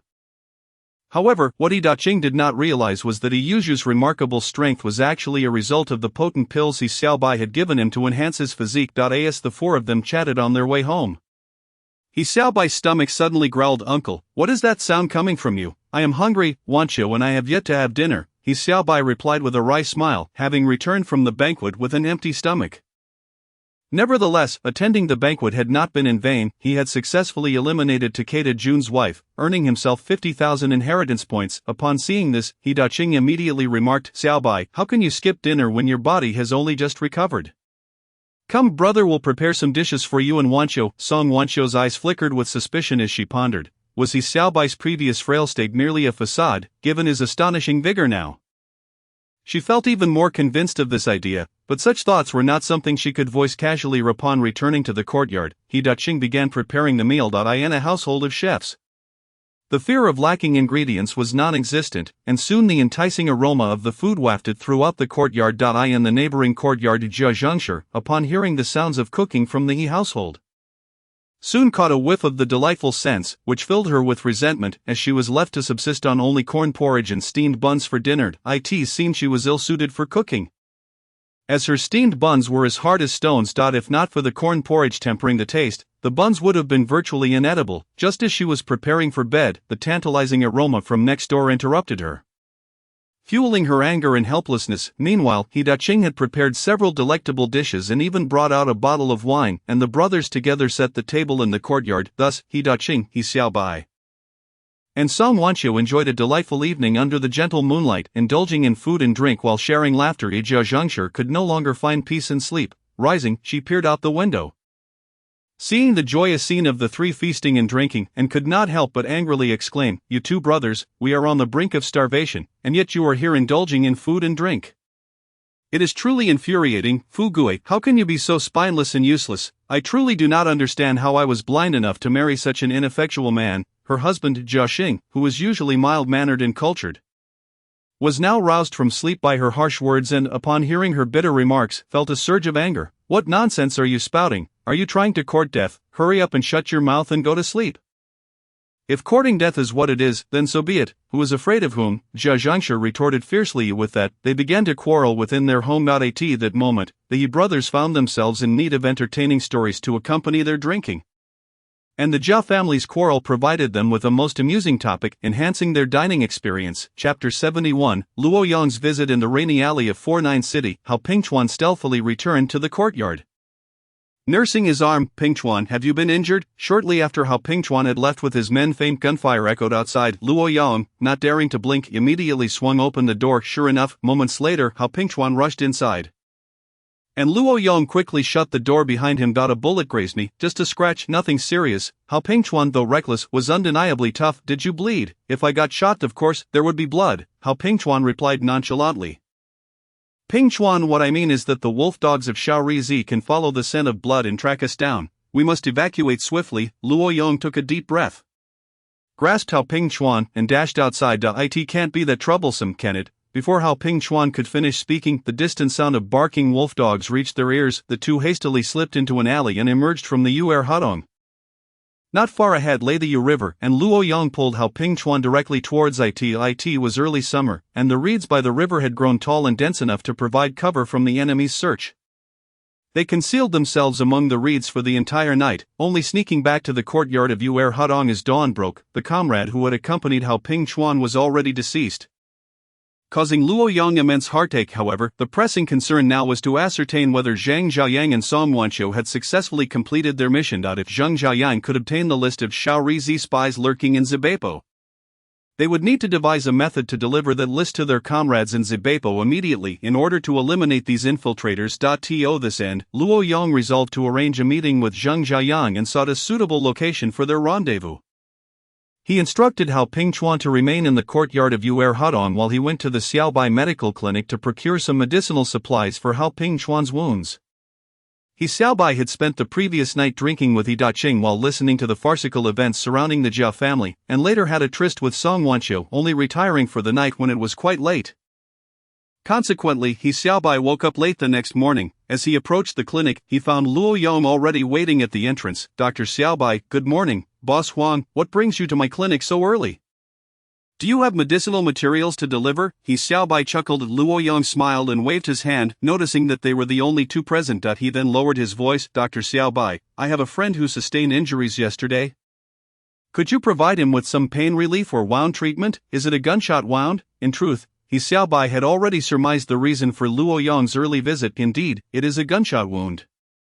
Luo Yang acknowledged, realizing he could not conceal the truth from He Xiaobai any longer. I don't possess specialized medication for gunshot wounds, but I can offer you my own concocted ointment for traumatic injuries. You can take it home and see how it works. Although Luo Yang felt a twinge of disappointment at the lack of specific gunshot treatment, the availability of the ointment was still a consolation. When he attempted to pay, He Xiaobai declined. Boss Wang, you can forego the payment.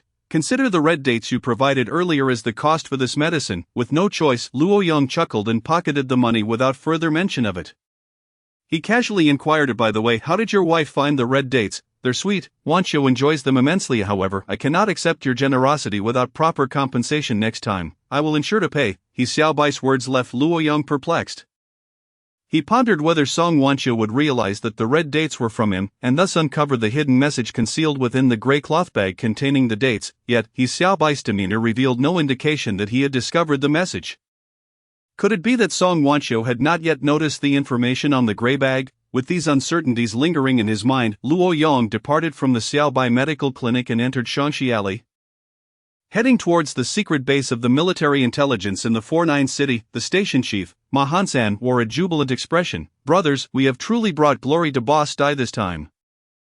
The folks at the Central Bureau are now too afraid to act recklessly. Haha, Ma Hansan's hearty laughter resonated, eliciting applause from the 20 or so military intelligence members present. Subsequently, he commended the two comrades, Mark D and Xiu Guofeng, for their outstanding contributions to this mission, announcing that the headquarters had decided to reward each of them with 5 small goldfish. A tray draped in red cloth displayed 10 gleaming gold bars, shimmering under the light, causing Mark D and Xiu Guofeng to involuntarily smile. Amidst the envious gazes of their fellow agents, Ma Hansan personally awarded Mark D and Xiu Guofeng with honorary badges and gold bars.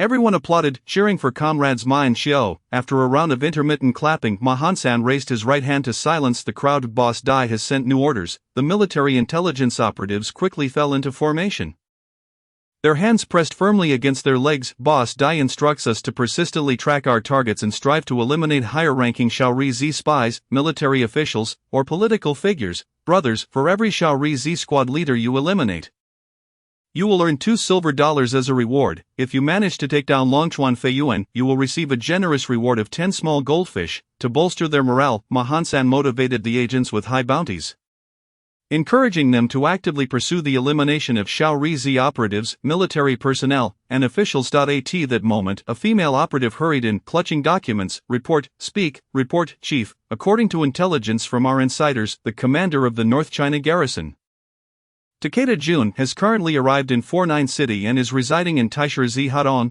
Takeda Jun has come to 49 City. Hurry, let me see the intelligence, Ma Hansan exclaimed, excitement coursing through him.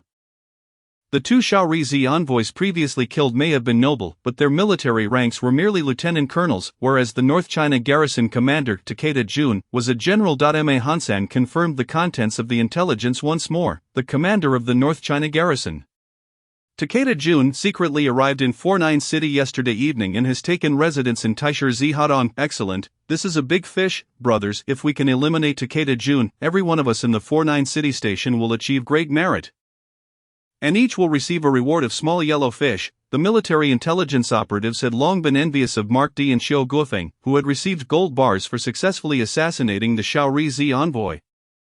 After all, being a military intelligence operative meant constantly placing oneself in danger, particularly for those engaging in covert operations within enemy territory. Only substantial rewards could incentivize these operatives to confront perilous situations, with the funds ultimately benefiting their families. Thus, most military intelligence operatives chose this path primarily due to the pressures of providing for their households. Chapter 72 General, something is amiss. The lady has gone missing. I hereby order Action Group 1 to monitor Takeda Jun closely, ensure we keep a tight watch on him. Action Group 2 should investigate the surroundings of Taisher Z Hadong and all known Shaori Z sentries in 49 City. It must be thorough and meticulous. All other groups stand by in silence. I will apply for weapons and ammunition from above. Move out. yes, within the Shaorizi headquarters in Taishirzihadong, Takeda Jun, commander of the North China garrison, stared intently at Su Fugui, who was nearly tortured to the brink of death. Takeda Jun slammed his hand on the table, his tone sharp and severe as he interrogated Su Fugui. Why do you continue to lie? You are not the assassin who killed the envoy of the great Japanese Empire. I will give you one more chance. Think carefully and answer honestly, for a reckless admission of guilt could cost you your head. Since being transferred to this house by the Shaorizi, Su Fugui had endured relentless and extreme mistreatment day and night. Now, he had repeated Captain Jia's words so many times he could not count them. Yes, I did kill that envoy. The murder weapon is hidden in a trash bin in Nanluo Guxiang. After that, I went home and slept. Su Fugui robotically repeated his responses to Takeda Jun's questions. Longchuan Feiyuan immediately interjected. General, Su Fugui has indeed confessed to being the murderer of the envoy, and we found the gun in the trash bin in Nanluo Guxiang. We have also matched the bullets from General Gao Yuebao and General Bing Yuelong's bodies. And they are indeed from this gun. Someone bring forth the evidence we discovered for the general's inspection. Takeda Jun cast a brief glance at the visibly anxious Longchuan Feiyuan, then scrutinized the so-called gun before waving his hand dismissively. Very well, Longchuan Kuan, let's consider this matter resolved. It suffices as an explanation to His Majesty the Emperor. Yes, General, I will personally execute the criminal Su Fugui tomorrow morning. Longchuan Feiyuan felt a surge of excitement at this news. Once Su Fugui was executed, this troublesome affair would essentially conclude, and there would be no further discussion regarding the assassination of the envoy. However, Takeda Jun shook his head and said, No, Longchuan Kuan, the criminal Su Fugui, who killed the envoy, cannot be dealt with at this moment. Why not? An impatient Longchuan Feiyuan pressed for an explanation. If Su Fugui remained alive, the case concerning the envoy's assassination would remain unresolved. Should Su Fugui prove not to be the true culprit, Longchuan Feiyuan would undoubtedly face Takeda Jun's wrath for inaction, or even be accused of merely attempting to placate His Majesty the Emperor. Takeda Jun's sharp gaze seemed to pierce through something as he fixed his eyes on the uneasy Longchuan Feiyuan. Longchuan Kuan, what are you still worried about? Longchuan Feiyuan quickly bowed deeply, responding, General, I harbor an intense hatred for the murderer of our envoy, Su Fugui. His crimes are unforgivable, and in order to restore the reputation of our great Japanese empire, I wish to personally execute him. Longchuan Feiyuan presented himself as fervently devoted to the emperor. As he gazed upon the imposing figure of Longchuan Feiyuan, Tada Toshiyuki smiled and remarked, Longchuan Kuan, it is evident to me that your loyalty to His Majesty the Emperor is unwavering, and that is commendable. Upon my return to the greater Japanese Empire, I shall certainly convey your fidelity to His Majesty. Longchuan Feiyuan bowed once more and expressed his gratitude, saying, Thank you, General. One could not help but admire the profound spirit of deep respect embodied in such a bow. In truth, I too wish to resolve this matter swiftly. However, the current predicament lies in the fact that Shigekowa Masao, the head of our empire's highest intelligence agency, wishes to interrogate him personally, thus his life cannot yet be claimed. Upon hearing this, Longchuan Feiyuan was momentarily taken aback. What? Major Shigekowa intends to conduct the interrogation himself? He was well aware of Shigekowa Masao's reputation as one of the foremost leaders of the empire's intelligence agency, a formidable expert in espionage and criminal investigation. Having overseen the resolution of numerous significant cases, Longchuan Feiyuan harbored concerns that Su Fugui might struggle to withstand Shigekowa's scrutiny. Shigekowa Masao was notoriously arrogant, obstinate, and difficult to sway, which left Longchuan Feiyuan with an unsettling sense of unease. Longchuan Kuan, my wife is still a guest at your residence. Let us proceed to your estate to fetch her, exclaimed Tada Toshiyuki. Immediately, Longchuan Feiyuan bowed once more, promptly arranging for transportation and dispatching a military police escort to ensure Tada Toshiyuki's safe arrival at his home. What? Lady Tada is missing, Reina. What has transpired? Longchuan Feiyuan inquired in a state of panic, questioning his wife, Longchuan Reina. She recounted how just as she was preparing to host a banquet for Lady Tada, General Longchuan had been ambushed by anti-Japanese insurgents, resulting in the shooting of 2 military policemen from the Longchuan residence. Upon witnessing the bloodshed, she had fainted in terror, and when she regained consciousness, Lady Tada had vanished without a trace. To prevent her husband and Tada Toshiyuki from speculating wildly, she concealed the details of the conflict between Xiaobai and Lady Tada. General, I thought Lady Tada had gone to Iron Lion Lane to look for you, yet it appears she has truly gone missing. Tada Toshiyuki expressed his bewilderment, pondering how a living person could simply disappear without a trace. Even if she had been slain by anti-Japanese activists, there should be a body. Rest assured, I shall immediately initiate a citywide search. By the time Tada Toshiyuki and his wife secretly arrived in Shirjo City, the entire area was under martial law. Longchuan Feihuan had issued orders for the military police to allow no one in or out of Shirjo City, with violators facing immediate execution. In Longchuan Feihuan's view, Lady Tada must still be within the confines of Shirjo City, thus, they would scour every corner until she was found. Chapter 73, A Misallocation of Tasks. Meanwhile, at a location in Shirjo City, Zheng Qiaoyang approached the table where Luo Yang was seated, holding a plate containing 2 steamed dumplings and 2 fried triangles, politely inquiring whether he could share the table. "No problem, feel free to sit," Luo Yang replied, shifting his bowl slightly to create space for Zheng Qiaoyang's plate. Thus Zheng Qiaoyang successfully took a seat across from him. "Who is he, Xiaobai? Why was I instructed to recruit him?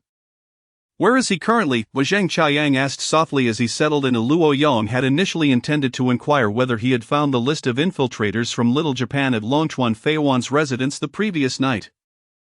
However, upon hearing Zheng Qiaoyang's question, he felt a surge of blood rush to his head in indignation. Hao Pingchuan, he silently seethed, realizing that the reckless Hao Pingchuan had mistakenly assigned 2 covert missions to the wrong individuals. "Qiaoyang, you must immediately abandon your current task. This is not meant for you," Luo Yang firmly instructed in a low voice. "This is not my task. Then what is my task?" Zheng Qiaoyang gazed at Luo Yang, his eyes wide with confusion. Luo Yang, with a wry smile, shook his head. "Your task has concluded. Continue to lie low and remain on standby." "To remain on standby, understood. I shall comply with the organization's arrangements," Zheng Qiaoyang replied resolutely in hushed tones. "Qiaoyang, why are you still here eating dumplings? Hurry and go patrol," Duomen shouted at Zheng Qiaoyang from the entrance of the establishment like a wall, "coming right away." "Duoj, I must take my leave," Zheng Qiaoyang replied to Duomen before quietly speaking to Luo Yang. Luo Yang quickly lowered his head to avoid detection, knowing that Duomen recognized him and had previously aided in his escape from the Shirjo City puppet police station.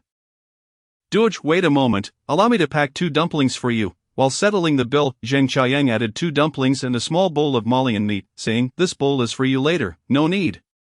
Please help yourself, forgetting to bring it back is perfectly fine." The store clerk was immensely grateful to see Zheng Qiaoyang dressed in the uniform of the puppet police, paying for his meal, and dared not ask for any payment. Zheng Qiaoyang handed Duomen the dumplings and Malian meat. Duomen observed Luo Yang, who was eating with his head down, and inquired, "Qiaoyang, who is that? He looks somewhat familiar." "Oh, Duoj, I don't know him at all. The seats were full, so I simply shared a table," Zheng Qiaoyang explained with a smile. "I see. Then I must take my leave. Who knows how late I will be able to rest tonight." Is there yet another major incident in Shirjo City? Just days ago, 2 emissaries from Little Japan were gunned down by anti-Japanese factions in Drum Lane, and our bureau is swamped with activity. Upon hearing this news, Zheng Qiaoyang was nearly overwhelmed with excitement. Though he had to maintain a facade of calm due to the presence of several puppet police officers and spies nearby, later Zheng Qiaoyang pretended to participate earnestly in the capture operations, even earning a verbal commendation from Yamada, the captain overseeing the puppet police bureau. "Qiaoyang, how can you be so busy with everything and yet be unaware of such significant events in Shirjo City? Additionally, there is another major issue. The wife of General Tada Toshiyuki has gone missing." "What? The commander's wife has gone missing? How could there be no word about this? Indeed, otherwise, just look at how chaotic it is outside," Duomen exclaimed, gesturing towards the street where military police, Little Japan spies, reconnaissance teams, and puppet police were all visible. Seeing this scene, Zheng Qiaoyang's heart raced with anxiety. Seizing the opportunity while Duomen was distracted, he discreetly turned to glance at the table where Luo Yang had been seated. He had already departed. At last, Zheng Qiaoyang felt a sense of relief. Luo Yang had previously been captured by the reconnaissance team, and if he were to encounter them again, he could easily be recognized. Just then, Captain Jia of the reconnaissance team and several of his officers passed by, resembling a cat on the hunt for mice. Zheng Qiaoyang turned his back to them, deliberately ignoring their presence. As Captain Jia walked past, he immediately recognized Zheng Qiaoyang. "Hey, isn't that Zheng Qiaoyang from the police station? Why don't you come into duty to sit down and have a meal? You could find me as the captain of the reconnaissance team. I guarantee you'll eat to your heart's content, Captain Jia. Where I choose to dine is none of your concern," Zheng Qiaoyang retorted, unable to tolerate the arrogance of the reconnaissance team captain. Zheng Qiaoyang, your temper seems to be on the rise. Do you think that by clinging to the Little Japan side, you can disregard us in the reconnaissance team? Let me tell you, you are still far from our level. By the way, the person you took from our reconnaissance team last time was an anti-Japanese activist. You haven't let him slip away, have you? Captain Jia scrutinized Zheng Chaoyang's eyes, attempting to discern any hint of guilt.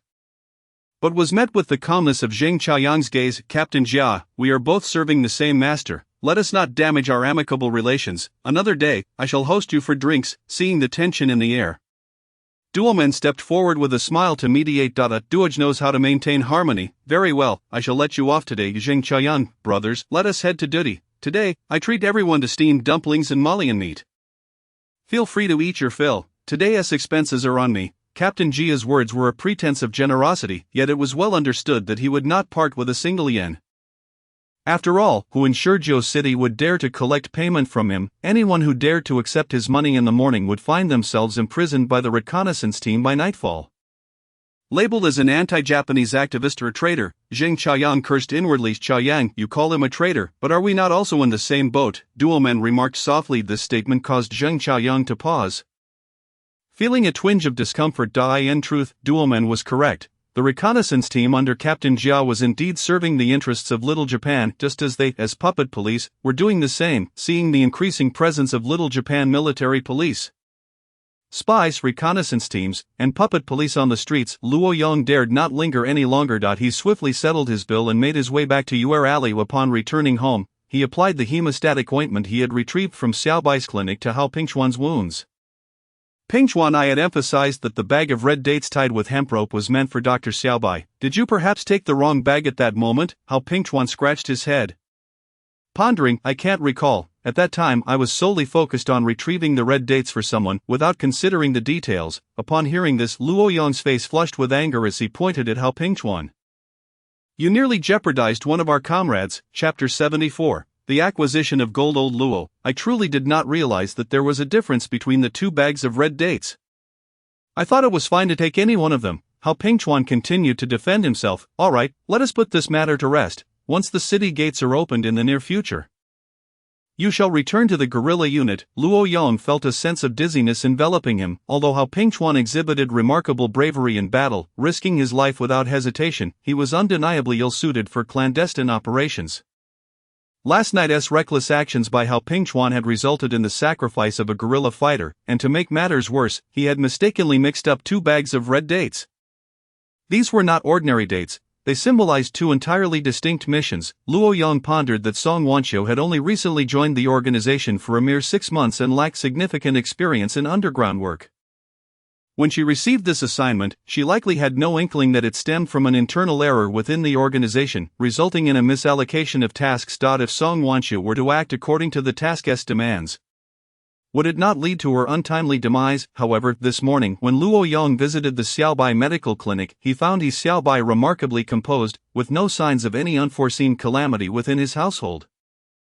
If something had indeed happened to Song Wanqiu, Xiaobai would undoubtedly have been absent from the clinic. Old Luo, are you really sending me back? That would be splendid, if it weren't for the orders from above compelling me to come. I wouldn't bother at all. Here in the city of Suzhou, I feel utterly constrained. After finally enjoying a brief thrill with the Japanese military last night, I must now retreat into hiding. You mean to say you engaged the Japanese forces merely for the thrill of it? Your recklessness has cost the life of a guerrilla fighter, Luo Yong exclaimed, as if struck by a bolt of lightning. What was going through the mind of this guerrilla leader? It was utterly incomprehensible. Did he believe he was fighting on the front lines? Did he think he could simply charge at the Japanese soldiers?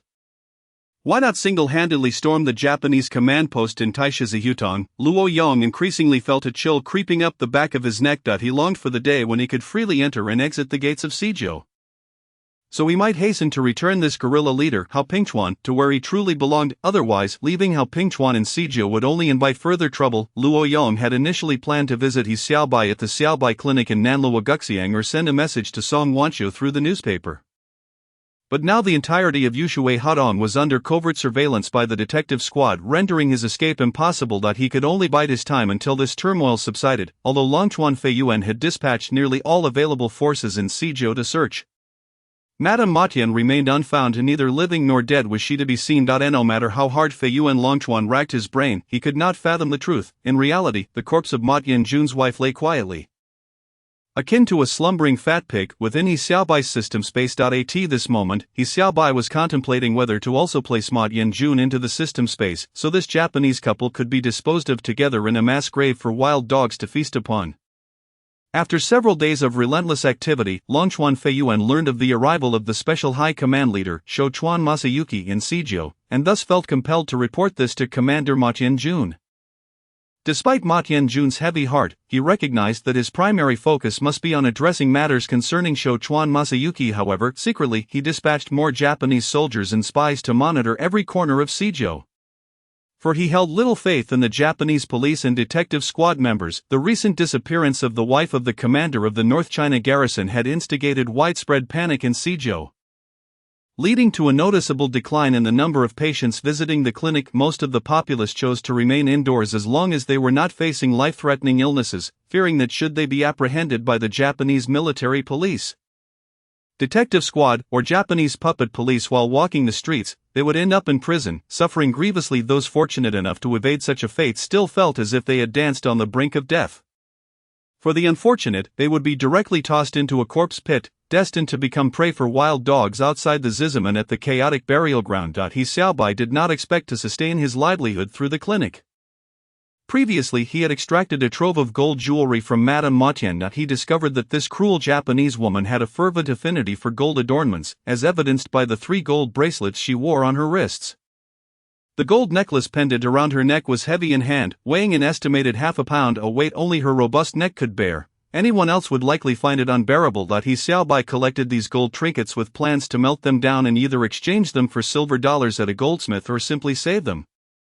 For gold is universally acknowledged as a stable currency, especially in times of war. The adage in chaotic times, gold is king. In prosperous times, antiques hold value, rings particularly true. He Xiaobai intended to close the clinic early today to return to the Sihiyuan. In recent days, he had taken the opportunity to impart knowledge and experience about being an underground operative to Song Wanqiu, leaving her quite astonished. She had not anticipated He Xiaobai's profound understanding of the art of infiltration.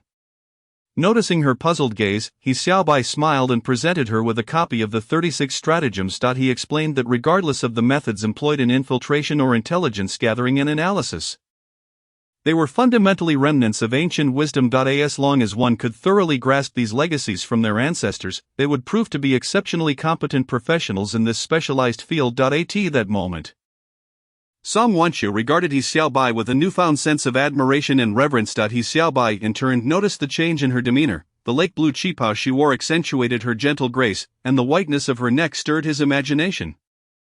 Particularly her adoring gaze, which left him entranced, lost in thought. He Xiaobai felt an undeniable stir within him, prompting him to hastily lock the clinic door and quicken his pace to leave. Xiaobai, why are you closing so early today?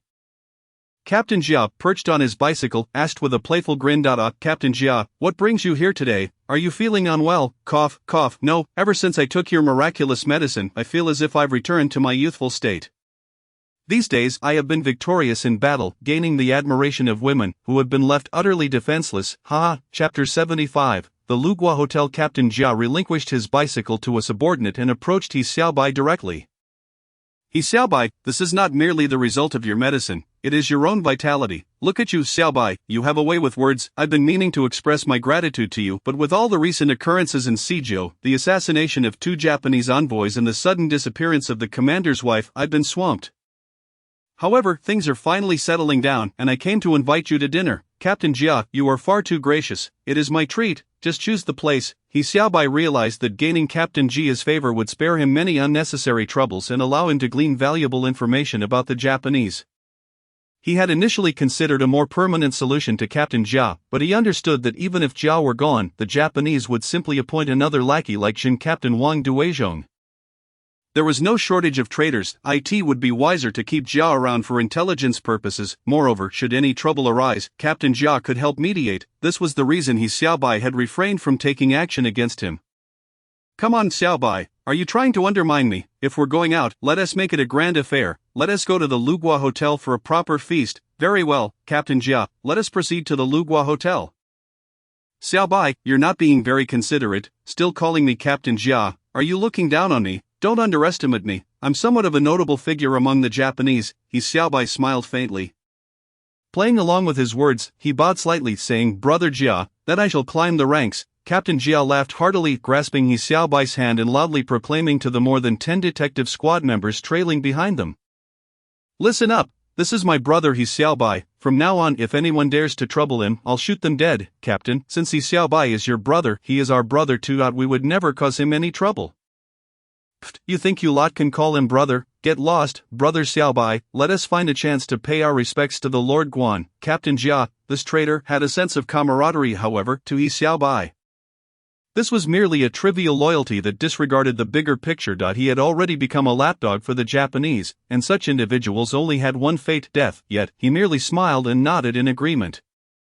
"Xiaobai, can you ride a bicycle?" "Moderately well, I suppose," He Xiaobai replied modestly. Captain Jia was particularly pleased and pointed to a short, stocky traitorous detective squad member, saying, "Why, San, leave your bicycle behind. From now on it belongs to my brother Xiaobai. You all get lost. Those wanting to go home, go home. Those looking for women, go find women. Those wanting to drink, go drink. Today, I'm feeling generous, so you all have the day off." With a wave of his hand, Captain Jia dismissed all his subordinates. "Brother Jia, I'll head back to inform my wife. Wait for me, I'll be back shortly." "Haha, dear Xiaobai, you two are under the thumb of your wife. Hurry back, don't keep your sister-in-law waiting." "Very well." Upon hearing this, He Xiaobai dashed into the courtyard to inform his sister-in-law, He Wangshu, and Song Wansu. Both He Wangshu and Song Wansu simultaneously urged He Xiaobai to return home early that evening. He Xiaobai chuckled in agreement, exited the courtyard, and alongside Captain Jia, mounted their bicycles to head towards the Six Nations Hotel. As dusk began to fall, the Six Nations Hotel was still teeming with people. Vibrant and bustling. In this war-torn era, the establishment remained a sanctuary of laughter and joy. The alluring women, clad in fashionable attire, swayed their slender waists and ample hips on stage, seemingly oblivious to the dire state of their nation. Mu Chunhua, dressed in a waitress uniform, weaved through the dancing crowd, serving drinks to various tables. A man wearing a cap had been fixated on Mu Chunhua. "Old Ma, with all the bonuses you've received, surely you're going to invite Xiao Jinbao out tonight." A young man with short hair seated beside him fixed his gaze on the woman singing in the dance hall. The songstress, adorned with heavy makeup and vibrant red lips, sang melodies from the Republican era, swaying gracefully as she performed, instantly transporting the patrons of the Six Nations Hotel into a world of decadence. Old Ma shook his head with a chuckle. "Not interested. I heard Xiao Jinbao has been taken up by someone else. I have no desire for such company. What truly piques my interest is something like that." He pointed towards Mu Chunhua, who was navigating through the crowd with a tray in hand. "Ah, Old Ma, do you still fancy that sort? Have you truly developed feelings? Are you considering bringing this waitress into your home?" someone beside him jested. "What genuine feelings? I have a legitimate wife at home," Old Ma replied, shaking his head. "In our line of work, our heads are constantly on the chopping block. What are genuine feelings but mere pretense?" Old Ma had a way about him. "Old Ma, could you lend the brothers some money? I'm a bit tight on funds lately, and you've just received a bonus." "Sorry, Xiao Jiang, the reward I received has already been sent back home. The little money I have left is needed for daily expenses, so I truly cannot lend you any," Old Ma said while taking a sip from his wineglass, his gaze continuously following Mu Chunhua as she moved among the guests. Xiao Jiang stood up in anger. "Old Ma, that's a whole 5 small yellow fish, sending your wife no more than 3, shouldn't there at least be 2 left? You won't even lend me this little amount?" "I won lend." Old Ma remained fixated on Mu Chunhua. "Fine, if you won lend, I shall go out and make a name for myself. Once I achieve success, I will undoubtedly outshine you." Xiao Jiang, filled with rage, flared his coat, revealing the handle of a gun, and stormed out of the table, heading straight for the exit of the Six Nations Hotel, where he coincidentally collided with Captain Jia and He Xiaobai entering. "Are you blind? Why are you wandering around like that?" Captain Jia glared fiercely. "You're the one not watching where you're going. You bumped into me first, and yet you keep blabbering," Xiao Jiang retorted. His mood worsened by his earlier failed attempt to borrow money from Old Ma. Chapter 76. The Hotel Conflict. "How dare you insult me? Do you want to die? Believe me, I can take you down right now." As he spoke, Captain Jia reached for his gun, but having come to the Six Nations Hotel merely to accompany He Xiaobai for dinner, he had not brought his weapon, leaving him empty-handed. Xiao Jiang smirked coldly, swiftly drawing his pistol and aiming it at Captain Jia's abdomen, causing beads of cold sweat to form on the latter's brow. He never expected to encounter such a tough opponent. Captain Jia mistakenly believed that Xiao Jiang might be a secret agent sent by the Japanese or some undercover operative, or perhaps a puppet police officer working for them. After all, they were all part of the same system. Thinking this, Captain Jia's face instantly morphed into a sycophantic grin. Brother, it's a misunderstanding. What a coincidence, not recognizing one of our own. I'm Captain Jia from the detective team. Which faction do you belong to? Damn you, traitor, I'll kill you. Xiao Zhang's eyes widened in rage, but in truth, he had no intention of actually killing Captain Jia. After all, Station Chief Ma Hansen had emphasized that rewards were only given for assassinating high-ranking Japanese military and political officials. Killing a traitor would yield no reward, thus Xiao Zhang refrained from such futile endeavors. As he labeled Captain Jia a traitor, the latter turned pale with fear. He understood that this man was either an underground operative of the Scythe Party or a member of the military intelligence of the Blue Sky and White Sun Party. Captain Jia mentally lamented, "Is this my unlucky day? If I had known, I should have brought my brothers or at least my gun." "Brother, let us talk this over. This is the Six Nations Hotel. A place bustling with people. It would be unwise for anyone to notice. Here, take these $2 for drinks." He Xiaobai, observing the situation, chuckled and approached, pulling $2 from his pocket to hand to Xiao Zhang. Xiao Zhang shot a sidelong glance at He Xiaobai. "Are you two together? You're both traitors." "Brother, we are not traitors. We are all of the Huaxia people and should not harm one another. Take this money for a few drinks. Consider this matter forgotten. If shots are fired, you won't be able to escape either." He Xiaobai pointed around them, despite the festive atmosphere inside the hotel. It was rife with Japanese military police and secret agents, all closely monitoring the scene. Any slight disturbance would prompt their immediate response, and as an experienced military intelligence operative, Xiao Zhan was well aware of this. "Give me $2 more silver, and I'll let this traitor go," Xiao Zhang hissed. "All right, here are $4 silver. He Xiaobai retrieved another $2 silver, totaling 4. Xiao Zhang snatched the coins and roughly shoved Captain Jia aside. Hastily exiting the Six Nations Hotel, "Hey, you little..." Just as Captain Jia was about to shout for help, He Xiaobai steadied him. "Brother Jia, it's best not to stir trouble. What if he has accomplices? If they sense a commotion, we'll be the ones at a disadvantage. I suspect that man might be a resistance fighter, possibly affiliated with the Scythe Party. You know they operate with discipline." Captain Jia pondered this and found merit in He Xiaobai's reasoning. "Brother Xiaobai, you saved my life today. I will look after you from now on. Come, let us have some drinks tonight. And we won't return until we're intoxicated." "Very well, Brother Jia," He Xiaobai smiled faintly. "Look after me, with you being a traitor." However, due to their late arrival, all the tables inside the Six Nations Hotel were already occupied. Noticing a round table with only one occupant, who seemed to be scanning the crowd intently as if searching for something, Captain Jia grasped He Xiaobai's arm and said, "Dear Xiaobai, let us go share that table." "All right," He Xiaobai nodded in agreement, following Captain Jia towards the table. "Brother, there are no seats left. May we share your table?" Captain Jia approached cautiously, fearful of encountering similar troubles as before, where someone might draw a gun on them. Yet old Ma's gaze remained fixed on the waitress Mu Chunhua, and it took him several seconds to reluctantly redirect his attention, glancing sideways at Captain Jia and asking, "What did you just say?"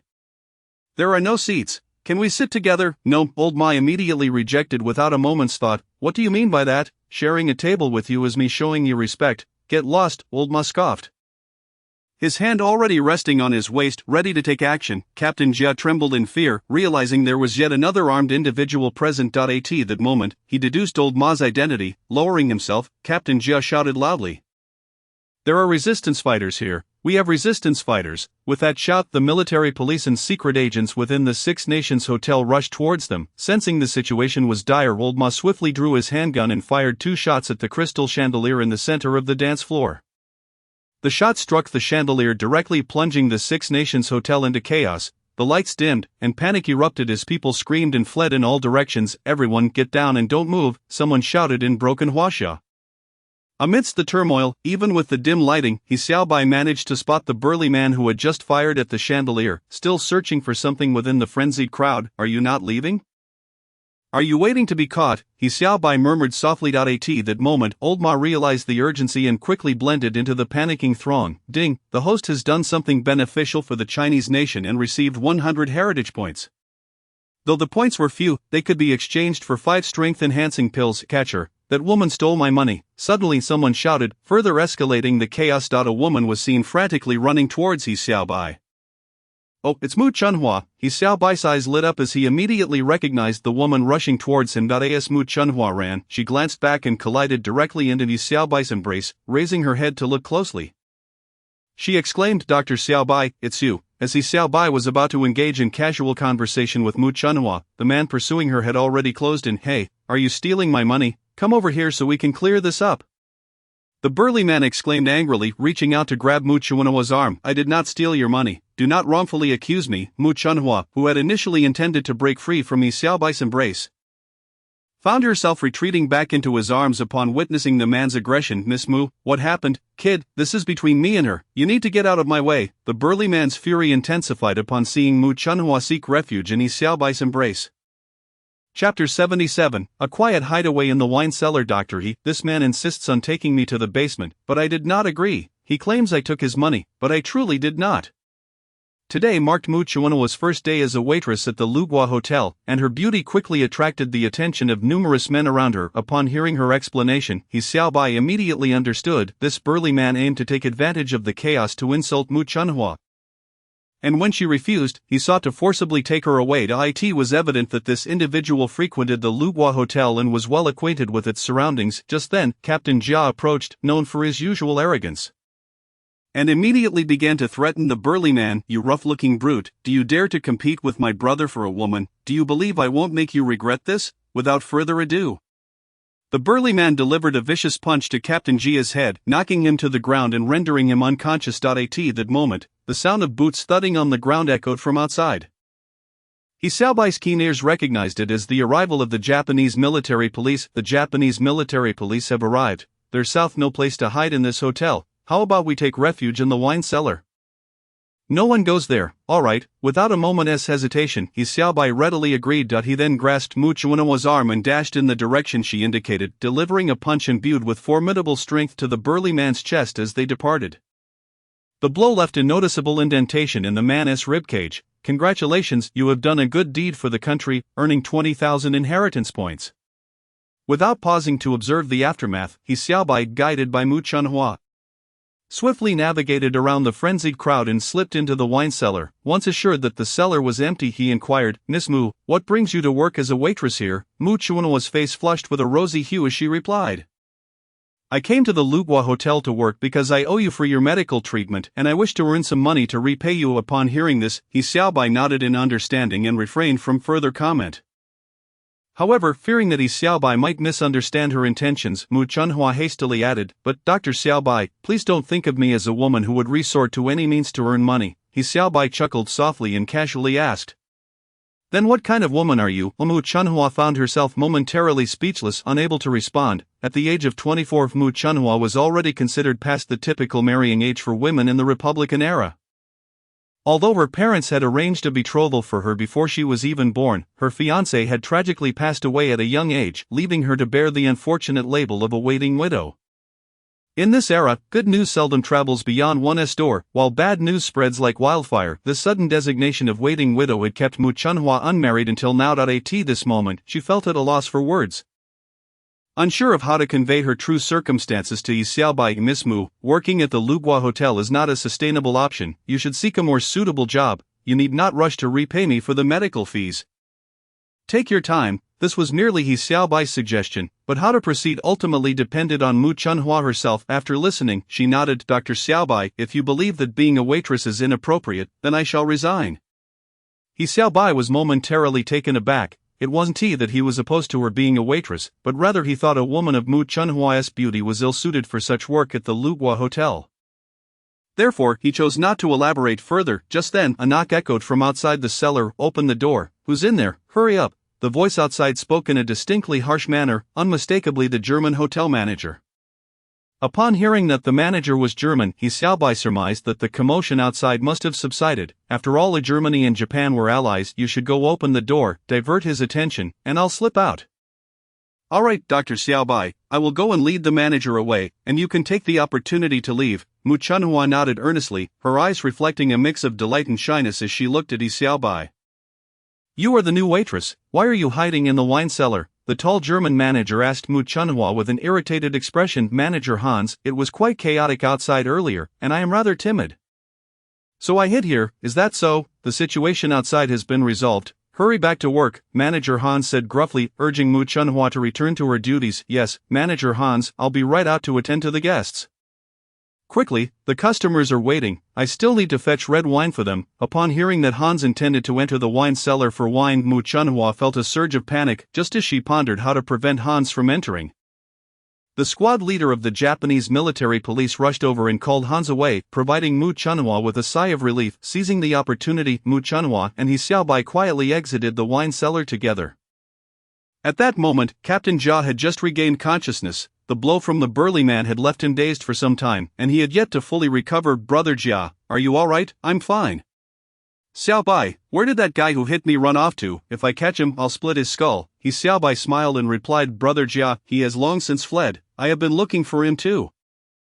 "Xiaobai, you truly are a man of loyalty. Oh, this new waitress is quite charming." "Hana Xiaobai, you've certainly made quite an impression on your first day." Captain Jia noticed Mu Chunhua standing closely beside He Xiaobai, almost leaning against him, and his seasoned eyes quickly pieced together the situation, prompting a knowing chuckle. He Xiaobai hurriedly clarified, "Brother Jia, please don't misunderstand. This is Miss Mu. Due to her family's financial difficulties, she is working as a waitress at the Lugua Hotel. Our relationship is not as you might think." "Huh, I understand, Xiaobai, don't worry, I'm aware of these matters. Leave it to me to handle," Captain Jia said with a grin, rubbing his hands together in amusement, giving He Xiaobai a knowing look. "Brother Jia, what are you planning to do for me? Let us not discuss that now, let us drink. That obnoxious brute gave me such a headache. You girl, hurry and fetch some wine for me and Brother Xiaobai. By the way, where do you live?" "I reside in Elaine and Puching." "Alright, I understand. Go and get us some wine." Captain Jia waved Mu Chunhua off to fetch the drinks. After Mu Chunhua returned with the wine, He Xiaobai and Captain Jia began to indulge in their drinks. Chapter 78. Conclusion of Hotel Affairs. Dr. He. "I have decided to resign from the Lugua Hotel today. I will no longer work as a waitress." As she poured wine, Mu Chunhua softly whispered this to He Xiaobai. Her words took him by surprise. It seemed Mu Chunhua was indeed receptive to suggestions, which was a positive trait. Being obedient could save one from misfortune. In truth, a beautiful woman like Mu Chunhua should not be working as a waitress at a place like the Lugua Hotel. Although the pay might be higher than ordinary establishments, the women working there were not of reputable standing. If the neighbors learned of Mu Chunhua's employment at the Lugua Hotel, they would likely gossip behind her back. And once her reputation was tarnished, it would be nearly impossible to salvage. Moreover, Mu Chunhua already bore the label of a waiting widow, and if she were to add the title of waitress at the Lugua Hotel, it would be exceedingly difficult for her to marry in the future, and she would face continual disdain and criticism. In reality, Mu Chunhua was well aware of this situation. She merely sought a job to repay the medical expenses He Xiaobai incurred while treating her father. He Xiaobai reassured her not to worry about repaying him and even suggested she resign from her position at the Lugua Hotel. His words brought Mu Chunhua immense joy. After pouring the drinks, Mu Chunhua stepped away. Captain Jia laughed heartily. "Little brother Xiaobai, you are truly charming. No wonder you attract women. You can rest assured that I will handle this matter for you." Captain Jia slapped his chest with conviction. "Brother Jia, please don't joke. I didn't ask you to do anything for me. Even if you didn't ask, I will definitely lend a hand to my good brother, if your sister-in-law finds out in the future.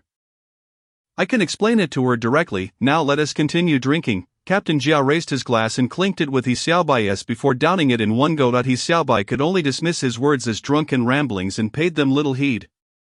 Meanwhile, in a room within the Lugua Hotel, the head of the special operations team from the Japanese police, Yamamoto Ryoji, paced anxiously back and forth. A subordinate reported, "Captain, we have identified the victim. He was none other than Dai Shangzhua, the personal translator of our esteemed Captain Mochuan Masayuki from the Special High Police." Upon hearing this revelation, Yamamoto Ryosuke furrowed his brow, as he had initially assumed the deceased was merely an ordinary Chinese individual.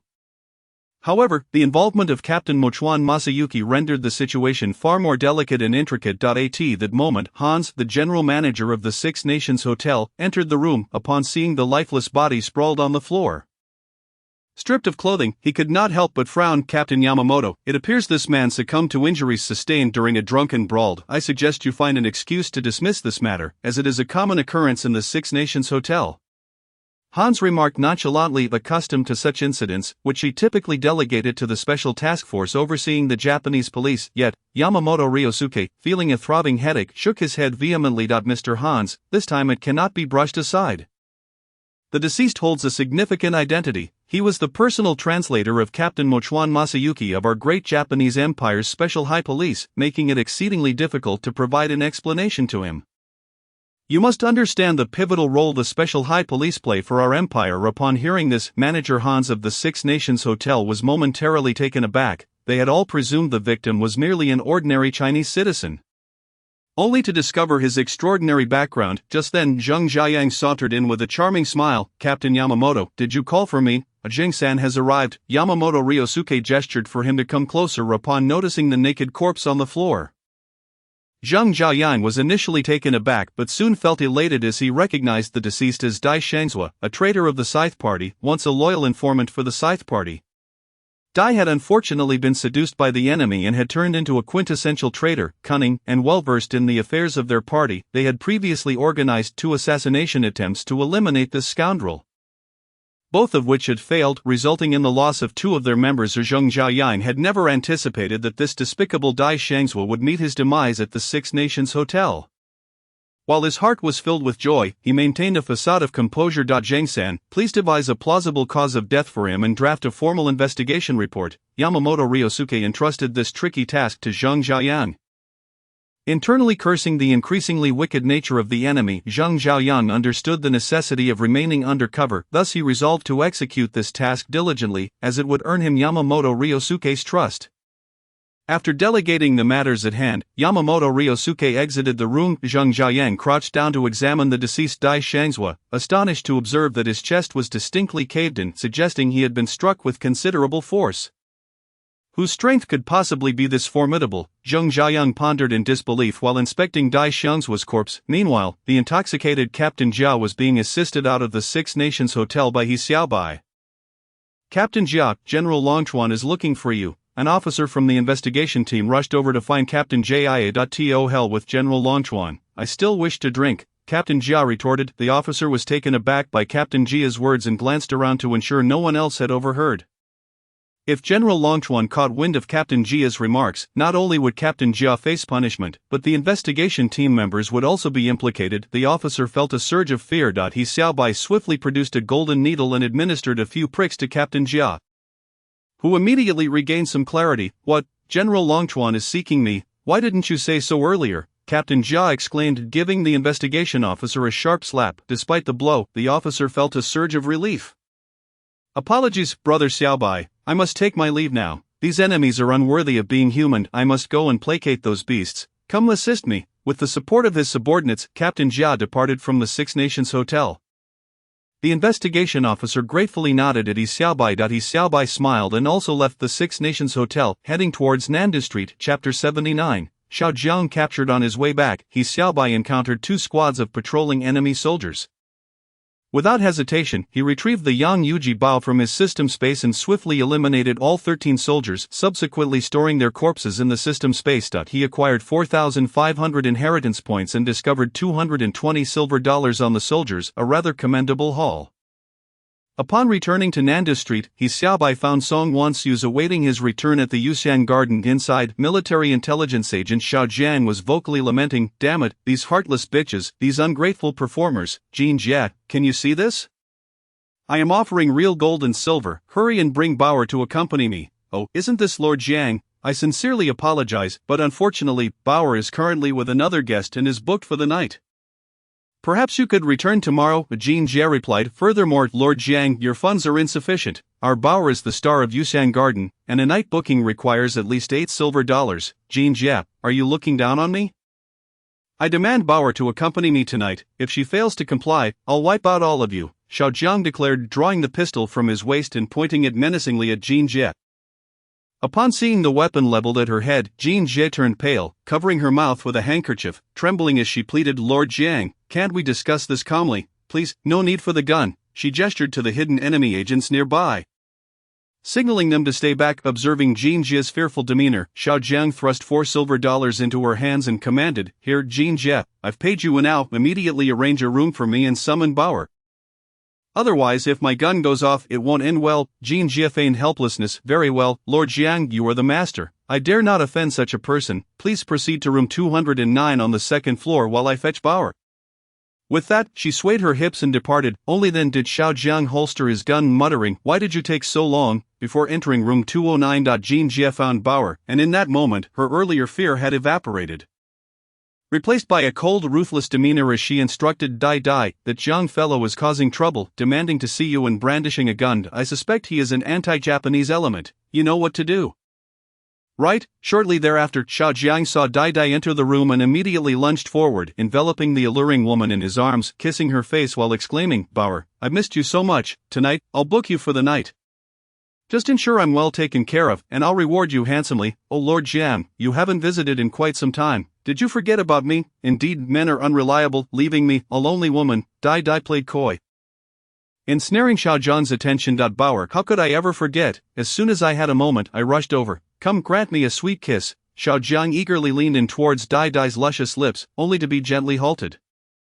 "Lord Jiang, it's still early. Why the rush? Let us first share a few drinks to set the mood." "A few drinks? How about we share a cup of wine?" Xiao Jiang responded, relishing the suggestion. Suddenly, Xiao Jiang was doused with a bucket of icy water, jolting him awake. As he wiped his face, he discovered his hands were shackled in midair, and the table around him was laden with various torture instruments. "Bauer, what is happening?" Xiao Jiang shook his head, gradually recognizing that the woman before him was none other than the headliner from Yuxian Garden. Clutching a long whip, her previously gentle demeanor was replaced by a menacing aura. "I am Dai Dai, an intelligence officer for the great Japanese Empire, and now, please disclose your true name, position, and the mastermind behind the repeated assassination attempts on our high-ranking officials. Who are the operatives executing these tasks?" At that moment, Xiao Jiang realized the gravity of the situation and angrily retorted, "You vile bitch, so you are a Japanese spy, a filthy scoundrel." Dai Dai offered no reply, instead raising the whip and striking Xiao Jiang with tremendous force.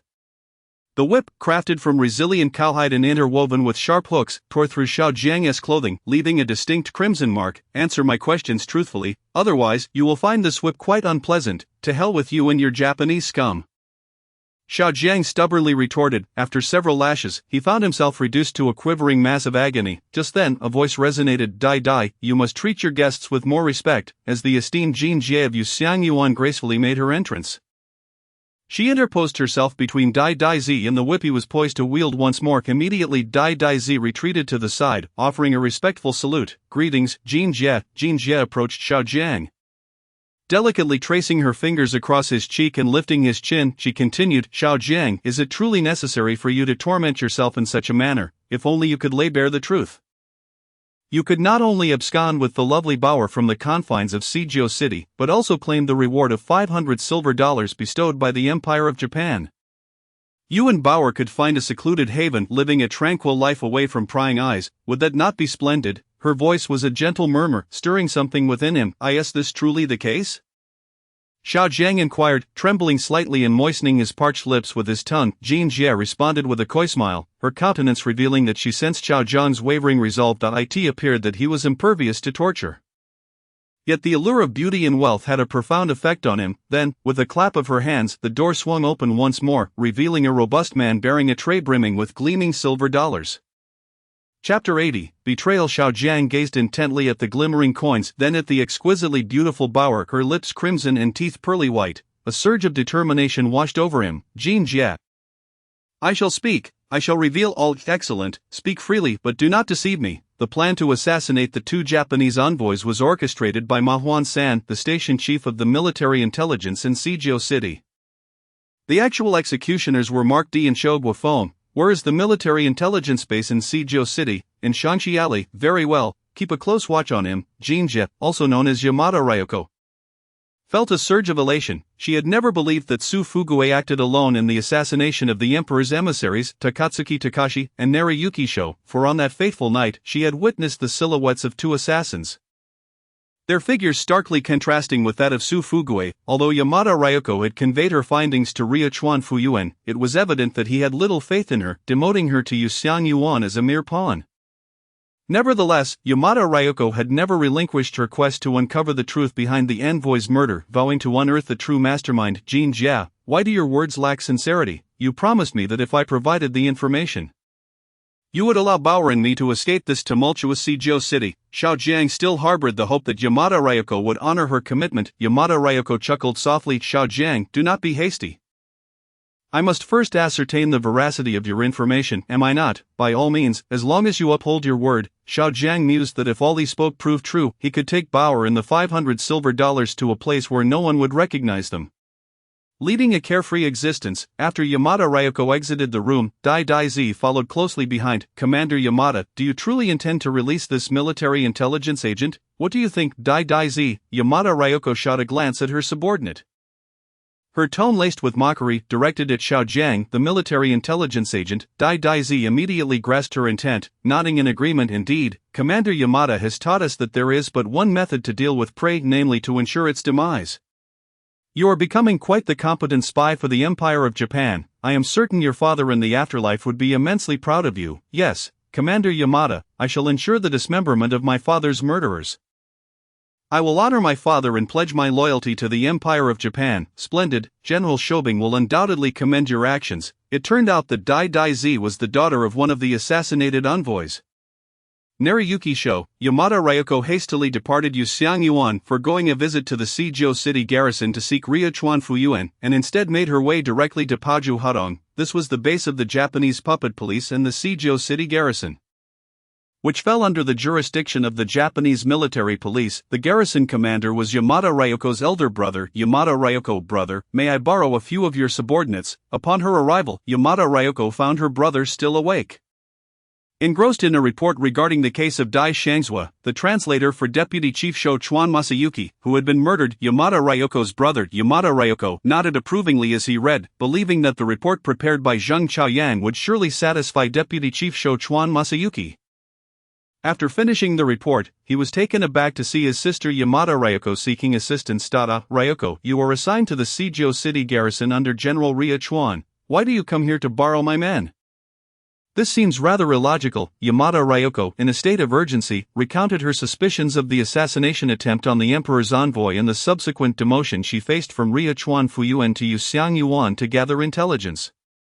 Brother, if I approach General Riachuan now and am captured, that military intelligence agent might lie, and he will surely be furious with me. I implore you, brother, I am at my wit's end. As she spoke, Yamada Ryoko knelt upon the ground. Yamada Ryoko erupted in hearty laughter, lifting his sister to her feet. Ryoko, you seek my assistance, and as your brother, I shall certainly help you. However, the personnel of the garrison have been dispatched to ensure Deputy Chief Sho Chuan Masayuki's safety, leaving only the police officers from the station who could accompany you to capture the military intelligence agent. Deputy Chief Sho Chuan Masayuki's translator, Dai Shangzhua, was murdered at the Lugua Hotel, a matter that caused Yamada Ryoko great concern.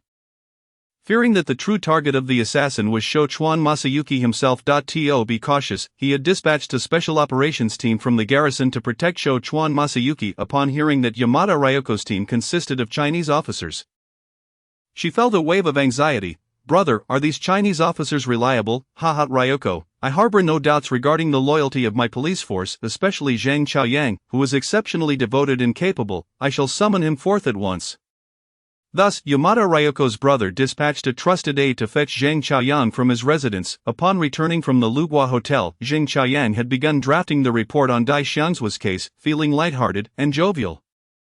For the victim, Dai Shangzhua, was a traitor of the Scythe Party, his hands stained with the blood of numerous comrades. Furthermore, as a prominent member of the Scythe Party, Dai Shangzhua was well versed in the internal communication methods of the organization. He had immediately dispatched someone to scour recent newspapers for any potential secret codes or messages released by the Scythe Party upon arriving in Seijo City alongside Sho Chuan Masayuki. Fortunately, due to the incident involving the disappearance of the wife of the North China military governor, Tota Jun, Riachuan Fuyuan had ordered the military police and spies to conduct a thorough search throughout Seijo City. This search inadvertently rendered Luo Yong cautious, and due to the lockdown imposed by the locals, he found himself unable to leave the courtyard of Yuer Hadong. Otherwise, it was likely that Dai Shangzhua would have noticed some clandestine communications from the Scythe Party within the recent newspapers. With the removal of Dai Shangzhua, Zheng Chaoyang considered it fortuitous news. With this thorn removed, the next step would be to expedite the delivery of this information to Comrade Kugong, sparing him the trouble of arranging counterintelligence operations to deal with Dai Shangzhua's issue. In a cheerful mood, Zheng Chaoyang hummed a tune while sipping wine at home. Chapter 81, the operation to capture the military intelligence agent. Just as Zheng Chaoyang was reveling in his libations, A knock echoed from outside the door. Is Mr. Zhang in? Captain Yamada requests your presence. Captain Yamada seeks me. Zheng Chaoyang opened the door, momentarily taken aback by the visitor's words, but soon surmised that perhaps there were deficiencies in his report that did not meet Yamada Ryoko's expectations. Necessitating some amendments, however, he felt little concern. After all, Dai Shangzhuo was already deceased, and he would gladly revise the report countless times. Very well, I shall go meet Captain Yamada. Zheng Chaoyang wore a sycophantic smile as he hurried to Yamada Ryoko's office. Upon arrival, Zheng Chaoyang was surprised to find a woman clad in a thick black leather coat present in Yamada Ryoko's office. It was now late May, early June, and the early summer weather had begun to warm considerably. Yet this woman donned such heavy attire that one might wonder if she would suffer from heat rash. Nevertheless, it was not his place to dictate how others should dress. Captain Yamada, you were looking for me?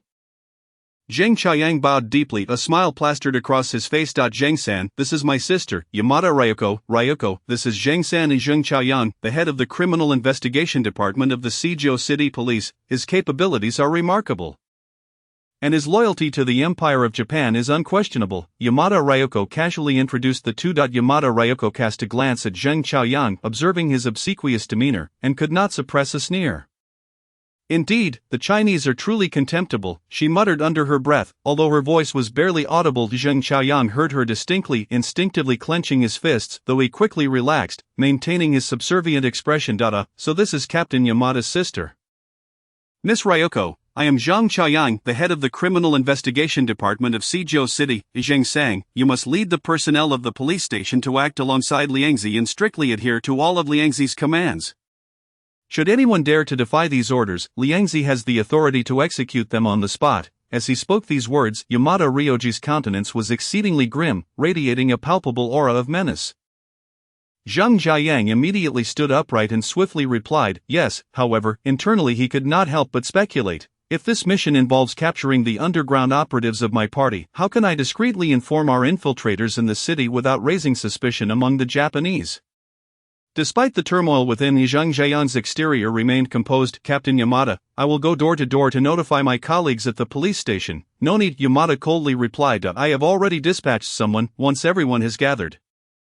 We will set off immediately. The coordination of the police personnel is your responsibility, but all actions must follow Liangzi's command. Zheng Jiayang had initially intended to use this opportunity to inform Luo Yong of the situation, but it now seemed impossible, and he had to abandon that plan. Those mere 20 minutes felt to Zheng Jiayang like an interminable night. Even going to the restroom meant someone shadowing him, leaving him with no chance for solitary action. Finally, after the 20 minutes elapsed, 43 police officers, including duomen, assembled to get in the car. Let us go. Yamada Liangzi took the passenger seat, instructing Zheng Jiayang to lead the other Japanese puppet police into the transport vehicle.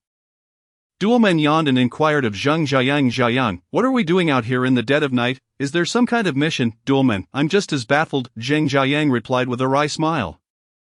Up to this point, Yamada Liangzi had yet to disclose their destination, and the Japanese transport vehicle merely meandered through the city. During this time, Zheng Jiayang contemplated the risk of leaping from the vehicle to alert Luo Yong. Yet he understood that such an action would likely reveal his identity. Thus, he clenched his teeth and remained in the vehicle, thinking to devise another plan upon reaching their destination. The transport vehicle continued to circle until it finally stopped at Shangxi Alley at 1 in the morning. Get out, everyone, stay silent. No talking, Yamada Liangzi commanded in a low voice. My wife is waiting for me at home, running around the city at this hour, and I have work tomorrow, a disgruntled officer in his 30s grumbled. Having been roused from his sleep to carry out a task, seeing a woman directing them only added to his displeasure. Before he could finish, he suddenly felt a chill and pain in his chest. A sharp dagger had pierced his torso. The officer looked down in shock, his expression one of utter disbelief. Yamada Liangzi swiftly withdrew the dagger, and blood gushed forth from his chest. The officer's mouth moved, but no sound emerged, and after a moment of stunned silence, he collapsed to the ground. If anyone wishes to speak, now is your chance, Yamada Liangzi said, wiping the blood from the dagger and rising to calmly brandish it. All the Japanese puppet police fell into a profound silence, no one daring to utter a word. Zheng Jiayang felt a bitter taste rise in his mouth, finally realizing the extent of Yamada Liangzi's ruthless ferocity. Satisfied, Yamada Liangzi continued to issue orders. Excellent. Number 27 Shangxi Alley is the secret stronghold of the military command in the 49 city. My command is simple: storm in and arrest everyone inside. And remember, leave no one behind, do you understand? Move with me." The Japanese puppet police, including Zheng Jiayang, quickly surged into Shangxi Alley, all too aware of the implications of the recent assassination of 2 Japanese envoys by the military command. Despite their differing stances, Zheng Jiayang could not help but admire their audacity in eliminating the envoys, yet now, he found himself leading a team to apprehend those who had once achieved significant victories for the military command. As fellow Chinese, he felt a tumult of emotions as Zheng Jiayang sought opportunities to relay information to the military command's 49 city station. "Duomen, I suddenly have a stomachache, could you let the others go in first?" Zheng Jiayang whispered to Duomen, having arranged for ambushes at both ends of Shangxi Alley. Duomen shook his head, replying, "Jiayang, I understand your urgency, but do you think that woman will trust you?" Zheng Jiayang recognized that claiming a stomachache would undoubtedly arouse the suspicions of the cunning and wary Yamada Liangzi. Yet, with no alternatives, he was left with no choice. "Night owls entering the door bring no good fortune," Duomen muttered. Zheng Jiayang suddenly had a flash of inspiration. "Duomen, I truly rely on you this time."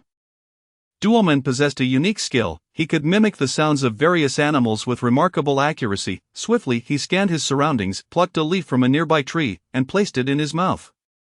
With a flapping sound, a series of horrid night owl cries echoed forth. At that moment, Yamada Liangzi, commanding the Japanese puppet police surrounding the secret stronghold of the military command in Shangxi Alley, looked up at the sky. Though she saw nothing, she assumed it was merely the call of a night owl and dismissed Itame Hansan, the station chief of the military command's 49 city station.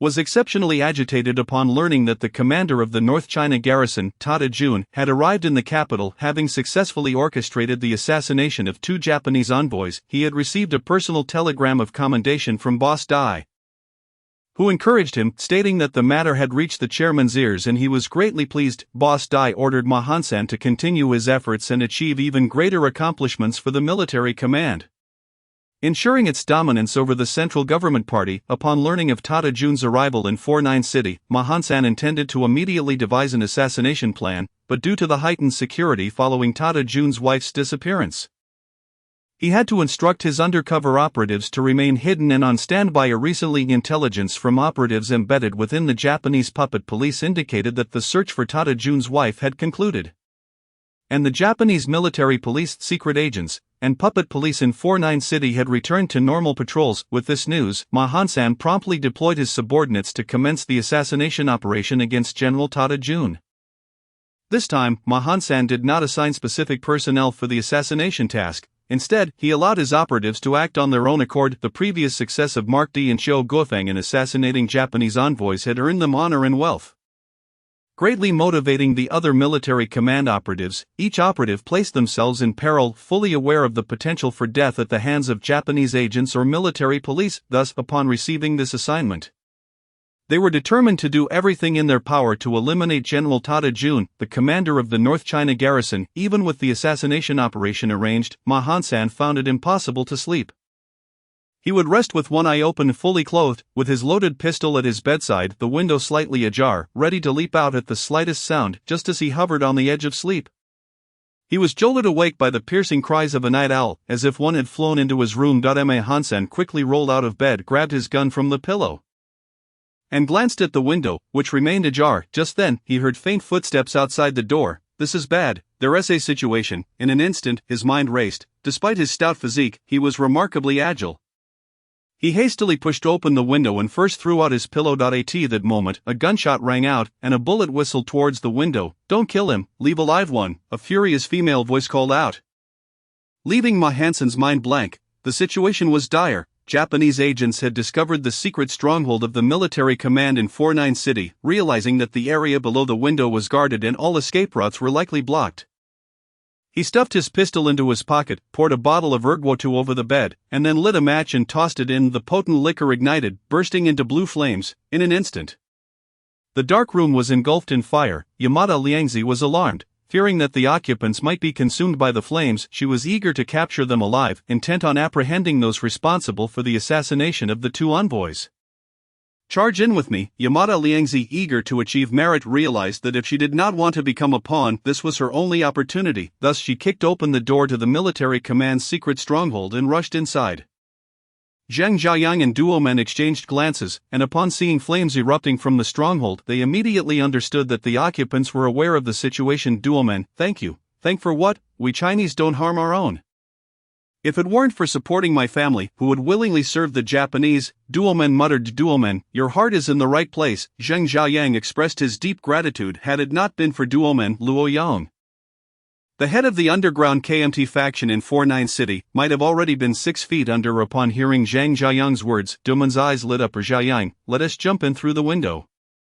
We can't let the Japanese get the upper hand. That woman doesn't seem like a benign character. As Zheng Jiayang leaped through the window into the room, he found Ma-Han-san, the station chief, bound and pinned to the ground. A number of Japanese puppet police officers extinguished the open flames on the bed, yet thick plumes of smoke continued to billow from the sheets, emitting a sharply acrid odor. Miss Ryoko, I have conducted a thorough search with my men, and there are no others present here, Zheng Jiayang reported obsequiously, covering his nose with his hand. Humph, a bunch of worthless fools.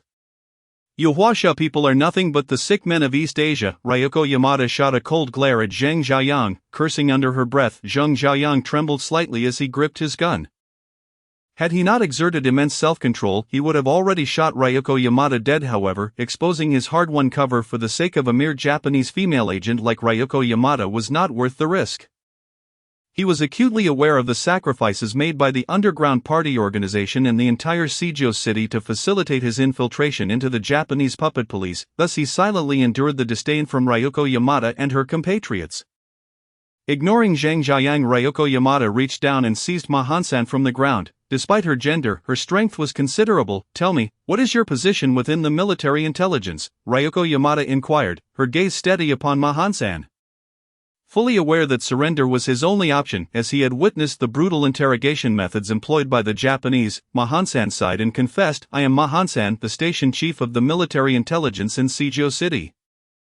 Upon hearing this, Ryoko Yamada was overjoyed. She had not anticipated capturing such a significant figure from the military intelligence. Was it you who orchestrated the attack on our esteemed envoys, General Takatsuki and General Nariyuki? Indeed, it was our military intelligence that carried out this operation, specifically orchestrated by Mark D and Shou Guofeng, Ma-Han-san revealed without reservation, understanding that he would not withstand the cruel interrogation tactics of the Japanese for long. Rather than endure unbearable pain before revealing everything, he opted to divulge all he knew to avoid physical torment. Furthermore, the fact that the Japanese could directly locate the secret base of the military intelligence at No. 27 Shanxi Lane indicated there must be a traitor within their ranks. Chapter 83, The Military Intelligence Capture Operation 3. Ryoko Yamada noted that Ma-Han-san's statements aligned perfectly with what Xiao Jiang had previously confessed. Confirming the veracity of his words, Chief Ma, your cooperation is commendable. Now, I must trouble you to issue a command to summon all your subordinates here. Ryoko Yamada spoke with a seemingly light tone. Yet her methods were ruthlessly cunning. She aimed to apprehend all agents of the military intelligence in Seijo City through Ma-Han-san. It's too late, they already know you've been caught. Ma-Han-san replied with a wry smile, how could that be? But Chief Ma, you must be lying. We have found only you here, and no one else, so how could anyone else know of your capture? Before you entered, I had already informed my subordinates via phone, he replied. Where did you make that call? Ryoko Yamada inquired, hoping to trace the line back to root out all military intelligence personnel lurking in Seijo City. Ma-Han-san chuckled and shook his head. You think you can apprehend people through this phone line? You are mistaken. We merely set up a secret communication point in the East City, with personnel on 24-hour watch. Upon receiving my call, they would notify everyone to enter a state of silence, and even I cannot reactivate them. Then who can reactivate these agents in silence? Boss Dai, far away in the mountain city.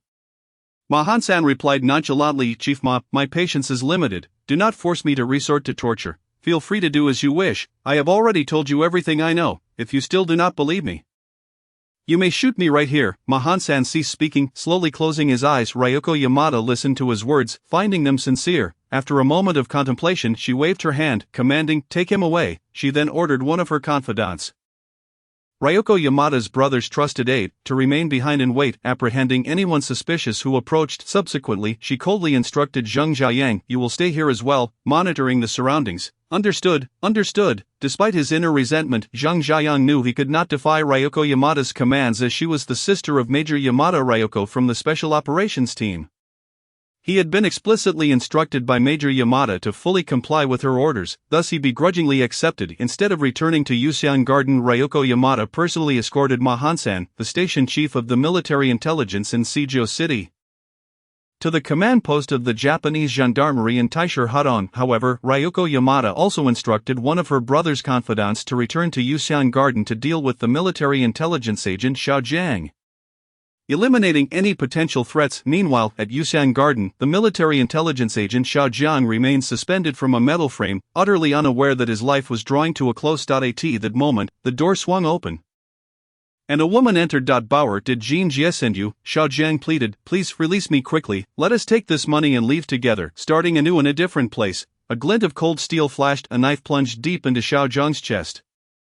Staring in disbelief at the blade embedded in his torso, Xiao Jiang gasped, Bauer, why are you killing me? Killing you? I intend to eliminate all who dare defy the great empire of Japan. I am not Bauer.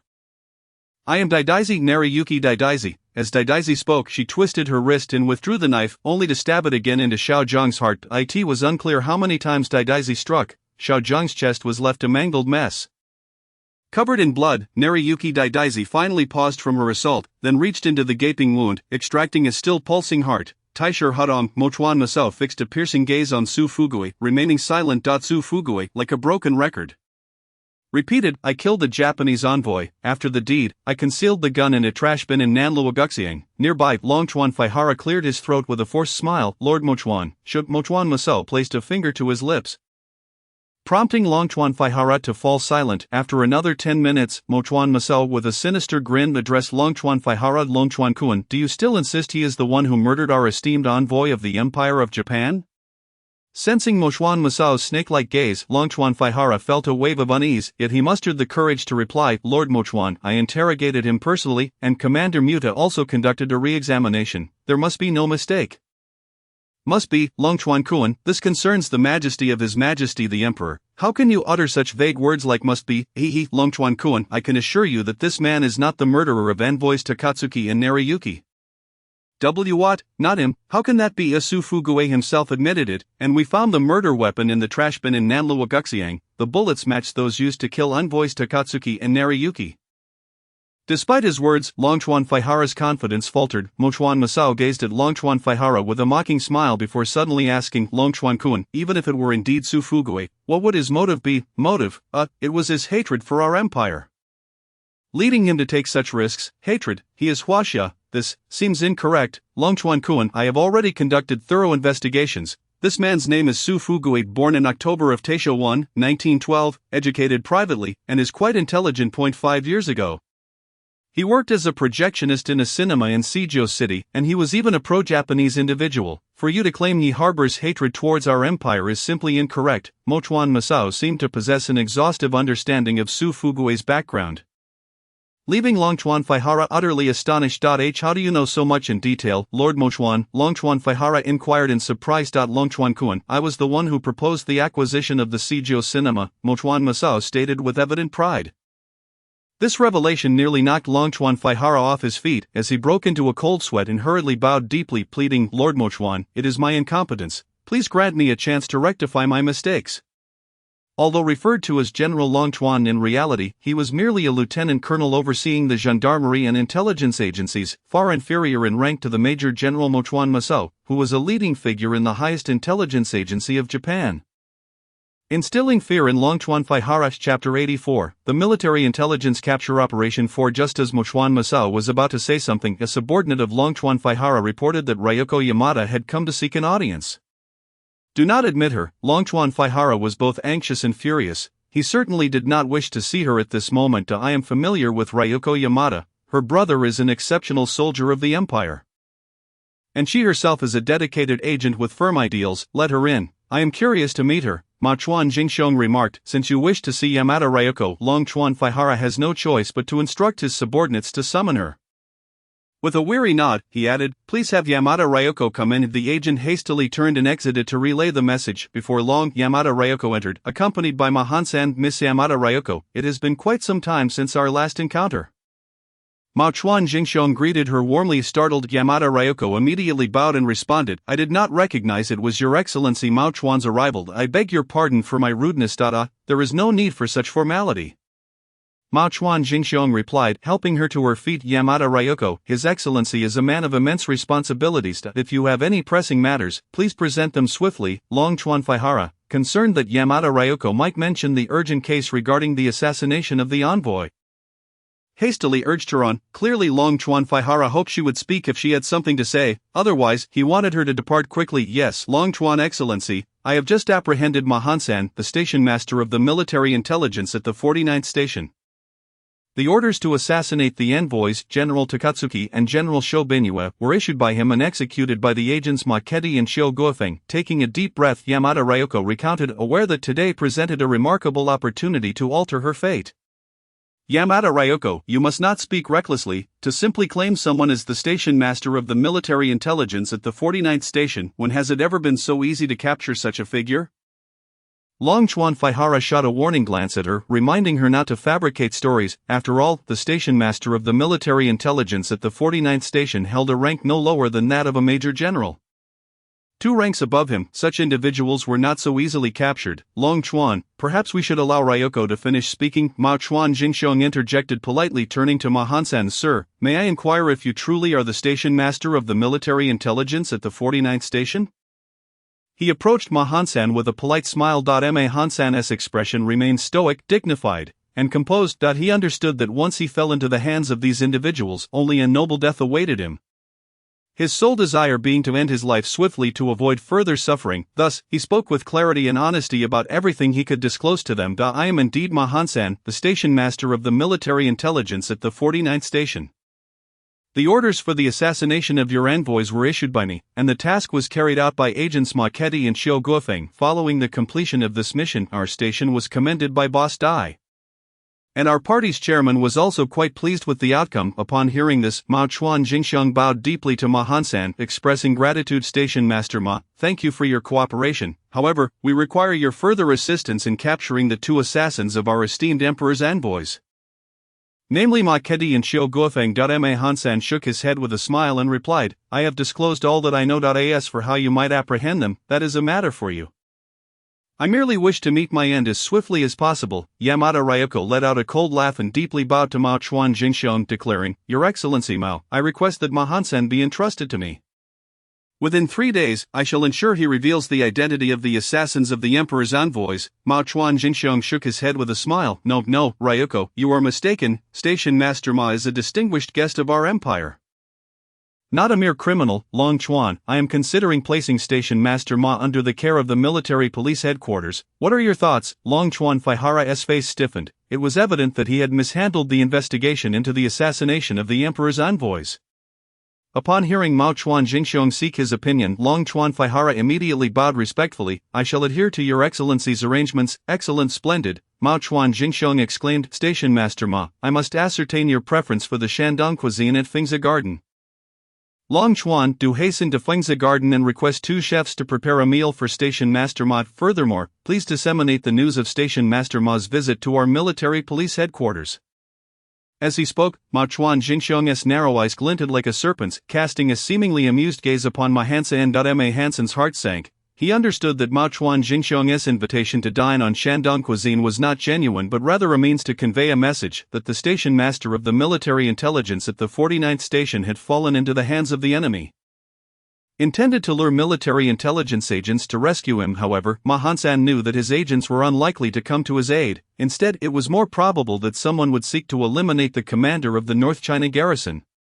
Toda Jun concerning his own rescue, Ma Hansan felt no worry. The moment Yamada Ryoko burst into the room, he had realized that someone among the captors had signaled him in advance. This realization stemmed from the moment he awoke to the sound of a nightingale's wings, only to find no nightingale upon peering through the slightly ajar window. The absence of the nightingale, coupled with the remarkably lifelike sound, led Ma Hansan to understand that it was the handiwork of Doman.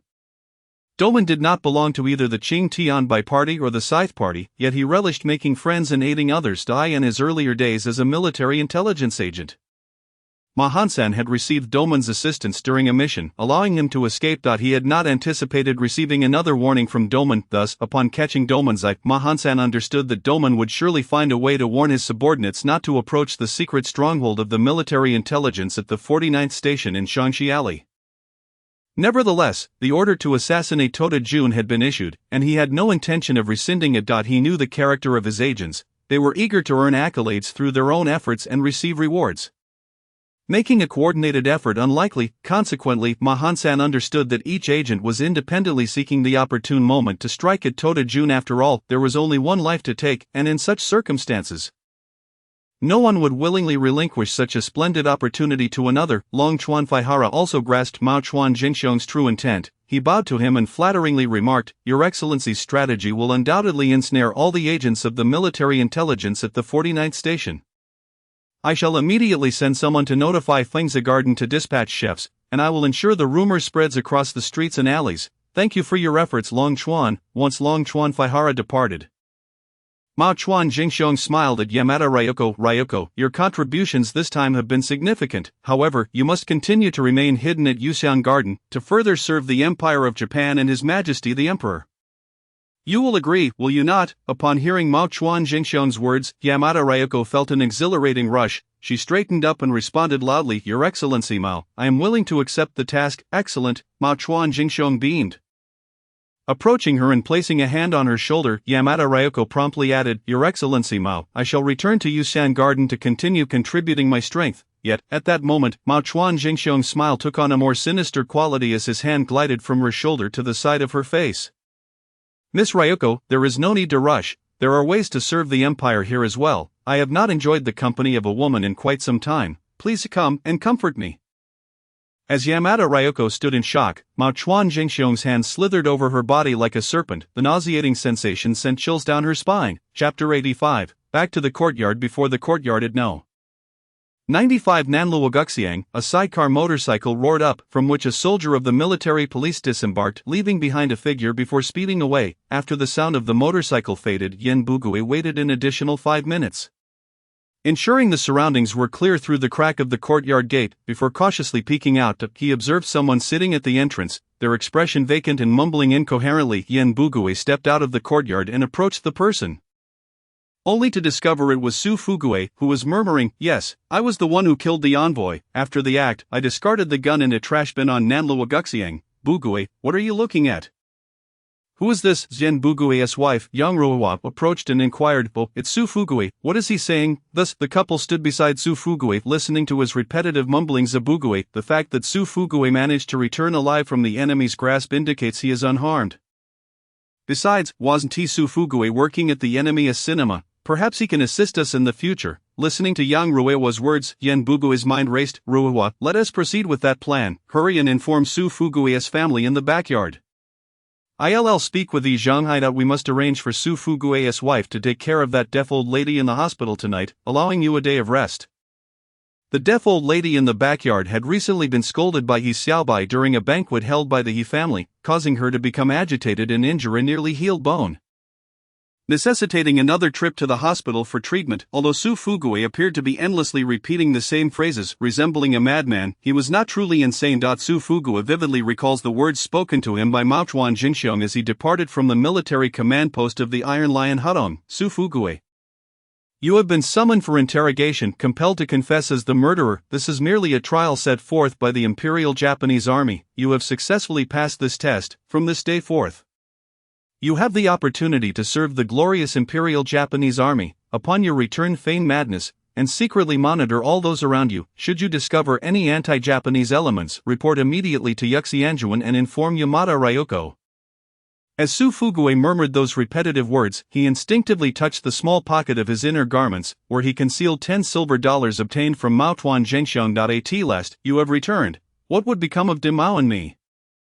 Alone and destitute, had you not come back? Moments later, Su Fugue's wife, weeping uncontrollably, appeared at the courtyard entrance and spotted her husband sitting on the ground. Su Fugue maintained his deranged demeanor, incessantly muttering the same phrase. "Fugue is the pillar of our family. How shall we survive now that he has lost his mind?" Upon witnessing his condition, Su Fugue's wife collapsed to the ground, prompting the other neighbors in the courtyard to rush over to assess the situation. Don't just stand there gawking, come and help carry Fugui back home. He Zhonghai perceived this as a splendid opportunity to showcase his own virtue. He forcefully pushed through the crowd, calling upon Lu Haizhong for assistance. And together, they lifted Su Fugui and transported him back home. Yet Su Fugui continued to mutter those few repetitive phrases. It was indeed a baffling situation. It was Fugui who had exposed He Xiaobai as an anti-Japanese element, only to be captured by the Japanese himself. Alas, was this not a case of self-inflicted misery? Indeed, who urged him to commit such a treacherous act against He Xiaobai? He deserves his fate. The neighbors in the courtyard were abuzz with gossip. As the seemingly mad Su Fugui was carried past the Yi family's entrance by Yi Zhonghai and Lu Haizhong, he inadvertently cast a glance towards the Yi household. At that moment, Song Wanqiu was entertaining her recently born niece Yushui, while Yi Wangshi, having recently concluded her confinement, took over the cooking duties from Song Wanqiu. When Su Fugui's gaze fell upon the Yi family, it fortuitously met Song Wanqiu's eyes. The malice and resentment reflected in Su Fugui's stare deeply frightened her, causing her rattle drum to slip from her hands and tumble to the ground. Wanqiu, what is the matter with you? He Xiaobai inquired, picking up the fallen rattle drum and shaking it playfully in front of her niece. He Yushui, Xiaobai, why are you back so soon? Just now Yushu ran to the clinic to find me, saying my brother will be cooking Lu cuisine for the Japanese this afternoon. I already mentioned to him that if he goes to cook for the Japanese, he should take me along. I worry his foul temper might provoke them, so I want to go with him to keep an eye on things. He Xiaobai replied with a smile, you are going to cook for the Japanese again? Xiaobai, be cautious, the Japanese have no regard for reason and can easily turn lethal against us. Song Wanqiu cautioned him. Of course, I will accompany my brother to prevent any conflict with the Japanese. By the way, what happened just now? You dropped the rattle drum, He Xiaobai asked, curious about Song Wanqiu's earlier fright. Oh, it's nothing. Su Fugui from the back courtyard just returned from the Japanese, Song Wanqiu explained. Yes, I heard Uncle Dashin mentioning that Su Fugui seems to have lost his sanity, He Xiaobai responded, but I believe Su Fugui is not truly mad. Oh, why do you say that? He Xiaobai asked.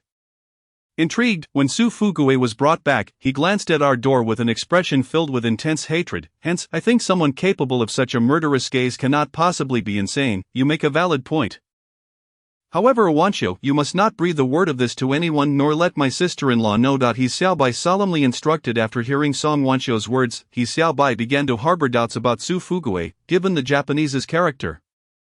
How could they allow Su Fugui to return unharmed? If he were feigning madness, he could pose a significant threat. He Xiaobai even contemplated that should Su Fugui indeed be pretending, it might be necessary to eliminate him. Yet, to draw such a conclusion based solely on a hateful glance seemed rather hasty. He Xiaobai resolved to observe Su Fugui for a while longer. Xiaobai, you have returned. I was just about to wait for lunch to finish so Wanqiu could bring it to the clinic. It is splendid that you can eat at home. At that moment, his sister-in-law, He Wangshi, emerged to greet He Xiaobai with a smile. Sister-in-law, your complexion seems to have improved, He Xiaobai praised. The medicine you provided is indeed effective. Previously, I would feel faint whenever I stood up, but that has now vanished. Through this period of recuperation, He Xiaobai realized that his sister-in-law had fully recovered. At last, the burden that had weighed heavily on his heart was lifted. Enhancing his spirits, after lunch, He Xiaobai returned to the clinic to continue attending to his patients. Around 3 in the afternoon, He Yuzhu arrived at the clinic, calling for He Xiaobai to join him in cooking for the Japanese. However, just as He Xiaobai followed He Yuzhu out, Luo Yong arrived at the clinic. Observing the clinic's closed doors, Luo Yong felt a twinge of anxiety, since He Xiaobai had previously withheld information about his residence. Luo Yong could only wait anxiously outside the clinic. Shortly thereafter, he noticed 2 detectives riding bicycles, heading directly towards the clinic. To avoid being recognized, Luo Yong quickly lowered his head and walked in the opposite direction. Fortunately, Luo Yong was sufficiently astute, as it happened that Detective Jia, who had recently been promoted for compelling Su Fugui to confess to the assassination of the envoy, was among them. Jia had been elevated from deputy captain to the official captain of the detective squad by Longchuan Feiyuan, who recognized Jia's loyalty to the empire and his assistance in resolving the envoy's murder. Everything prepared over there, boss. Rest assured, this matter is in the capable hands of San Su. That small courtyard is tidy as can be. Initially, Mu Chunhua was reluctant to go, but once I mentioned it was for Dr. Xiaobai, she immediately stopped crying and blushed. I knew my brother Xiaobai had an interest in that Mu girl.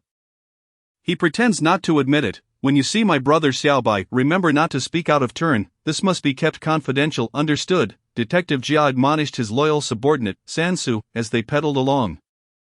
"You can trust me, boss. My lips are sealed." As they conversed, Sansu suddenly exclaimed, "Huh, why is Dr. Xiaobai's clinic closed so early today? It's nothing of concern. I know where my brother lives. Let's go to his house." Detective Jia paid no mind to the closed doors of the clinic and continued riding towards the courtyard at number 95 Nanluo Guxiang. Meanwhile, Yen Bugui was in the front yard tending to his flower pots. He had initially planned to go fishing at Shikahai when the weather cooled down, but the so-called flower pots were actually used to cultivate earthworms as bait, just as he was rearranging the pots and digging for worms. Someone unexpectedly kicked him in the rear, causing Yen Bugui to fall to the ground, shattering his pot, chipping 2 of his front teeth, and sending his glasses flying. Yen Bugui, enraged, believed it was some mischievous child tormenting him. And he sprang to his feet, cursing furiously, "Hey, Sansu, this brat dares to insult the captain. Go give him a couple of slaps." "As you command, boss." Upon receiving the order, Sansu rushed at Yen Bugui. Seizing his collar and delivering several resounding slaps, Yen Bugui's face immediately swelled to a crimson hue, leaving him trembling with rage. Yen Bugui's wife, Yang Ruihua, emerged from their room, cradling their second son, Yen Jiefeng, and exclaimed in astonishment, "How can you lay hands on others so recklessly? Is this lawlessness?" Sansu sneered coldly, "Lawlessness? Here, under Captain Jia, we are the law. What, do you wish to glare at me? Do you want to end up in our detective squad's jail?" Initially, Yen Bugui had not seen clearly who had attacked him due to his broken glasses, but upon realizing it was the detective squad, he was instantly filled with dread. "We understand our mistake. Good sir, please spare us." Yen Bugui was acutely aware that Jia Xing and Su Fugui had previously been apprehended by the detective squad. Jia Xing was still bedridden, while Su Fugui had already lost his sanity. Yen Bugui harbored no desire to become the third individual taken away by the investigation team, who could fathom what fate awaited him upon being apprehended. Nevertheless, today was a day of great celebration. "And in light of my brother Xiaobai, I shall spare this fellow. Let us proceed to the courtyard to find brother Xiaobai." Captain Jia gestured for the 3 bald men to release Yen Bugui, and the 2 swiftly traversed the courtyard gates toward the central yard in search of He Xiaobai. Chapter 87, Arranging a Betrothal. Bugui, the leader who just departed, was none other than Captain Jia of the investigation team, who even referred to He Xiaobai as a brother. "Ruihua, I also heard it. How astonishing that He Xiaobai could be so familiar with Captain Jia of the investigation team. No wonder it was Su Fugui who was reported that fateful night, only to be taken away himself." Yen Bugui inhaled sharply, finally grasping the reason behind the raid on the Sihiyuan by the investigation team and the military police that night. "Bugui, you must cease all interactions with Yi Zhonghai, Jia Xinghe, and Lu Haizhong. Should you offend He Xiaobai and fall into the clutches of the investigation team, how shall I, He Jiechang, survive?" Yang Ruihua's face turned pale with fear. Yen Bugui nodded vigorously in agreement. Captain Jia inquired around the Yi household in the central courtyard and learned that He Xiaobai had gone to the military police command post in Taisher Zihadong to prepare a meal for He Daqing. With no other choice, Captain Jia took his leave. The news that Captain Jia of the investigation team had come to the Sihiyuan looking for his brother He Xiaobai spread rapidly throughout the entire courtyard. Ever since the small days had taken control of the 4-9 city, many of the Huaxia people had grown numb and resigned. This was particularly true for the old residents of the 4-9 city who had witnessed numerous changes in regime, first the Qing dynasty, followed by the establishment of the Republic of China, and then a series of upheavals, including Zhang Sun's restoration, Yuan Shikai's imperial ambitions, and the rule of the Beiyang warlords. Although He Wangshi and Yang Ruihua did not often converse, she understood the etiquette of hospitality when a guest came to visit. He Wangshi valued the bonds between neighbors and was inherently a genteel and gracious woman. Thus Song Wanqiu emerged from the room with a handful of candies and placed them on the table for the child Yen Jiecheng to enjoy. The boy, upon seeing his favorite Mickey Mouse candies, lit up with excitement, hastily stuffing them into his pocket while quickly unwrapping one to pop into his mouth. Yang Ruihua cast a sheepish glance at He Wangshi, ruffling Yen Jiecheng's hair as she remarked, "Jiecheng, we have candies at home too. Why must you be so impatient, as though you've never had any before?" With the Mickey Mouse milk candy in his mouth, Yen Jiecheng mumbled, "What candies do we have at home? The last ones I had were given by Uncle Xiaobai." Yang Ruihua's face flushed with embarrassment as her son's innocent remark exposed her fib. At that moment, He Wangshi chuckled and said, "Sister Ruihua, it's merely a few candies. If he likes them, let him indulge." Yang Ruihua replied, "This child doesn't usually behave this way. He can be a bit mischievous outside, But our Jie Chang is quite clever. He Wangshur nodded amiably. Indeed, Sister Rui Hua, your husband Bu Gui, is a teacher, so it stands to reason that your Jie Chang must be intelligent. He Wangshur. Don't you think my Jie Chang is splendid? Perhaps we should arrange for your daughter to marry him. Yang Rui Hua laughed. He Wangshur responded with a playful smile. Sister Rui Hua, where would I find such good fortune? You do possess it, He Wangshur. I am not jesting. Bu Gui and I have long considered this. If you are agreeable, we could arrange a betrothal for them, exchanging birthdates. What say you? Yang Rui Hua gazed at He Wangshur with anticipation. To Yang Rui Hua's surprise, He Wangshur appeared somewhat taken aback. She had initially thought Yang Rui Hua was merely jesting, but it seemed her proposal was earnest. At that moment, Song Wanqiu interjected. Sister Yang, betrothals are no longer in vogue. We live in an era that champions freedom of love. However, Yang Rui Hua shook her head, saying, Xiao Qiu, I am quite ignorant of such foreign notions. I firmly believe that traditional practices, such as matchmaking and betrothal, are quite commendable. What do you think, He Wangshur? If you agree, we can finalize this arrangement tomorrow. He Wangshur quickly responded, this matter requires further discussion. We must wait for Daqing to return this evening to hear his opinion.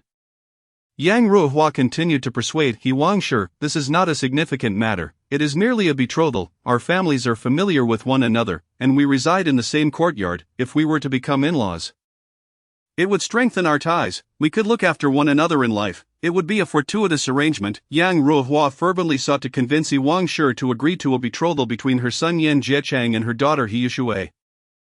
Though He Wangshur was reluctant, she found herself at a loss for how to decline, so she insisted on waiting for Daqing's opinion. Seeing this, Yang Rui Hua had no choice but to relent.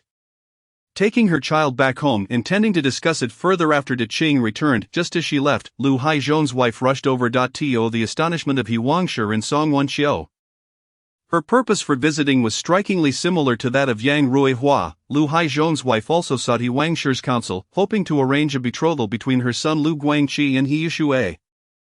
He Wangshur had no choice but to employ the same method she had used to dismiss Yang Rui Hua, sending Lu Haizhong's wife away. Sister-in-law, arranging a betrothal is merely an archaic feudal custom.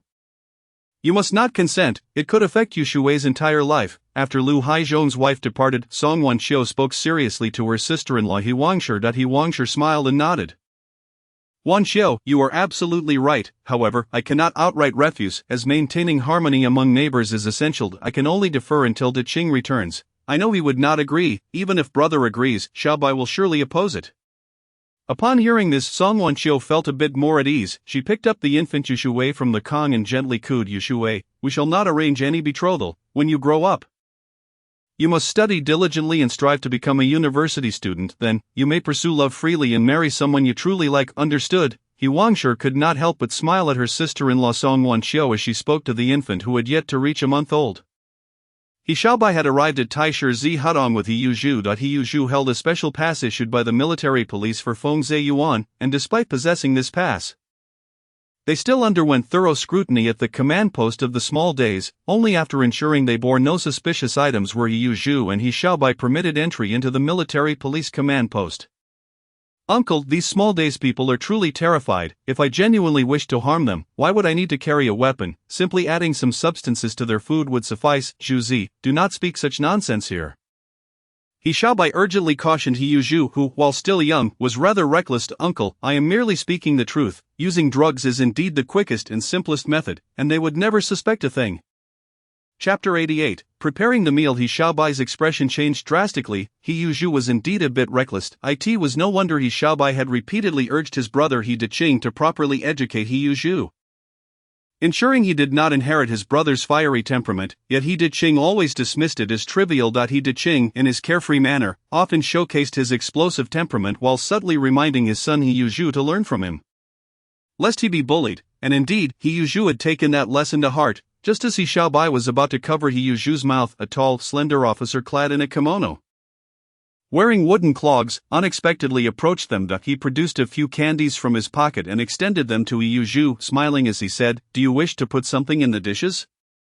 You are quite the clever one. Here, take some candies to enjoy. I apologize, Taikuan, my nephew has a penchant for speaking out of turn. Please forgive him. He Xiaobai quickly offered his apologies. I have a fondness for children.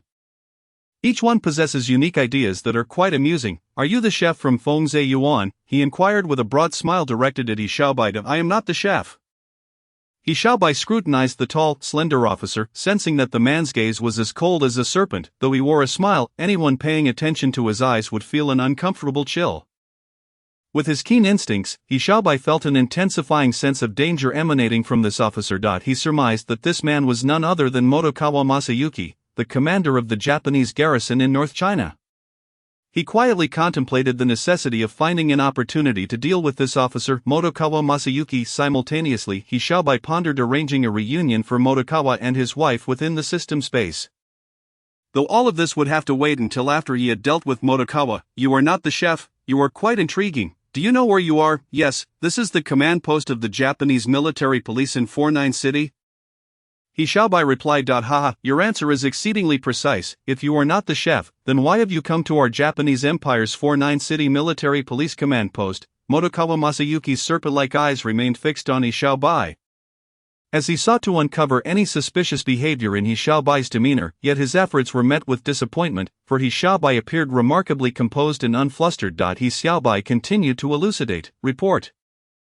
Esteemed Taijun, my elder brother He Daqing is the head chef at Fengziyu and he has come to the 4th 9 City Gendarmerie Command to prepare meals. My brother possesses a straightforward character and a fiery temper, making it difficult for him to endure even the slightest grievance. Therefore, I fear that his candidness may offend someone here, and I truly do not wish to lose my brother because of it. Ah, I see, it appears that the bond between you two brothers is quite profound. I too have an elder brother. Regrettably, my relationship with him is not as amicable as yours, which fills me with envy. As he spoke, Mao Chuan Jingxiong chuckled and nodded repeatedly. As the head of the highest espionage agency in this small realm, he confirmed through his own analysis that He Xiaobai was indeed speaking the truth. Honorable Taijun, though I am not a chef and can offer little assistance to my brother, I can at least wash the vegetables. Moreover, my nephew is able to aid him. He is currently learning culinary skills under my brother's tutelage. I hope to take him to assist my brother in the kitchen. May I bring him along? In truth, He Xiaobai was reluctant to entangle himself further with Mao Chuan Jingxiong, as he sensed an underlying threat that left him feeling oppressed. Certainly, you may proceed to the kitchen. I truly appreciate your efforts today. Please convey my regards to Chef He. Mao Chuan Jingxiong smiled thinly, watching as He Xiaobai and He Yuzhu departed. As he gazed at their retreating figures, Mao Chuan Jingxiong mumbled to himself, I have cast the bait. Tonight, I wonder if any discerning individuals will take the hook. Zhuzi, one must exercise utmost caution when speaking in this small realm. Should you utter reckless words, it could jeopardize both your father and myself. He Xiaobai whispered a warning as he pulled He Yuzhu towards the kitchen. Uncle, I was merely speaking casually. I did not truly intend to poison the dish. Besides, I lack the funds to procure any poison. In response, He Xiaobai couldn't help but sigh. This lad was not merely foolish, but his stubbornness could very well endanger the entire family. At this moment, He Xiaobai's heart was in turmoil, unable to find tranquility. System prompt. Ding, the host may now select the ability of the illustrious Huaxia figure they wish to inherit. The 168-hour cooldown period for the everlasting Huaxia figure inheritance system had concluded, allowing for the continuation of the inheritance process for the next Huaxia figure. He Xiaobai began to contemplate inwardly, envisioning a figure that would be particularly suitable for the current situation. Subsequently, he silently repeated this Huaxia figure's name 10 times in his mind. Upon completing the silent recitation, a crisp prompt from the system echoed in his ears. Ding, congratulations to the host for successfully inheriting the abilities of the Huaxia figure Geguzi, acquiring the skill of transforming calamity into blessing. Upon seeing the new skill he had obtained, He Xiaobai immediately examined the detailed description. Transforming calamity into blessing skill. This allows one to turn misfortune into fortune in times of peril. However, this description was overly vague. First and foremost, he needed to focus on preparing the meal for the small realm. The system's description was indeed unclear, making it impossible for him to experiment at the moment. So He Xiaobai had no choice but to set it aside. Do you think I, like Zhuzi, am utterly clueless? I know when to yield. He Daqing, upon seeing his younger brother He Xiaobai and son He Yuzhu arrive together, was exceedingly pleased but simultaneously offered a quip. Noticing the kitchen was empty, he lowered his voice and said to He Xiaobai, Xiaobai, these small realm individuals are utterly detestable, their methods are exceedingly cruel. When I arrived, I witnessed them transporting several corpses, all of whom were covered in wounds and blood. Recalling what he had just witnessed made He Daqing feel a lingering sense of dread. Brother, the inhabitants of this small realm are ruthless and merciless towards us Huaxia people. I came here because I was worried you might inadvertently offend them. Xiaobai, I understand. Zhuzi, hurry, and prepare the ingredients. Let us finish the meal and depart swiftly. I truly do not wish to remain here a moment longer. The normally brash He Daqing was now gripped by trepidation, the horrific scenes he had witnessed heightening his vigilance. Soon, the father and son began their culinary endeavors, while Li Xiaobai assisted with washing dishes and vegetables, discreetly observing the situation at the gendarmerie command situated in Taishizihutang. He noticed that there seemed to be very few soldiers present, rendering the place eerily empty and desolate. In fact, he hadn't even seen a single patrolling gendarme, which struck him as quite unusual. Chapter 89, The Underground Fortress. Brother, I need to use the restroom. He Xiaobai sensed that something was amiss. Today could potentially harbor danger, so he concocted a reason to exit the kitchen, yet, upon stepping outside, he failed to realize that dozens of eyes from the surrounding buildings were fixated on his every move. As he entered the restroom, he found only a single gendarme from the small realm, whose murderous intent was immediately triggered. The gendarme was deeply engrossed, squatting in the stall, while Li Xiaobai took a position beside him. Simultaneously, He Xiaobai silently retrieved a golden needle from the system's spatial compartment. Just as he prepared to employ the needle to strike the gendarme's vital points, a flurry of rapid footsteps echoed from outside. In an instant, he concealed the needle and heard the system's notification resound within his mind. Ding, the transforming calamity into blessing skill has been successfully activated. The system's message sent a shiver through He Xiaobai. He noticed another small realm gendarme hastily entering the restroom. Just as that individual squatted down, a sound of water followed, and then a cacophony ensued, filling the restroom with an overpowering stench, wrinkling his nose in distaste. He Xiaobai prepared to exit the restroom. At that moment, the gendarme who had been squatting remarked, Yamamoto, this is utterly foul. Miyamoto-kun, I am unsure how it happened. I had only been hiding in the underground fortress for a short while when my stomach suddenly ached. By the way, I've seen you in the restroom for half an hour. Why haven't you finished? I've been constipated. In Huaxia terms, that means I'm on fire. These two small realm individuals conversed in Huaxia, albeit not quite fluently. Yet He Xiaobai understood them clearly. A wave of alarm washed over him. Had he acted rashly moments before, striking while the gendarme was preoccupied even without his weapon, he would likely have become a prime suspect. For once the gendarme entered, he had not exited, and moreover, this gendarmerie command in Taishizihutang had an underground fortress. At that moment, He Xiaobai grasped the brilliance of the transforming calamity into blessing skill. It was a passive ability. Whenever it detected that the host might encounter danger, it would promptly turn peril into safety. With this skill, in critical moments, it would automatically alert He Xiaobai, aiding him in averting calamity. This was nothing short of a miraculous technique. With this realization, He Xiaobai felt a wave of relief wash over him. This skill undoubtedly provided him with an extra layer of security. By exercising caution and prudence, combined with the transforming calamity into blessing skill, he could potentially eliminate several small realm individuals while maintaining his own anonymity. Hey, you Huaxia chef, why are you still here dawdling? Shouldn't you be back to cooking? The newly arrived small realm individual, having wreaked havoc in the restroom, finally noticed He Xiaobai standing idly beside the stall. Esteemed Taijun, I have already prepared some meat buns and shall deliver them to you shortly. Huaxia meat buns are exceedingly delicious. Ah, your conscience is commendable. Upon hearing that there would be meat buns, the two squatting individuals' eyes glistened with avarice. He Xiaobai hesitated, saying, But Taijun, I am uncertain where to find you precisely. How can I deliver the buns to you?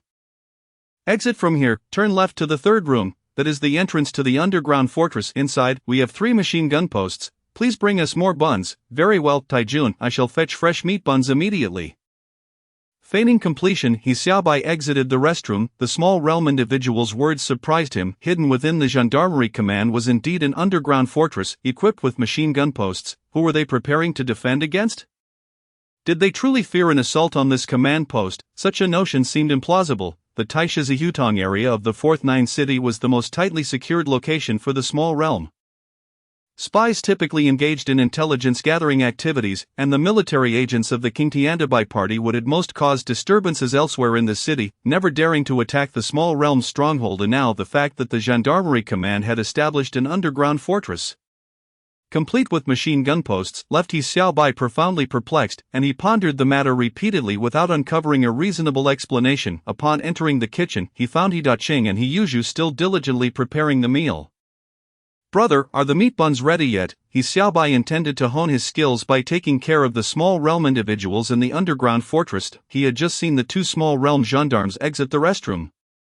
So he inquired of He Daqing, almost ready. It smells delightful. Xiaobai, please hand me the spoon over there. He Xiaobai casually picked up the spoon and passed it to He Daqing. Meanwhile, He Yuzhu rushed over, lifted the steamer lid, and pinched one of the large meat buns inside. It was plump, tender, and fluffy. Uncle, the meat buns are ready. You must be hungry. Let me bring you two to tide you over.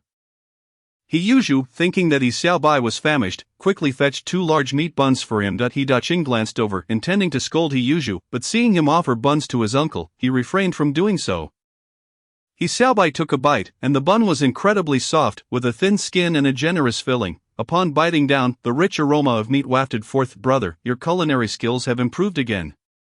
This was made by Zhuzi. He Daqing not only excelled in red cooking but was also highly proficient in white cooking. He learned the art of dough from a master in Yangzhou, and after merely half a month of training, he had mastered it. Later, He Daqing also taught his son, He Yuzhu, the craft hand in hand. He Xiaobai was astonished. He Yuzhu indeed had a talent for cooking.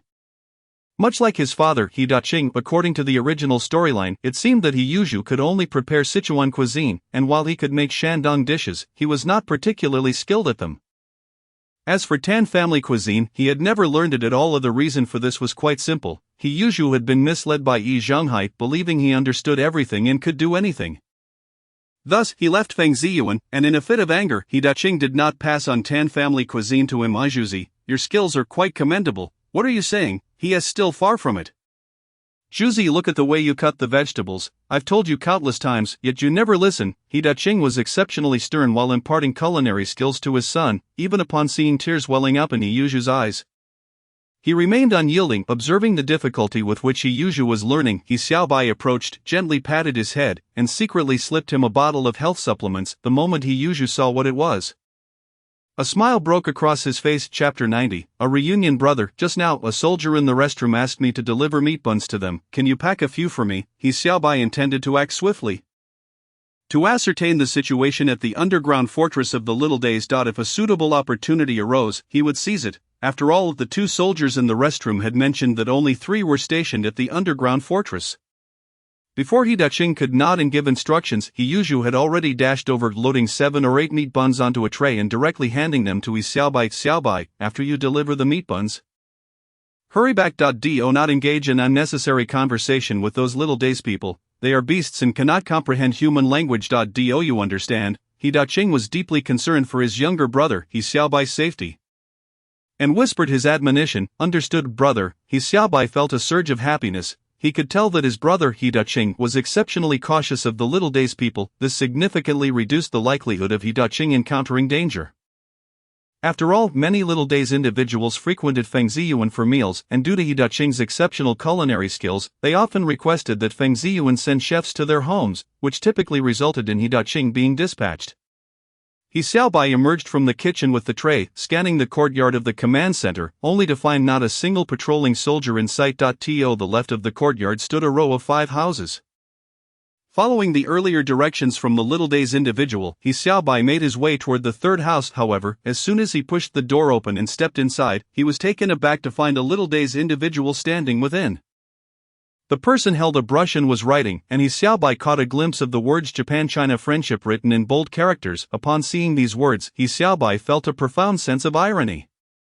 The man, having heard the door creak open, lifted his head, sniffed the air, and remarked, "What fragrant meat buns." At that moment, He Xiaobai recognized him as the Little Days officer he had encountered when He Yuzhu brought him in.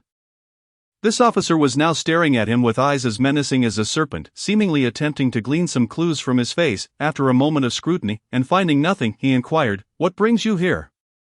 He Xiaobai quickly responded with a smile, "Sir, just now, a commander instructed me to deliver meat buns." "Very well, just place the meat buns down and you may leave. Remember, my Imperial Japanese Command Center is not a place for you, a Huaxiao person, to wander about freely. Unless there is a matter at hand, remain in the kitchen." The Little Days officer nodded, gesturing for He Xiaobai to set down the meat buns, while reminding him.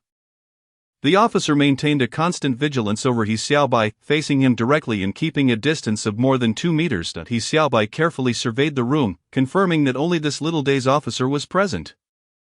Originally, He Xiaobai had intended to take action against him, but the officer's high alertness left no opportunity for him to strike. To forcefully engage would be a fool's errand. As someone experienced in discreetly handling Little Day's individuals, He Xiaobai would never act recklessly without ensuring his own safety. If he were to strike, it had to be a decisive blow, ensuring a clean getaway. Thus, He Xiaobai reluctantly complied with the Little Day's officer's orders, placing the tray filled with meat buns onto a wooden rack in the room. Throughout this process, the officer's gaze remained fixated on all of He Xiaobai's movements, not relaxing his vigilance in the slightest.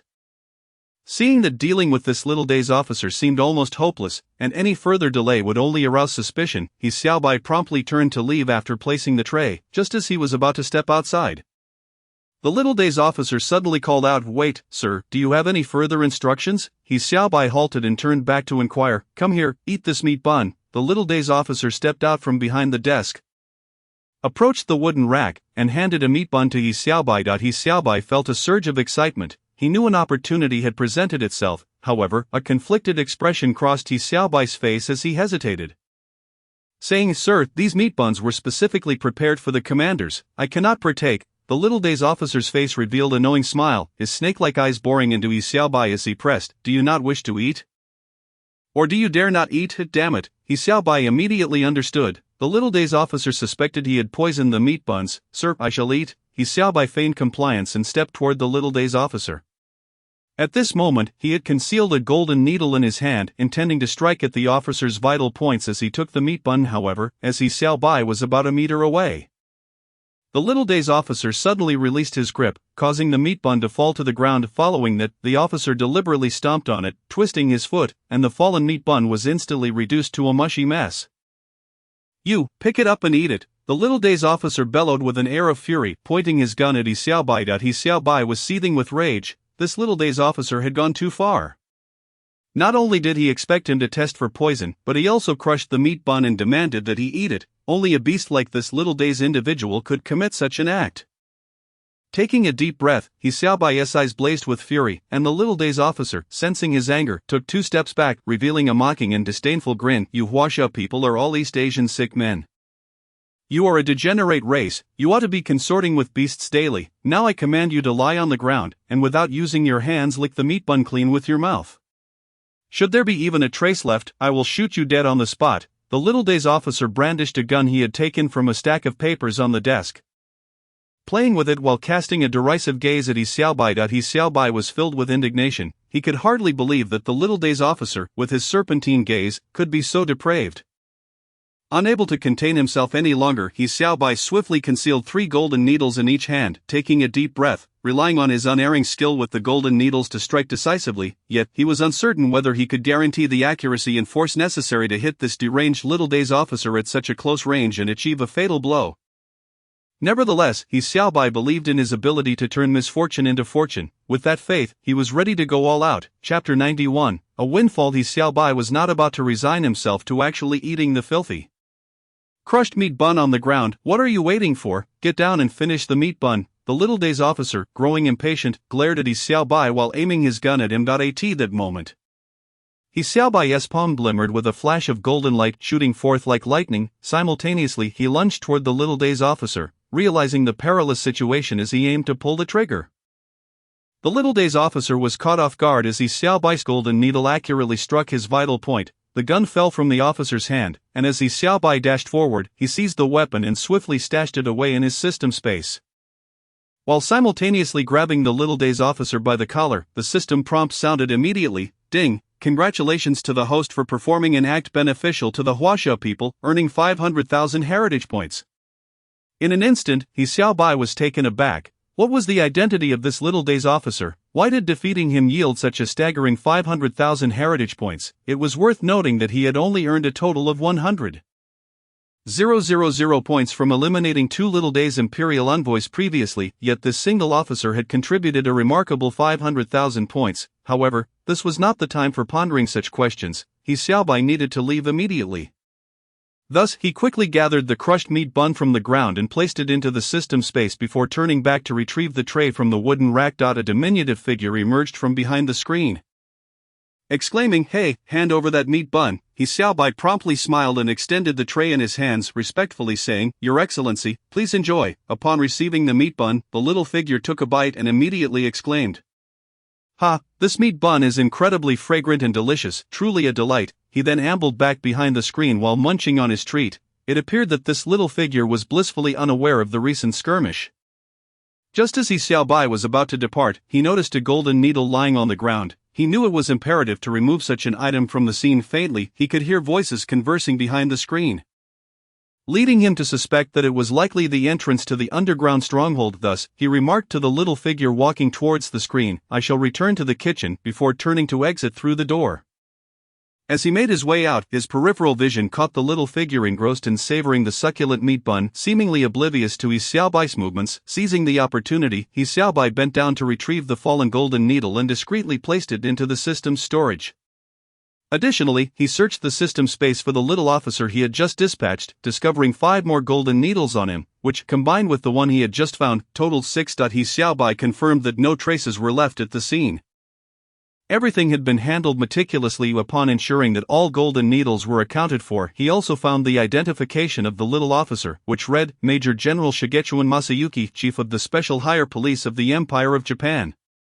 With this identification in hand, He Xiaobai finally understood. This little officer held the position of Chief of the Special Higher Police and bore the rank of Major General. Just as He Xiaobai stepped out of the room, he spotted a man, approximately 30 years old, wearing a straw hat and carrying 2 wooden buckets, being halted by the little soldiers. It seemed the little soldiers stationed at the underground stronghold had noticed someone attempting to enter the garrison command post, thus instructing the guards at the entrance to conduct a search. "Your Excellency, I'm here to clean the latrine. Your toilet administrator informed me that the cesspool is full and emitting a foul odor, so I was specifically sent to handle the matter." The soldier raised his rifle and said, "You must undergo a search." The man nodded and humbly replied, Yes, Your Excellency, please inspect." He continued to explain, "By the way, Your Excellency, I have brought no other items aside from these 2 buckets." He incessantly justified himself. "Take off your hat," ordered the little soldier. The man immediately complied. It was him. The moment the straw hat was removed,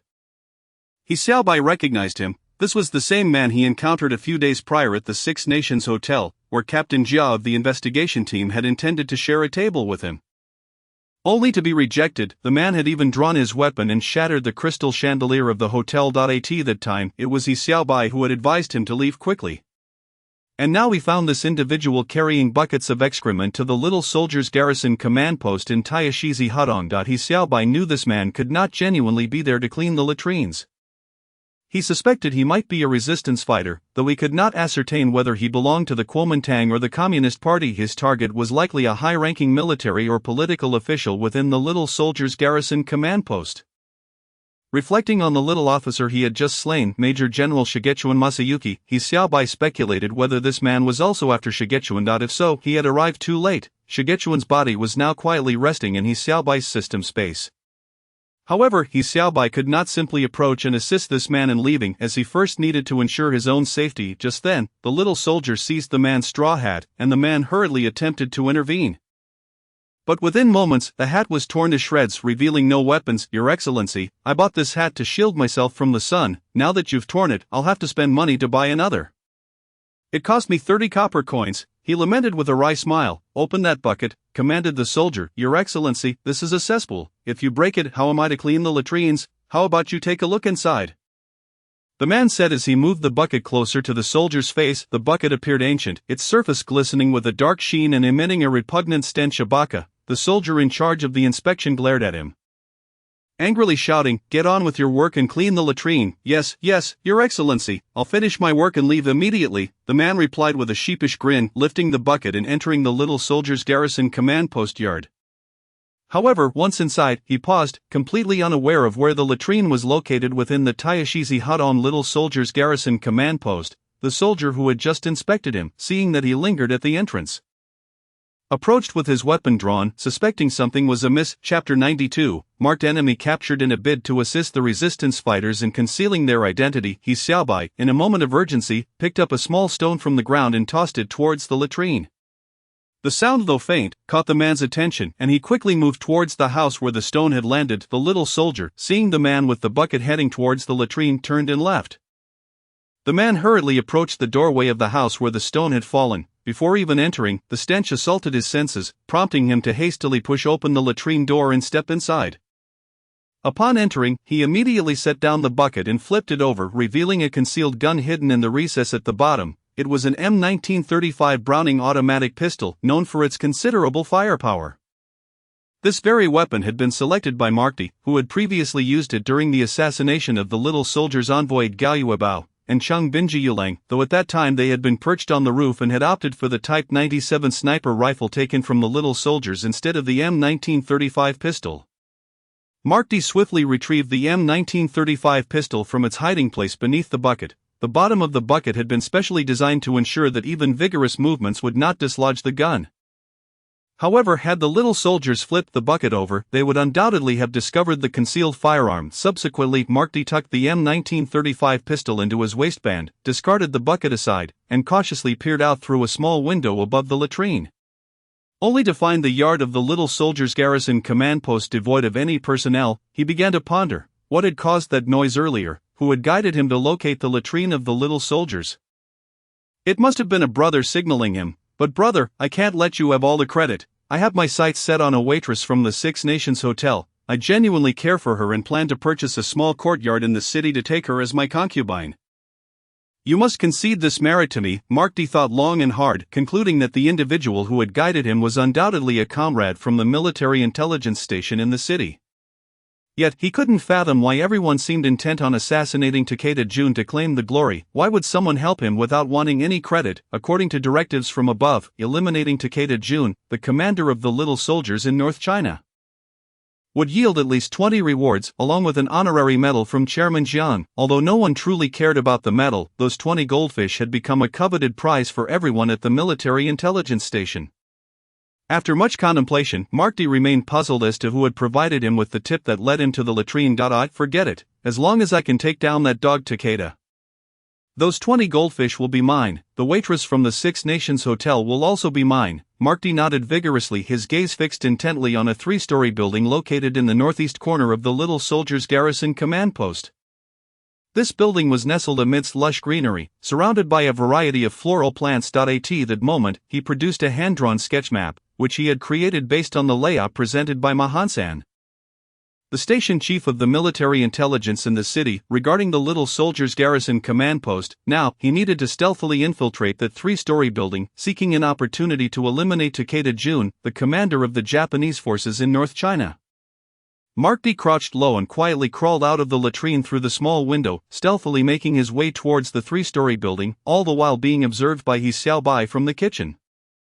He Xiaobai sighed. The little soldier's garrison command post in Taishizi Hadong had long since set a trap, patiently awaiting someone to walk into it, watching as Marty stealthily approached the northeast 3-story building. He Xiaobai shook his head in resignation. He had no means to stop or alert him, as the newcomer would undoubtedly distrust him. The window on the 3rd floor of the northeast building. Longchuan Faihara stood, witnessing Marty carrying the bucket into the latrine with crystal clarity. General Shigechuan's meticulous planning had indeed borne fruit. A fish had taken the bait. A sinister smile spread across Longchuan Faihara's round face. Marty cautiously pressed against the roadside trees as he moved, bending low like a monkey, ever ready to conceal himself behind the foliage in case of an emergency. However, everything appeared to be perfectly ordinary as he made his way to the entrance of the 3-story building without any hindrance. Without a moment's hesitation, Mark swiftly slipped inside, but as he crossed the threshold, he was momentarily taken aback. Mahansan, the station chief of the military intelligence unit in Suzhou City, was seated within, engaged in a game of chess with another individual. Opposite Mahansan sat a Japanese officer clad in a small military uniform, sporting gold-rimmed glasses and sunken cheeks that made him resemble a gaunt monkey. Station Chief Ma, your subordinate has finally arrived, murmured the commander of the North China garrison to Takeda Jun, as he placed a white piece on the chessboard. Mahansan did not turn around, he merely sighed softly, waved his hand dismissively, and then dropped a black piece onto the board. This scene left Mark astounded, his mind racing with disbelief as he grappled with the enigmatic tableau before him. His immediate superior, Mahansan, was leisurely playing chess with a Japanese officer at the command center of the Japanese gendarmerie. Just the previous evening, Mahansan had summoned all the undercover personnel of the Suzhou city station for a meeting, during which he had issued a crucial directive to assassinate a high-ranking Japanese military and political official. He had specifically mentioned Tadaka Jun, the recently arrived commander of the North China garrison, asserting that eliminating him would not only earn them the coveted 20 small yellow fish as a reward but also an honorary medal from Chairman Jiang. Yet now, merely a day later, Ma Hansan was found playing chess with the very target, Tadaka Jun. Indeed, Mark recognized the identity of the officer seated across from Ma Hansan. It was Tadaka Jun himself.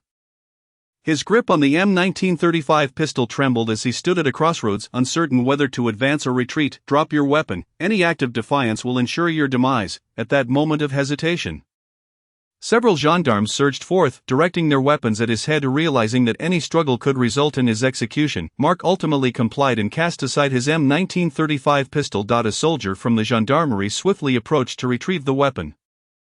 Tadaka Jun wore a smug smile, instructing the nearby squad leader, Matsuda, "Please escort our guest inside." "Yes, General Tadaka." Chapter 93, Wit and Persuasion. Matsuda personally searched Mark, confirming he bore no weapons before leading him before Tadaka Jun. With an air of arrogance, Tadaka proclaimed, "I am General Tadaka Jun, commander of the North China garrison of the great Japanese Empire. Surely your purpose here is to assassinate me." He chuckled, "Look, I am right here before you.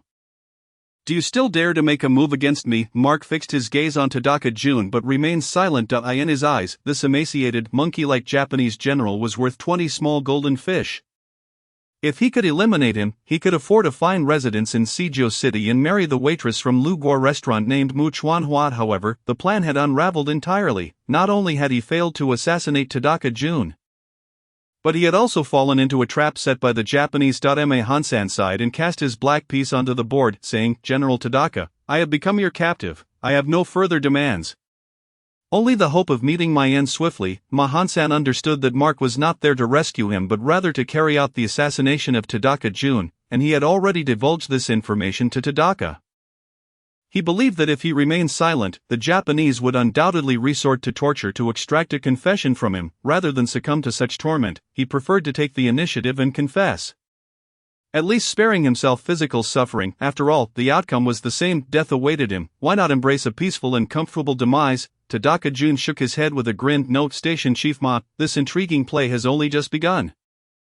How could I allow you to depart so soon? Let us continue our game." Helpless, Ma Hansan had no choice but to humor Tadaka Jun and carry on with the chess match. As time passed, He Xiaobai busied himself in the kitchen, helping He Daqing prepare food while frequently glancing toward the kitchen's entrance. The individual who had earlier entered with a dung cart had vanished upon entering the northeast corner of the building, and it seemed likely that he had met a grim fate. Yet, within 10 minutes of Mark's capture, 2 more individuals pushing a dung cart entered Tai Shitsi Hudong. The Japanese gendarmes, after a so-called thorough search, allowed them passage into the command compound. He Xiaobai was left utterly speechless. Were these assassins truly devoid of common sense? First, one had infiltrated with a dung bucket, and now 2 were brazenly pushing a dung cart.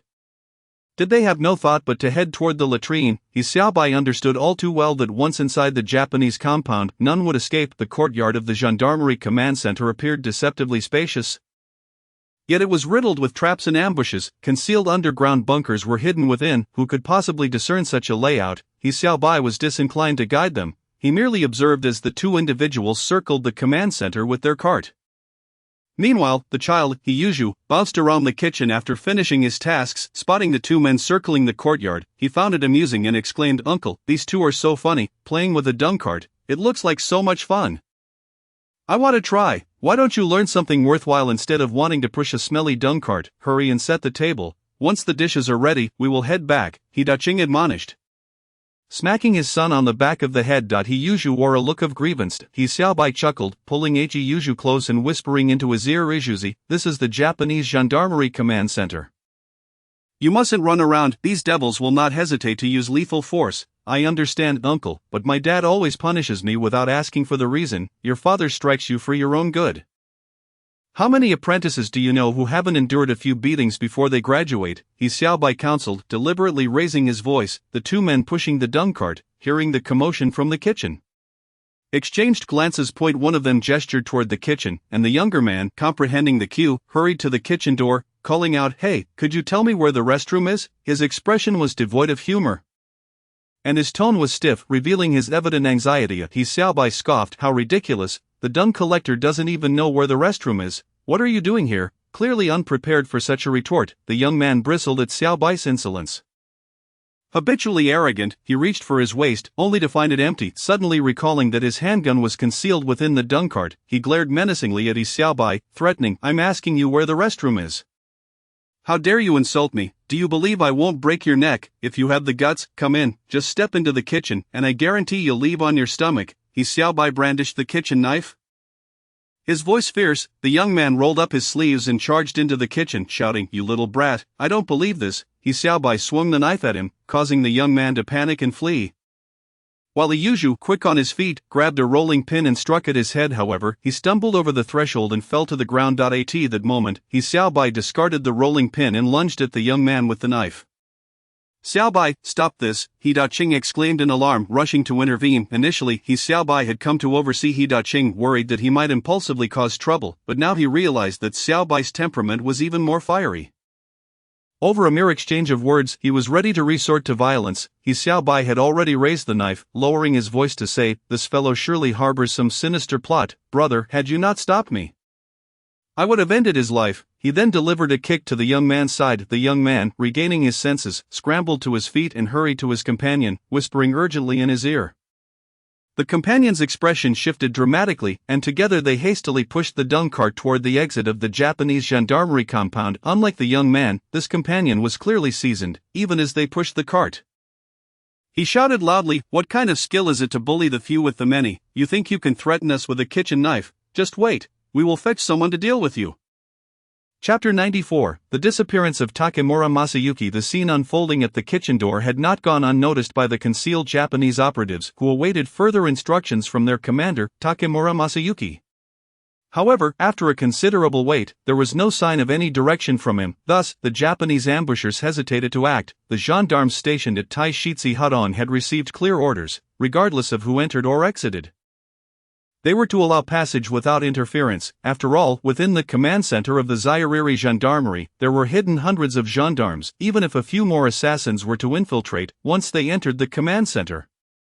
Escape would be utterly impossible. Thus, although the two gendarmes stationed at the entrance were somewhat surprised, they did not impede the passage of the two military agents pushing a dung cart. Instead, they merely observed silently as the agents departed. Ding! Congratulations to the host for completing an act beneficial to the Huaxia nation, earning 50,000 inheritance points. The voice of the system caught He Xiaobai somewhat off guard. He had not anticipated that such a brief prompt could yield such a generous reward from the system. The two agents pushing the dung cart were indeed personnel from the Military Intelligence Service's 49 City Station. The older of the two was Zhou Guofeng, who had previously assisted in the assassination of Zairiri envoys Gao Yuebao and Chang Binji Yulang. The younger, Qiu Guoqing, was his fellow townsman and cousin, accompanying him on this occasion in pursuit of wealth. The previous assassination of the Zairiri envoys had been alarmingly effortless, leading all military intelligence agents to develop the illusion that they could easily infiltrate the Zairiri Gendarmerie Command Center in Taisher Zihotong and eliminate the commander of the Zairiri Northern Expeditionary Force. Daddy and Jun.to them. Daddy and Jun appeared as a pile of gleaming gold bars, already ensnared by the intricate traps laid out by their organization. Upon emerging from Taisher Zihotong, Zhou Guofeng and Qiu Guoqing were astonished to find a bustling scene outside the alley, filled with small merchants selling tobacco, fruits, and even those peddling vitality ointments. Alongside street performers, they were surprised to spot several others like themselves also pushing dung carts. The two swiftly approached their fellow agents to warn them of the Zairiri's traps laid within the Gendarmerie Command Center. Upon learning of the situation, the agents promptly abandoned their mission, retreating with a sense of luck. Back at the Taisher Zihotong Gendarmerie Command Center, He Daqing had prepared a sumptuous banquet. Several Zairiri gendarmes arranged the dishes neatly on the table and informed Long Chuan Faihara that the Shandong cuisine banquet was ready for enjoyment. Long Chuan Faihara quickly reported this to Daddy and Jun, who nodded and instructed Long Chuan Kuan, "Please invite Ma Chuan Kuan to join us for the delightful dishes from Feng Ziyuan. I believe he will relish them." Upon receiving the order, Long Chuan Faihara respectfully bowed and departed. With a hint of a smile, Daddy and Jun rose and addressed Ma Hansan Station Chief. "Ma, it is still early. I trust that more of your subordinates will come to pay their respects to me, and we can wait together. However, I am off to enjoy a delicious Shandong meal, so please allow me this indulgence for now." Faced with such a situation, Ma Hansan felt at a loss. After issuing the order to eliminate the Zairiri commander Daddy and Jun, he could no longer control the specific actions of his subordinates. It was not that he wished to relinquish control, rather he believed that great rewards would inspire bravery. He preferred the notion of the 8 immortals crossing the sea, each showcasing their abilities. As long as his subordinates had ideas and capabilities, he would reward them generously. Therefore, after announcing the bonus terms set by his superior daily to every agent within the 49 station, Ma refrained from further directives or interventions. Thus, even upon witnessing his capable subordinate Makedi fall into the enemy's ambush, he did not flinch, for he understood that more comrades would venture to Taisher Zihutong to eliminate Daddy in June, albeit at the cost of more sacrifices. Yet, he had already become a captive of the Zairiri, and he felt powerless to intervene. Ma Hansan could only let events unfold as they might. Long Chuanfaihara searched high and low within the Gendarmerie Command Center but could not find the whereabouts of Major General Machuan Masayuki, the Chief of the Special High Command and Deputy Chief of Staff. He inquired with the Zairiri gendarmes stationed at the entrance, but they claimed not to have seen Machuan Masayuki leave the command center. A sense of alarm gripped Long Chuanfaihara. He sensed that something sinister was afoot. Previously, the mysterious disappearance of Daddy and Jun's wife had compelled him to mobilize the Japanese gendarmerie, the puppet police, and reconnaissance teams to scour 49 City, but to no avail. A person had seemingly vanished without a trace. Contemplating these matters, Long Chuanfaihara dared not delay and promptly rushed to report the situation to Daddy and Jun. Strangely, Machuan Kuan has also gone missing. Daddy and Jun pondered for a moment, stroking his chin, then ordered Long Chuanfaihara to verify the situation. Shortly thereafter, the guarding gendarmes informed Daddy and Jun and Long Chuanfaihara of a matter that incited their ire. Approximately half an hour prior, 2 individuals had pushed a dung cart into the command center, only to leave mere minutes later. This revelation left Long Chuanfaihara in shock, and he struck the gendarme across the face, exclaiming, "Baka, why did you let them go? They must be agents of the Military Intelligence Service." The gendarme defended himself. "General Long Chuan, was it not you who instructed us to obey Major General Machuan's commands? Regardless of who arrives, they are permitted entry into the command center after a thorough surface inspection. If Major General Machuan did not issue an arrest order, then their comings and goings are at their discretion. And we were merely following orders." Baka, Long Chuanfaihara, both alarmed and enraged, realized that Machuan Masayuki's disappearance was likely connected to the hasty departure of the dung cart. He hurried back to the 3-story building in the northeast corner of the command center to report the situation to Daddy and Jun once more. Daddy and Jun listened in silence as Long Chuanfaihara recounted the entire ordeal. Long Chuanfaihara held his breath, anxiously awaiting Daddy and Jun's command, bowing deeply at a 90-degree angle, fearful that Daddy and Jun would place the blame for Machuan Masayuki's disappearance upon him. Suddenly Daddy and Jun raised his head and said, "Long Chuankuan, the disappearance of Machuankuan may not be such a bad thing after all. Insama, how can this not be a bad thing, Machuankuan?" Long Chuanfaihara was filled with confusion.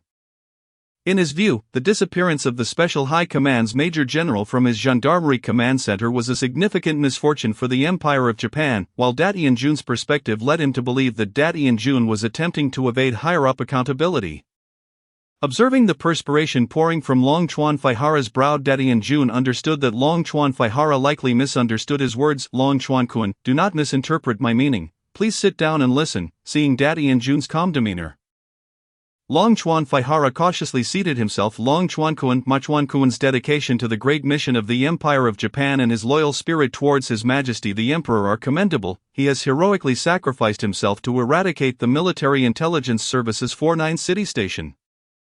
Long Chuanfaihara was filled with questions. The extermination of the Military Intelligence Service's 49 City Station had nothing to do with Machuan Masayuki at all. This was the work of his subordinate, the female agent Yamada Ryoko. After Daddy and Jun concluded his remarks, he peered at Long Chuanfaihara with the cunning gaze of a wily old fox. In an instant, a spark of inspiration seemed to ignite within Long Chuanfaihara. "Daten-sama, I understand your meaning. The death of Major General Machuan is indeed advantageous for us." Daddy and Jun waved his hand to stop Long Chuanfaihara from continuing, indicating that such matters should remain unspoken and understood implicitly.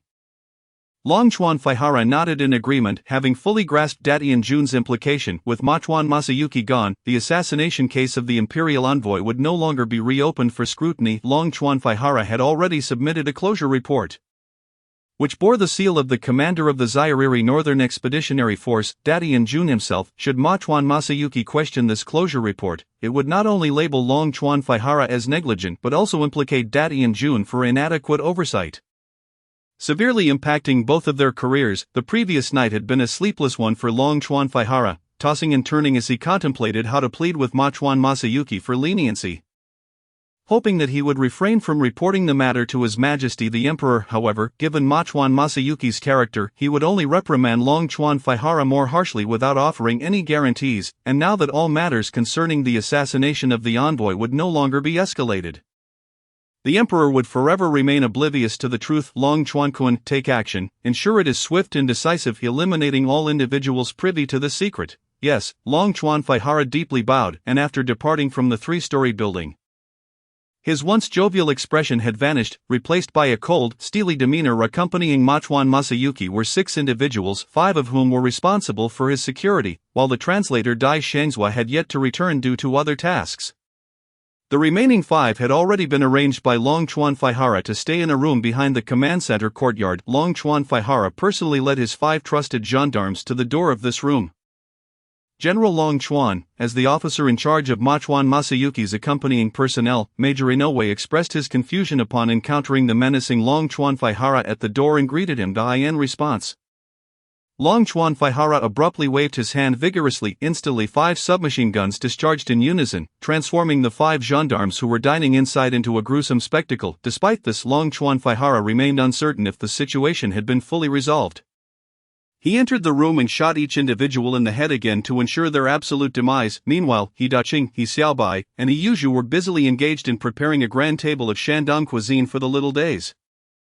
However, they were currently restrained from leaving by the Little Days authorities, thus they remained at the command center of the military police. The 3 of them sat in the kitchen, engaged in light-hearted conversation, when suddenly a series of rapid gunfire erupted, startling them. Uncle, what is happening? Why has there suddenly been gunfire? He Yuzhu, not one to be easily frightened, nonetheless found himself instinctively seeking refuge in He Xiaobai's embrace.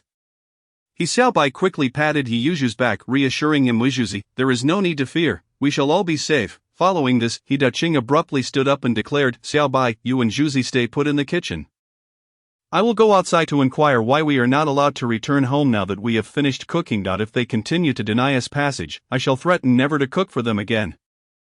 With fury etched on his face, He Daqing charged towards the kitchen exit. He Xiaobai set He Yuzhu down and hurriedly followed, grasping He Daqing's arm. Brother, do not act impulsively, let us wait and see. This gunfire surely has nothing to do with us. If it is unrelated, then why are we still not permitted to leave? Just then, a frail officer resembling a monkey entered the kitchen with a broad grin. Bowing deeply to He Daqing and speaking with utmost respect, you are He Daqing, the esteemed chef of Fengziyuan, are you not? You may return now. Furthermore, your dishes are truly authentic. I greatly enjoyed them and would love to have you return in the future. He Xiaobai speculated that this must be General Takeda Jun of the North China garrison. Gazing at Takeda, He Xiaobai felt an overwhelming urge to draw a needle and strike at his vital points. However, 2 military police armed with submachine guns flanked Takeda. Adhering to his principle of waiting until he was safe and had the opportunity to discreetly eliminate the Little Days personnel, he refrained from acting. Shall we take our leave then? He Daqing, sensing something amiss with Takeda's overly humble demeanor, found it difficult to believe how congenial the Little Days had suddenly become. Mr. He, please do take your leave. I hope that when I next visit the capital, you will once again prepare delicious dishes for me. You are a fine citizen of the greater Japanese Empire and now my friend. Please return home soon. Takeda nodded with a smile, gesturing for He Daqing and the others to depart. He Daqing swiftly took hold of his brother He Xiaobai, with He Yuzhu trailing closely behind, and the 3 of them hurriedly escaped the command center of the Little Days military police in Taishizi Hadong. Once outside, He Xiaobai still felt a chill upon his back. A gentle touch revealed that he was drenched in cold sweat. In light of the day's events, He Xiaobai recognized the immense risk he had undertaken, yet, in such circumstances, even with a mere 1% chance of success, he felt compelled to eliminate Takemura Masayuki. For he could not bear to relinquish his dignity by crawling on the ground to lick the buns trampled by Takemura. One thing perplexed He Xiaobai: Takeda bore no suspicion towards the He family trio.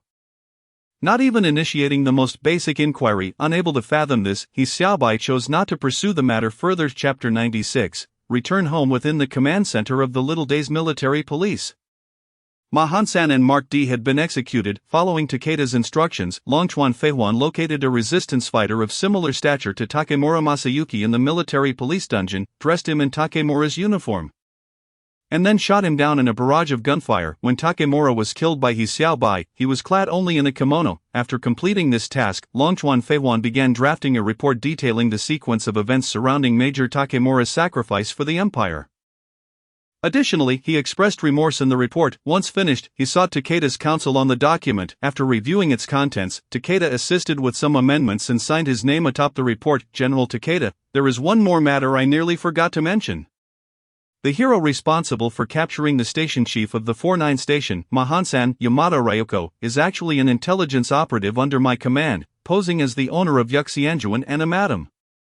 Longchuan Kuan, swiftly wrap up this series of events surrounding the assassination of the envoy. Remember, anyone who knows should be silenced. Takeda spoke in a calm tone, gesturing for Longchuan Feihuan to deal with the female spy. Yamada Ryoko. Longchuan Feihuan promptly dispatched 2 trusted aides to Yuxianjuan to find Yamada Ryoko, instructing them to eliminate her in a secluded location. However, these 2 aides did not return until dawn, leaving Longchuan Feihuan in a state of anxiety. He immediately sent another squad of military police. This new team quickly returned with the report that Yamada Ryoko had departed Yuxianjuan with Longchuan's 2 aides the previous night and had not returned since. Longchuan Feihuan was taken aback, fearing that his dispatched aides had been dealt with by Yamada Ryoko, yet he did not dare to report this reality to Takeda, instead mustering the courage to inform him that Yamada Ryoko had been handled. Takeda did not pursue the matter further. He Daqing, He Xiaobai, and Iyuju had just arrived at the entrance of their courtyard. Yen Bugui, upon hearing the commotion, promptly lit a kerosene lamp and rushed out. Daqing, Xiaobai, you 2 brothers are back. It's quite dark without the moon tonight, so I specifically lit the lamp to guide your way. Yen Bugui removed the glass shade from the kerosene lamp and quickly approached He Daqing and He Xiaobai. Illuminating their path. He Daqing, squinting with his bulging eyes, asked incredulously, Yen Bugui, have you taken some medicine or are you feverish? You actually went so far as to light a kerosene lamp for us? It was well known that Yen Bugui was notoriously stingy in the courtyard at 95, never allowing others to take advantage of him. To see him lighting a lamp for them was utterly astonishing to He Daqing.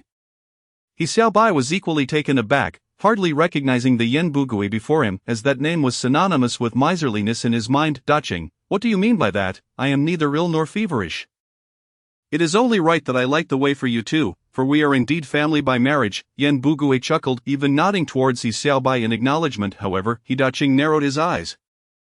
Sensing something amiss in Yen Bugui's words, wait a moment, Yen Bugui, what did you just say about our families being related by marriage? Who agreed to that? Don't speak nonsense. Ahem. Daqing, you are not aware, are you? I discussed it with my wife, Ruihua, and we have decided to arrange a betrothal between our eldest, Jiecheng, and your daughter Yushui. Thus, I said our families are related by marriage. Pot Yen Bugui, who consented to your son Jiecheng being betrothed to my daughter Yushui? In truth, He Daqing held no regard for the Yen family, considering Yen Bugui less than a man, unworthy of being kin. Daqing, what I mean is that my wife Ruihua has already discussed this with your family. In a few days, we will deliver Jiecheng's birth details to your household. Wait a moment, Yen Bugui, do not harbor such delusions. Xiaobai, let us return home. He Daqing seized his brother He Xiaobai and swiftly made for the courtyard center. Dad, wait for me. It was only when his father and uncle He Xiaobai passed through the gate that Iyuju realized, hastening to follow closely behind. Brother, calm down. I believe sister-in-law would never agree to this. You must not let Yen Bugui's words anger you. Humph, what do you think goes on at home all day? How could our He family possibly align with the Yen family? He Daqing snorted in irritation. Leading his brother He Xiaobai through the flower-laden gate of the courtyard. Daqing, Xiaobai, you have returned. Oh, where is Yuzhu? Mother, I am here. The breathless Iyuju rushed into the room that He Wangshu and Song Wanshu had been waiting up for their return. Wanshu, did Jiang Ruihua come today to arrange a betrothal for her eldest son, Yen Jiecheng? Indeed, that is the case. He Wangshu, observing He Daqing's furious demeanor and uncertain of the specifics, answered truthfully upon being questioned. Wanshu, even if our daughter Yushui were to drown in the river, she would never marry into the Yen family. Upon hearing He Wangshu's confirmation, He Daqing erupted with rage, shouting vehemently, Daqing, how could you say such a thing? I never agreed to it. Not only did Jiang Ruihua come, but also Lu Haizhong's wife from the back courtyard. Both wished to arrange a match for our Yushui. I said I would wait for your return to discuss it. Why are you so angry as soon as you walk in? He Wangshu felt quite wrong. He Xiaobai and Song Wanshu hurried to offer comfort to He Daqing, realizing his earlier response had been inappropriate. blushed and apologized to He Wangsher with a gentle disposition. He Wangsher felt a tinge of dissatisfaction but chose not to dwell on it in front of her brother and sister-in-law, allowing the matter to pass. He Xiaobai and Song Wanxiu returned to their own quarters to rest, with Song Wanxiu informing He Xiaobai that Captain Jia from the investigation team had visited earlier in the afternoon seeking him. Upon learning that Captain Jia had come to his home and persistently referred to him as Brother Xiaobai, He Xiaobai instantaneously grasped the reasons behind Yin Bugui and Lu Haizhong's desire to arrange a marriage between their sons and He Yushui. It turned out they had witnessed Captain Jia seeking out He Xiaobai, and had observed the torments suffered by Jia Xinghe and Su Fugui after being apprehended by the investigation team, the former now reliant on crutches. Easily startled to the point of wetting his pants while the latter had succumbed to madness in late autumn, I absolutely refused to allow Yushui to become engaged to either of those families. He Xiaobai naturally opposed the idea of an early betrothal for Yushui. Xiaobai, I knew you would agree. This is splendid. Neither my sister-in-law nor my elder brother is in favor, and neither of us is. Song Wanxiu's face blossomed with a sweet smile. Under the illumination of the lamps, she appeared gentle and beautiful in her elegant chipa as He Xiaobai tenderly embraced her slender waist from behind. Moments later, the room was filled with the warmth of spring, accompanied by the rhythmic sounds emanating from the brick hearth. Chapter 97. Wanxiu was scolded. Living adjacent to He Xiaobai's bedroom was Yi Zhonghai. With just a wall separating the two households following the incident when He Xiaobai had pelted him with pebbles during an intimate moment with his wife, Yi Zhonghai had developed a lingering anxiety. Making such encounters increasingly challenging. In the past, he could manage to share affectionate moments with his wife every 10 days or so, but now he found himself eager yet powerless each night. The sounds of He Xiaobai and Song Wanxiu's frolics filled him with both anger and jealousy. Helpless, he tossed and turned, unable to find sleep. Just as he began to drift off, he was jolted awake by the commotion from next door. Can't there be some peace at night? Yi Zhonghai's wife lay on the heated brick bed, silently shedding tears. Despite the Western doctor confirming her health and fertility, the problem clearly lay with Yi Zhonghai, yet outsiders, unaware of the truth, whispered behind her back, branding her a barren hen. A few days prior, while washing clothes at the communal basin, Yi Zhonghai's wife overheard Jia Zhengshi and Lu Haizhong's wife mocking her, openly deriding her as a hen that could not lay eggs. Such comments left her feeling deeply wronged and sorrowful. Upon hearing Yi Zhonghai once again complain about the noise next door, his wife could not help but murmur, I truly envy Wanxiu, at least she enjoys the happiness of being a woman. I am only in my 30s, yet I live as if in mourning. Yi Zhonghai, upon hearing this, felt a mix of shame and anger. He immediately got up, put on his shoes, and pushed open the door. As he stepped into the courtyard, he noticed a figure lurking beneath He Xiaobai's window, acting suspiciously. Yi Zhonghai assumed he had encountered a thief and shouted, Who is it? The figure, caught eavesdropping on the commotion inside, was startled by Yi Zhonghai's voice, ducked their head, and fled not towards the front gate but into the backyard, initially intending to pursue. Yi Zhonghai recognized the figure immediately. Isn't that Su Fugui? Why is a madman here eavesdropping? Doubts swirled in Yi Zhonghai's mind. Could Su Fugui be feigning madness to seek revenge on He Xiaobai? Both He Xiaobai and Song Wanxiu heard the noise outside and the hurried footsteps. Xiaobai, was someone eavesdropping just now? Song Wanxiu nestled shyly against He Xiaobai's embrace. Influenced by him, her emotions stirred. Remembering her earlier behavior, Song Wanxiu felt a wave of shame, her cheeks aflame, unable to raise her head. What are you afraid of? If they want to listen, let them. Wanxiu, you are my lawfully wedded wife. It's perfectly natural for us to be affectionate in our room. He Xiaobai gently caressed Song Wanxiu's delicate skin in reassurance. Xiaobai, please try to keep it down. I'm worried about what the people in the courtyard might say about me tomorrow. Song Wanxiu was acutely aware of the gossiping tongues in the courtyard. Jia Zhengshi from the front and Su Fugui's and Lu Haizhong's wives from the back, who never lacked for words when gathered together. They often engaged in secretive discussions about others, spreading rumors. The following day, long after the sun had risen, He Xiaobai and Song Wanxiu finally roused themselves from bed. Noticing they had once again risen late, Song Wanxiu hurriedly grabbed her toiletries and made her way to the communal water basin to brush her teeth and wash her face. How fortunate it is to be in such a prosperous household. Sleeping in until the sun is high. I recall when I married old Jia, I had to rise before dawn to prepare meals and wash clothes. Upon seeing Song Wanxiu emerge to wash up, Jia Zhengshi remarked with a sarcastic tone nearby. Su Fugui's wife chimed in, What do you say, Jia's sister-in-law? Some women may appear inactive during the day, yet at night they know how to serve their men.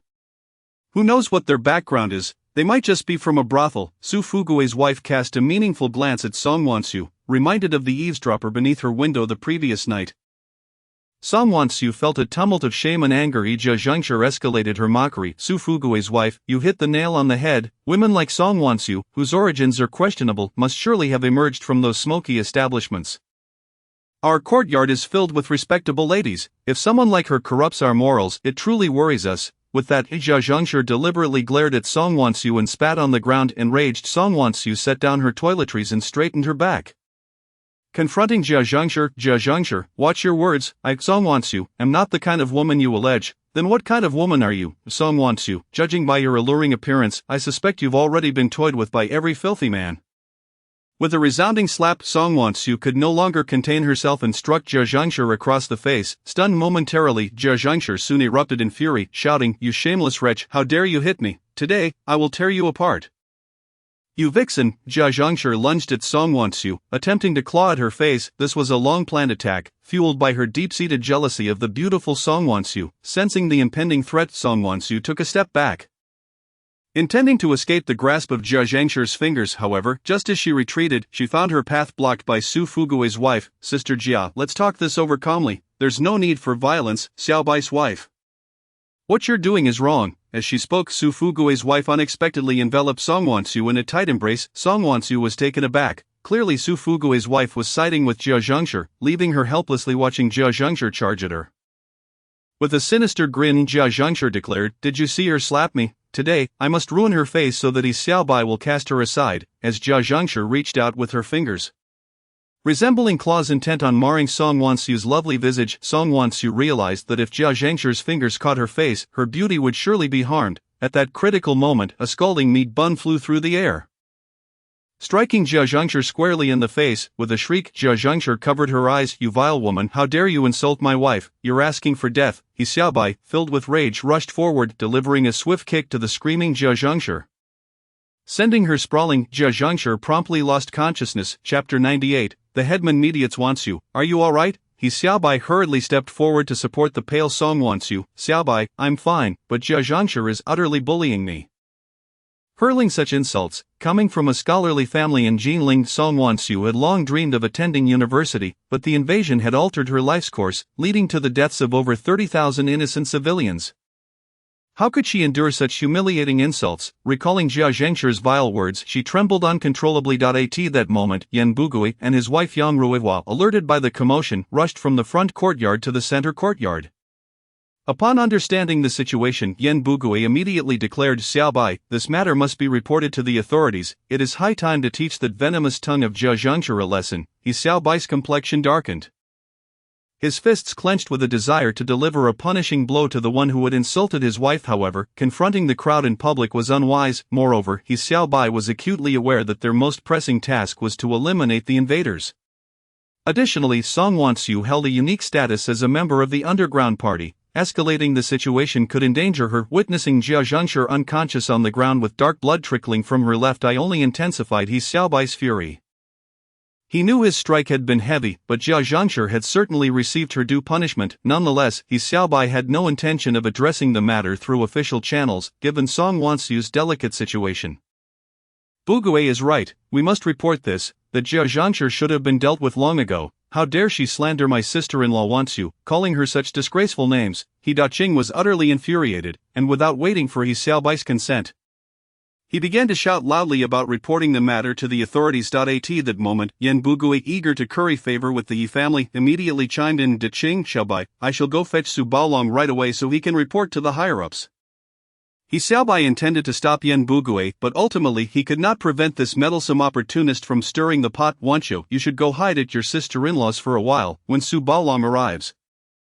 There's no need for you to show your face." Xiaobai gently patted Song Wonchu's shoulder and whispered his admonition. Understanding his intent, Song Wonchu retreated to her home, where her sister-in-law, He Wangshur, comforted her tenderly upon learning of the situation.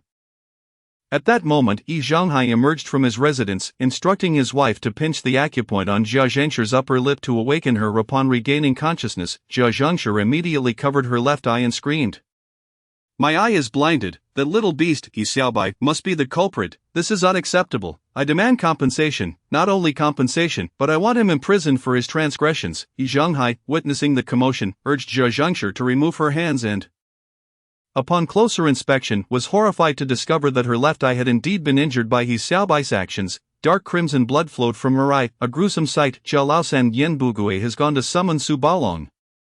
When he arrives, just say that it was the couple who bullied you, which made you furious, hence your outburst against his wife. Seizing a moment when He Xiaobai was distracted, Yi Zhonghai quietly devised a strategy for Jia Zhengshi.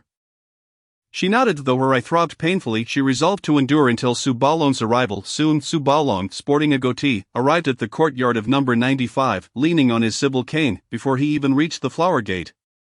Yen Bugui was already clamoring. Su Baolong has arrived. We have matters to discuss at the number 95 courtyard. Please intervene to put an end to this squabble. Su Baolong, please, he exclaimed. Su Baolong nodded, following Yen Bugui through the flower gate and into the central courtyard. Not rushing to adjudicate but instead striking the ground with his cane twice. Yen Bugui, quickly fetch a grand chair. I shall preside over the case right here. Please hold on, I shall fetch a chair and prepare a cup of tea for you. Yen Bugui, eager to ingratiate himself with the Yi family and secure a marriage pact for his son, exerted all efforts. He presented Su Baolong with tea leaves he had treasured for years, cleaned the teapot, and served the brew. To his dismay, however, Su Baolong took a sip only to spit it out. Yen Bugui, this tea is spoiled, it has gone moldy. Taking a sip himself, Yen Bugui confirmed the unpleasant taste but was reluctant to discard it. Planning to take it home for his own use, seated in the grand chair, Su Baolong assumed an air of authority. Everyone, please recount the events. This humble official shall ensure a fair and just resolution. Jia Zhengshi, having accepted Yi Zhonghai's counsel, began to wail and loudly declare how He Xiaobai and Song Wanqiu had assaulted her, embellishing her account and showcasing her injured eye that had been struck by a scalding meat bun. Blood continued to seep from her eye, presenting a gruesome spectacle. Jia Zhengshi, do not speak such nonsense. Wanqiu merely went to wash at the basin. As soon as she arrived, you unjustly insulted her. It was only after that, in a fit of anger, that Xiaobai threw a meat bun at you. As for your eye, who can ascertain how you injured it? He Daqing, known for his straightforward and fiery temperament, leaped up to argue with Jia Zhengshi before his brother He Xiaobai could intervene. Jia Zhengshi, undeterred, immediately began to demand compensation for her medical expenses and the pain inflicted upon her by He Xiaobai. Su Baolong stroked his goatee and raised his hand to signal for silence. I have listened to both sides, and it is clear that this dispute was instigated by Jia Zhengshi's insults. Indeed, she bears culpability. However, He Xiaobai's actions were also misguided. Seeing no objections to this assertion, Su Baolong felt satisfied and continued, given that both parties share blame, I believe it prudent to let this matter rest. After all, we all reside in the same courtyard. There is no need for ongoing strife. In chapter 99, Yen Bugui sought to curry favor with Su Baolong, and He Xiaobai had already cooled down, offering no dissent. Moreover, having injured Jia Zhengshi's eye, He Xiaobai feared that if the matter escalated, it could lead to complications with the higher authorities of the puppet government, potentially exposing Song Wanqiu's identity as an underground member of the Lian Dao party. Conversely, Jia Zhengshi, who had repeatedly insulted and provoked Song Wanqiu, could very well take the opportunity to blind her other eye or silence her permanently, rendering her immune. From the perspective of protecting Song Wanqiu's identity, He Xiaobai found Su Baolong's proposed resolution satisfactory. Yet Jia Zhengshi was unwilling to accept this, lamenting, Baolong, your judgment is unjust, my eye has been blinded, how can I simply let this go? Faced with Jia Zhengshi's unreasonable outbursts, Su Baolong retorted, what more do you desire? This situation arose from your insults. Now that you have suffered, must you continue to be unreasonable? Your stance is utterly without merit. If you feel my resolution is improper, then you may seek assistance from the police station in Paju Hudong. As he spoke, Su Baolong lightly tapped Jia Zhengshi with his cane and turned to leave. Passing by He Xiaobai, he smiled and nodded in acknowledgement before exiting through the flower gate. He Xiaobai was taken aback. He had assumed there was no significant connection between himself and Su Baolong, yet, given today's events, it was evident that Su Baolong favored him. Xiaobai, you should escort Su Baolong, Yen Bugui whispered from the side. Coming to his senses, He Xiaobai recognized the intricacies of human relationships in this era, understanding that Su Baolong's goodwill likely came with ulterior motives. The so-called Baolong in the Fornine city were appointed officials of the puppet government, akin to community leaders or village heads. He Xiaobai considered it beneficial to cultivate a good rapport with them for the sake of convenience for himself and his family. With this in mind, He Xiaobai nodded at Yan Bugui and hurried through the flower gate to catch up with Su Baolong, who lingered at the courtyard entrance. As He Xiaobai approached, Su Baolong glanced his way with a smile but did not pause. Continuing to mutter to himself, "Oh, it's Xiaobai, your dispute with the Jia family's wife is not something I can involve myself in. If she wishes to go to the police station, let her." He then feigned a departure. However, He Xiaobai quickly stepped forward, smiling. "Su Baolong, please wait." Noticing He Xiaobai catching up, Su Baolong acknowledged him with a cheerful expression but did not halt his pace. He Xiaobai cleverly retrieved $4 silver from his pocket and offered them to Su Baolong. "Regardless of the outcome, I appreciate your support in this dispute. You have been busy and haven't even had a cup of tea. Please accept this small token of my gratitude as tea money." Seeing the silver in He Xiaobai's hand, Su Baolong contained his delight and silently accepted them. This indicated that He Xiaobai was indeed a person of understanding and social acumen. Previously, Yan Bugui had informed him of He Xiaobai's good relationship with Captain Jia of the inspection team. Both Captain Jia and Su Baolong served the puppet government, yet Captain Jia wielded authority over the investigation team, possessing the power to maintain order in the 49 city, while Su Baolong held a mere street management position. Naturally, Su Baolong sought to solidify his connections through this opportunity. "Thank you for your kindness, however, would you accompany me to dine with Captain Jia of the investigation team?" Su Baolong proposed to He Xiaobai. Recognizing the importance of maintaining a good relationship with officials like Su Baolong, He Xiaobai agreed. Only by doing so could he better protect Song Wanqiu and ensure the stability of his family's life. In an era rife with conflict, even the puppet government had to make numerous compromises, let alone figures like Su Baolong who wielded small amounts of power. Individuals like Su Baolong and Captain Jia were representatives of the puppet regime and traitors to their nation. Once the puppet government fell, such individuals would undoubtedly face reckoning. However, He Xiaobai need not worry about being falsely accused of being a traitor, for he had long been prepared. After dealing with those minor matters, He Xiaobai had meticulously collected the soldier identification documents of those he had encountered. These documents not only contained their photographs but also detailed their personal information, including their unit numbers, ranks, birth dates, heights, home addresses, and even the sizes of their clothing and shoes, as well as their personal histories, academic records, and commendation records, particularly for high-ranking Japanese generals like Mao Chuan Jingxiong. The information recorded was even more extensive and confidential. With these soldier identification documents in hand, should anyone in the future attempt to slander him as a traitor, they would serve as irrefutable evidence of He Xiaobai's innocence. Simultaneously, He Xiaobai intended to leverage individuals like Su Baozhang and Captain Jia to ensure the safety of himself and his family under the rule of the puppet government. Given that Su Baozhang had extended a gesture of goodwill, He Xiaobai unhesitatingly accepted, replying, "Su Baozhang, I am honored by your regard for me. Since you have invited me, I will certainly agree." "Very well, brother Xiaobai. I shall have someone deliver the invitation to Captain Jia." Su Baozhang appeared exceedingly pleased. After exchanging a few pleasantries, Su Baozhang hurriedly departed. No sooner had Su Baozhang left than Yan Bugui rushed over. Beaming as he recounted his achievements, "Xiaobai, while I was with Su Baozhang, I specifically mentioned your relationship with Captain Jia of the inspection team. You see, matters are often resolved through personal connections, are they not?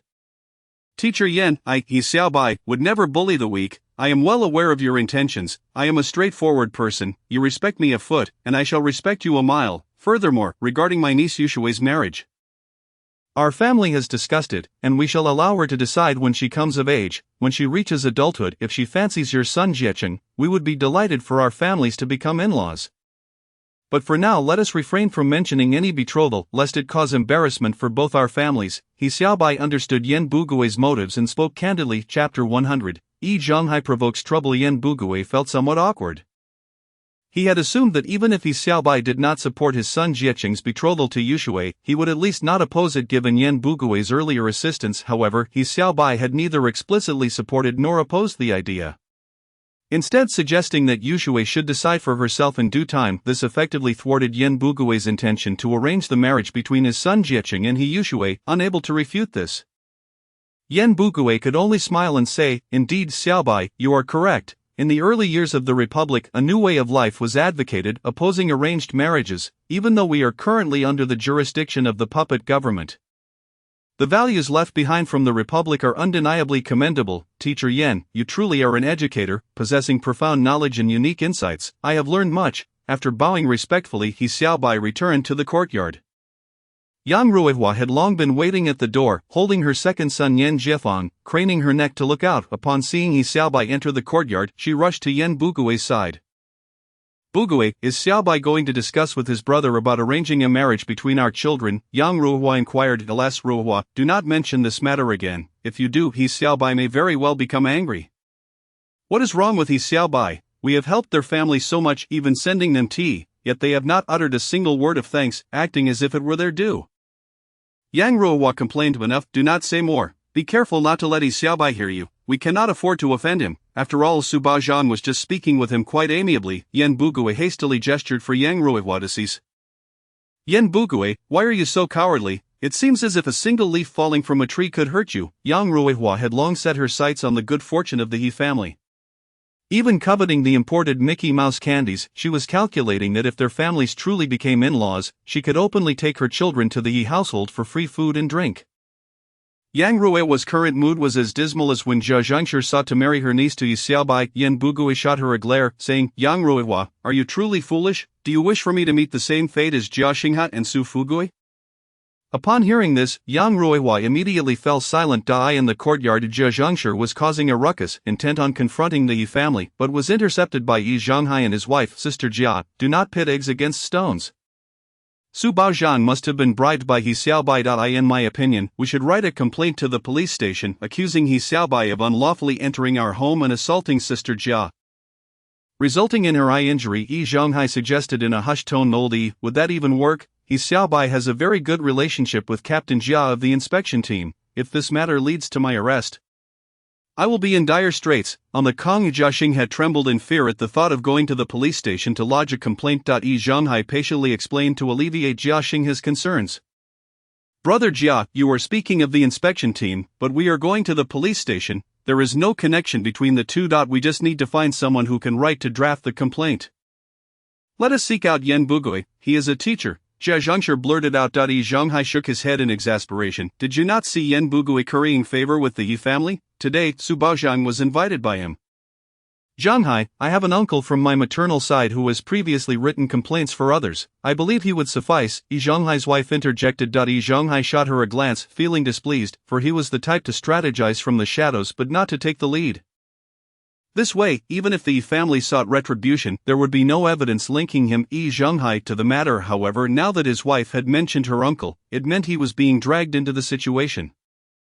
Naturally, Yi Zhonghai felt quite dissatisfied. As expected, no sooner had Yi Zhonghai's wife finished her sentence than Jia Zhengshi seized the opportunity. "Perfect, Oldie, please help us contact him to draft the complaint. One of my eyes has already been injured. I need to go to the hospital for treatment, but we have no money at home. Please lend me some money so I can get my eye treated." Yi Zhonghai was furious and regretful, realizing that the Jia family was indeed a source of endless trouble, yet given the circumstances, he could not refuse and reluctantly produced $2 silver, allowing Jia Zhengshi to have her damaged left eye treated. Henceforth, Jia Zhengshi's left eye became a hollow socket, eliciting terror in those who beheld her, compelling her to wear an eye patch for concealment. In utter desperation, Yi Zhonghai had no choice but to send his wife to her family to ask her uncle to draft the complaint. However, he specifically instructed her not to implicate him, ensuring that the matter concerning the Jia family writing the complaint against He Xiaobai had nothing to do with him. Yi Zhonghai's wife cast a glance at this man, who appeared ineffectual by day and powerless by night, and felt a twinge of doubt about what she had sought in marrying him. Nevertheless, in front of outsiders, Yi Zhonghai's wife continued to present the facade of a perfectly happy marriage. When He Xiaobai returned to the home of his brother and sister-in-law, Song Wanqiu's mood had gradually stabilized. "Xiaobai, would you accompany me for a walk? I wish to clear my mind." Although Song Wanqiu claimed she wanted to walk for relaxation, she was, in fact, seeking an opportunity to contact her superior, Luo Yong, to report on the situation regarding the task she had received earlier. Song Wanqiu was acutely aware of the difficulty of this task and hoped to communicate further with her superior regarding its details. After all, the spies lurking in Zibepo posed a threat to the safety of key leaders of the Scythe Party. This was undoubtedly of paramount importance to the Scythe Party, and should those spies succeed, the consequences would be unimaginable. He Xiaobai surmised Song Wanqiu's intentions and replied, "No problem, the clinic will be closed for the day, let us stroll around and then catch a movie at the Suzhou City Cinema." He, Xiaobai, I have not seen a movie in quite a while. Upon hearing that Xiaobai would accompany her to the cinema, Song Wanqiu was filled with delight, immediately linking her arm with his. Watching the two, He Wangshu smiled, realizing she had become overly exuberant. Song Wanqiu blushed and quickly released his arm.by. Around 9 o'clock, He Xiaobai took Song Wanqiu out and they first strolled through Wangfujing into Shiler. As they passed by the former residence of Luoyang, Song Wanqiu noticed the doors and windows tightly shut, and the orchid used for conveying messages was not placed on the windowsill. The absence of the orchid indicated that it was not the right time for a rendezvous and that the location had already been compromised by the spies, rendering it unsuitable as a contact point. Song Wanqiu had hoped to find some clues or secret signals from the organization but regrettably found nothing.